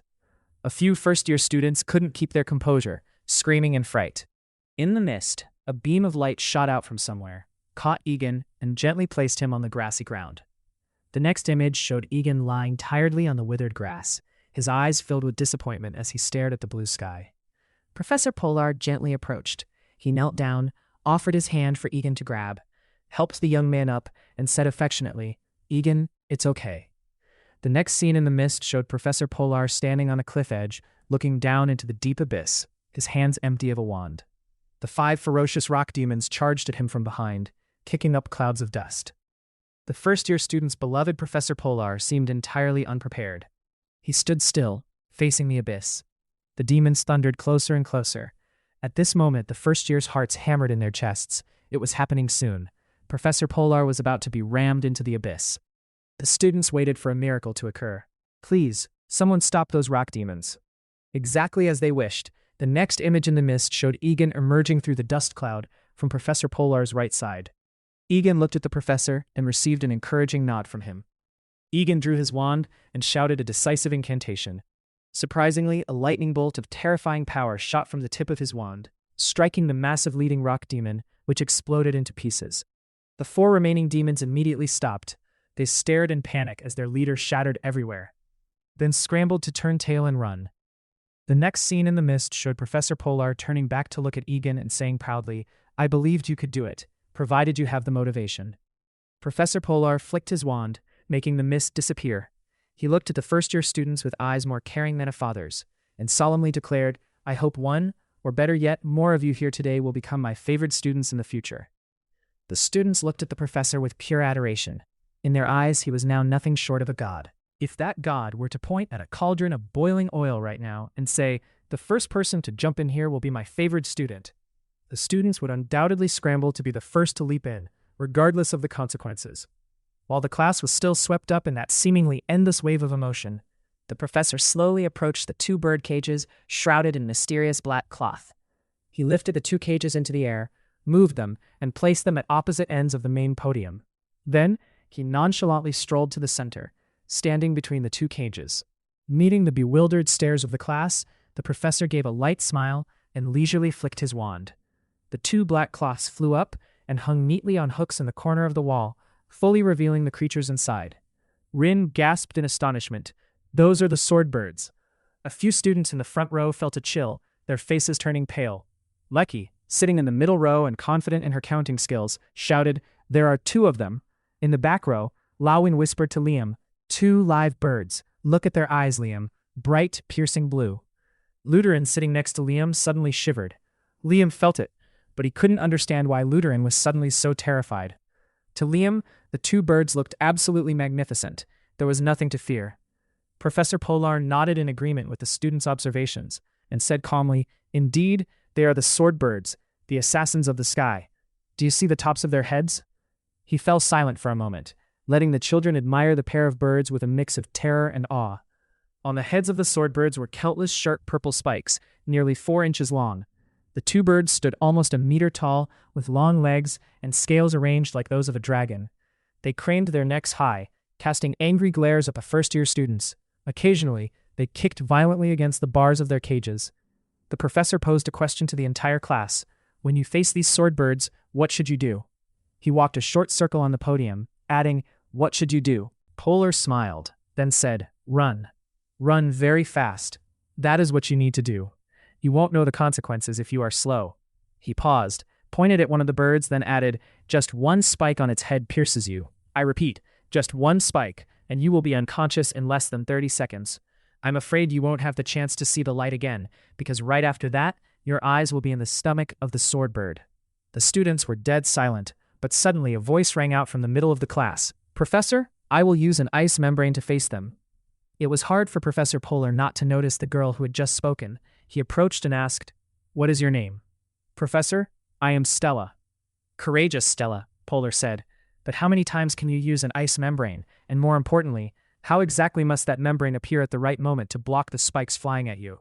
He slowly approached Stella, leaning in to look at her, and added, "And I remind you that the bird will launch many spikes. What if there is more than 1 bird? What then, Stella?" Stella looked flustered, then fell silent. Professor Polar straightened up, satisfied with the silence. He said more forcefully, "There must be a way to counter them." Then he proudly walked back to the lectern and declared, "And that way is mine. Today I will show you how amazing this subject is." The professor scanned the curious faces, then added, "In a few moments I hope none of you start screaming. For now, those in the front row, please stand up and move back."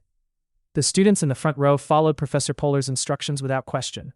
Once they had retreated about 4 meters, the professor drew his wand and pointed it at the edges of the walls, then at the ceiling, and finally at the floor, chanting incantations as his wand moved.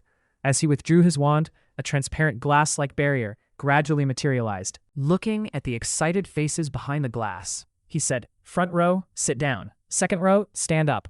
and the back row can stand on their desks to get a better view. The students scrambled to adjust their positions. It took nearly 2 minutes to form 3 tiers of heads, all staring intently at him with high expectations. "Good, that's it," the professor said, looking at the children with a satisfied gaze before stepping between the 2 bird cages. He flicked his wand and the cage doors swung open. Polar slowly tucked his wand into the holster at his hip, folded his arms behind his back, and stood motionless with his head tilted up and eyes closed. The students felt as if the professor were lost in some invisible, melodious piece of music. The 2 birds pushed off with their powerful legs, lunging out of their cages. Once free, they immediately spread their red wings, flapping a few times to gain balance before soaring high. They aggressively craned their necks, letting out a barrage of piercing shrieks, and launched countless purple spikes. Polar had placed himself in an extremely perilous position, surrounded by spikes from both sides with no room to dodge. The speed of the spikes was terrifyingly fast.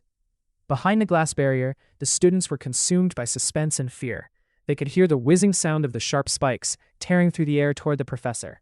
Just as the spikes were about to hit, the professor suddenly snapped his eyes open and spun around with lightning speed, drawing his wand and shouting an incantation in a flash. The sharp spikes suddenly froze midair and then fell to the floor like falling leaves. With a move as swift as flipping a page, the professor continued to point his wand left and then right. The 2 sword birds seemed to be snatched by invisible ropes and dragged back into their cages. All of this was completed after just 2 spins on the spot by Professor Polar.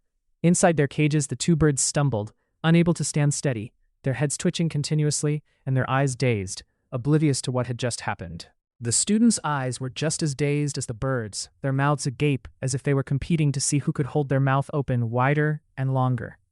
Everything had happened too fast. They couldn't believe their eyes. The first sentence Professor Polar said to them after lowering the protective barrier was, "Remember this, only an attack can help us claim victory in battles." Walking down the main corridor toward the Great Hall after Professor Polar's first lesson, the first-year students felt as though they were stepping on clouds. Their eyes were so full of energy that it seemed as if they didn't even need to eat dinner. Sunday of the 4th week at the School of Light Magic. As with previous Sundays, Liam woke up to an atmosphere filled with the cries of owls and hybrid butterflies fluttering throughout the room. The boys were eagerly pulling their messenger creatures out of their cages, preparing for an outdoor outing in the sun, turning the room into something of a chaotic aviary. The 2 owl cages belonging to Luteran and Lion were still hanging on the hooks at the head of their beds. The 2 owls looked frustrated and angry, while their owners sat slumped gloomily on their mattresses. After returning from the restroom, dressed in blue jeans and a gray polo shirt, Liam absent-mindedly tossed his pajamas into the bedside basket.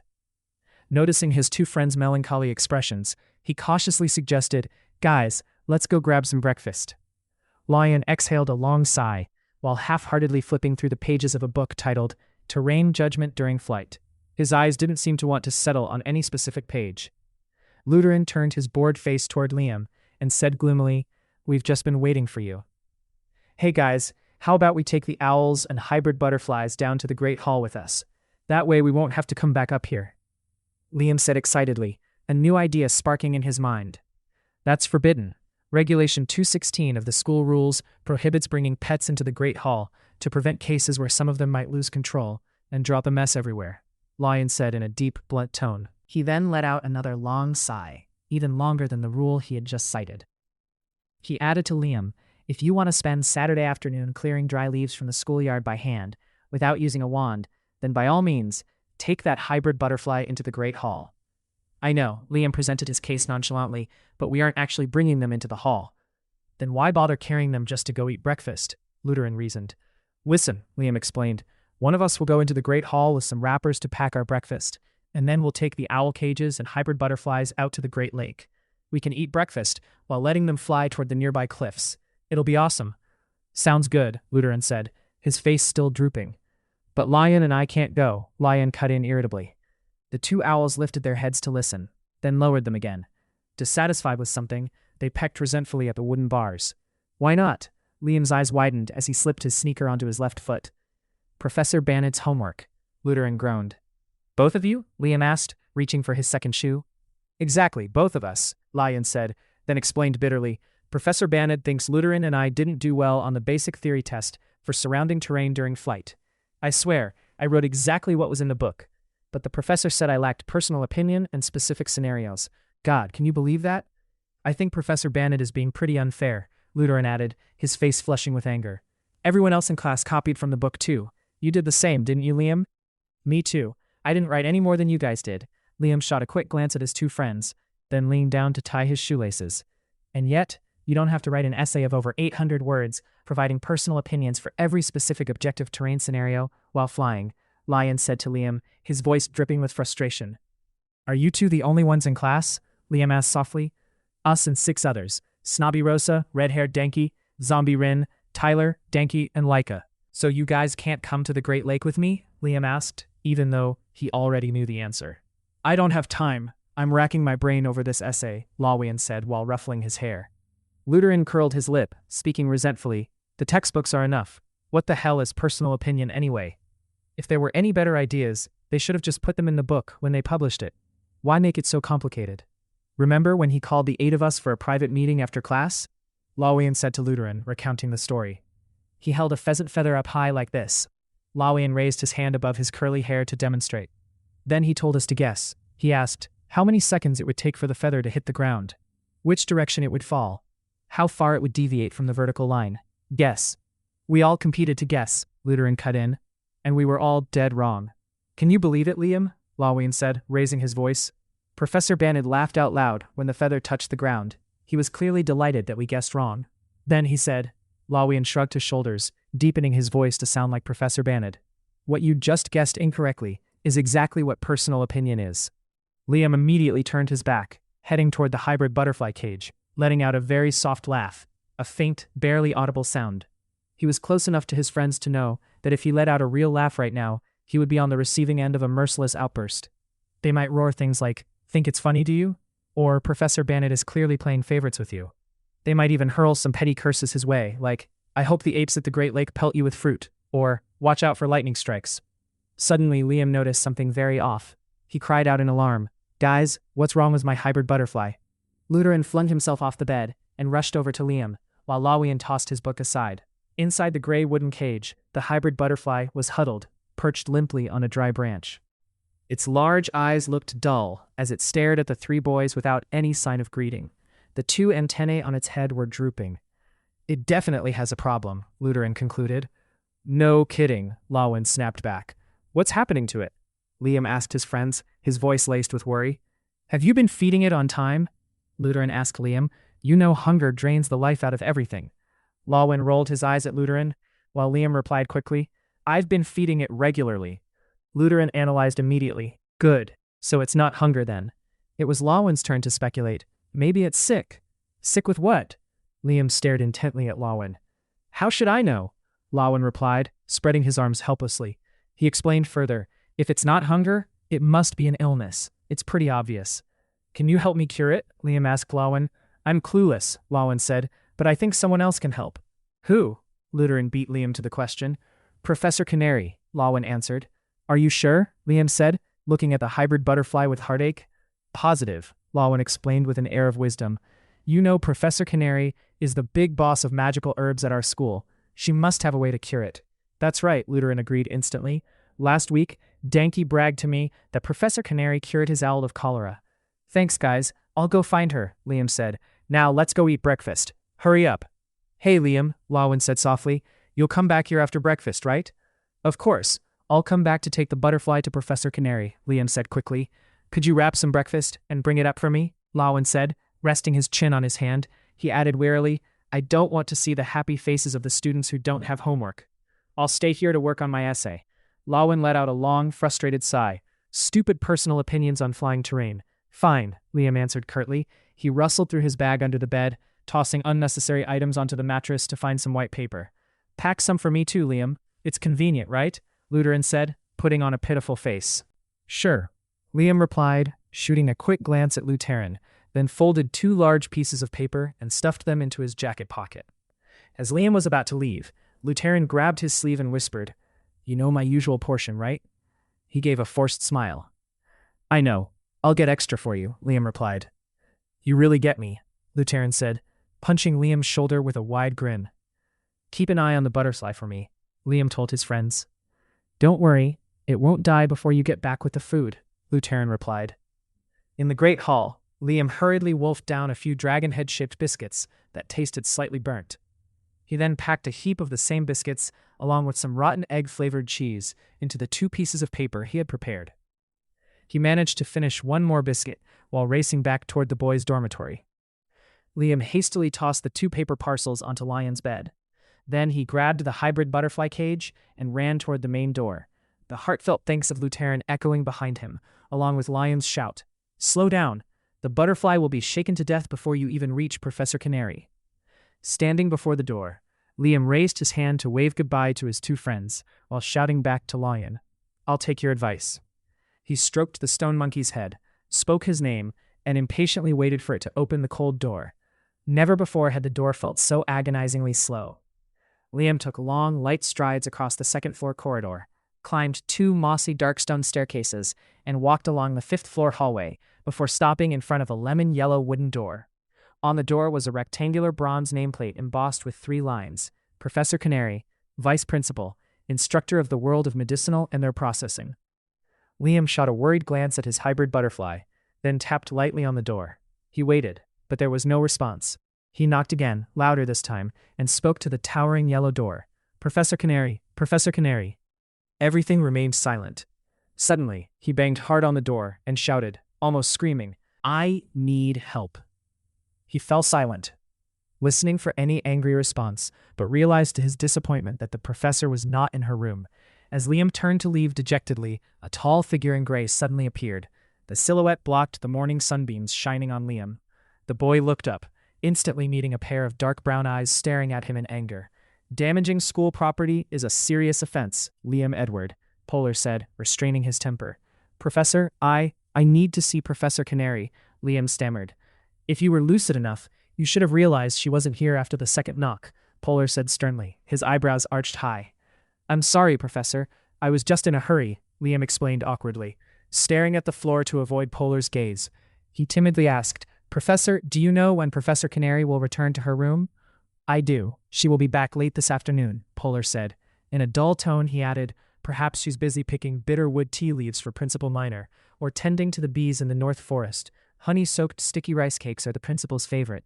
Or she might be gossiping with Professor Narmi, but one thing is for certain, she won't be back until late afternoon." He jerked his chin toward Liam, irritation still lingering on his grayish face. "What's so urgent that you had to torment her door like that?" "Professor, it's because my hybrid butterfly is sick," Liam replied, slowly lifting the cage.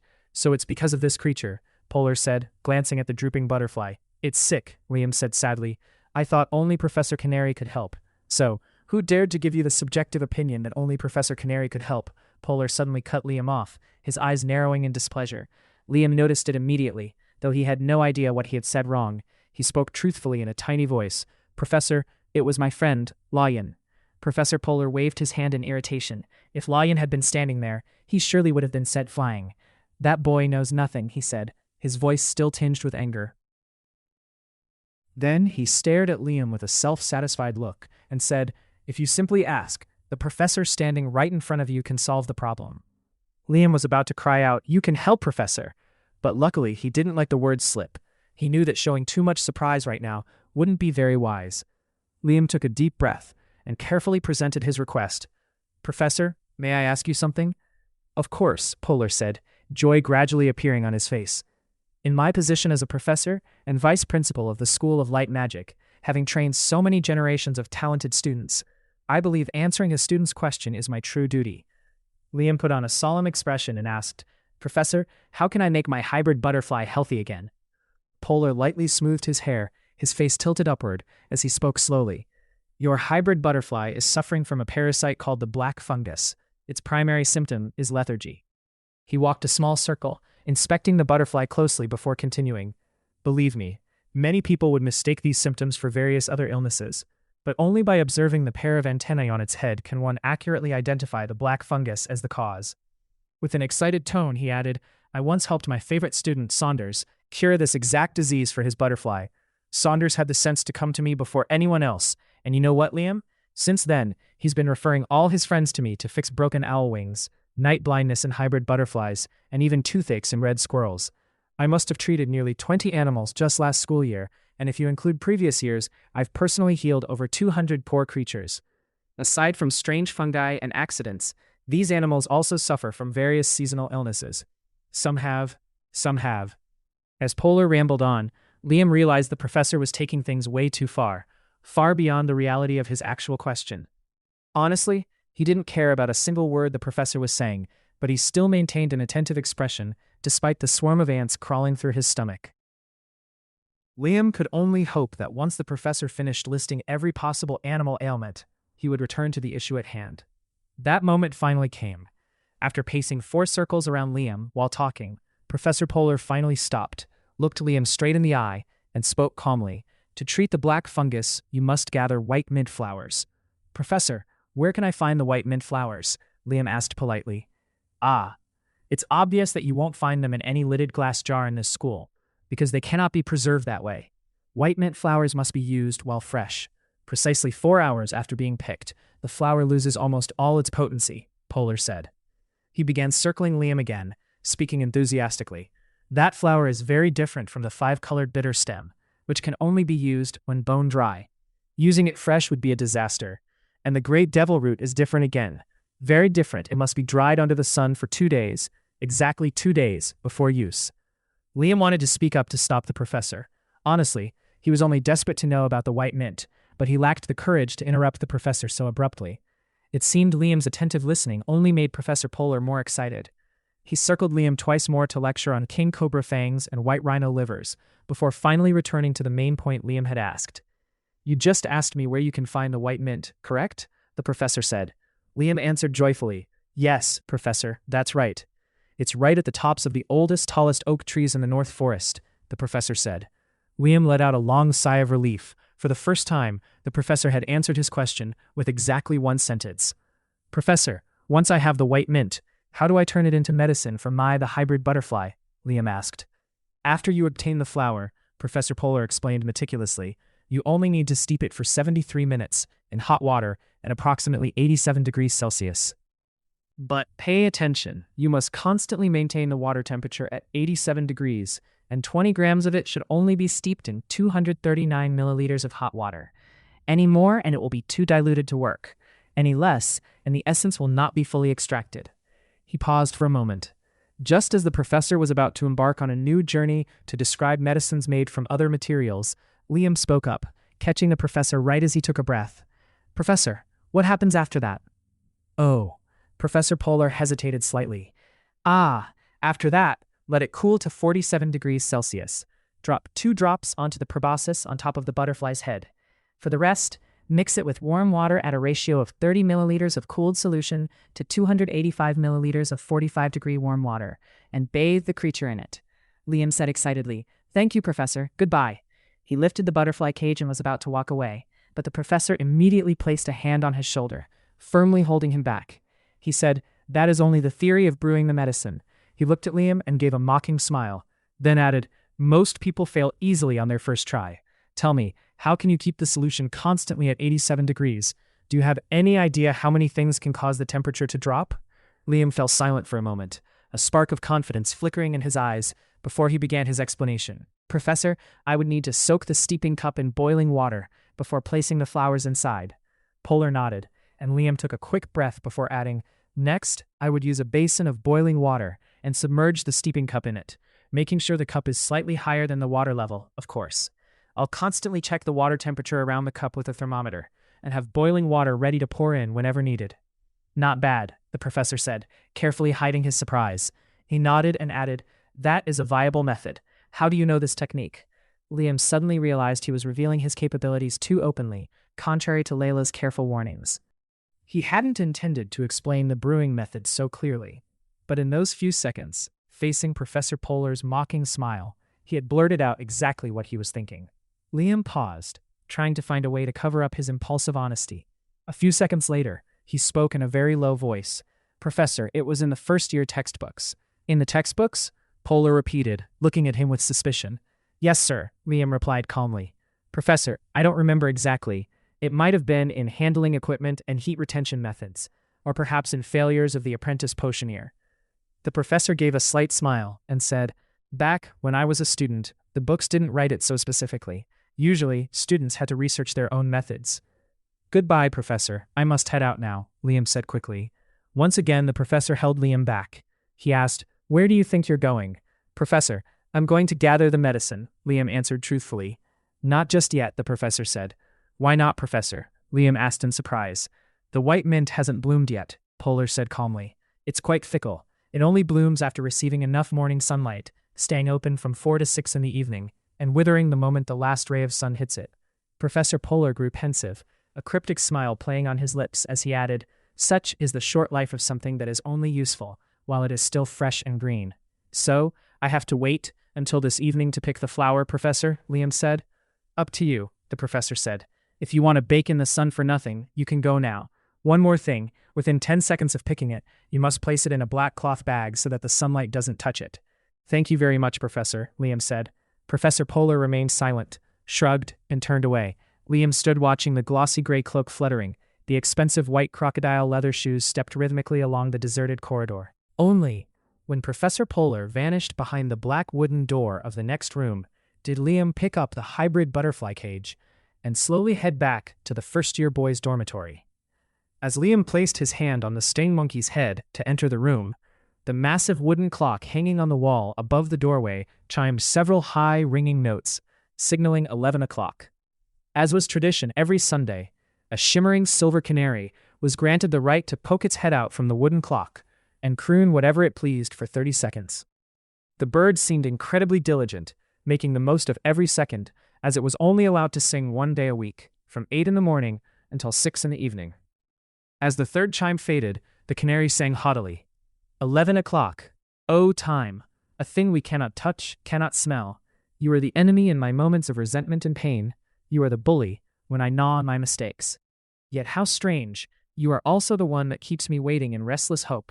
Oh, time." The bird continued its song as Liam slowly made his way toward the last row of beds by the window. There were only 3 boys in the room at the moment. The other 2 didn't even seem to notice Liam's presence. The 2 owls, however, glanced indifferently at Liam and the hybrid butterfly before turning away, their eyes filled with resentment as they stared out the wide-open window at the sun and wind. Lawin and Luteran were still sitting on their beds, exactly where they had been when Liam said goodbye that morning. The only difference was the mountain of clutter now strewn across both beds. Their leather bags had been assigned a new task, lying flat to serve as makeshift desks. At the foot of them beds, several crumpled, balled-up pieces of paper lay scattered about. Luteran was clutching his quill tightly, pressing the nib motionless against the parchment. Liam got the feeling Luteran wanted to drill a deep hole right through the paper with that fragile tip. Next to Luteran's notebook were 2 other unfortunate quills. One was soaking wet with saliva, its fibers clumped together, while the other was even worse. The fletching had been chewed to shreds. On the neighboring bed, Lawin had his dark head buried in his notes. He rubbed his hand through his mess of curly hair, making a scratching sound. Then his hand paused for a few seconds before rubbing again in the opposite direction. Perhaps the words he intended to write were playing hide-and-seek inside that dense, tightly curled thicket of hair. The only way to make those words fall onto the paper was to rake his hand violently through his scalp. After Liam hung the hybrid butterfly cage on the rack at the foot of his bed, Luteran and Lawin finally noticed his presence in the room. The 2 friends looked up at the weary butterfly, which remained unchanged since that morning.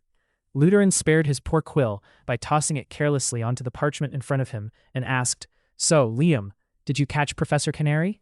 "No, I didn't," Liam said, while kicking off his sneakers. "While I was banging on the door and shouting outside Professor Canary's room, Professor Polar from next door showed up."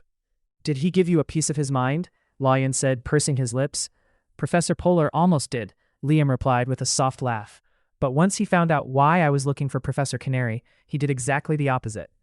The other 4 eyes were now completely diverted from the parchments they had spent all morning racking their brains over for Professor Bandit's personal opinion essay. "The opposite?" Lawin repeated. "The professor taught me how to brew the medicine for my hybrid butterfly," Liam said cheerfully. "Professor Polar knows how?" Luteran asked, stepping off his bed.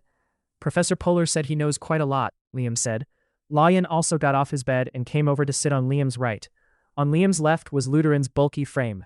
Liam's bed creaked in protest as Luteran and Lawin pulled their feet up and sat cross-legged on it. The two of them seemed incredibly eager to hear the story of Liam's encounter with Professor Polar that morning. Liam slowly recounted the tale, being quite generous toward his friend's suspense by skipping a mountain of details about various pets, different illnesses, and medicinal methods that Professor Polar had generously poured into his ears. And by the way, he subtly altered one small detail. Liam informed his two friends that the method for maintaining the temperature at 87 degrees Celsius was taught to him by Professor Polar. "We need fire. It'd be even better if we had an oven to brew this medicine," Luderin said after hearing the whole story. Liam looked at his two friends and calmly presented his plan. "I'm going to borrow Professor Canary's lab after I gather the white mint flowers." "You're right, but I'm afraid Professor Canary won't let you borrow the lab," Lawian said. "Why not?" Liam asked worryingly. "You know how strict Professor Canary is," Lawian said frowning. "Unless it's a practical session supervised by her, she'll never agree to let you borrow the lab." "But this is a hybrid butterfly's life. She has to let Liam use it," Luderin shouted, wide-eyed, as if Lawian had just done something terribly wrong. "You go tell Professor Canary that yourself," Lawian snapped back at Luderin. "If it were you, there's no way she'd let you touch anything in that lab." Luderin fell silent. He remembered the scene of his classmates fainting and vomiting during the burn-healing potion session, and shuddered. "I'll meet Professor Canary as soon as she returns to her room," Liam said firmly. "Yeah, it's worth a shot anyway," Lawian said. At that moment, the other boys bustled back into the room with their owls. The wooden clock chimed 12 times, and then it was the oriole's turn to poke its head out and freely perform a vibrant song. A few boys clicked their tongues in praise of the bird. "Listen to that. This track is actually pretty good," Danky said. "It's great," Rin added, swaying to the music in delight. "Oriole, you've got skills. You should sing like this more. Drop those old songs," Thayle said, raising a thumb in appreciation. The oriole, pumped up, craned its neck to sing even more boisterously. Luderin looked at Liam with a look of pure exhaustion and groaned. "It's lunchtime already, Liam. Half the day is gone and I haven't even finished half the essay." "How about you, Lion?" Liam asked. "I'm a bit over halfway," Liam replied with a heavy sigh, adding, "Hopefully, I'll be done by late afternoon." "I'll go with you to gather the flower," Luderin told Liam, "but I'm afraid I won't finish my assignment in time." "Even if you finish the essay, what help would you be?" Lion said, raising an eyebrow at Luderin in a challenge. "Don't underestimate me," Luderin shot back immediately. "Are you going to drag that heavy frame of yours up those poor old oak trees? I just hope your fear of heights doesn't get the better of you," Lion teased. "Why on earth would I climb the tree?" Luderin argued. "Then why even go?" Lion shrugged. "I'll stand at the base and cheer Liam on," Luderin said decisively. "If Liam falls off the oak tree, I'll immediately go inform the professors."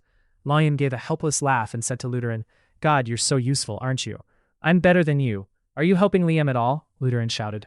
Lion gave Luderin a cold, icy glare before quickly getting off the bed. He set his parchment aside, reached into the Freezoom briefcase to grab something, turned to Luderin with a smug look, and then handed the object to Liam. "Liam, I have this for you," Lion said proudly. Liam took the bag from Lion's hand, a small black cloth pouch with stylish patterns embroidered in gold thread at the opening, fastened with a fancy white drawstring. Liam admired the bag for a moment and whispered, "Thanks, man. I hope I get the chance to use it."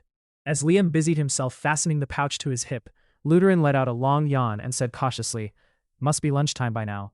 Liam shot a quick look at him. Luderin gave a weak smile and continued, "You know, I'm still not done with the essay." Liam spoke after securing the bag tightly to his waist. "I get it. Same for you, right, Lawin?"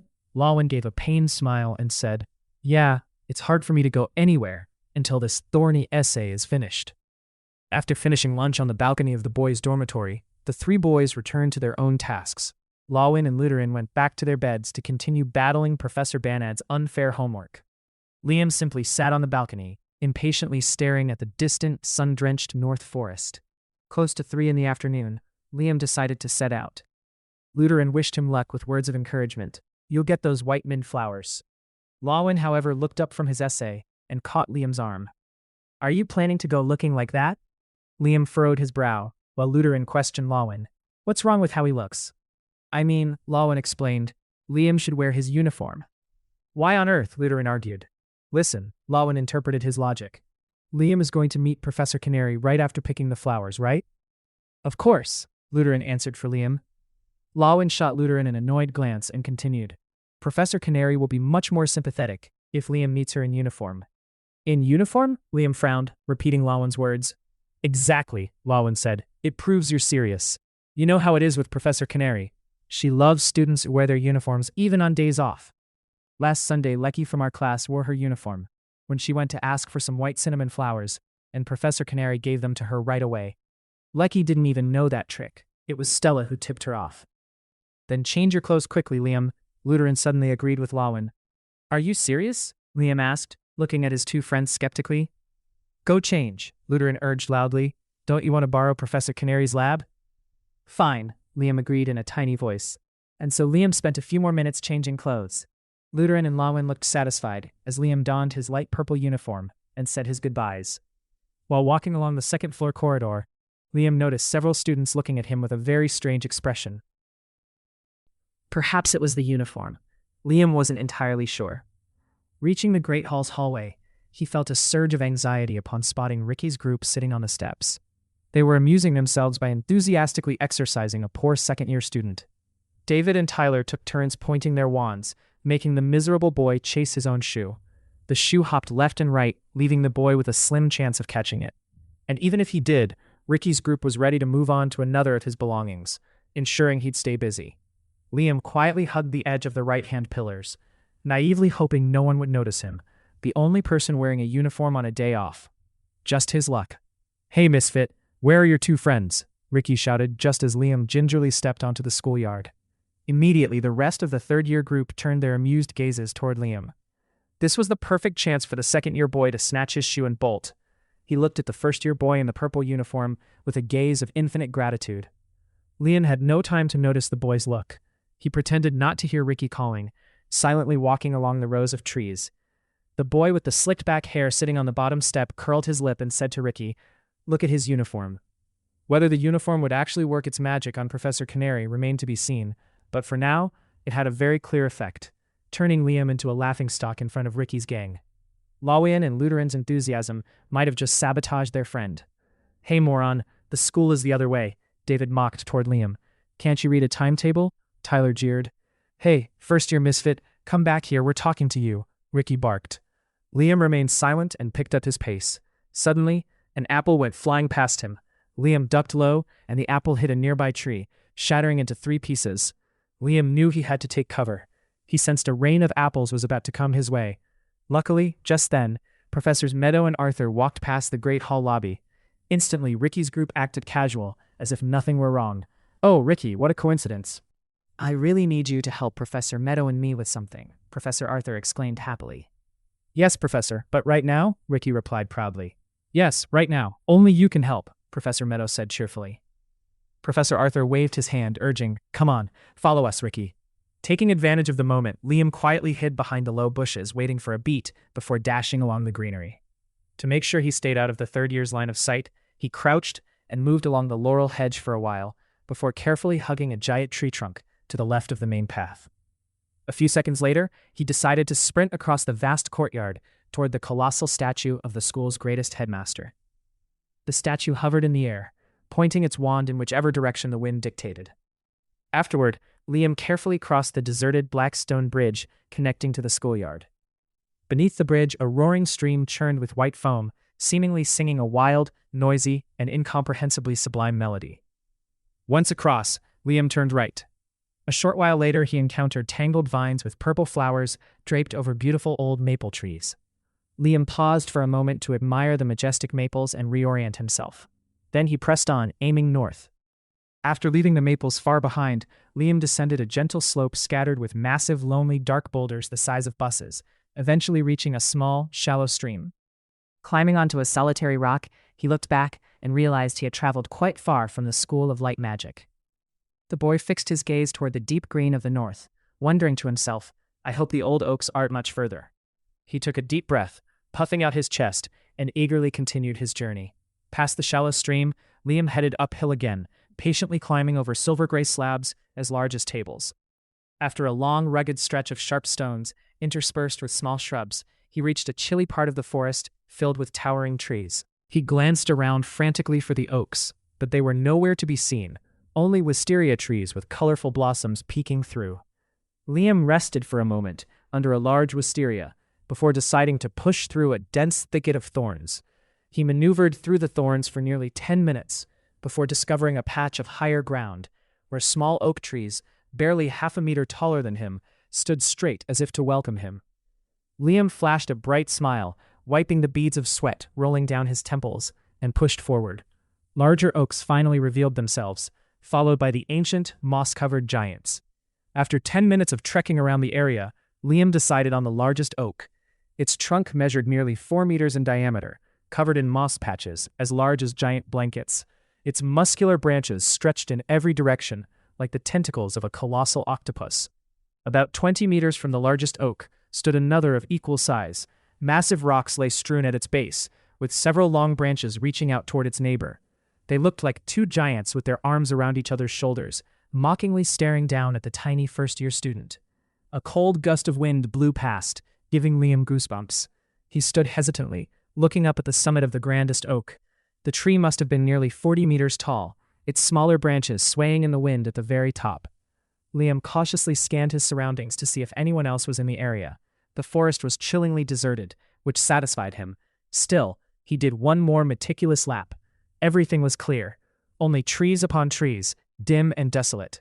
Liam gleefully drew his wand, ignored by the two indifferent giants. He flicked his wand and chanted an incantation.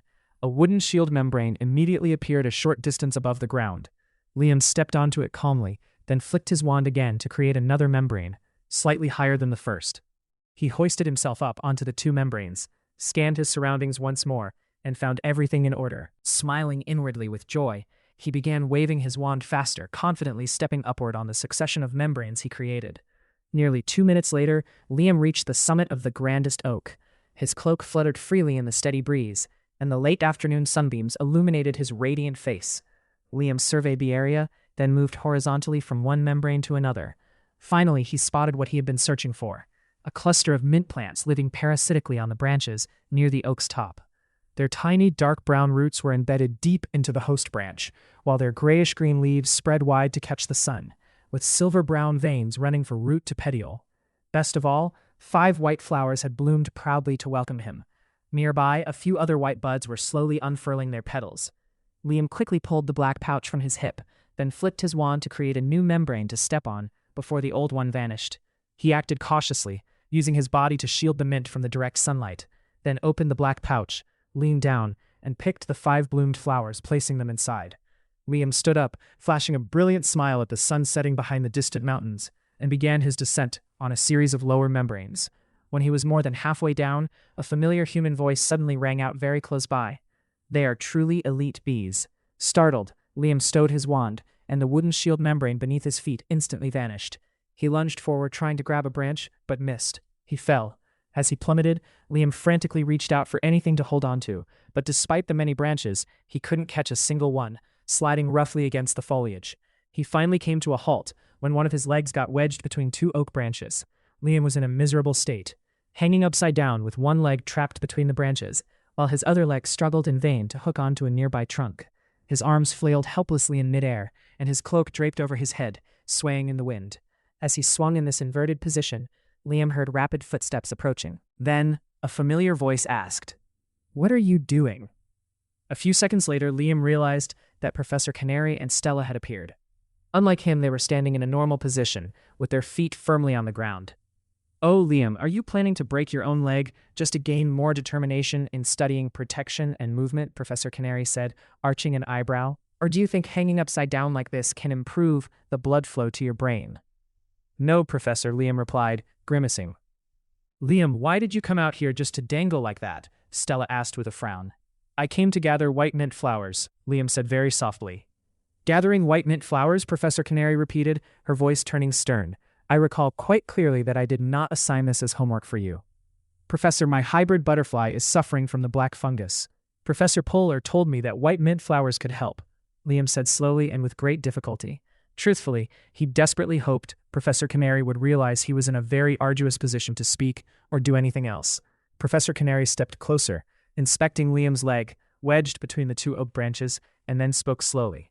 "That is a rather convoluted way to treat the black fungus."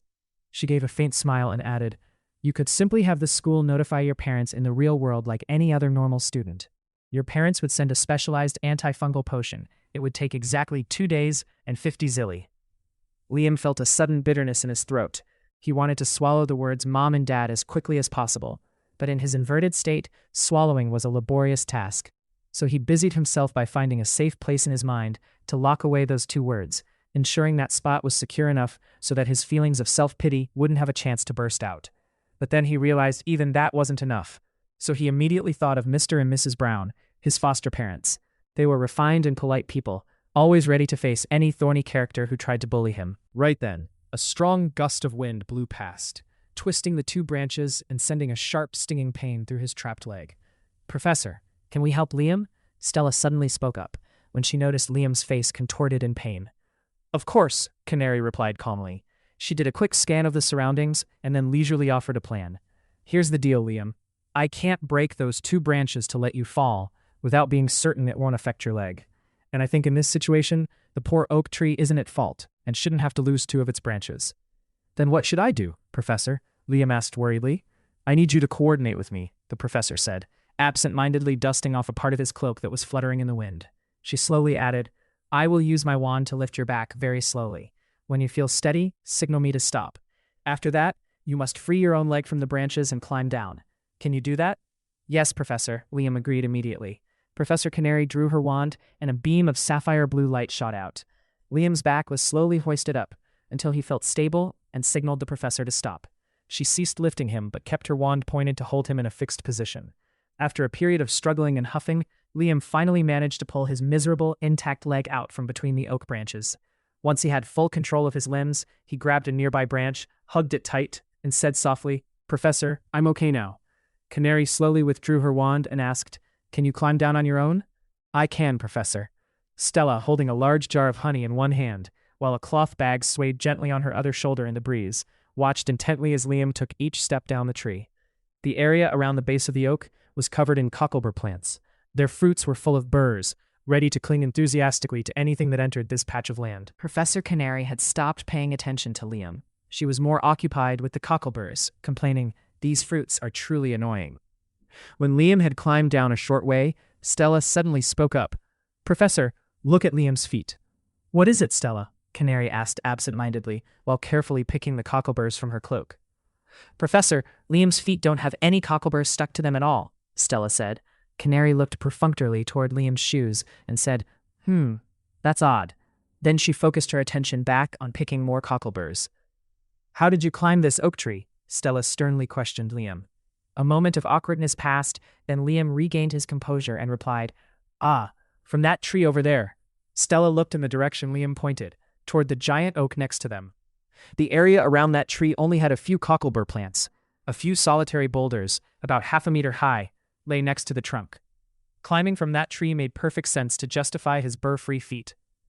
Stella cast a suspicious gaze back at Liam and asked, "How did you climb across from that tree?" Liam confidently pointed up at a large branch of the other oak that reached across to this one, saying, "Using that branch." "Why climb from the other tree and not this one?" Stella continued to press her suspicion. Liam scratched his head, feigning a look of silliness, and said, "I thought the other tree had the white mint flowers, so I climbed that one first, and, when I found none, I crossed over to this one." Stella stood pondering, looking up at the giant oak branch. By this time, Liam was only about a meter from the ground. He quickly jumped down into the patch of cockleburs. The boy smiled with satisfaction when he saw his shoes covered in many burrs. "These thorny things," Liam said, looking toward Stella. "They are so annoying." He instantly received a glare from Stella. Just then, Professor Canary said with satisfaction, "That's clean now. Not another hateful cocklebur left." She flicked her favorite gray cloak over her shoulder, ensuring no thorny burr could cling to it, and said to Liam and Stella, "Let's get out of here, both of you." The three of them walked slowly toward an open patch of grass, a good distance from the oak tree, and stopped. They once again meticulously removed cockleburs stuck to their trouser legs and shoes. Liam noticed Professor Canary wasn't nearly as careful as she had been with her cloak. Only, when their shoes and trousers were relatively clean, did the professor dutifully check her cloak one more time.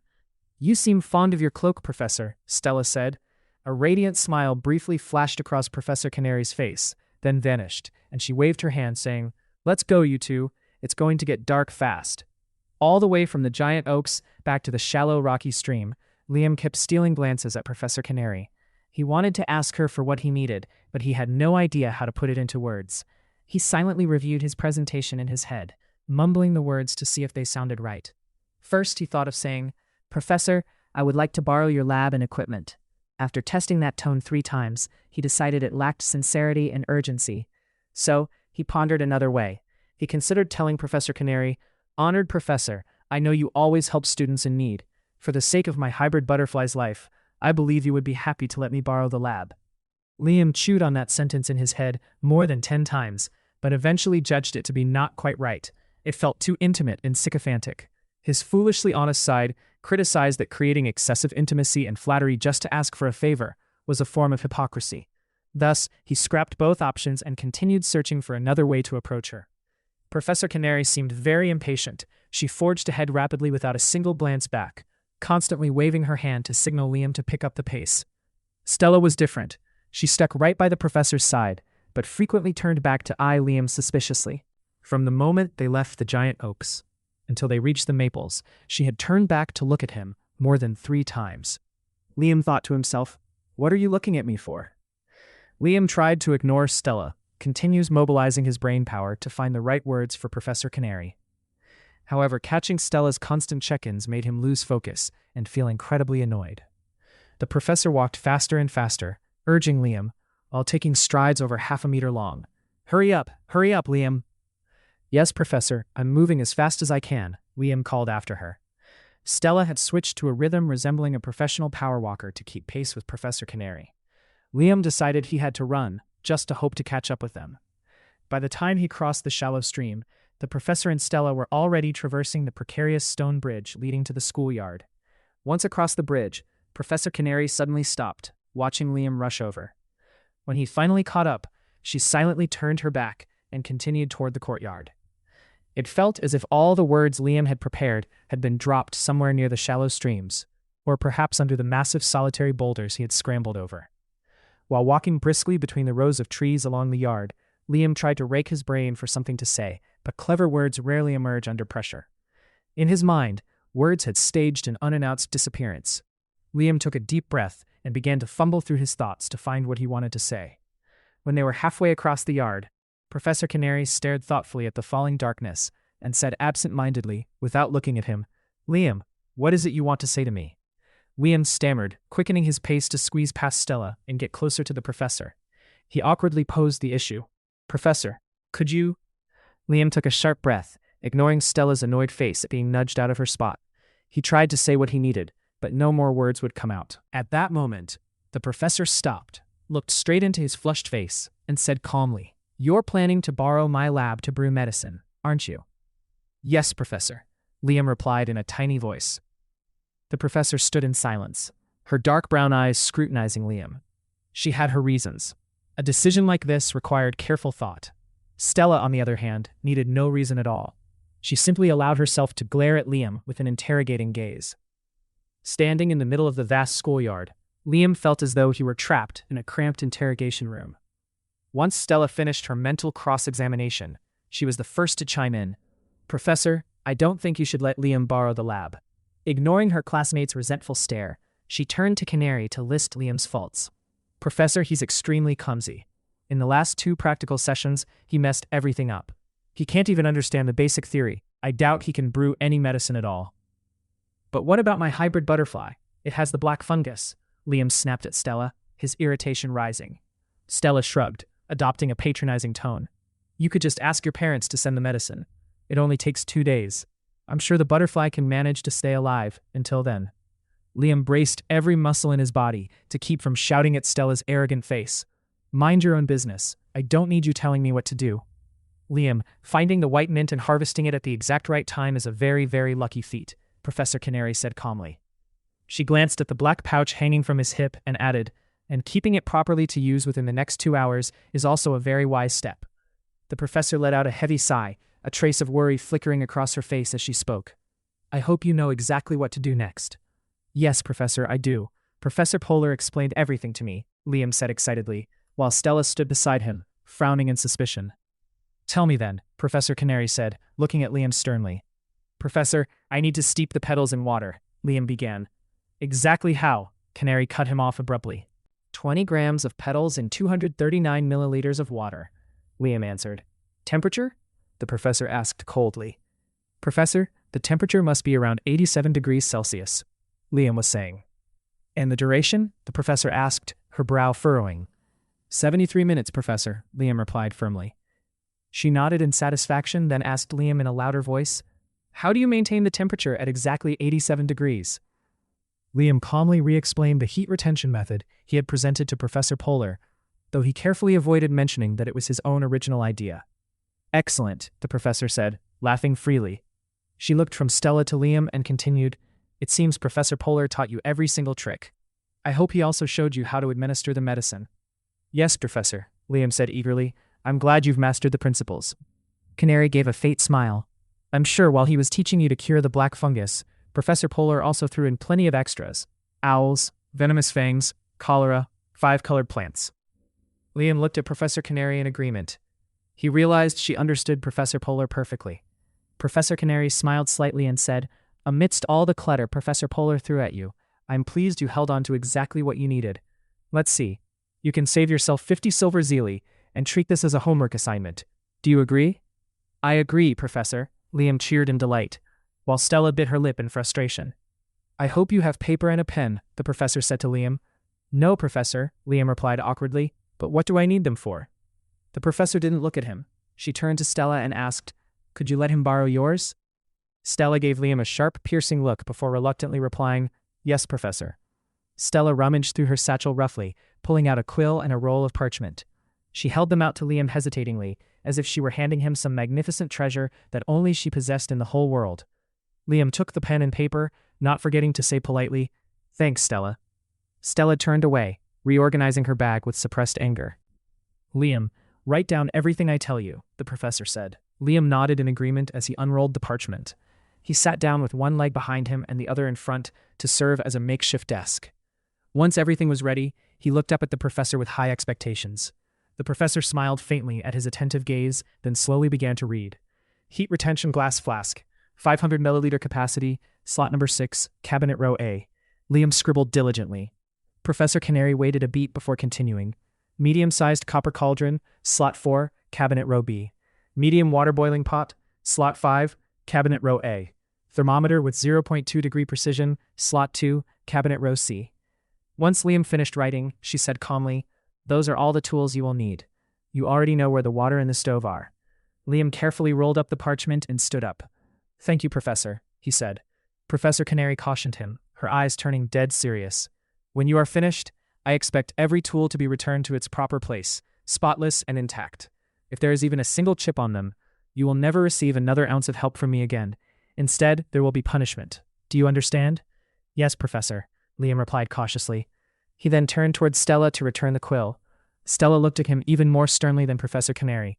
She reached out and snatched the pen back in one swift motion, then warned him in the tone of a superior. Don't you dare break anything. Though slightly annoyed by Stella, Liam still nodded in reluctant acceptance. He felt as though all the equipment he was about to borrow belonged to this annoying girl, and Professor Canary was merely the caretaker. Around them, the ground was blurring as the evening light faded, and a thin white mist threatened to descend and shroud the entire schoolyard. Canary hurriedly pulled a jingle of keys from her coat pocket. She detached one and said to Liam, This is the key to the potion lab. If I'm not mistaken, you have less than 2 hours to brew the medicine before the white mint loses its potency. Yes, Professor. Liam took the key with delight. The image of the apple thrown maliciously at him by the third years had now completely faded. He felt incredibly grateful to his two best friends. Let's go, Stella. We must ensure the honey is stored correctly, and then it's time for dinner, the professor said, then strode quickly toward the south wing of the castle. Stella shot Liam one last unpleasant look before irritably adjusting her shoulder bag and running after the professor. The chill of the mist was swallowing the entire school. Somewhere in the corners of the yard, slender lampposts, looking like dry skeletons, leisurely flicked on their faint lights to fight back the darkness. Ignoring his stomach's violent protest, Liam ran toward the great hall. He gripped the key in his coat pocket tightly, as if holding the very shape of hope. The hope of curing his hybrid butterfly, the creature that allowed him to contact the person who knew exactly where he came from, and almost understood his every thought. As Liam ran past the hovering statue in the courtyard, he began to catch the enticing aroma of hot dishes wafting from the great hall. Never before had that scent been so bitterly tempting. From the opposite direction, Liam dimly saw two figures rushing toward him. The three met about 10 meters from the outer lobby of the Great Hall. In the twilight, Liam flashed a smile as bright as morning dewdrops catching the golden sun. I got the flowers, Liam said excitedly. Lawian and I just finished the essays, Luteran said, patting Liam's shoulder. Let's go, we need to find Professor Canary, Lawian said, his voice tinged with worry. Liam smiled proudly. He pulled out the hope, held it up, and announced loudly, Here, the lab key. I ran into the professor out in the forest. Awesome, Luteran cheered. Let's go grab dinner. I can't, Liam countered. Why not? Lawian looked at Liam stunned. I only have about 2 hours to brew the medicine before the white mint loses its potency, Liam said, his stomach growling with hunger. You guys go eat first, I'll eat later. I'm going with you, Lawian said firmly. Neither of you will have anything left to eat by the time you're done brewing, Luteran interrupted pessimistically. Luteran, could you bring some food for Liam and me? Lawian stared intently at Luteran. I can't. Luteran spread his arms helplessly. You know it's mushroom soup and lamb stew tonight. Liam's stomach rumbled again in anticipation as Luteran continued. It's not like bread that you can just wrap up and carry away. You guys go eat. I think skipping one meal won't kill me, Liam said calmly, even though his stomach was screaming in protest. No, Luteran said, his voice surprisingly decisive. We are all going to the lab together. And dinner? Can you really skip it? Liam looked at Luteran in surprise. Lawian did the same. I can't skip it, Luteran grinned, then explained excitedly. I'll borrow 2 buckets from the lab and put our stew and soup in those. Brilliant, Liam said. Seems like hunger is actually making you smarter, Luteran.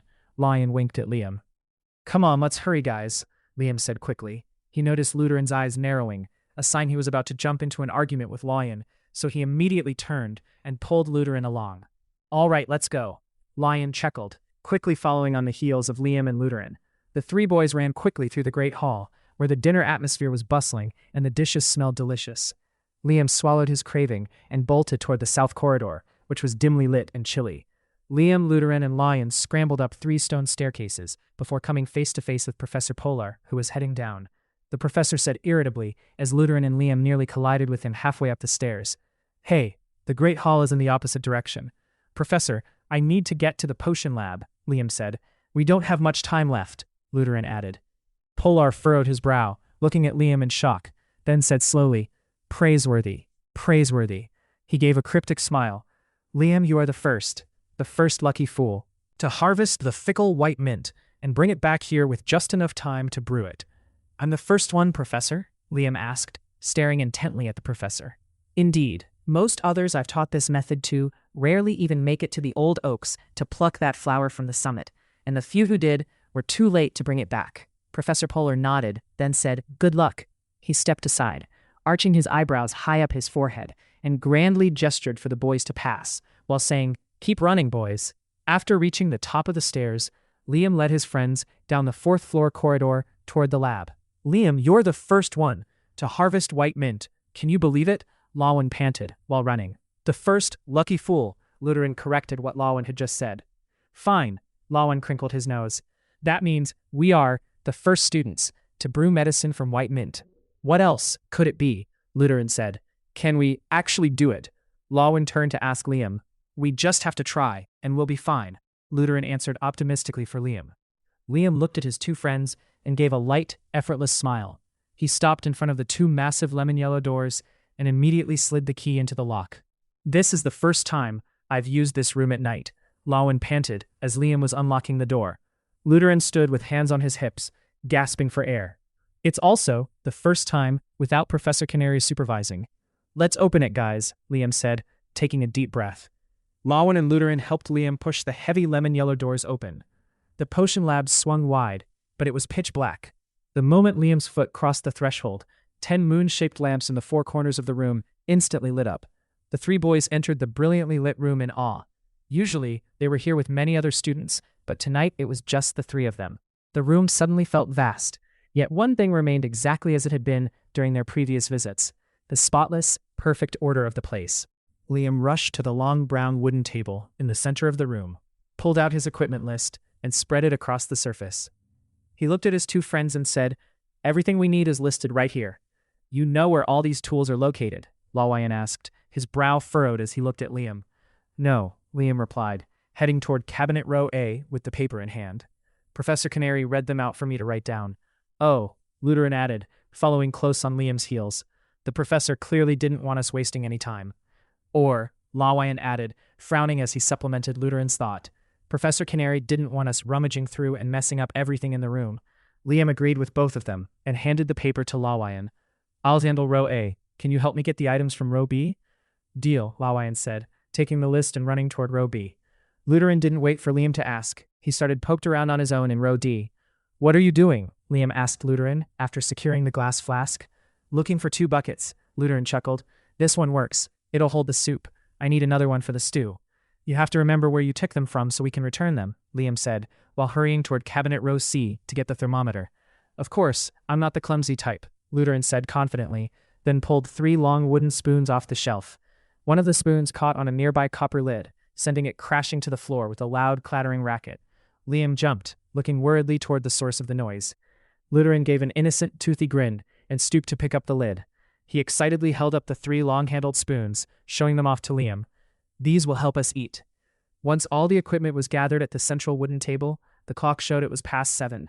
Liam said, Lawayan, could you help me bring the hybrid butterfly here? Of course, Lawayan said, turning and sprinting toward the door. And I'll go get the food, Lutheran said, when he saw Liam's gaze. He grabbed the 2 buckets and immediately chased after Lawayan. Don't let Professor Canary see those buckets, Liam called out. Don't worry, Lutheran looked back to shout quickly before disappearing. Liam carried the 2 glass flasks to the corner of the room, filling them at a bronze faucet shaped like a winged fish, then carefully brought them back to the stove area. He placed the 2 pots, partially filled with water, onto the stove and lit the fire. Then he dashed back to the long wooden table.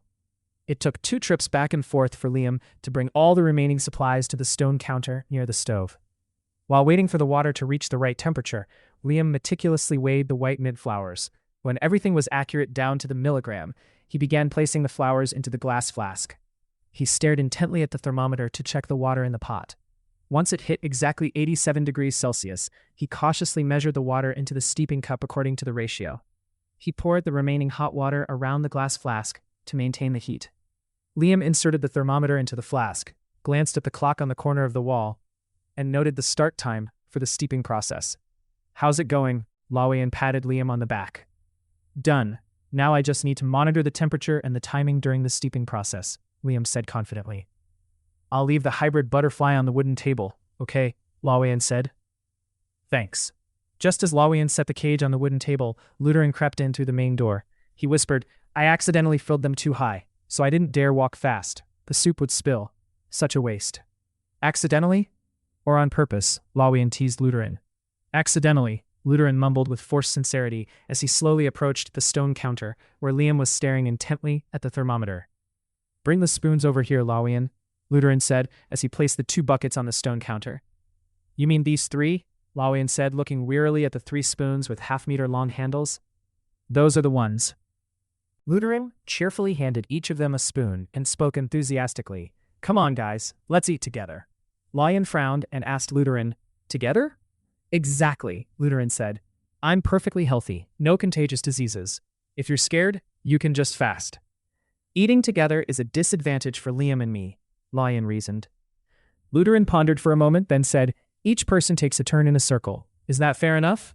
Deal. Lawayan nudged the elbow of the friend beside him, Liam, who was still glued to the thermometer. Liam, you go first, Lutheran said. Without standing on ceremony, Liam took his eyes off the thermometer for a moment and scooped the first spoonful, beginning their bizarre meal. The mushroom soup was indescribably fragrant and seasoned to perfection, making Liam's hungry stomach very satisfied. However, the oversized spoons made it quite a struggle for the 3 boys to get the food into their mouths. After the first round, they came up with an invention, only holding 1/3 of the long handle to scoop the food. By the 12th round, Liam suddenly said, Wait a second. What is it? Lutheran asked. Look at this. The temperature is dropping to 85 degrees, Liam said. Lawayan and Lutheran glued their eyes to the thermometer. Liam quickly took some boiling water from the stove and poured it around the steeping flask. He meticulously poured the water bit by bit, while his 2 friends signaled for him to stop once the thermometer hit 87 degrees Celsius. After everything was settled, the 3 of them resumed their strange dinner. When they were almost finished eating the stew, the clock struck 8:30. The steeping time for the white mint flours was complete. Liam cautiously removed the cup containing the flour solution from the flask to let it cool gradually. Then the three boys returned to the stone counter to finish off the fragrant soup. A while later, Liam checked the white mint solution and said excitedly, 47 degrees Celsius. It's ready. Lion, can you help me bring the hybrid butterfly over here? Sure. How's it looking, Liam? Lutheran asked, rubbing his bulging belly. It's time for my hybrid butterfly to take its medicine, Liam said, his voice cheerful. A few seconds later, the hybrid butterfly was placed on the stone table, occupying a spot far more important than the soup. It remained the same, limp and listless as a corpse. Liam took a deep breath, then carefully squeezed 2 drops of the emerald green white mint solution onto the pair of proboscises on the butterfly's head. The 2 proboscises slowly curled up and slumped down, completely flaccid. The butterfly shuddered once, and then suddenly its entire body collapsed without any sign of life. It looked even worse than before the treatment. Why is this happening? Lutheran screamed in panic. Your butterfly was supposed to get better. Why does it look dead?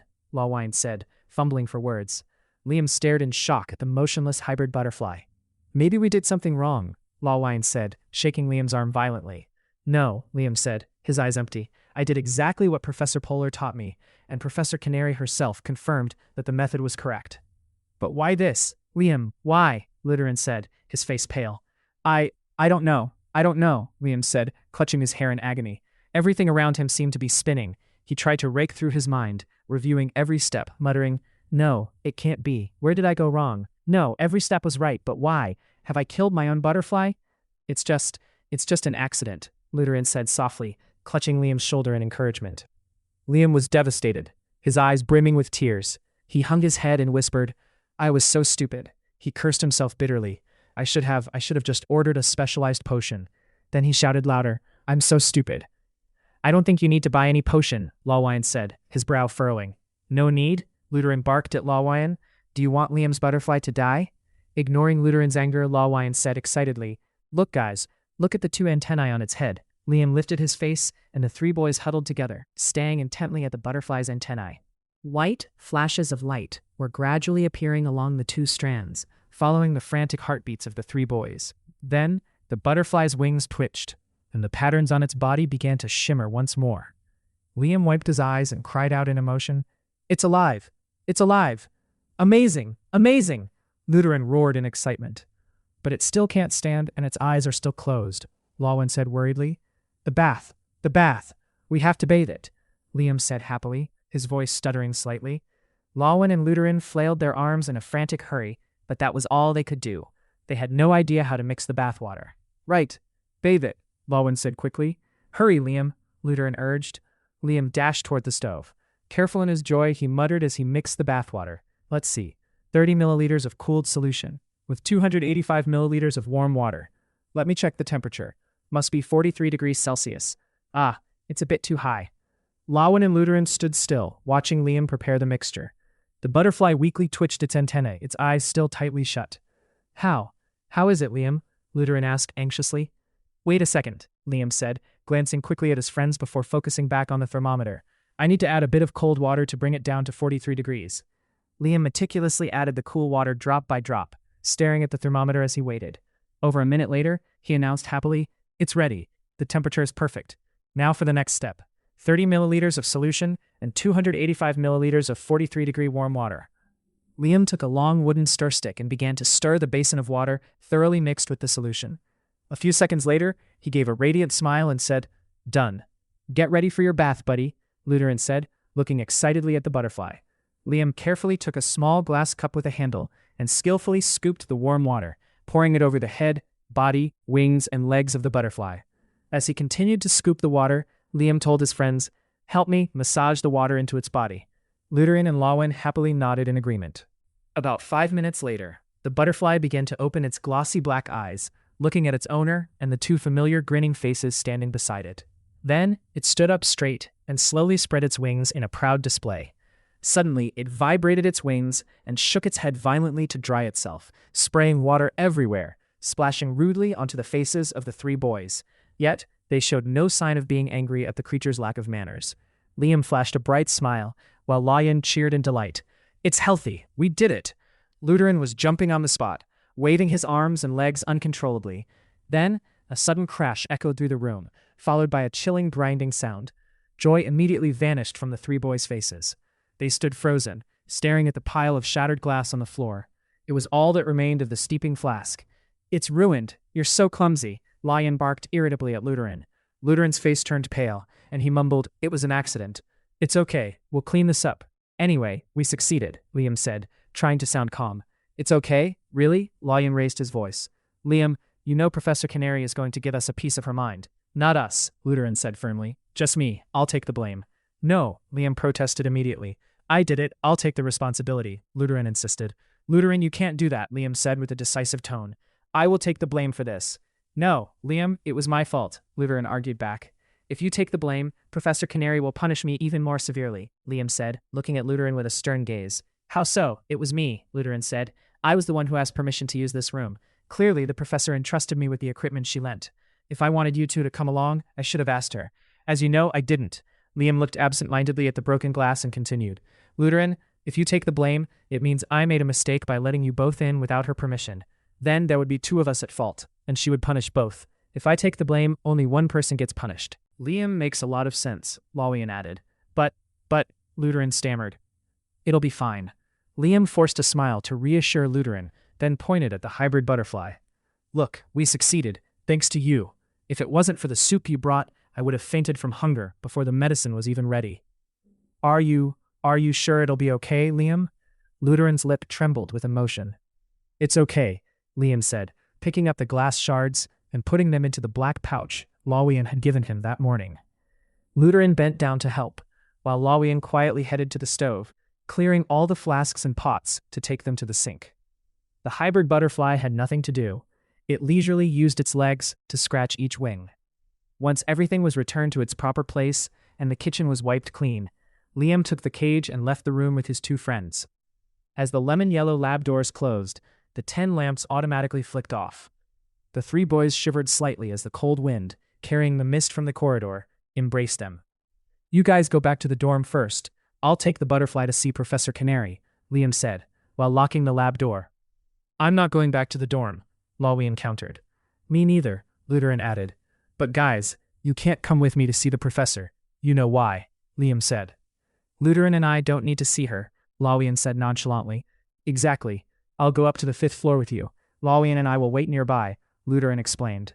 "Okay, let's go." Liam gave a light, effortless smile. The three boys walked slowly along the dimly lit corridor, the wisps of mist curling around their feet before dissolving. As they reached the final step of the 5th floor staircase, Luteran suddenly gripped Liam's shoulder, saying worriedly, "Are you sure this way is better?" "Wait for me here, okay?" Liam nodded and whispered. Liam took long strides, gradually becoming a small, flickering black silhouette sinking into the mist, moving further away from his two friends who stood there, pensively watching him go. "Who is it?" Professor Canary's voice called out cheerfully, as Liam tapped lightly on her door, the very same door he had unintentionally hammered without mercy that morning. "Professor, it's Liam Edward." The door creaked open and Liam entered with his hybrid butterfly. The professor's room was quite spacious.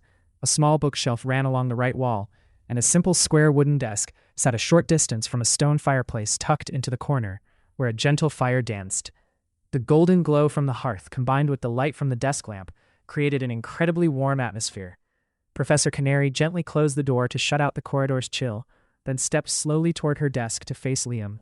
Tonight she wore a light blue outfit, her hair let down long over her back instead of being tied up as usual. Liam felt a vague sense of familiar peace, as if he were in Layla's room, sipping a cup of hot milk on a freezing snowy day. "Did you come here at this hour, just to stand there?" the professor said as she sat in a large chair near the desk. Liam spoke timidly. "Professor." He set the cage on the floor and reached into his jacket pocket. "I've come to return the key." The professor looked at him kindly. Liam didn't dare meet her warm gaze. He fell silent, awkwardly turning to stare at the burning fireplace, while a surge of guilt rose within him. What he was about to tell her, given how graciously she had treated him today, felt like a massive bucket of cold water thrown onto that warm hearth.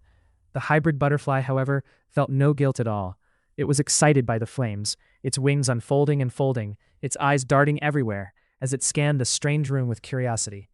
"The key," the professor said, watching the butterfly waste its energy on excitement. "You've succeeded. This proves you aren't clumsy after all." Liam exhaled heavily, confusedly pulling the key from his pocket and handing it over. Everything was returned to its proper place, I assume? She asked softly. Professor, Liam stammered. Almost everything is back where it belongs, except for this one thing.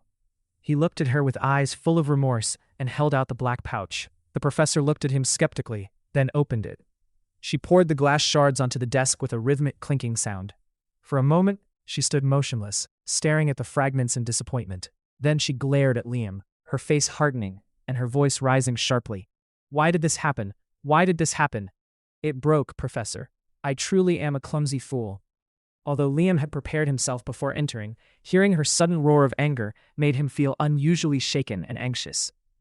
The professor took a sharp breath, carefully examining each glittering shard on the desk, then screamed, "It's shattered beyond repair. This glass basin is worth 600 shillies. Do you realize that? 600 silly." She waved her arms weakly, very weakly, and continued, "You saved 5 silly only to shatter a basin worth many times the amount you saved. It wasn't just a regular glass basin. It was a custom order." "Professor, I'm so sorry." Liam stood perfectly still, taking the brunt of her anger. "Sorry." The professor tucked the key into her nightgown pocket irritably. "Sorry? As I said, Edward, you will never. I repeat, Edward, you will never receive help from me again." She flopped down into her chair, her voice straining. "Now listen carefully to your punishment." Liam lowered his head, while the butterfly flapped its wings in excitement, its eyes wide with curiosity at the professor's furious face. "This Sunday you will pick up fallen leaves in the north garden. By hand." The professor gritted her teeth and stood up abruptly, taking 2 long strides until she was exactly a span away from Liam. "Look up at me, Edward. You understand the words by hand, don't you?" "Yes, Professor. No wands," Liam mumbled. "Say it louder, Edward," the professor barked.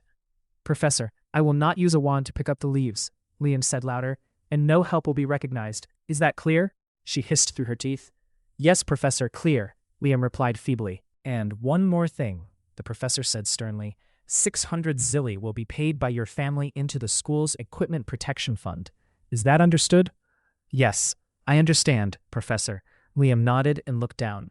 The hybrid butterfly puffed out its chest, craned its neck, and let out a diligent rasping sound, as if trying to prove it could hiss just as well as Professor Canary.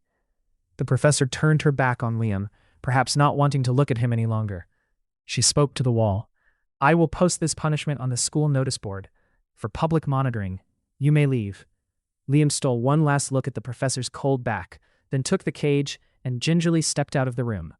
The warm light before him vanished as the door closed. The cold mist of the corridor immediately embraced him and his butterfly. He trudged toward the stairs, where his 2 friends were waiting, muttering a curse at the tactless creature. "You're having a blast, aren't you?" The butterfly flapped its wings, then tucked its head in to hide from the cold. "How did it go?" Lutheran asked anxiously, the moment he saw Liam's faint silhouette in the hallway. "Picking up leaves this Sunday at the North Garden," Liam said, and he didn't mention the 600 zilli. "I'll help you," Lutheran said. "No," Liam said. Lawan spoke up. "Lutheran and I will be there with you on Sunday, just to encourage you to pick them up faster."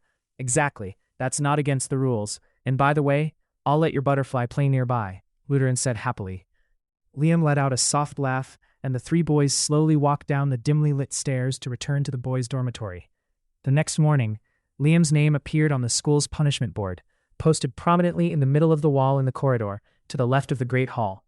The boy occupied the 5th line of this rather unprestigious list. As for the other 4 entries, 2 were for second-year students tasked with hanging laundry in the garden. 1 was for a 4th-year boy cleaning the windows of the special training room, and the last was for a 3rd-year girl assigned to wipe down library tables for 3 days. The following Sunday morning was incredibly sunny. Liam was serving his dull punishment, picking up dry leaves in garden plot 10 at the foot of a massive camphor tree. Lawin and Lutheran were lounging nearby.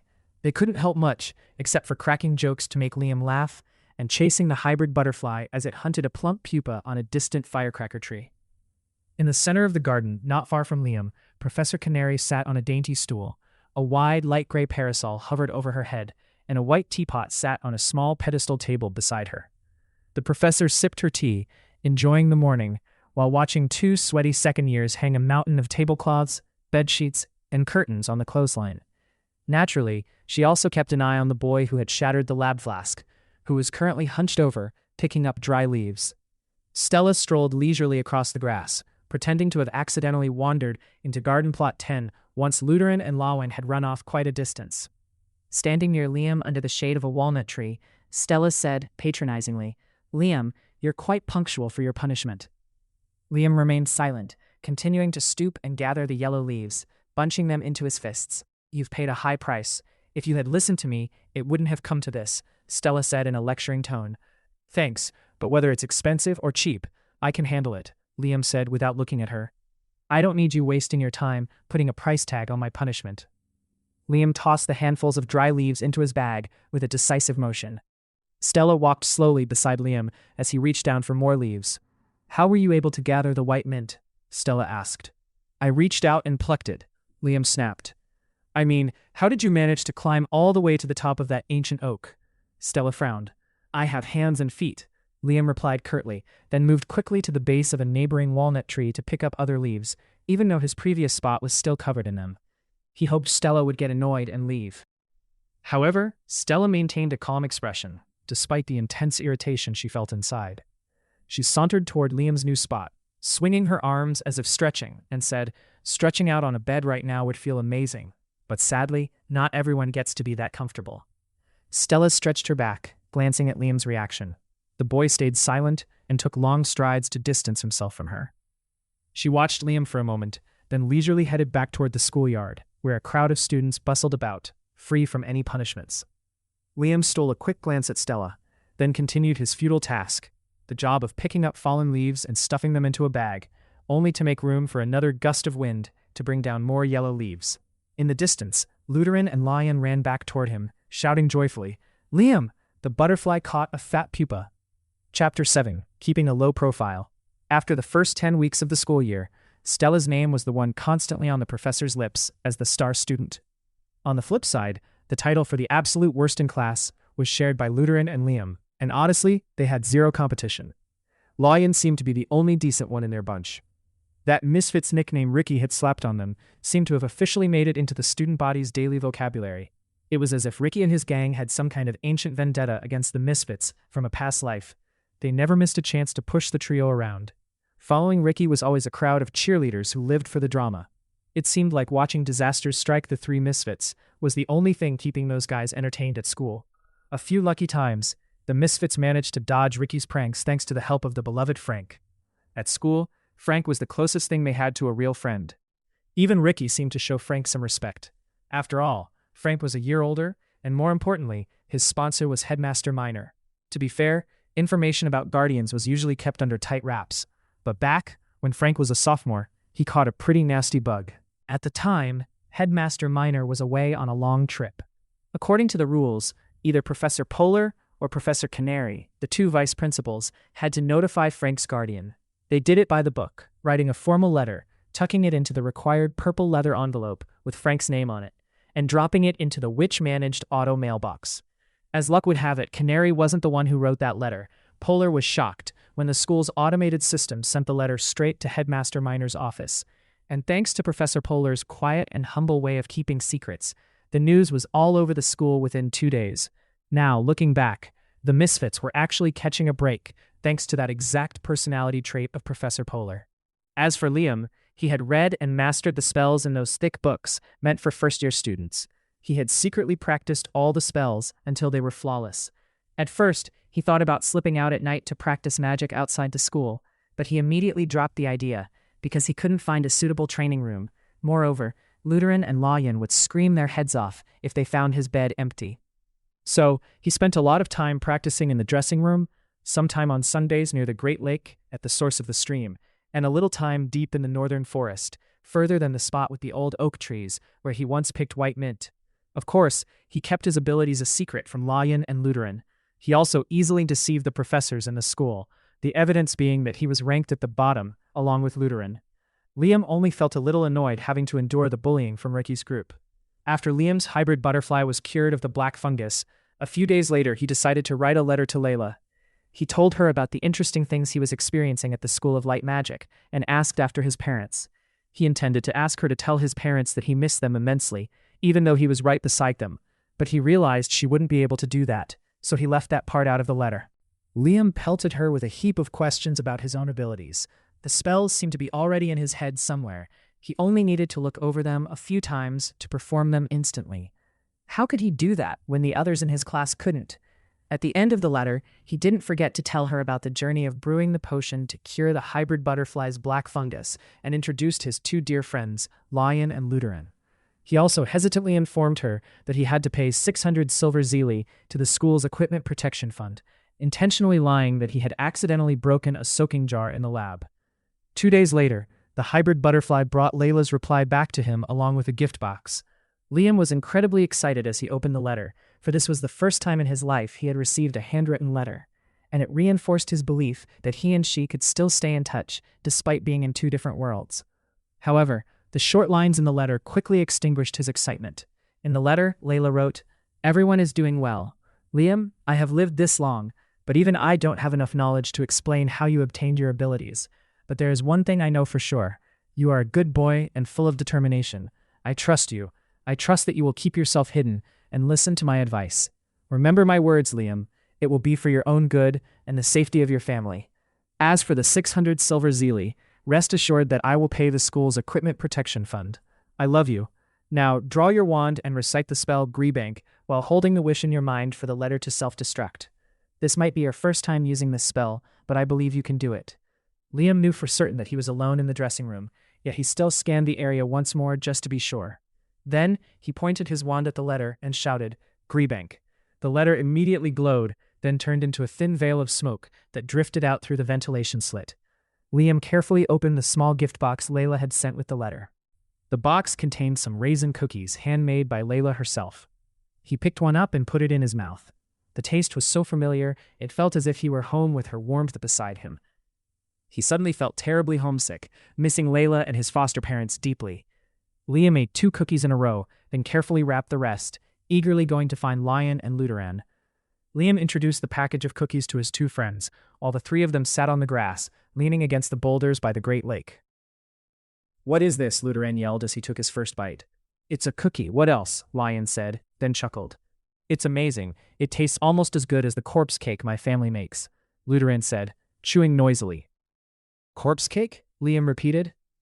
"That's right, it's a top-secret specialty that only my family's shop can pull off. They only make 1 batch a year," Luteran said, grabbing another cookie. "Does it smell good?" Liam asked Luteran. "No, it stinks. It's supposed to stink. As bad as your socks," Luteran said to Lion. "My socks don't smell half as bad as your sweat," Lion shot back immediately. "Luteran, do people actually buy that cake?" Liam asked, wrinkling his nose. "They fight to buy it," Luteran said excitedly, his eyes lighting up. "If I get the chance, I'll bring some for you guys to try. I promise." Lion shrugged and said, "I'd prefer to never know that stinky cake of yours." By the time Lion had finished 1 cookie, Luteran had already downed 3. Lion clutched 2 cookies in his hand to save for later, while still chewing. Luteran didn't bother saving any. He just kept grabbing them from the box and tossing them into his mouth, crushing them quickly with his strong teeth. Lion had tried to be clever during the cookie sharing, but in the end he only managed to get 5. The victory naturally went to the more honest one, Luteran, who scored 8. The weather during the 12th week at the School of Light Magic was dismal. Rain clouds rolled in from nowhere, turning the sky a dull gray. All outdoor strolls were canceled. Inside the classrooms, extra lamps had to be lit even though it was daytime. Professor Meadow, who was in charge of first-year basic charms, didn't think the weather was bad at all. In fact, she was thrilled. To her, this was a golden opportunity to showcase her elaborate inventions controlled by emotional thought. Unlike other teachers, she didn't use the 4 large white lanterns during her Spatial Illusion Charms Part 1 lesson. Instead, nearly 100 small glass panes floating above the ceiling were used by Professor Meadow to replace the lights.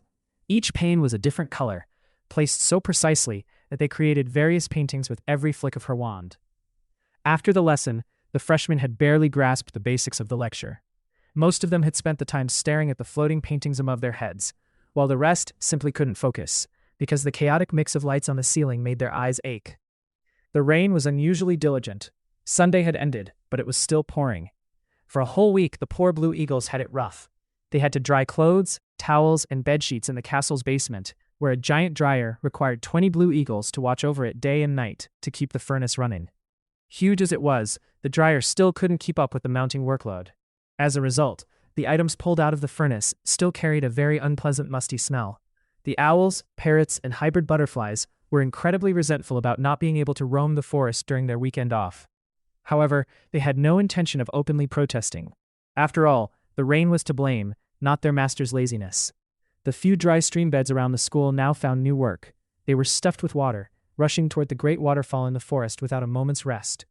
The fireplaces in the castle had never felt so proud, always surrounded by crowds who watched them without ever getting bored. The sun was the one thing everyone longed for during those days. The rain dragged into the 13th week, and then suddenly, right at noon on Wednesday, it stopped completely. The sun made a haughty appearance to satisfy everyone's longing. That Wednesday afternoon, the freshmen had a defense and teleportation class. Professor Bannet arrived later than usual.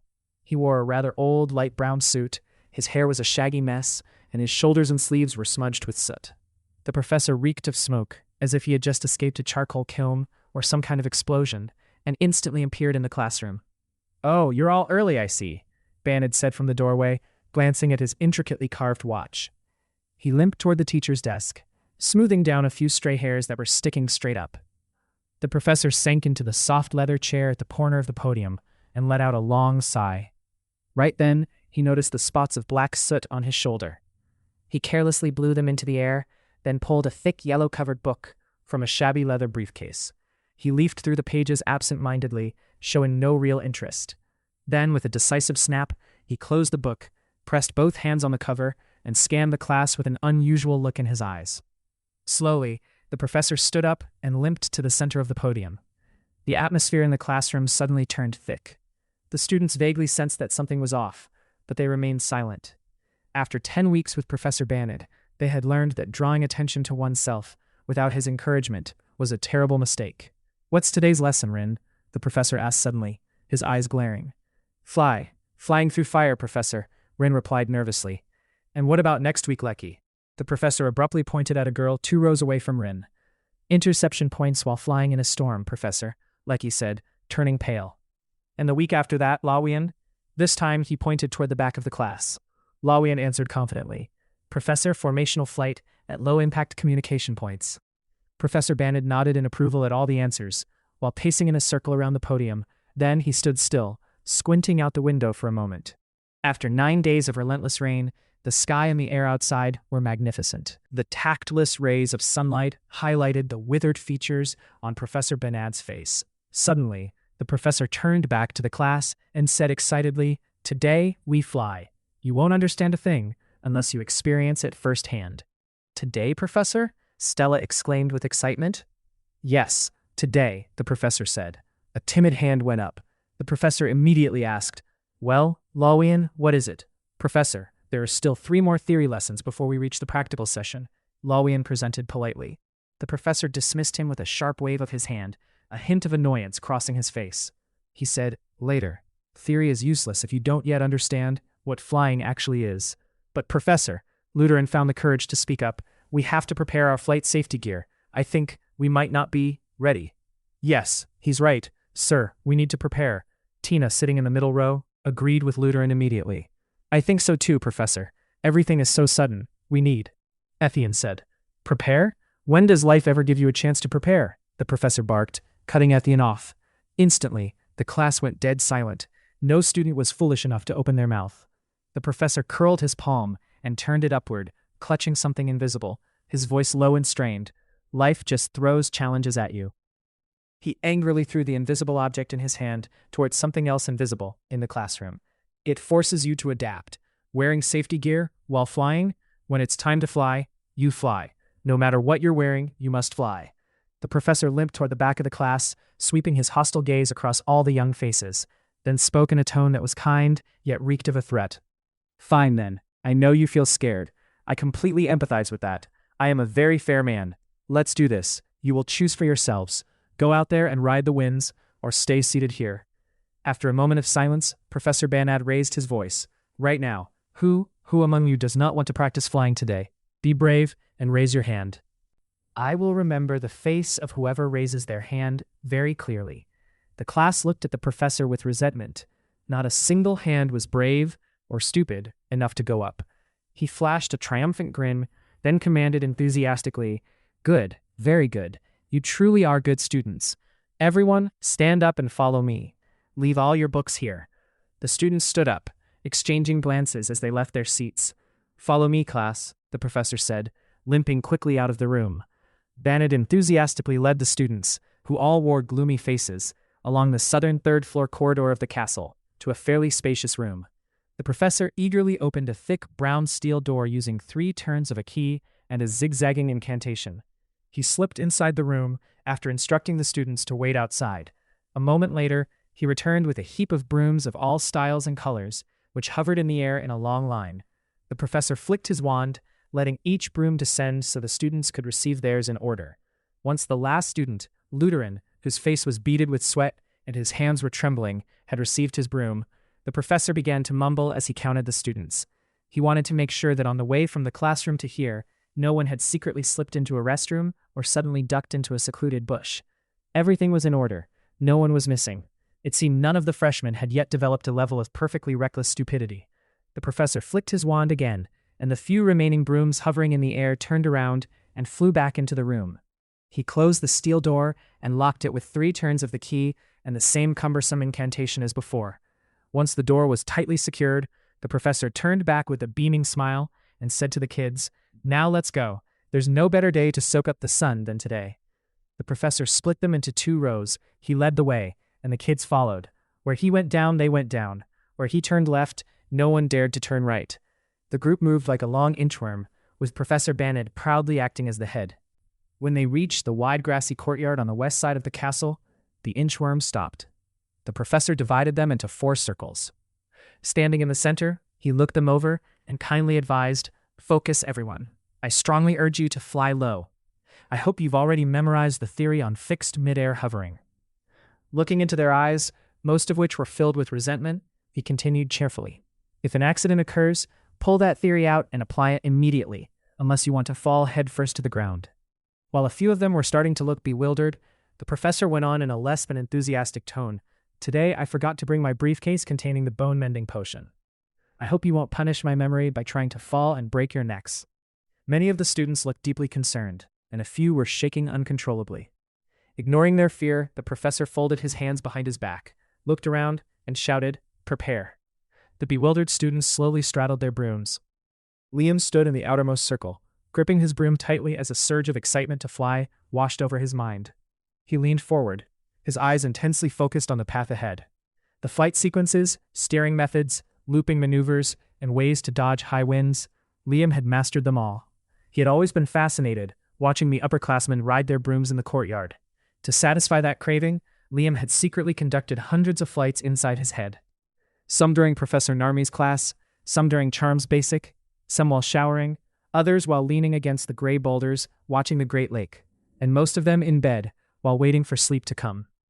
But today was different. His wish was finally being granted. For the first time, he held a real flying broom in his hands. The sky and the broom now occupied his entire mind. Professor Vander's recent advice and warnings could hardly find a place in his brain.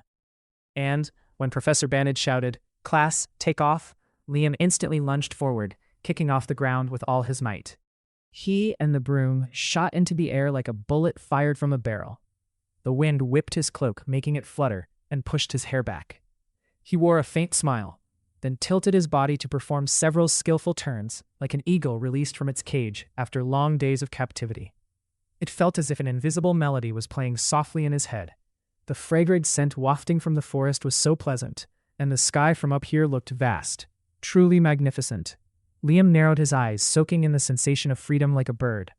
Suddenly, a voice like a thunderous roar in a storm erupted.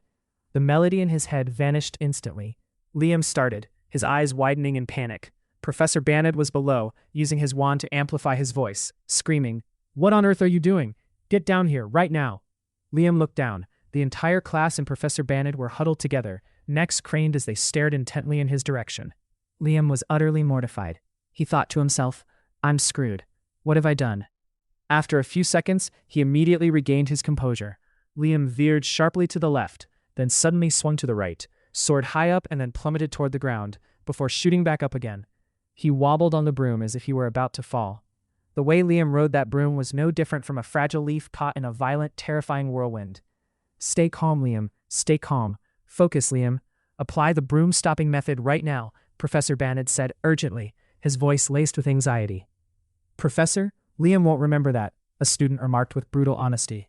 How could he possibly remember in this situation, sir? Another student added. He is the worst student in the class after all, a third student affirmed with a strange sense of pride. Shut up, all of you, the professor barked, turning to glare at the class. It was unfair. The students standing there hadn't made a single mistake. They hadn't even left the ground yet. It was the one hovering in the air who had caused this chaos. In truth, they couldn't even form a thought, as sheer horrific shock had completely taken over their minds. Never before had they seen such a terrifyingly furious expression on Professor Bandit's face. A few students in the front row were so petrified they didn't even dare to breathe heavily as his gaze swept past. That look was crazed, bloodshot, and mixed with something very hard to detect, something those young students were far from recognizing: panic. Everything went silent. He whipped around, tilting his face, which was turning pale, toward the sky. Up there, that fragile leaf was still being ruthlessly tossed back and forth by the swirling wind. Professor Bandit tried to stay calm, pleading. Liam, one hand on the front of the broom, one hand on the back. Pull the front up gently. Press the back down. The broom will stop. Liam, calm down. Do as I say. Liam, do you hear me? Listen to me, Liam. Then, the professor threw his composure out the window. He shrieked, fear and helplessness mingling in his scream. Liam, you can do it. You can do it. Liam, listen to me. Try harder. Liam, try. The students stood frozen, chills running down their spines as they watched Liam's horrific flight. A few of them struggled to keep the words, "It's useless, Professor," from foolishly escaping their mouths. In the air, Liam's broom suddenly jolted to a halt for a split second, then unexpectedly bolted toward the forest. The broom flew at a terrifying speed, as fast as a seasoned falcon diving toward its prey. The students were certain that Liam had been utterly defeated. Perhaps after being tormented by the broom for so long, he no longer had any intention of controlling it. The last image they saw was Liam's entire body sprawled out, clinging to the broom handle, before he vanished behind the canopy of the distant forest. Liam, I'm coming, Lutheran screamed, tossing his broom aside and charging toward the forest. Lawan was more practical. Without a word, he bolted after Lutheran. The two boys scrambled across the grass at full tilt, their eyes fixed only on the forest, where they were certain Liam had crashed. Follow me, Professor Banad said to the class in a panic. Silence fell over everyone. Only Stella stepped forward from the back, with a dignified air, saying confidently, Professor, I will fly with you. Quick, Stella, follow me, Professor Banad snapped, not even looking at her, as he mounted his broom and shot into the air like an arrow. Stella didn't hesitate for a second. She leaned forward gracefully and followed the professor with perfect form.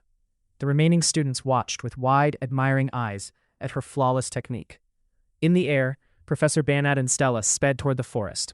On the ground, Lion and Lutheran were also running like mad, in the same direction, their uniforms drenched in sweat. They bellowed, Move! Move out of the way!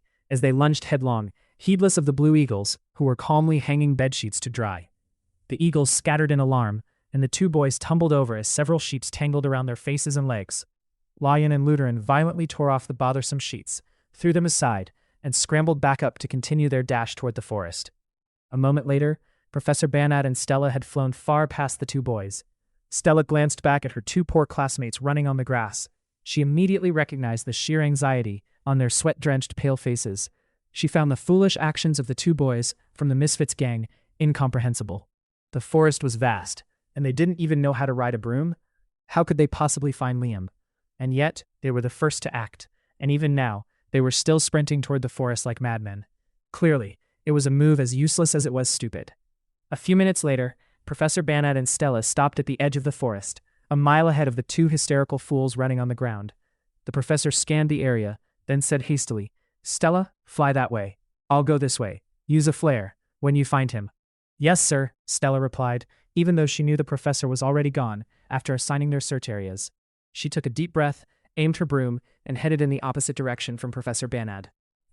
She flew deep into the southern part of the forest, circled high above, then swept low across the stream, continued through the rows of bowsack trees before veering west past several jagged, giant sword-like rocks, and then angling further south. A moment later, on a relatively flat stretch of land, she spotted a red cedar tree that was unusually tall compared to all the surrounding shrubs. Stella flew lower. She recognized the person she was looking for, sitting at the base of that abnormally large tree. His broom, meanwhile, was entertaining itself by dangling from the treetop. Liam's hair was a mess, with a few brown leaves stuck in it, as if decorating his disheveled look. His forehead was beaded with sweat, and his face looked haggard at first glance, yet without any sign of fatigue. That's right, he didn't look tired at all. His eyes secretly betrayed him. Anyone observant could see a confident gleam in those eyes, a sharp contrast to his messy appearance at the moment. Stella gently landed her broom nearby and walked toward him. "Oh, thank goodness you found me. The broom is right there," Liam said, feigning heavy breathing. "Nice performance," Stella said coldly, looking up at the broom dangling high in the air. "That broom is crazy," Liam said, pointing a finger straight at the broom swinging in the wind. "It's crazy? Are you mistaken?" Stella frowned. "I can't control it. It does whatever it wants," Liam said with a long, weary sigh, holding up both palms in surrender. He continued to complain. "That broom is seriously messed up. I have the worst luck." "I don't believe it. When you first took off, I saw you flying so smoothly, and then you even did a few skilled loops," Stella countered. "Skilled?" Liam repeated, grimacing. He then replied sternly to Stella. "If skilled in your definition means nearly falling headfirst from dozens of feet in the air and having to climb down from that treetop by foot, then I have nothing left to argue about." Stella stood motionless, glaring at Liam from head to toe, making him feel as though he were passing through an X-ray scanner. "Nothing's wrong with you," Stella said after scrutinizing Liam. "Should I have broken a bone for you to believe the broom is crazy?" Liam retorted irritably. Stella completely ignored Liam's attitude. She pointed her wand to the sky, cast a spell, and fired off a series of signal flares. Lowering her wand, she turned back to Liam and said slowly, "You should have been bleeding and had a few scratches. That would have made your act perfect." "My act?" Liam tried to look angry. He wanted to shout something loudly in Stella's face, but he couldn't. Instead, he simply adopted a look of indifference and said, "Think whatever you want." At that moment, Professor Banet gradually appeared, as small as a melon in the sky, before growing larger. Seconds later, he touched down, tossed his broom into a nearby thicket, and marched toward Liam. The boy hunched his shoulders and lowered his head, bracing himself for the professor's wrath. But strangely, his expectant ears were not granted that satisfaction. "Liam, are you all right? You aren't hurt anywhere, are you? Here, let me see," the professor said anxiously. He took a long stride to get close to Liam, then pressed his wand against the center of Liam's forehead. Liam was quite surprised, but he remained satisfied and silent, enjoying the care of the dear professor. An inner joy surged within Liam as he caught sight of Stella's scowling face standing nearby. A moment later, Professor Banet withdrew his wand. A smile almost flickered on his lips before it suddenly vanished. As if remembering something, the professor's face turned solemn again. He grabbed Liam's left hand, then his right, felt Liam's head, and circled behind his back. Banet then ordered Liam to lift each leg and stood facing him again. The freshman stood in place, awkwardly lifting his feet into the air one by one, without daring to complain. "Liam, lucky, truly lucky. You're okay," the professor said, exhaling with immense relief. Stella felt indignant and shocked. The way Professor Banet treated Liam made her feel as though Liam were a treasure he had accidentally dropped and was now overjoyed to have recovered. The look in the professor's eyes as he watched Liam was strangely warm. "Professor, Liam was disobedient. That behavior should not be allowed," Stella said. "Of course I know that. If Liam had been obedient, we wouldn't be standing here," the professor said cheerfully. Stella was utterly disappointed to see no trace of anger on Professor Banet's face. "Liam is perfectly healthy, sir, and he will easily forget this incident if there isn't some kind of punishment. I mean a penalty, to remind him to be obedient," Stella said, trying to nudge the professor to punish Liam. The professor drew his wand and muttered, "Grip it." A beam of light shot from the tip of his wand, striking the broom dangling from the treetop. 2 seconds later, the light retrieved the broom and placed it neatly into the professor's hand. Turning back, he sighed and said to Stella, "In this case, I'm afraid, I am the one who should be punished, Stella." "Sir, why would you be punished?" Liam asked softly in surprise.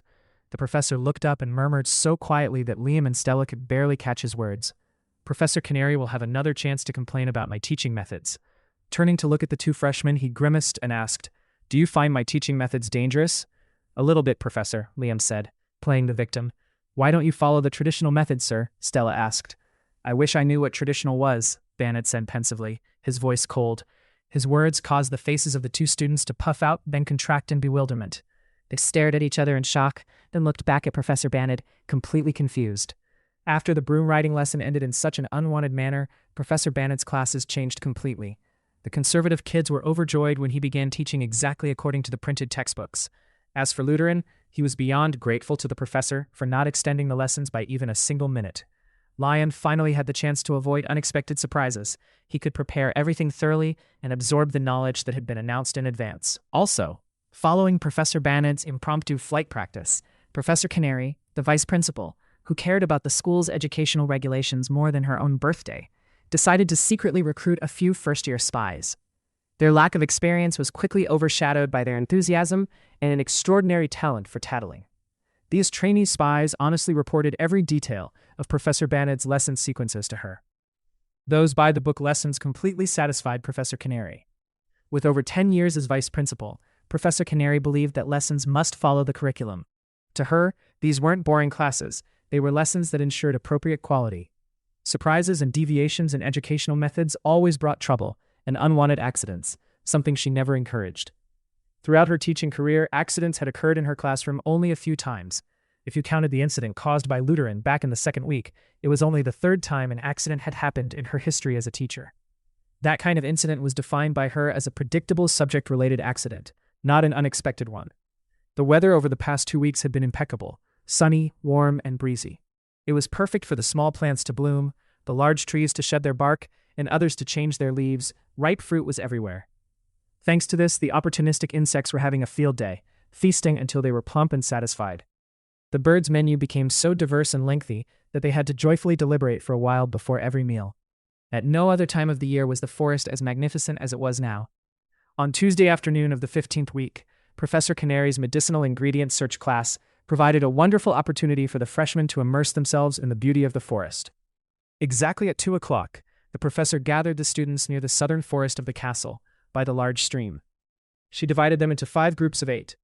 The group lists had been meticulously prepared in advance. Each group was tasked with gathering 35 different medicinal ingredients to prepare for next week's practical lesson. Students could find these 35 types by looking them up in their textbooks.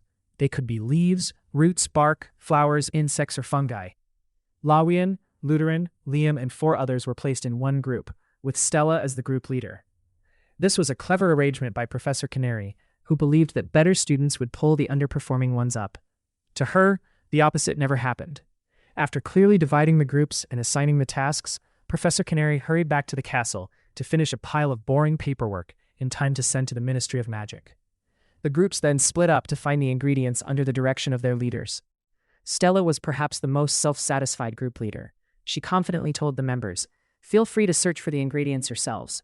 It doesn't matter if you find them or not, or whether they are right or wrong. Whatever is missing, I'll find a way to complete the list myself." While this didn't create much pressure, it more or less bruised the ego of the other members. Not wanting to feel useless, the students scattered, trying to find at least a few medicinal herbs to show off to their leader. Lutheran believed that he could find at least one herb that met the requirements. It shouldn't be hard. All he needed was to observe carefully and stroll around the forest, and he would succeed. After wandering a few circles around the base of a kapok tree, and then a few more around the jagged great gray rocks precariously stacked on each other, Lutheran still hadn't found what he was looking for. Finally, he decided to head toward the stream. The medicinal herbs seemed to be hiding from his sight, but Lutheran discovered something new: an apple tree leaning over the stream bank. There were ripe, plump, and glossy apples hiding behind clusters of leaves. How stimulating! Lutheran decided to eliminate that stimulation by refusing to look at the ripe apples anymore. He tried to search for herbs by walking around the base of the apple tree, with no intention of going any further. Stella said it's fine if you don't find anything. Lutheran motivated himself to stop searching by recalling his dear leader's assignment. A moment later, Lutheran allowed himself to rest under the apple tree. "I tried, didn't I? I put so much effort into searching those other spots before coming here," he muttered to himself, finding the final excuse to end his mission. Lutheran looked absent-mindedly up at the apple tree and thought, "If I invite Liam and Lion to have some fresh, ripe apples tonight, they'll definitely be surprised." Lutheran jumped up, stealthily scanning the area. All clear. Lion was excitedly explaining some weird route to 2 other group members in the distance. Liam was alone, fascinated by woodpeckers pecking at the bark of the cinnamon tree downstream. "Let's do it," Lutheran decided. He placed one foot in a hollow near the base, hugged the trunk with both hands, and stood his other foot on the tree. The allure of the shiny ripe apples, combined with the image of the joyful eyes of his two friends, held immense weight, crushing Lutheran's inherent fear of heights until it couldn't budge. He carefully took small, steady steps along the leaning trunk, stopping to lean forward and gauge the distance. The provocative apples were only about an arm's length away. Lutheran grabbed a large branch overhead to balance himself, then slowly took 2 more short steps on the horizontal trunk. He chuckled to himself. Almost there, only a handspan away now. Just a little more. Finally, Lutheran touched the enticing apple. Right at that moment, he felt sheer panic as he heard the sound of the trunk beneath him snapping. A second later, his heavy body fell from the tree. He let out a terrified scream before the stream caught him. He thrashed his arms wildly while being swept away, splashing water everywhere, and shrieked in terror, "Help! Help me!" A few students nearby rushed to the stream bank. "Lutheran! Lutheran! Don't be scared!" Lion tried to stay calm and shouted at the top of his lungs. "Help! Someone help Lutheran!" Rin cried out. "Out of my way," Stella barked. She lunged forward, shoving 2 students standing near the bank aside so she could get a better vantage point. "Everyone stay calm. There's no need to panic. I'll pull him out of the stream," Stella said to the onlookers as she drew her wand. Pointing it toward Lutheran, she shouted decisively, "Grip it!" Ironically, though Stella's incantation was perfect, the beam of light from her wand was blocked by a boulder, failing to reach Lutheran. Stella refused to give up. With a composed expression, she took 2 long strides to find a better angle. Once more, she pointed her wand at Lutheran and commanded, "Grip it!" A blue light shot instantly from the tip of Stella's wand, but then it flickered out. Poor Lutheran had already drifted far beyond the reach of her spell. "Help! Help me!" Lutheran struggled to break the surface, crying out piteously. "Hurry, we have to find another way," Stella screamed, losing her cool as she watched the churning current in helplessness. If the other students had been clear-headed enough, they would have realized this was the first time they'd had the honor of hearing Stella's unrestrained, powerless scream. But at that moment, it was impossible for anyone to remain calm. They were hopping anxiously in place, splashing water everywhere, as if standing on a pile of hot coals. We need to find a rope," Thaler said worriedly. "Or a pole," another stammered. "Hurry, do something. If we're not fast enough, I'm afraid Lutheran will be swept toward the waterfall," Lawin yelled, his face turning pale. Only then did the students think of the most conventional ways to help Lutheran, the ways they should have thought of first. They scrambled around in a panic, finding nothing. Meanwhile, the stream was taking meticulous care of Lutheran, embracing him and forcing him into a horrific dance. The current dragged Lutheran deep down, then hauled him back up. It slammed him mercilessly into a rock on the left, pulled him away, and then violently shoved him into another on the right. Lawin, Stella, and the others watched Lutheran in utter despair. At that moment, a figure on the bank was sprinting desperately in the direction the water was carrying Lutheran. Rin, being sharp-eyed, spotted him first and shouted, "Look, someone is running after Lutheran." "Who is it? Who's chasing him?" Thaler asked, squinting in the direction Rin was pointing. "It's Liam." "That's right, it's Liam," Lawin cheered. Liam was running along the stream bank, quite far from Lawin's position. He ran like a rubber band stretched to its limit and suddenly snapped loose. He leaped over logs blocking his path and lunged forward, ignoring the thorns scratching his face and tearing his cloak. Liam had no intention of using his wand to catch Lutheran. He didn't want the gossiping crowd of students to witness his mastery of magic. Instead, his quick mind found a simpler solution. He outran the drifting Lutheran and reached a tree leaning over the stream. Liam carefully took long strides along the trunk, then lay down to hug it. With one hand gripping a branch and the other reaching out, he caught Lutheran's hand perfectly, just as he drifted by. "Liam, save me, help me," Lutheran stammered. "It's okay, I've got you," Liam said, panting heavily. "Lutheran, try to reach up and grab the branch. I'll pull you up." They worked together, but Liam couldn't budge Lutheran from the rushing current. I'm too heavy, aren't I?" Lutheran whispered with a bitter, honest realization. He never imagined a time when his very weight would make his life more fragile than ever. "Don't be scared, Lutheran. Let's try again," Liam encouraged Lutheran, and himself, trying to stay calm despite the mounting panic in his heart. Lutheran strained upward as Liam pulled hard once more. The situation didn't improve. Suddenly the sound of a snapping branch rang out, and Lutheran's face crumpled. Terror was now plain on Liam's face. The branch he was clinging to cracked and sagged. It's not good, Liam," Lutheran whimpered weakly. His lips were trembling, and as white as flour, sheer panic visible in his exhausted, half-closed eyes. Fresh blood seeped from Lutheran's arms and body, turning the surrounding water a murky red before the current washed it away, only for more blood to flow. Liam knew his wand was right in his sleeve, but he had no way to reach it. Both his hands were occupied. Luteran was fading, his eyes glazed over and then shut completely. Liam's grip was slipping, and the nearly broken branch couldn't hold the two boys much longer. Liam knew he had to decide right now. Finally, he took a reckless gamble and let go. He released the breaking branch, fell, and hugged Luteran tight as the swirling water joyfully swept them toward the ferocious waterfall. Further back, the students on the bank screamed in a frenzy. "Liam, he couldn't hold Luteran. Liam has fallen into the stream. Quick, hurry, go tell the professors, fast." Down in the stream, with one arm, Liam held the unconscious Luteran. With the other, he struggled to draw his wand.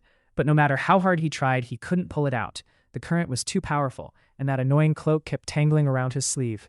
The ferocious roar of the waterfall sounded like a giant monster opening its mouth, getting closer by the second. Liam frantically clawed his soft palm against the jagged rocks jutting along the bank. He hoped to catch onto some ledge to hold them back. Only then would he and Luteran have a chance for those on the shore to catch up. But the bare, sharp, proud rocks flatly refused Liam's hand, leaving painful scratches on the boy's skin. Liam still didn't give up, clawing even harder at another ledge. Finally, he succeeded. All his strength surged into 5 bleeding, scratched fingers gripping the rock. But the cold water didn't like Liam doing that. The relentlessly rushing current sapped his dwindling strength, prying his small, bleeding fingers off the slippery stone, one by one. Eventually, the fierce water got what it wanted. Liam's hand slipped from the ledge, suffering a deep, long gash. The aggressive current pushed the two boys into the middle of the stream, away from the rocks near the shore. With one arm tightly clutching Luteran, he used the other to scramble, keeping their heads above water to breathe. Liam let the current sweep them toward the ferocious waterfall ahead. As he was swept away, Liam felt a surge of regret. He could have saved Luteran earlier. If he hadn't been so afraid of the other students discovering his mastery of the wand, it wouldn't have come to this. But regret was too late now. He could only hold Luteran even tighter and wait. The closer they got to the brink, the more violent the water became. The current slammed Liam and Luteran hard against a large, sharp rock right at the mouth of the falls. The impact, like a punch from a heavyweight boxer, caused Luteran to slip from Liam's grasp. The two boys tumbled down the waterfall like weary birds struck by arrows. Falling down the waterfall wasn't all bad. Liam could finally escape the water's fury. Now he only had to fight against the few remaining seconds to save his and Luteran's lives. The top priority was finding a way for both of them to land safely before hitting the steel-hard rocks at the base of the falls. Suspending in midair, Liam quickly drew his wand, pointed it at the falling Luteran, and shouted decisively, "Grip it." A blue light flashed from the tip of his wand, striking Luteran, and then he pulled Luteran closer. Liam threw his arm around his friend instantly, and the two boys continued to fall even faster. Without hesitating for another second, Liam aimed his wand and confidently cried, "Wooden shield membrane." A beam of light shot out, and a second later, a wooden plank appeared, supporting their backs. Liam continued to yell the incantation, "Extend wooden shield membrane." Immediately, the plank beneath Liam and Luteran twitched and stretched, growing longer like a slide sloping downward. Liam hugged Luteran tight, sliding down the wooden surface and landing safely on the rocky shore at the foot of the falls. The moment they touched the rocks, the wooden shield membrane vanished. Liam and Luteran tumbled onto the large boulders. Luteran slipped from Liam's grasp, rolling several times before lying motionless. Liam ignored the pain and scrambled up, rushing frantically to Luteran's side. He shook his friend hard, but Luteran remained motionless. His face was a ghastly mix of pale and bruised. His clothes were shredded. Blood flowed freely from wounds on his back and chest, warm, bright red blood, tracing long streaks down the cold gray rocks before seeping into the small crevices to join the current. Wake up, Luteran!"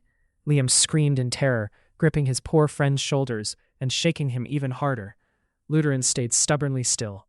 A wave of bitterness and rage washed over Liam. It was his own selfishness, his obsession with keeping his promise to Layla, that had brought Luteran to this state. He bowed his head, whispering in despair, "It's my fault, Luteran. It's all my fault." Then he let out a cry. "No, you can't die." Liam stood up abruptly, as if a bolt of electricity had surged through him. He looked around wildly. Before him was the fierce waterfall, roaring down like a giant silver blade. Around him were only mindless rocks and forest canopies swaying in the indifferent wind. Not a soul was in sight. Everything seemed cold and uncaring toward the two freshmen.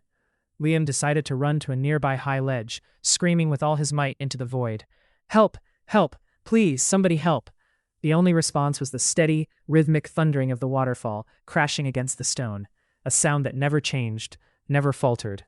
Liam screamed again, louder this time. "Is anyone there? Help! Please! Please help! Is anyone there?" Following his cry was only the monotonous, mocking sound of the water. It seemed designed to drive the swelling anxiety in his heart to the point of madness. He screamed again, trying to outshout the falls.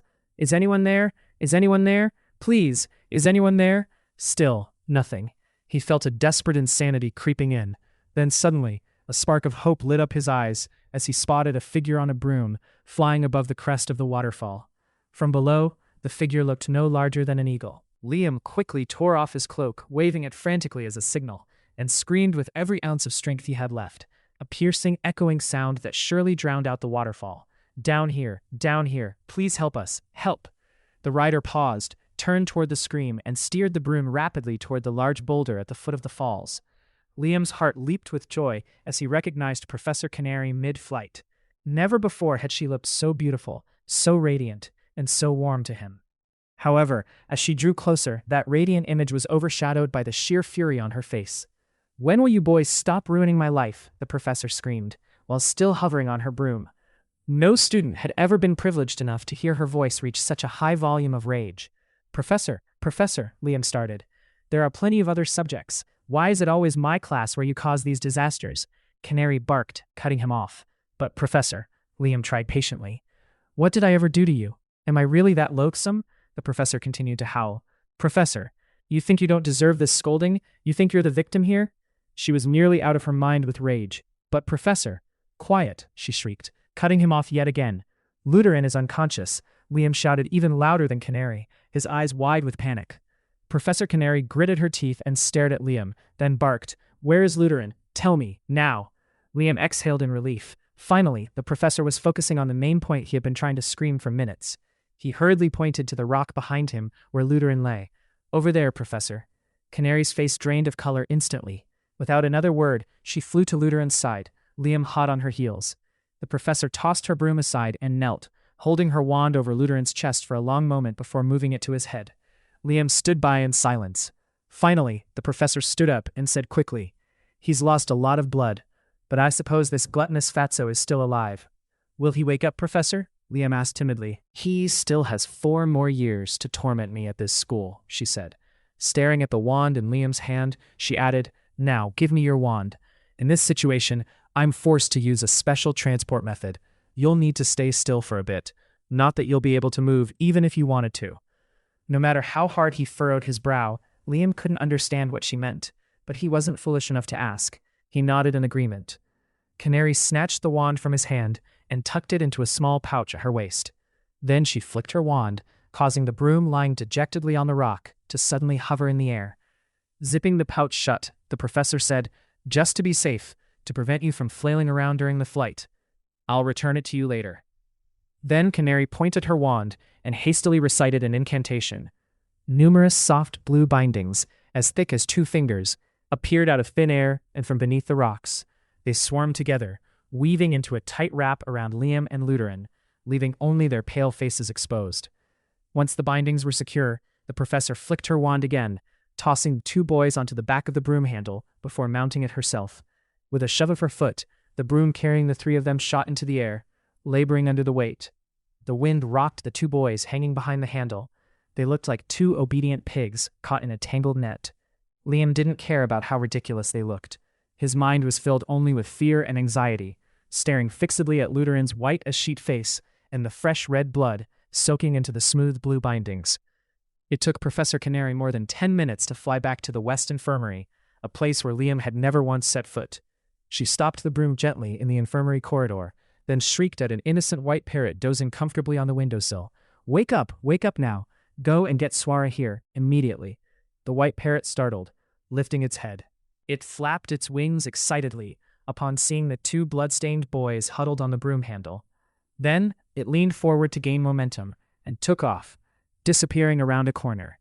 Professor Canary instantly flicked her wand toward the 2 miserable, tightly bound boys.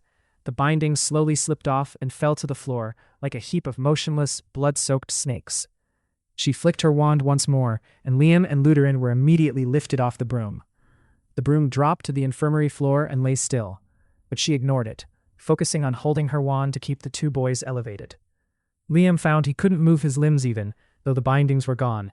His entire body was as stiff as if he had been turned to stone. Professor Canary murmured softly, "Microdrift." The two boys began to float slowly through the air. The professor led them along the corridor for a distance, then meticulously guided them through a doorway, ensuring the patients' heads didn't test their hardness against the sturdy doorframe. Once inside, she pushed them toward two adjacent beds in a room that was eerily empty. The moment their backs touched the pristine, fragrant white sheets, she withdrew her wand. Only then could Liam feel his limbs again. The professor absent-mindedly tucked her wand into her sleeve, while looking impatiently toward the door. At that moment, the clinking sound of metal and bottles banging together grew louder and faster, echoing from somewhere outside the room. A few seconds later, Swara, the head of the school infirmary, appeared at the doorway, leading 5 busy parrots. Swara was clad in a white outfit with white shoes. Even her hair and eyebrows were snowy white, without a single dark spot. Her large brown eyes were the only splash of color amidst all that whiteness. If she appeared in a crowd during the day, she would undoubtedly stand out, absorbing all the light and reflecting it back. And if she appeared in the dark of night, she would be the only glowing figure, an image of pure terror. The 5 red-crested white parrots, carrying baskets covered with white cloths, hovered along with Swara's long strides. She passed Liam's bed first, glancing at him with an indifferent eye, before eagerly heading toward Lutheran. Looking at the bleeding wounds and the bruised face of the boy lying unconscious, Swara exclaimed with delight, "Wonderful! Finally, we have the first decent case of this school year." "He's fine," Professor Canary said, sighing and looking weary. "Don't make assumptions like that," Swara said sharply. She stepped very close to Lutheran, her eyes lighting up with a joyful tone. "Look at this. It's highly possible he'll have pneumonia, a fractured spine, or at the very least, a cerebral hemorrhage." "No, I've already checked," Professor Canary said calmly. Glaring at the professor, Swara said solemnly, "Your job here is done. Leave the patient to me." "Fine, but I'll stay here to hear your diagnosis." Professor Canary took a few steps back to stand by Liam's bed. She shrugged and whispered to him, "The consequences of having too much free time are truly terrifying." The 5 white parrots seemed to hear this tiny whisper. On behalf of their mistress, they gave the professor a furious look before turning back to stare motionlessly at Lutheran's bed. Swara excitedly pointed her wand at the right side of Lutheran's chest. She stayed silent for a moment, then shook her head in disappointment. She hopefully pointed her wand at his left chest, only to shake her head in boredom again. Finally, she placed the tip of her wand on Lutheran's head, her eyes sparkling with renewed faith as she muttered, "Hope, hope." She spoke to the 10 expectant eyes of the parents. "I hope there's a problem right here." Holding her wand steady on the patient's head for a long time, Swara's face relaxed, until every wrinkle was in motion. After a while, she withdrew her wand, her voice full of dejection. "What a shame, what a shame, bleeding all over and unconscious like this, yet he has nothing seriously wrong with him." A silent, subtle smile was quite visible on Professor Canary's face. She cleared her throat and spoke cautiously. "Madam, I think we should stitch those wounds before this fatso runs out of blood." "Fine, I agree," Swara said, casting an annoyed look at Professor Canary. "Don't you have anything else to do this afternoon?" "I do, but I really want to see your skillful stitching."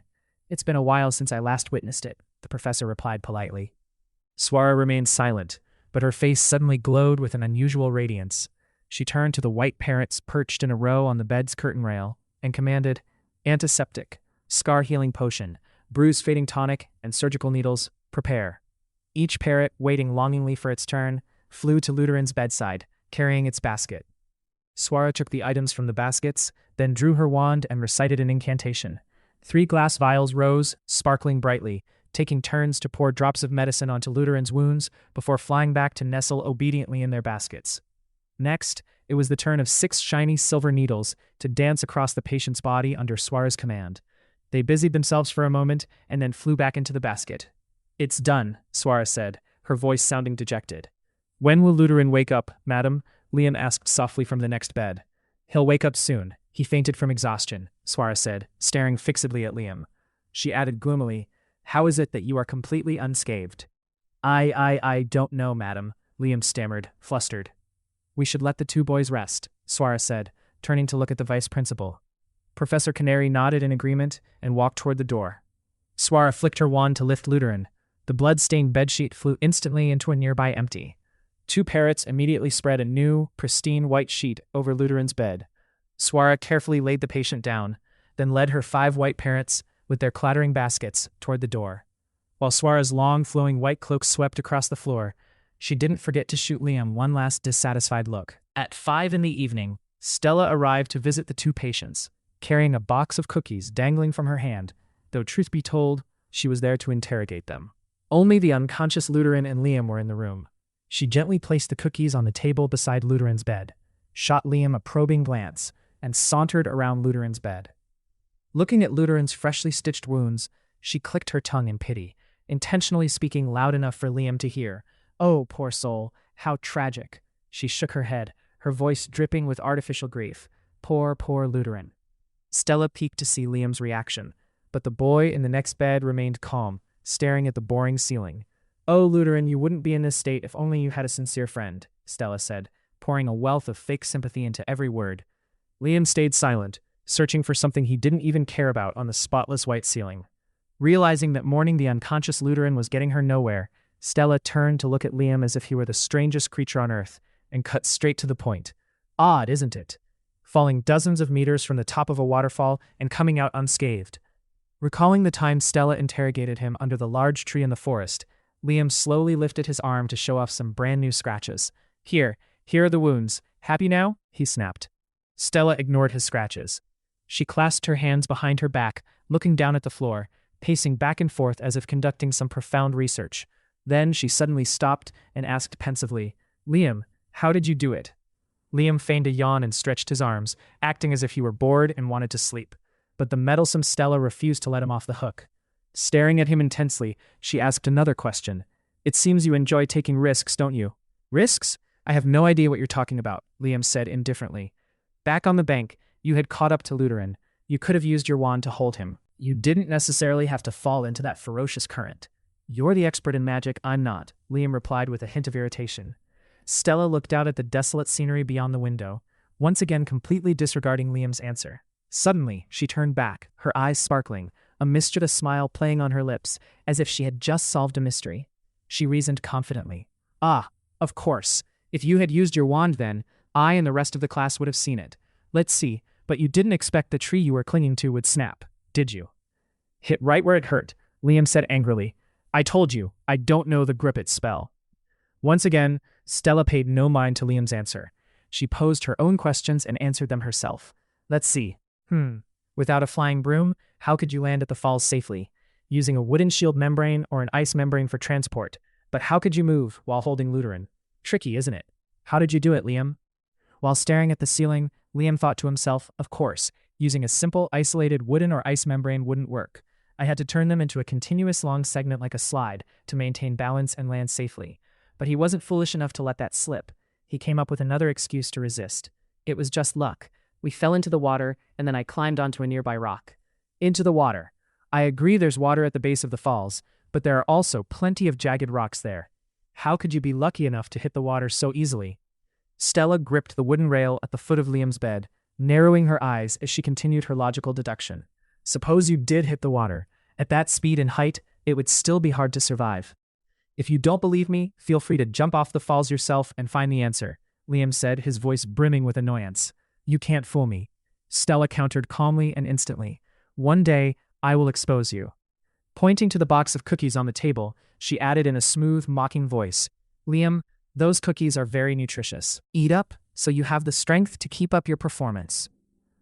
"You're being awfully kind to us, aren't you?" Liam said with a grumpy face. "These are from Professor Canary. She told me to bring them," Stella said. "How do I know you haven't slipped some ridiculous potion into them?" Liam tilted his chin toward her, demanding proof. Understanding his point, Stella quietly walked over, picked up a piece of cookie, ate it with relish, swallowed it, and said still in that smooth, mocking tone, "You can eat them in peace now." "If you're done, please leave," Liam said. "I had no intention of staying," Stella replied sharply and sauntered away. After a few steps, she suddenly turned back and said, "Try your best to hide your tail well. Don't let me see it." Liam spun around, turning his back to her. As she reached the infirmary door, Stella unexpectedly collided with Lion and tumbled to the floor. "Sorry, I'm so sorry," Lion said breathlessly. Stella stood up immediately, ignoring Lion's apology and offering not a single word of reproach. She waved her hand to signal Lion not to worry, then walked away silently, staring vacantly at the ceiling. Clearly she had something on her mind so heavy that she didn't even bother to snap at the clumsy boy in front of her. Lion picked up the 2 Freezoom briefcases and rushed toward the hospital beds. "Luteran is fine. He just fainted," Liam said as soon as he saw Lion. "Professor Canary already told me," Lion said, flashing a bright smile. He sat naturally on the edge of Liam's bed, looking at Luteran with pity for a moment, then said with a hint of embarrassment, "It's such a relief, Liam. I honestly thought you and Luteran were goners." Liam remained silent, smiling back at Lion. "I brought the Freezoom briefcases for you and Luteran. I'll bring dinner over in a bit." "Oh, do you know where Swara is?" Lion asked, placing the 2 briefcases on the bed. "I don't know," Liam said in surprise. "Do you need to see her?" "That's right," Lion replied. "You can ask the white parrots, they're quite sharp," Liam suggested. Lion hopped off the bed. "Wait for me," he said, then ran off. He desperately needed to see Swara, to ask for permission to stay at the infirmary. He feared he would find it impossible to sleep tonight, lying between 2 empty beds in the dormitory. Even though it had never happened before, he was certain of it.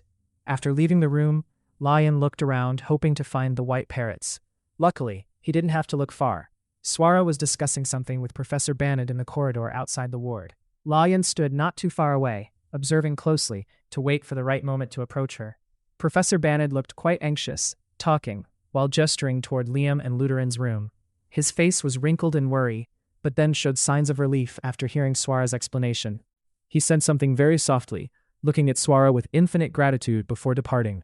As soon as Professor Bannon turned the corner, Lion hurried over to Swara. She appeared quite surprised by the intruder blocking her path. She fixed a world-weary gaze on the boy's young dark face for a moment, making Lion tremble slightly, then asked coldly, "What do you need?" "Madam, I need to stay at the infirmary," Lion stammered. "Where does it hurt?" She raised her silver eyebrows, looking at Lion with suspicion. "No, madam," Lion waved his hands in fear. "I'm not sick." She waited for him as he took a quick breath and added, "I want to stay with Liam and Luteran, the 2 students who fell down the waterfall this afternoon." "Liam and Luteran," Swara said in a dejected voice. "Those are the only 2 patients here." She clasped her hands behind her back, looking at the dark clouds in the distance, then spoke slowly, without expression. "What are you to those 2? "My name is Lion, madam. I'm their teammate," Lion answered calmly. He was ready to present his reasons for staying, but at that moment, Swara said coldly and curtly, "As you wish," then took long, graceful strides toward the gloomy end of the corridor. Lion felt as if she were gliding over the gray floor tiles, without her feet ever touching them. The way she looked at him frightened him, yet her cold indifference to his reasons made him very happy. Lion looked out at the twilight sky, with flashes of lightning over the distant mountain ranges. "It's going to rain," he thought worriedly, then immediately ran back to the ward. Standing outside the door, he shouted in, "Liam, I'm going back to school to get my Freezoom briefcase. I'll stay with you and Luteran tonight." "Really?" Liam called out. "Swara gave permission," Lion shouted back, then vanished from the doorway. "It's about to rain," Liam yelled, though he wasn't sure if Lion heard him. Lion ran back and forth between the freshman dormitory and the infirmary twice, before finally taking a rest. On the first trip, he brought 2 owls and a hybrid butterfly. On the second, he carried a heap of dinner and his own scuffed Freezoom briefcase.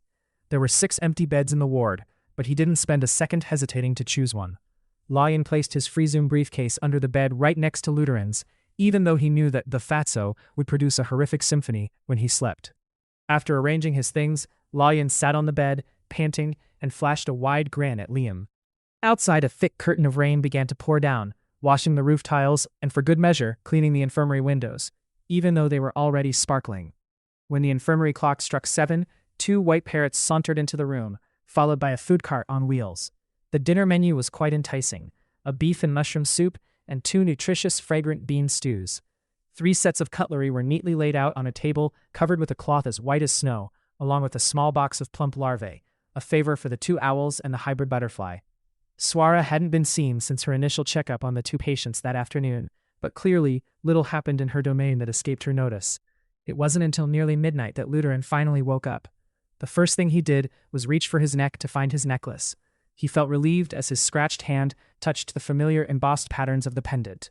Opening his eyes wider, he saw 2 familiar faces staring at him. Luteran glanced around the strange room, then absent-mindedly looked at the stitches and white bandages wrapped around him. He didn't waste time asking, "Where am I?" or "How did I get here?" He only whispered softly, Guys, I'm so hungry. Good, Liam laughed with relief. Coming right up, Lion said quickly. Minutes later, a lavish meal was laid out before a stunned Lutheran. In addition to Suara's 3 dishes, there were buttered bread rolls, a jar of jam, a steak, and a bunch of grapes. Notably, there wasn't a single plump round apple in sight, which pleased Lutheran immensely. Lutheran started with the soup, then moved on to the bread and steak. Eat a little at a time, you're not fully recovered yet, Liam advised. Lutheran chewed a grape noisily and replied, I know. The waterfall didn't seem to affect your appetite at all, did it? Lion joked cheerfully. Lutheran grinned wide, then dipped his finger into the jam jar and sucked it with relish. The next day, Professor Canary visited the ward, and Professor Banad accompanied her. Professor Canary was quite surprised by the excessive concern shown by the defense and teleportation teacher. He had waited for her in the main hall and requested to join her at the infirmary. She told him it wasn't his duty, and that she would update him later if anything happened. Professor Banad completely agreed, but he came up with a simple excuse that he needed to go to the infirmary to ask Suara for some medicine to help him sleep well. That way it was convenient for him to walk with Professor Canary. Suara updated the 2 professors on the patient's condition. She said that Lutheran had to stay, but Liam could leave. However, Liam suddenly became strangely adamant, saying he was still tired and felt dizzy whenever he stepped out of bed. Suara remained completely silent and didn't question his symptoms once. Professor Banad believed Liam's symptoms were extremely dangerous. Although he had no official obligation, he spoke up even before Professor Canary, insisting that Liam's health must be ensured and that he should only be discharged when he was fully recovered. With no reason to object, the vice principal had to agree to let Liam stay at the infirmary with Lutheran. For the next 2 days, Suara didn't waste a single word on the 2 patients. She visited the ward once a day, did a brief checkup, then silently shook her head in sadness and left. The patients' meals were brought by the white parrots exactly on time. Lion came to sleep with his 2 friends every night and brought along trivial stories from class. On the morning of the 4th day, Lutheran and Liam were discharged. Suara suddenly asked for a private meeting with Liam. This was the first time she had spoken to him since his admission. She didn't ask how he felt or if his dizziness was gone. She looked at him directly, her eyes showing no ambiguity, and said with a firm voice, "Did you stay in the infirmary to skip class, or because you made a mistake?" Liam looked at the tall, slender woman in white before him with fear and shock. He was silent for a moment, then stammered a lie. "I stayed to skip class, madam." "Aren't you afraid I'll tell Professor Canary?" Suara asked, her voice not at all surprised. "No, madam," Liam replied recklessly. "Why not?" Suara clasped her hands behind her back, narrowing her eyes at him. "Madam, if you wanted me to go to class, you wouldn't have let me stay in the infirmary in the first place," Liam said calmly. Suara nodded coldly in agreement, then waved her hand to signal there was nothing more to say. Liam immediately turned and ran into the corridor, where Lutheran and Lion were waiting for him to return to the school together. Chapter 8. Panny, the Strange Friend. For the entire following week, Stella observed Liam as if she were a cat intently stalking its prey. She would feign an accidental approach to Liam's seat to see what he was writing in his class notebook. Whenever the misfits were in the main hall or the corridors, she found ways to weave herself near they, to waste her time eavesdropping on their trivial stories. It had to be admitted that she was the most persistent busybody Liam had ever met in this world. He was certain that Stella could not find any openings from him, the proof being that she only loitered around to scrutinize everything without saying a single word to him, since that day at the hospital. The next few days were incredibly dull. Besides staying on guard against Stella, Liam had nothing new to explore. The first-year books no longer held any spark for him. His head felt hungry, so he found any way to find something delicious for that starving brain of his. Liam believed that the wise Lion would know a lot, so he nurtured the intent to wait for a chance to fish for some good book recommendations from his friend. On a Sunday afternoon, while sprawling on the grass near the large lake at the stream's source, after a long session of chatting about random school gossip, Liam took advantage of the moment Lutheran ran off to call the owls and timidly opened up to his friend. Without a shred of suspicion, Lion enthusiastically pointed Liam toward 2 books that his father had described as the most wonderful magical compilations in existence. Then, Lion honestly told Liam, "Those books aren't for first years. They are way too complex." Exactly what I need, Liam thought, suppressing his excitement and etching the names of those 2 books firmly into his memory. The following afternoon, Liam found his own way to the library. He had been studying at the school for over 3 months, yet this was his very first visit. It was a massive room, with warm, light brown walls. The ceiling was decorated with impressive modern art installations. Curved steel rods of all styles, circles, ellipses, and rings of various sizes, interwoven and moving, floating according to some strange, unpredictable rule. If anyone wanted to get dizzy, they could stand there and watch these moving artworks. Their wish would surely come true in less than 2 minutes. 5 sets of wooden tables, stretching 30 meters long, sat parallel to each other from one end almost to the very back of the library. Perched on those impossibly long, dark brown wooden tables were countless tiny yellow B-shaped lamps. Liam was incredibly surprised as he stood in the middle of the spacious library hall. He knew for sure this was the library, yet strangely, he didn't see a single bookshelf. He even strained his eyes looking, but couldn't find the librarian either. There were a few students in the library at that moment, focused intently on their reading. Liam looked around for someone he knew so he could ask for help. He scanned his eyes around a couple of times and was disappointed to discover there wasn't a familiar face in sight. Liam realized he was being stupid and reckless. He should have asked Lawan how to borrow books before stepping foot in here. He was about to turn back when, right then, a familiar voice rang out from behind him. "Are you lost?" Liam had never felt Frank's voice sound so warm and welcoming as he did right now. "Hi there. Are you borrowing books?" Liam turned around and greeted Frank enthusiastically. "Of course. It's rare to see anyone come to the library just to stand and stare like you," Frank said. "No, I'm here to borrow books too," Liam said awkwardly, then scratched his head with a pitiful look. "But I have no clue how the borrowing process works." "What are you looking for?" Frank chuckled good-naturedly at Liam's clumsy act. "I'm planning to borrow improvisation of teleportation and protection spells, and integrated attack and decisive blow." Liam rattled off the names of the 2 books suggested by the wise Lawan. "Are you sure about these 2? Frank asked. "They're a bit out of the ordinary." "Yes, I'm sure." Liam widened his eyes in curiosity. "What's so special about them, Anne?" "These 2 books are among the greatest achievements left behind by Professor Turkey," Frank replied.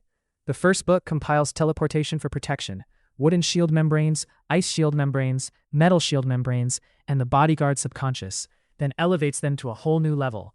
Depending on a wizard's potential, their level of understanding and application after reading this book will differ." Liam was secretly thrilled, but he kept his confused mask on, stuttering, So, what about the other one? Is it as complex?" As the first, just as complex, Frank shrugged. The second book covers freezing, sticking, binding, fireballs, and destructive lightning bolts. It analyzes and levels up these spells. A wizard reading this can customize their attack style depending on the situation. Liam's eyes were glued to Frank as he continued. Basically, both books argue that all basic spells are just tools. From that foundation, a wizard can creatively craft their own unique, powerful magic. "What did you think after reading them?" Liam timidly asked. "I haven't read them yet," Frank smiled. "Everything I just told you is what I overheard from an auror I know." "Why don't you give them a try?" Liam poked.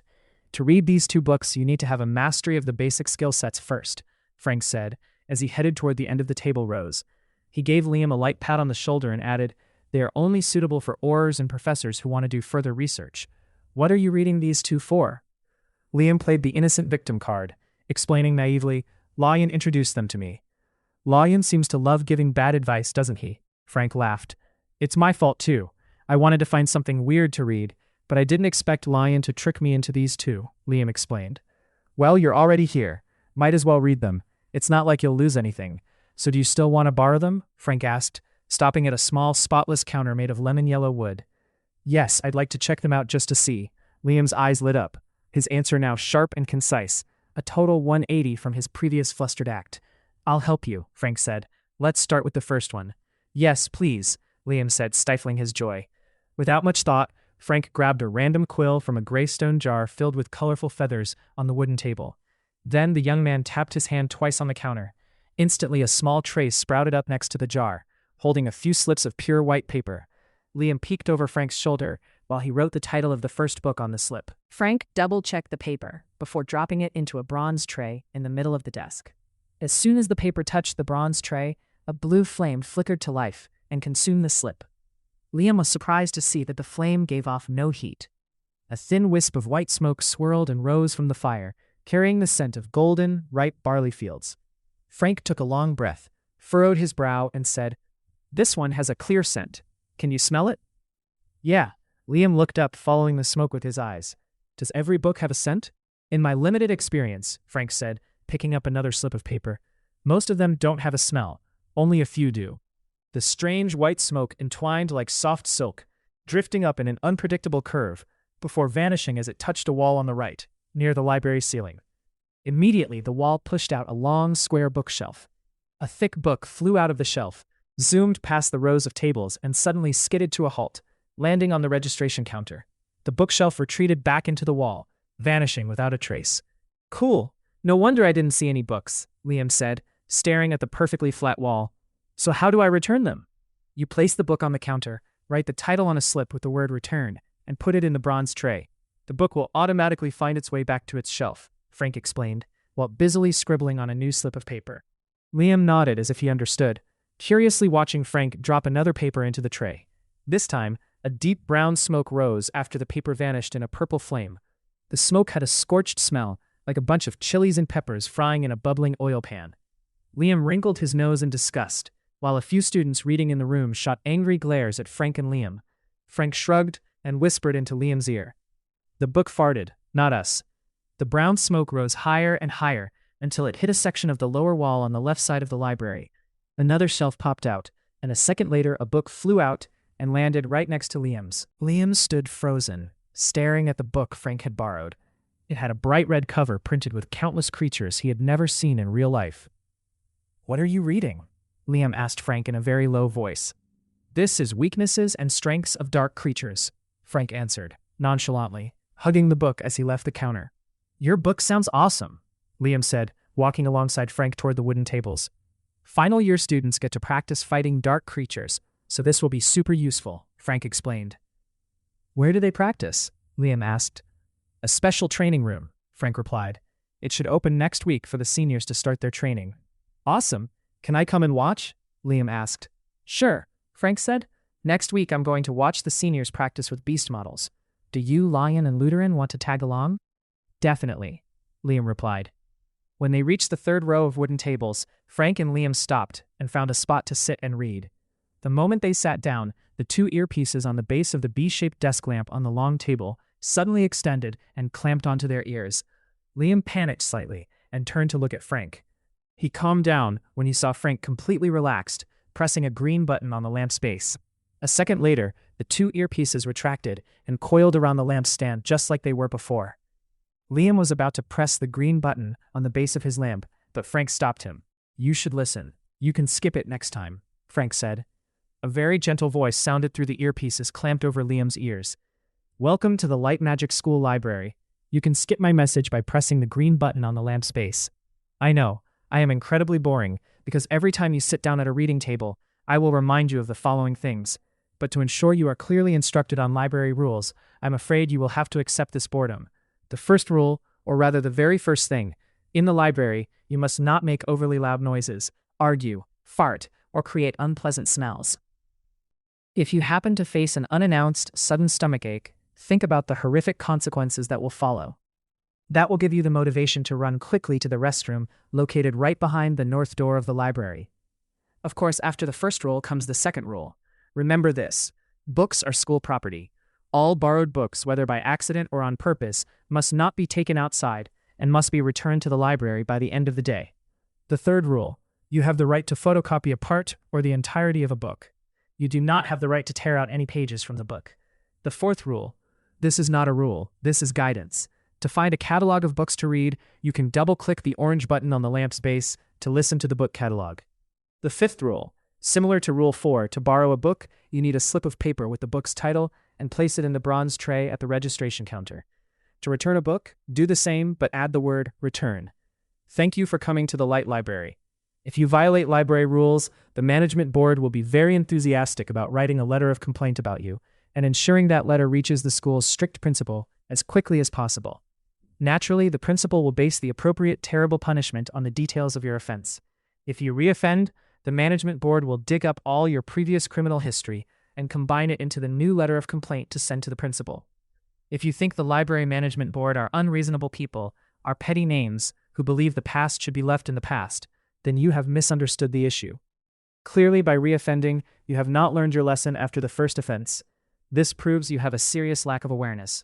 Therefore, The library management board is forced to do this to compile the letter of complaint. I think that is a good thing for you. Have a fun reading session. Now, please press the green button on the lamp's base. If you find my voice too charming, you can leave it on, and I will start speaking again from the beginning." Liam pressed the green button. The two earpieces instantly retracted and coiled around the lampstand. Liam smiled at Frank. Then the two began to flip through their books and read attentively. A moment later, Frank suddenly started and said to Liam, "Oh no, I forgot my appointment with Professor Narmi." "I thought afternoon classes hadn't started yet," Liam said, tearing his eyes away from his book. "It's not about classes. It's a dance date," Frank said quickly, snapping his book shut. "Dancing at 12 noon?" Liam asked in surprise. "That's right. I'm heading out first." Frank hurried toward the wooden counter to return the book.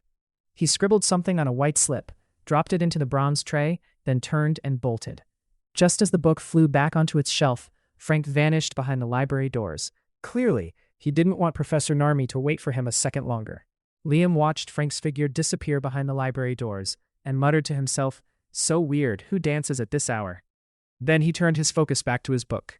Following his reading habits, Liam usually circled words or sentences that needed deeper reflection. But he couldn't do that here, unless he wanted the library management board to add him to the list of rule breakers. Liam came up with a way. He opened a completely new page in his memory to store those points. There were too many words and sentences he needed to examine closely. He read the book very slowly, but with extreme focus and delight. He hardly noticed anything happening around him at that moment. Being true to one's passion can really be a disaster. Liam had no idea someone was sneaking up on him. That person gently reached out their slender fingers to touch the book, then suddenly flipped the cover to read the title. Annoyed, Liam looked up to see who the rude person was, and immediately a familiar voice rang out, making him jump. "Aha, caught red-handed. No more denying it. What are you doing?" Stella looked at Liam gleefully, like a detective who had just secured criminal evidence. "Reading? What else?" Liam replied, trying to sound calm. "Spill it. Only elite wizards read this kind of stuff. What's your secret?" Stella determinedly pinned the blame on Liam. "I'm just reading for fun," Liam said, trying to keep his voice from stuttering. He turned away, gluing his eyes back to the book, intentionally dodging Stella's piercing stare.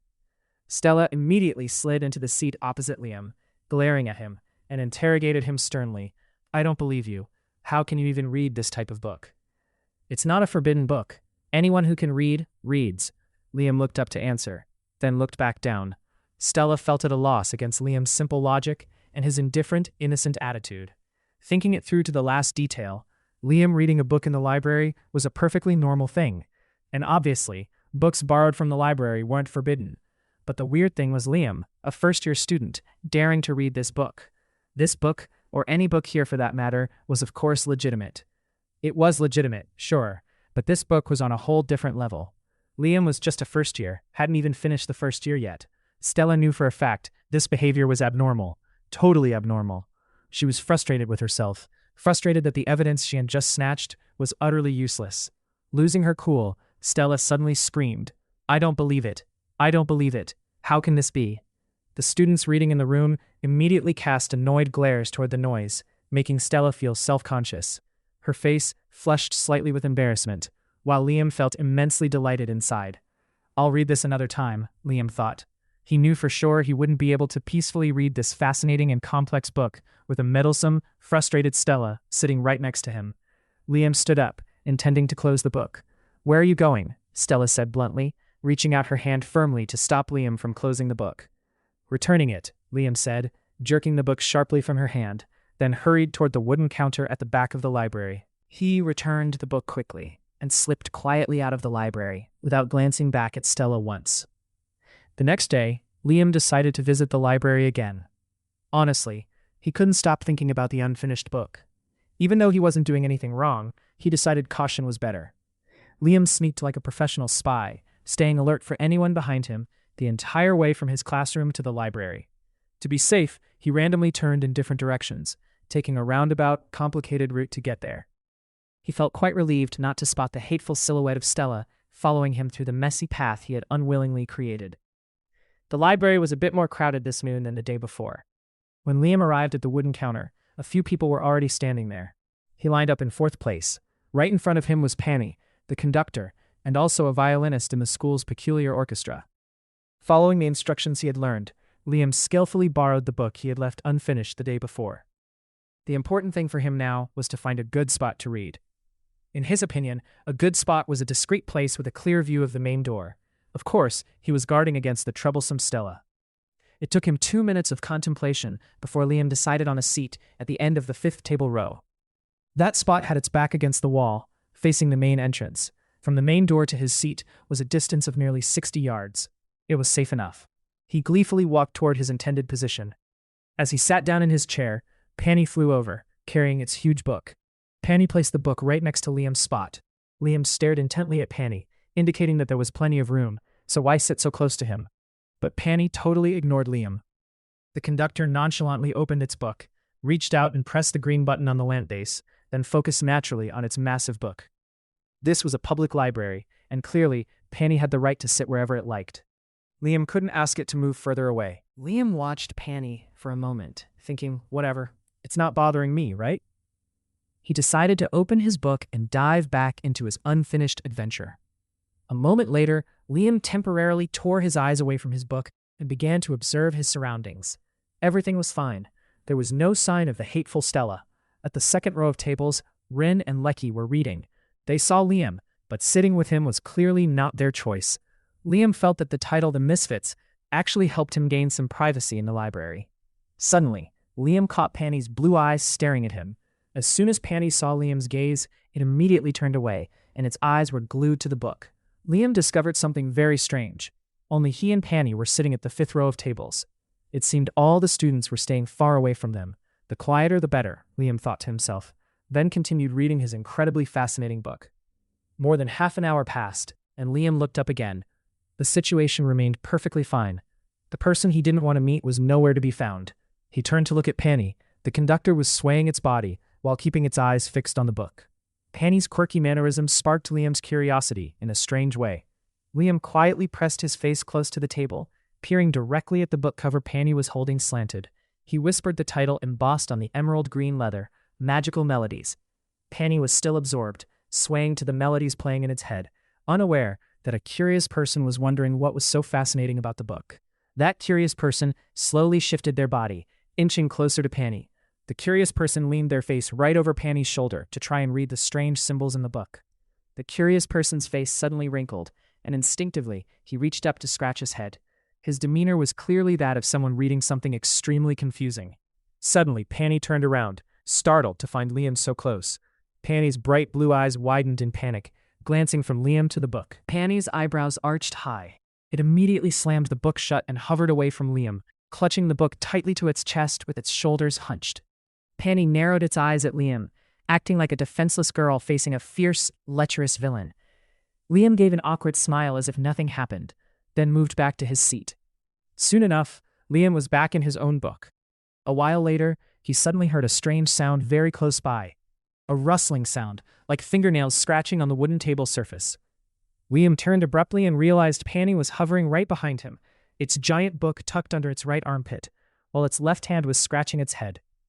When it met Liam's gaze, Penny immediately looked down, stopped scratching, and flew a bit higher. It turned back and flashed a smile identical to Liam's innocent one from earlier, when he was peeking at its book. "Even okay?" Penny whispered to Liam. "Agreed," Liam replied, smiling. Penny glided down beside Liam. They looked at each other, then both fell silent, deeply absorbed in their own books. The next day, the sun was being lazy with its light, leaving the gloomy clouds to wander freely across the sky surrounding the castle. That noon, Liam headed to the library again. Honestly, he found it hard to do anything else without finishing that book. He spent time navigating the exact same tangled route as yesterday to get there. Standing at the library's threshold, Liam scanned the room and felt quite satisfied when he didn't see a single trace of the obnoxious Stella. Today, the library was rather dark, giving the B-shaped lamps a chance to shine gloriously, lighting the way for the readers. While clutching his book and leaving the counter, Liam glanced toward his good spot and caught a glimpse of Penny's eager eyes watching him. The good spot was currently piled with a stack of books nearly half a meter high, though no one was sitting there. Penny flicked on the B-lamp at the good spot, still looking at Liam, and gave the chair a light pat. Liam walked quickly toward it. As he approached, Penny gently gathered the stack of books and moved them aside. "Thanks, Penny," Liam said as he sat down. The musician remained silent, responding only with a joyful smile. Then it quietly gathered the pile of books and flew toward the counter to return them. Penny gave Liam a discreet wave before leisurely floating out of the library. For the next 2 days, every time Liam arrived at the library, he found Penny sitting at the good spot. Penny kept the seat for Liam with a pile of books there, only to silently return them and leave the library as soon as Liam settled in. Liam found it truly baffling. Penny barely read anything. When visiting the library, appearing only to borrow a mountain of books to hold a spot for him. This Saturday, the first years only had one morning session, Catalytic Methods for Non-Permanent Transfiguration with Professor Arthur. This was a complex lesson, the first of a 10-part series on the subject. Professor Arthur was breaking a sweat, answering a barrage of questions from students who were still hazy about the lecture, eventually having to postpone many others for the next session. Many students ended the class feeling empty and anxious. Lawan grumbled about the definitions at the back of the book being too brief and lacking detail. Luteran, on the other hand, looked relieved, because he and many other classmates were at the same level, not understanding much of anything at all. Liam didn't react, simply staying silent to let his two friends vent. He had already self-studied all 10 of these lessons a month ago. He figured that if Professor Arthur had taught it in reverse, giving practical examples of the results first before introducing the definitions, the students might have found it easier to grasp. Liam planned to spend this entire Saturday afternoon finishing the rest of the second book, Integrated Attack and Decisive Blow. After a quick lunch of stepped mushroom soup and some sponge cakes, Liam intended to slip away immediately. Suddenly, Luteran grabbed his sleeve, holding him back, and asked sternly, "Where do you think you're sneaking off to?" "I'm just wandering around the school," Liam replied, scratching his head. "Liam, you're planning something shady without inviting Luteran and me, aren't you?" Lion reproached. "I'm not doing anything shady," Liam said. "Where have you been disappearing to every afternoon lately?" Luteran's voice sounded a bit annoyed. "I went to the library," Liam answered truthfully. "The library?" Lion repeated, skeptical. "What are you doing at the library?" Luteran asked, furrowing his brow. "Reading, obviously. Hardly anyone goes to the library just to enjoy the view," Liam said. "Why on earth do you need to read?" Lion questioned. "I feel so dumb compared to our classmates, so I'm looking for books to improve my record," Liam lied. "I think the first-year textbooks are the most fundamental. You should master those first," Lion advised Liam honestly. "What are you reading?" Luteran asked, leaning in. "Methods for Memorizing Spells," Liam blurted out the title quickly. He had likely prepared for these questions. Lion shrugged. "Are you any better now?" "As you can see, I'm still as dumb as ever," Liam said, faking a sad face. "Thank goodness." Luteran looked visibly happy. "Why thank goodness?" Lion immediately questioned Luteran. "If Liam got smarter, I'd be so lonely at the bottom of the class rank," Luteran grinned. "Don't worry," Liam said cheerfully. "I'll be right there with you in the class rankings for a long, long time." "Hey, don't go to the library today," Lion said excitedly. "Come play ball with us today," Luteran said, rolling up his sleeves and giving Liam a thud on the shoulder. "We worked hard to borrow brooms and invited Feeler and Rin to play this afternoon," Lion added. "It took Lion and me 20 minutes to convince Professor Banid to lend us the brooms. Why is he so difficult with us?" Luteran grumbled. Truthfully, Liam wanted to go to the library to finish the book. He found it boring to ride the brooms Professor Banid lent them, which were enchanted to fly as slow as snails. But fearing he would upset his friends or make them suspicious, he hesitated for a moment before saying, "All right, I'm in." "Great, let's go to our rooms and get ready," Lion said enthusiastically. As the three boys left the table, Liam suddenly stopped and said thoughtfully, "You guys go ahead." "What's up?" Luteran's eyes widened. "I have to go back to the classroom. I forgot my notebook there," Liam said. "When you're done, hurry back to the dorm, Liam," Lawayan said.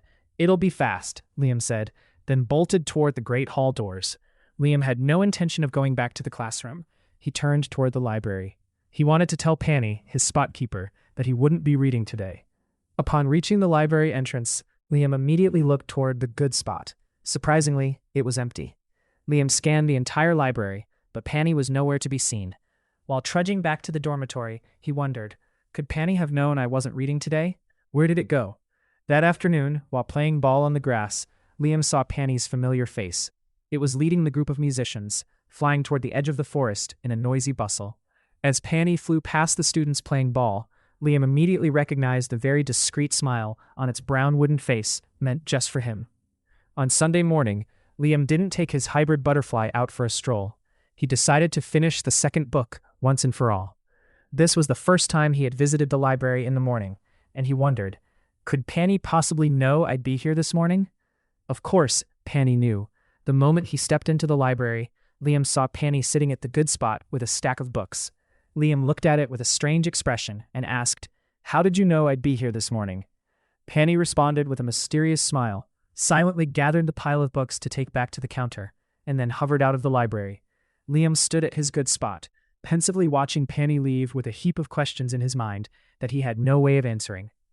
The following Wednesday, after more than 3 hours of being tortured by the stench of stone demon saliva and red bat blood in Ms. Meadows' charms class, the misfits walked wearily along the south corridor back to the Great Hall. Lutheran complained incessantly about the horrific bizarre smell he had to endure throughout the lesson, which caused waves of nausea to surge up. More than a dozen times, he had to bravely and bitterly swallow them back down. Lion seemed completely different from his usual self, not saying much about the class even, though he had been praised by the professor today as the 7th student in the class to successfully draw the weightless charm. Before leaving, Liam had mentally prepared himself to listen to Lion's meticulous details on how to draw the weightless charm, and he had even carefully picked out a few compliments just in case Lion's nostrils suddenly flared as he asked, "You think I'm great, don't you?" But Lion said almost nothing, appearing impatient and walking the fastest among the three.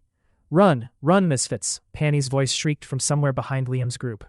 The 3 boys spun around and saw Penny hovering high above their classmates in the far distance. "What's going on? Why's Penny shouting our group's name?" Lutheran asked the other 2. "I have no clue," Liam replied. Lion glanced indifferently at Penny and hurried his pace, saying absent-mindedly, "Penny is probably just joking. You already know how those meddlesome musicians are." "True, they're the biggest troublemakers in school," Lutheran added. Penny screamed again. "Run now, Liam! Run now, misfits!" Intuition told Liam that something was wrong.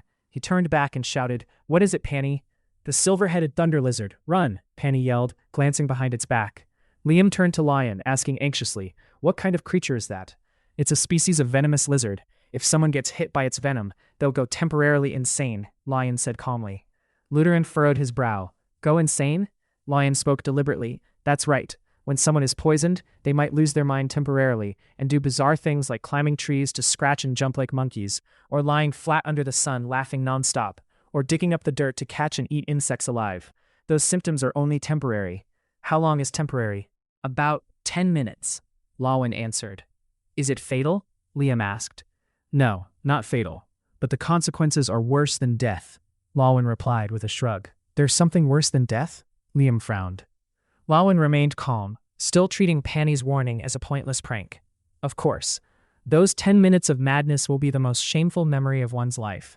People lacking compassion and overflowing with selfishness, who love to needle others, will have something to chew on forever, picking at that shame until the end of time.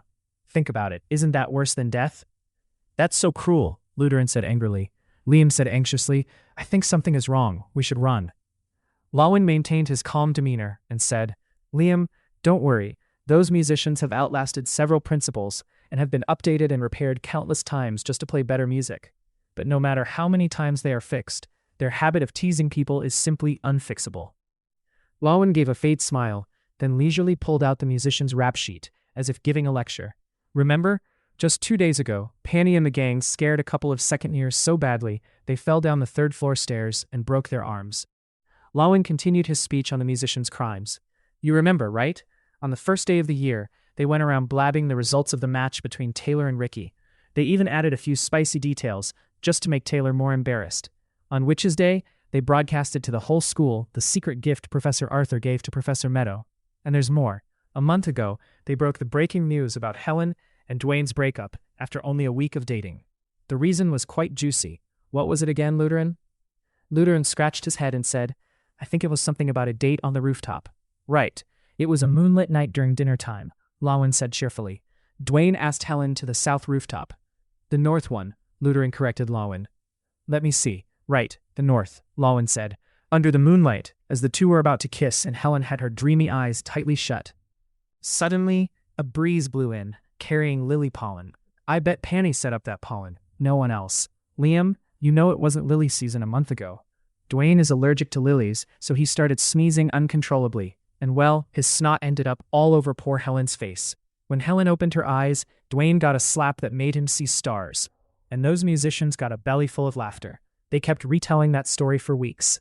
Lion shrugged and added, "Liam, I know these musicians all too well. This time, they just want to scare us into running for our lives so they can have another good laugh." Lutheran looked at Liam's flustered face and encouraged him. Exactly, you don't have to be afraid. We aren't scared of those annoying musicians. Liam had to admit that all the crimes Lion and Lutheran pinned on the musicians were absolutely true. He had overheard those stories a few times before. But given the unusually kind treatment Penny had shown him, his gut told him this was no prank. Liam turned around. He saw Penny hovering over the students walking in the corridor, screaming in a furious voice. Run! Run now! Liam, you idiots, run! Why run, Penny? What's going on? Liam shouted back. Ricky, Thunder Lizard, Penny yelled, glancing back over its shoulder. Lion and Lutheran's jaws dropped as they looked at each other, then turned back to investigate. Something was causing a stir among the crowd of first years a distance behind them. A few seconds later, David's familiar voice rang out. Move! Get out of the way! Followed by Dyler's voice. Where are the misfits? Are they here? Lion's face turned pale as he realized Ricky, David, and Dyler were shoving the crowd aside to charge toward them. In their hands, David and Dyler carried 2 cages containing 2 thunder lizards the size of fists. Lutheran's face flushed red, and he stammered, What do we do? What do we do now? Liam looked straight into Lion's pale face and quickly prompted him. Can we run now, Lion? Run! Run! Yes, we can run now, guys, Lion said, trembling. The 3 boys bolted, with Penny flying ahead to lead the way. Liam was the fastest of the 3. Lion and Lutheran were quite slow, because panic had turned their legs into lead. Where are we running to? Liam shouted, while in the lead. Lion said anxiously, Run! Run toward the main corridor, then head for the Great Hall. Ricky led his group in pursuit. He laughed gleefully and shouted with delight. Where do you think you're going, you misfits? Stand still. Stay put and receive your gift. A moment later, Liam reached the corridor junction. He was about to turn toward the main hall corridor, but Penny said, No, not that way, Liam. That way is too far. You'll be caught before you reach the hall. Then Penny waved its hand, signaling Liam. You want me to run that way? Liam asked. That's right. Liam, this way, Penny said, while continuously waving its hand, urging Liam to follow it. Liam turned to his 2 friends who were running breathlessly behind him and shouted, This way, guys. Lutheran said confusedly, Aren't we running to the main hall? Lawian, panting heavily, said, Are you sure, Liam? We've never been down that corridor before. Positive, Liam said instinctively. Penny wants us to go this way. Liam ran in the direction Penny was waving. He turned back to urge his 2 friends who were standing hesitantly at the junction. Lawian, Lutheran, follow me. Hurry up, guys. Lawian and Lutheran looked at each other with wide eyes, swallowed hard with a loud gulp, and then dashed after Liam. If we get caught by them, I'm done being friends with you, Liam, Lutheran grumbled, drenched in sweat. Me too, Lawian chimed in immediately. Liam, Lawian, and Lutheran hurried after Penny for a long stretch, then turned into a corridor on the right, according to Penny's signal. After about 100 meters, they turned left again. Right in front of them was a dense thicket of vines, slender threads as thin as toothpicks, dangling from the ceiling almost to the floor, looking like a shimmering golden curtain. Liam stopped, catching his breath quickly, then shouted, Penny, where does this path lead? Penny remained silent, flashed a bizarre smile, and then vanished into the vines. Lion asked, What do we do now? We just keep moving, Liam said, huffing, and pushed through the vines. Lutheran and Lion immediately followed. After a moment of weaving and struggling through the vines, they stepped into a very strange and dark corridor. The walls on both sides were nearly 5 meters high, and the ceiling was a canopy of intertwined dark green and sickly yellow leaves. The flickering light made the mossy patches on the corridor walls appear and disappear. Liam, leading the 3, acted as the pioneer, catching all the spider webs strung across the corridor. He brushed away the annoying webs clinging to his eyes and blocking his view, then searched frantically through the gloomy space for Penny. A chilling feeling of disappointment washed over Liam. Penny was nowhere to be seen. His footsteps became heavy like lead. Lion said tremblingly, My intuition is telling me something is wrong, Liam. Lutheran, breathing raggedly, said, Exactly. I don't see any light, up ahead. Liam's mind was now more tangled than the messy spiderwebs clinging to his uniform. The only reason he had taken this path was Penny.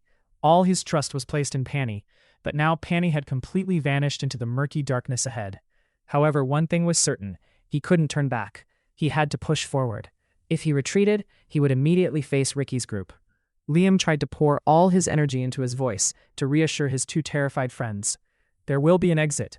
Come on, run faster, guys. After a long, panic-stricken run through the dark corridor that seemed to lead nowhere, the 3 boys stopped, trembling before a massive cold wall blocking their path. While Liam hopelessly pounded his weak fist against the wall, Lutheran leaned his hands on his knees, gasping for air and grumbling, It's a dead end. It's a dead end, Liam. You were so foolish to trust Penny. Lion glanced back at the abyss-like darkness of the corridor and said fearfully, Liam, we're going to be bitten by those 2 lizards. Just then, Ricky's group's voices echoed from afar. Damned vines. You misfits have nowhere left to run. You idiots, Penny led you right into a dead end. Lion leaned his back against the wall, cursing. I knew it. That little demon is no good for us. Luteran angrily chimed in with Lion immediately. That demon will be thrilled if we go insane. They'll retell this story over and over until we graduate. Speak of the devil, and the devil appears. Penny squeezed through a narrow gap between 2 large branches from the corridor ceiling and flew down to the wall. Following it were the 4 other musicians. Never had Liam, Luteran, or Lion seen the musicians appear so silently.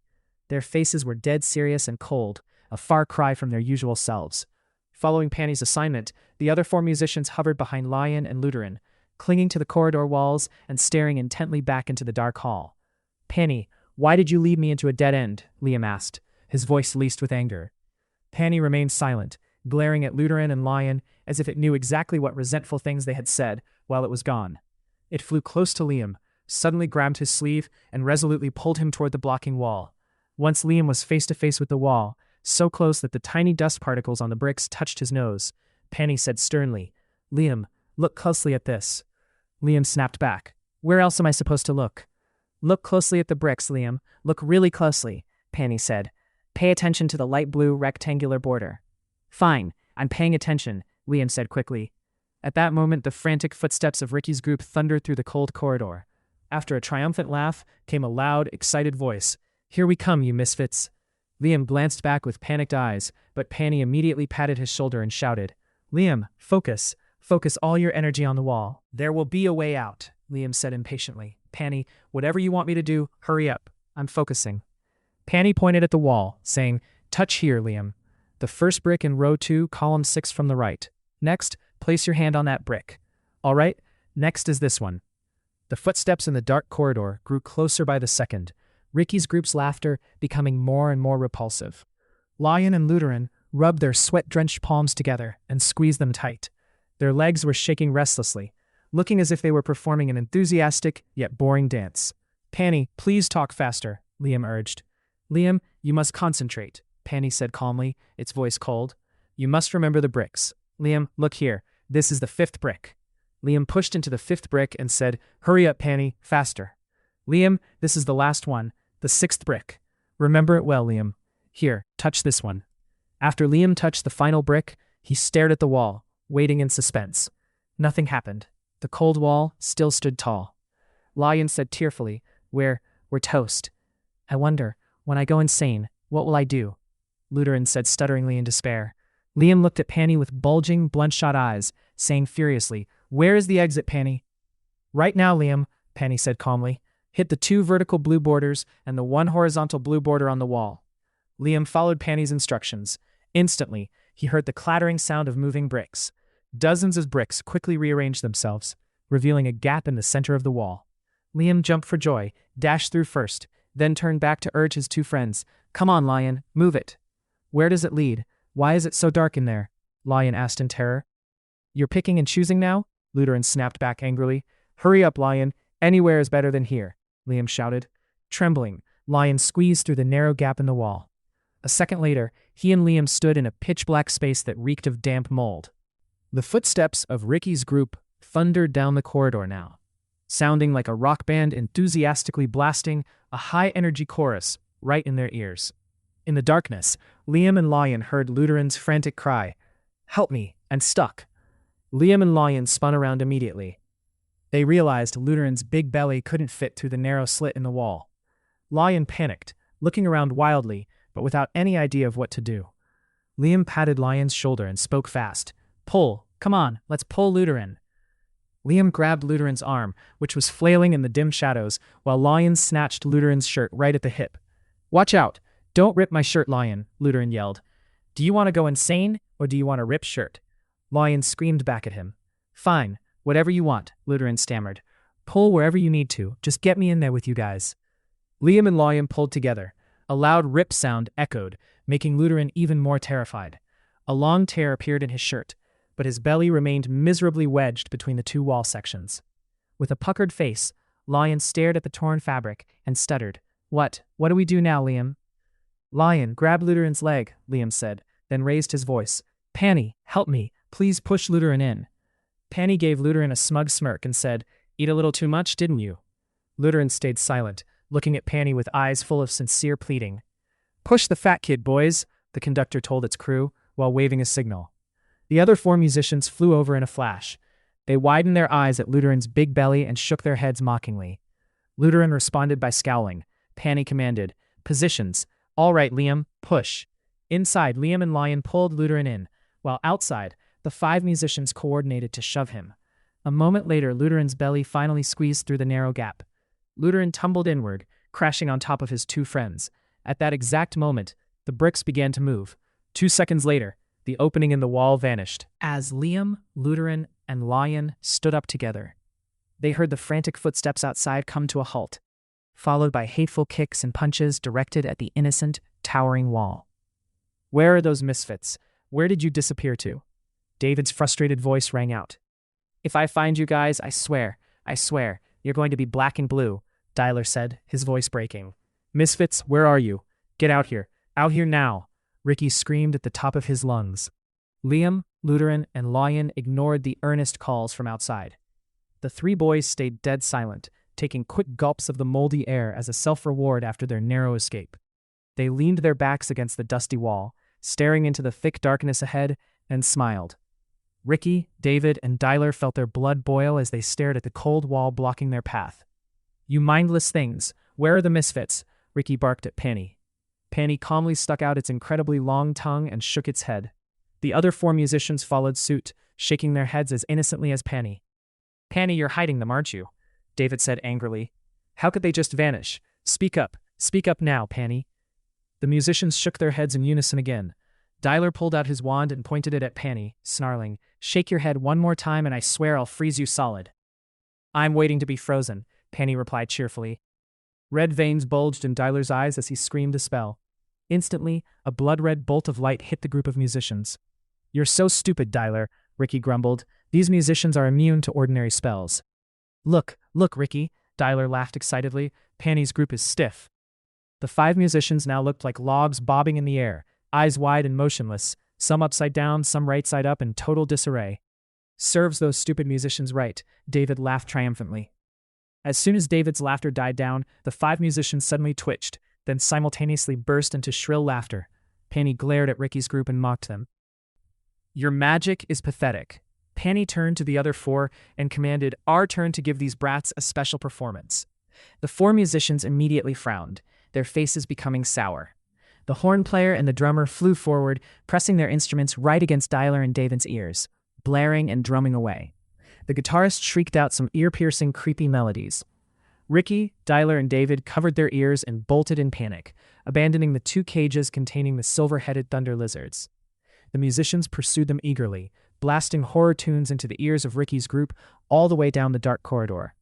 Not until all the chaotic sounds outside the wall fell silent did Lion let out a long sigh of relief, saying to his 2 friends, We're good now.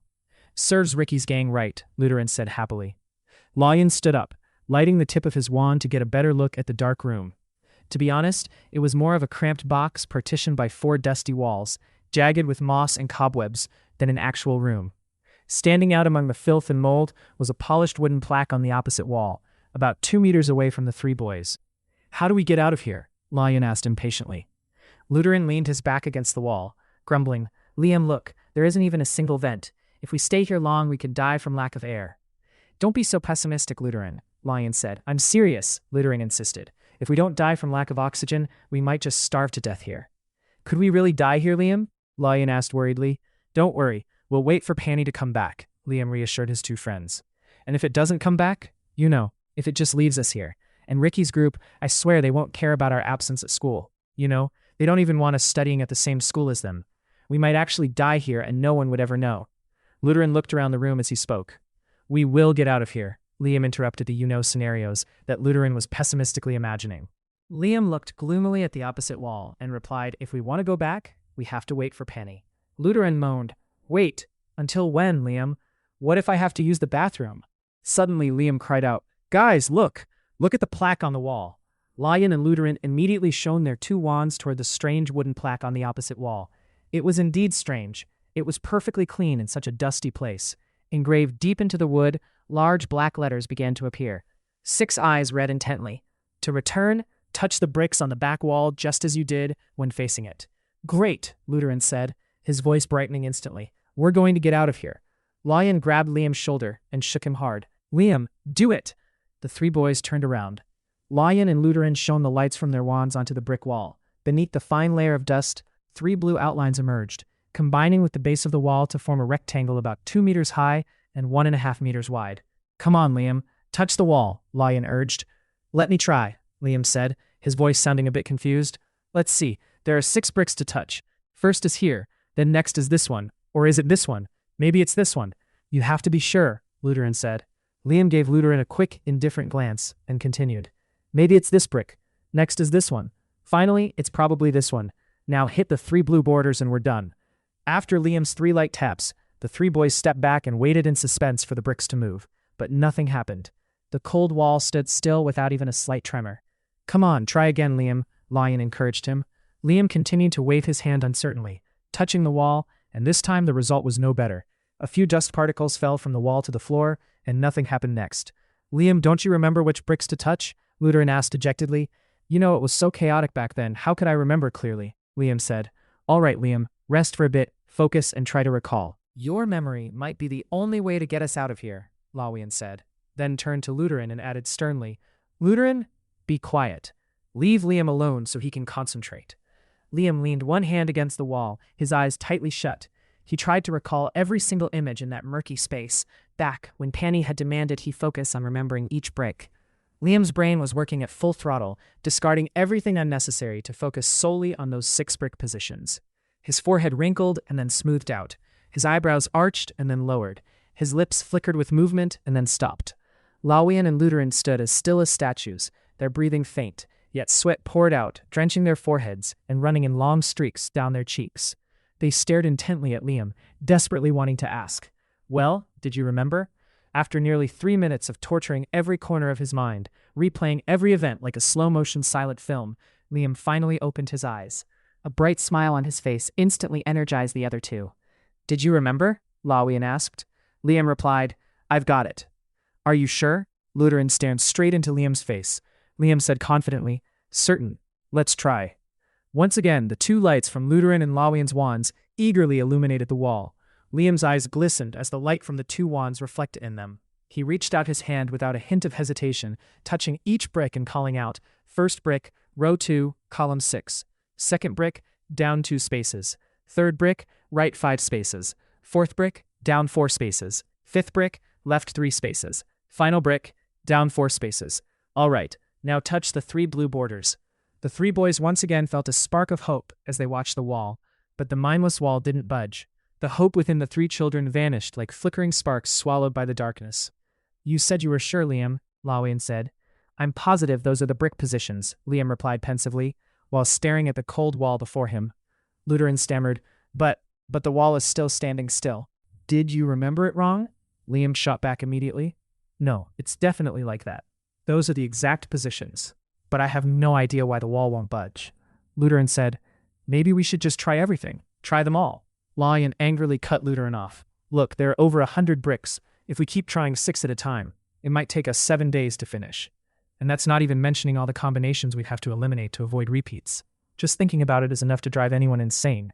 He leaned dejectedly against the wall, sliding his back down, until his bottom hit the floor, as if his spine had turned completely to jelly. This disease immediately spread to Liam and Lutheran. The 2 sat listlessly against the wall beside him. Even though his spine had turned to jelly, Lutheran's jaw was still going strong. He grumbled, Someday when people come here and they find 3 dry skeletons, will they even recognize us? Why, Liam, if you're positive your memory is right, then something else has to be wrong. Because if everything were right, the wall would have opened. Or maybe those lines on the plaque are lying. Please, Lutheran, stop whining, Lawian snapped. Suddenly Liam said with excitement, Lutheran, you're right. Something has to be wrong for the wall not to open. Well, that's obvious, Liam, Lawian muttered. Liam's face lit up, his voice ringing with renewed energy. Listen, guys, if my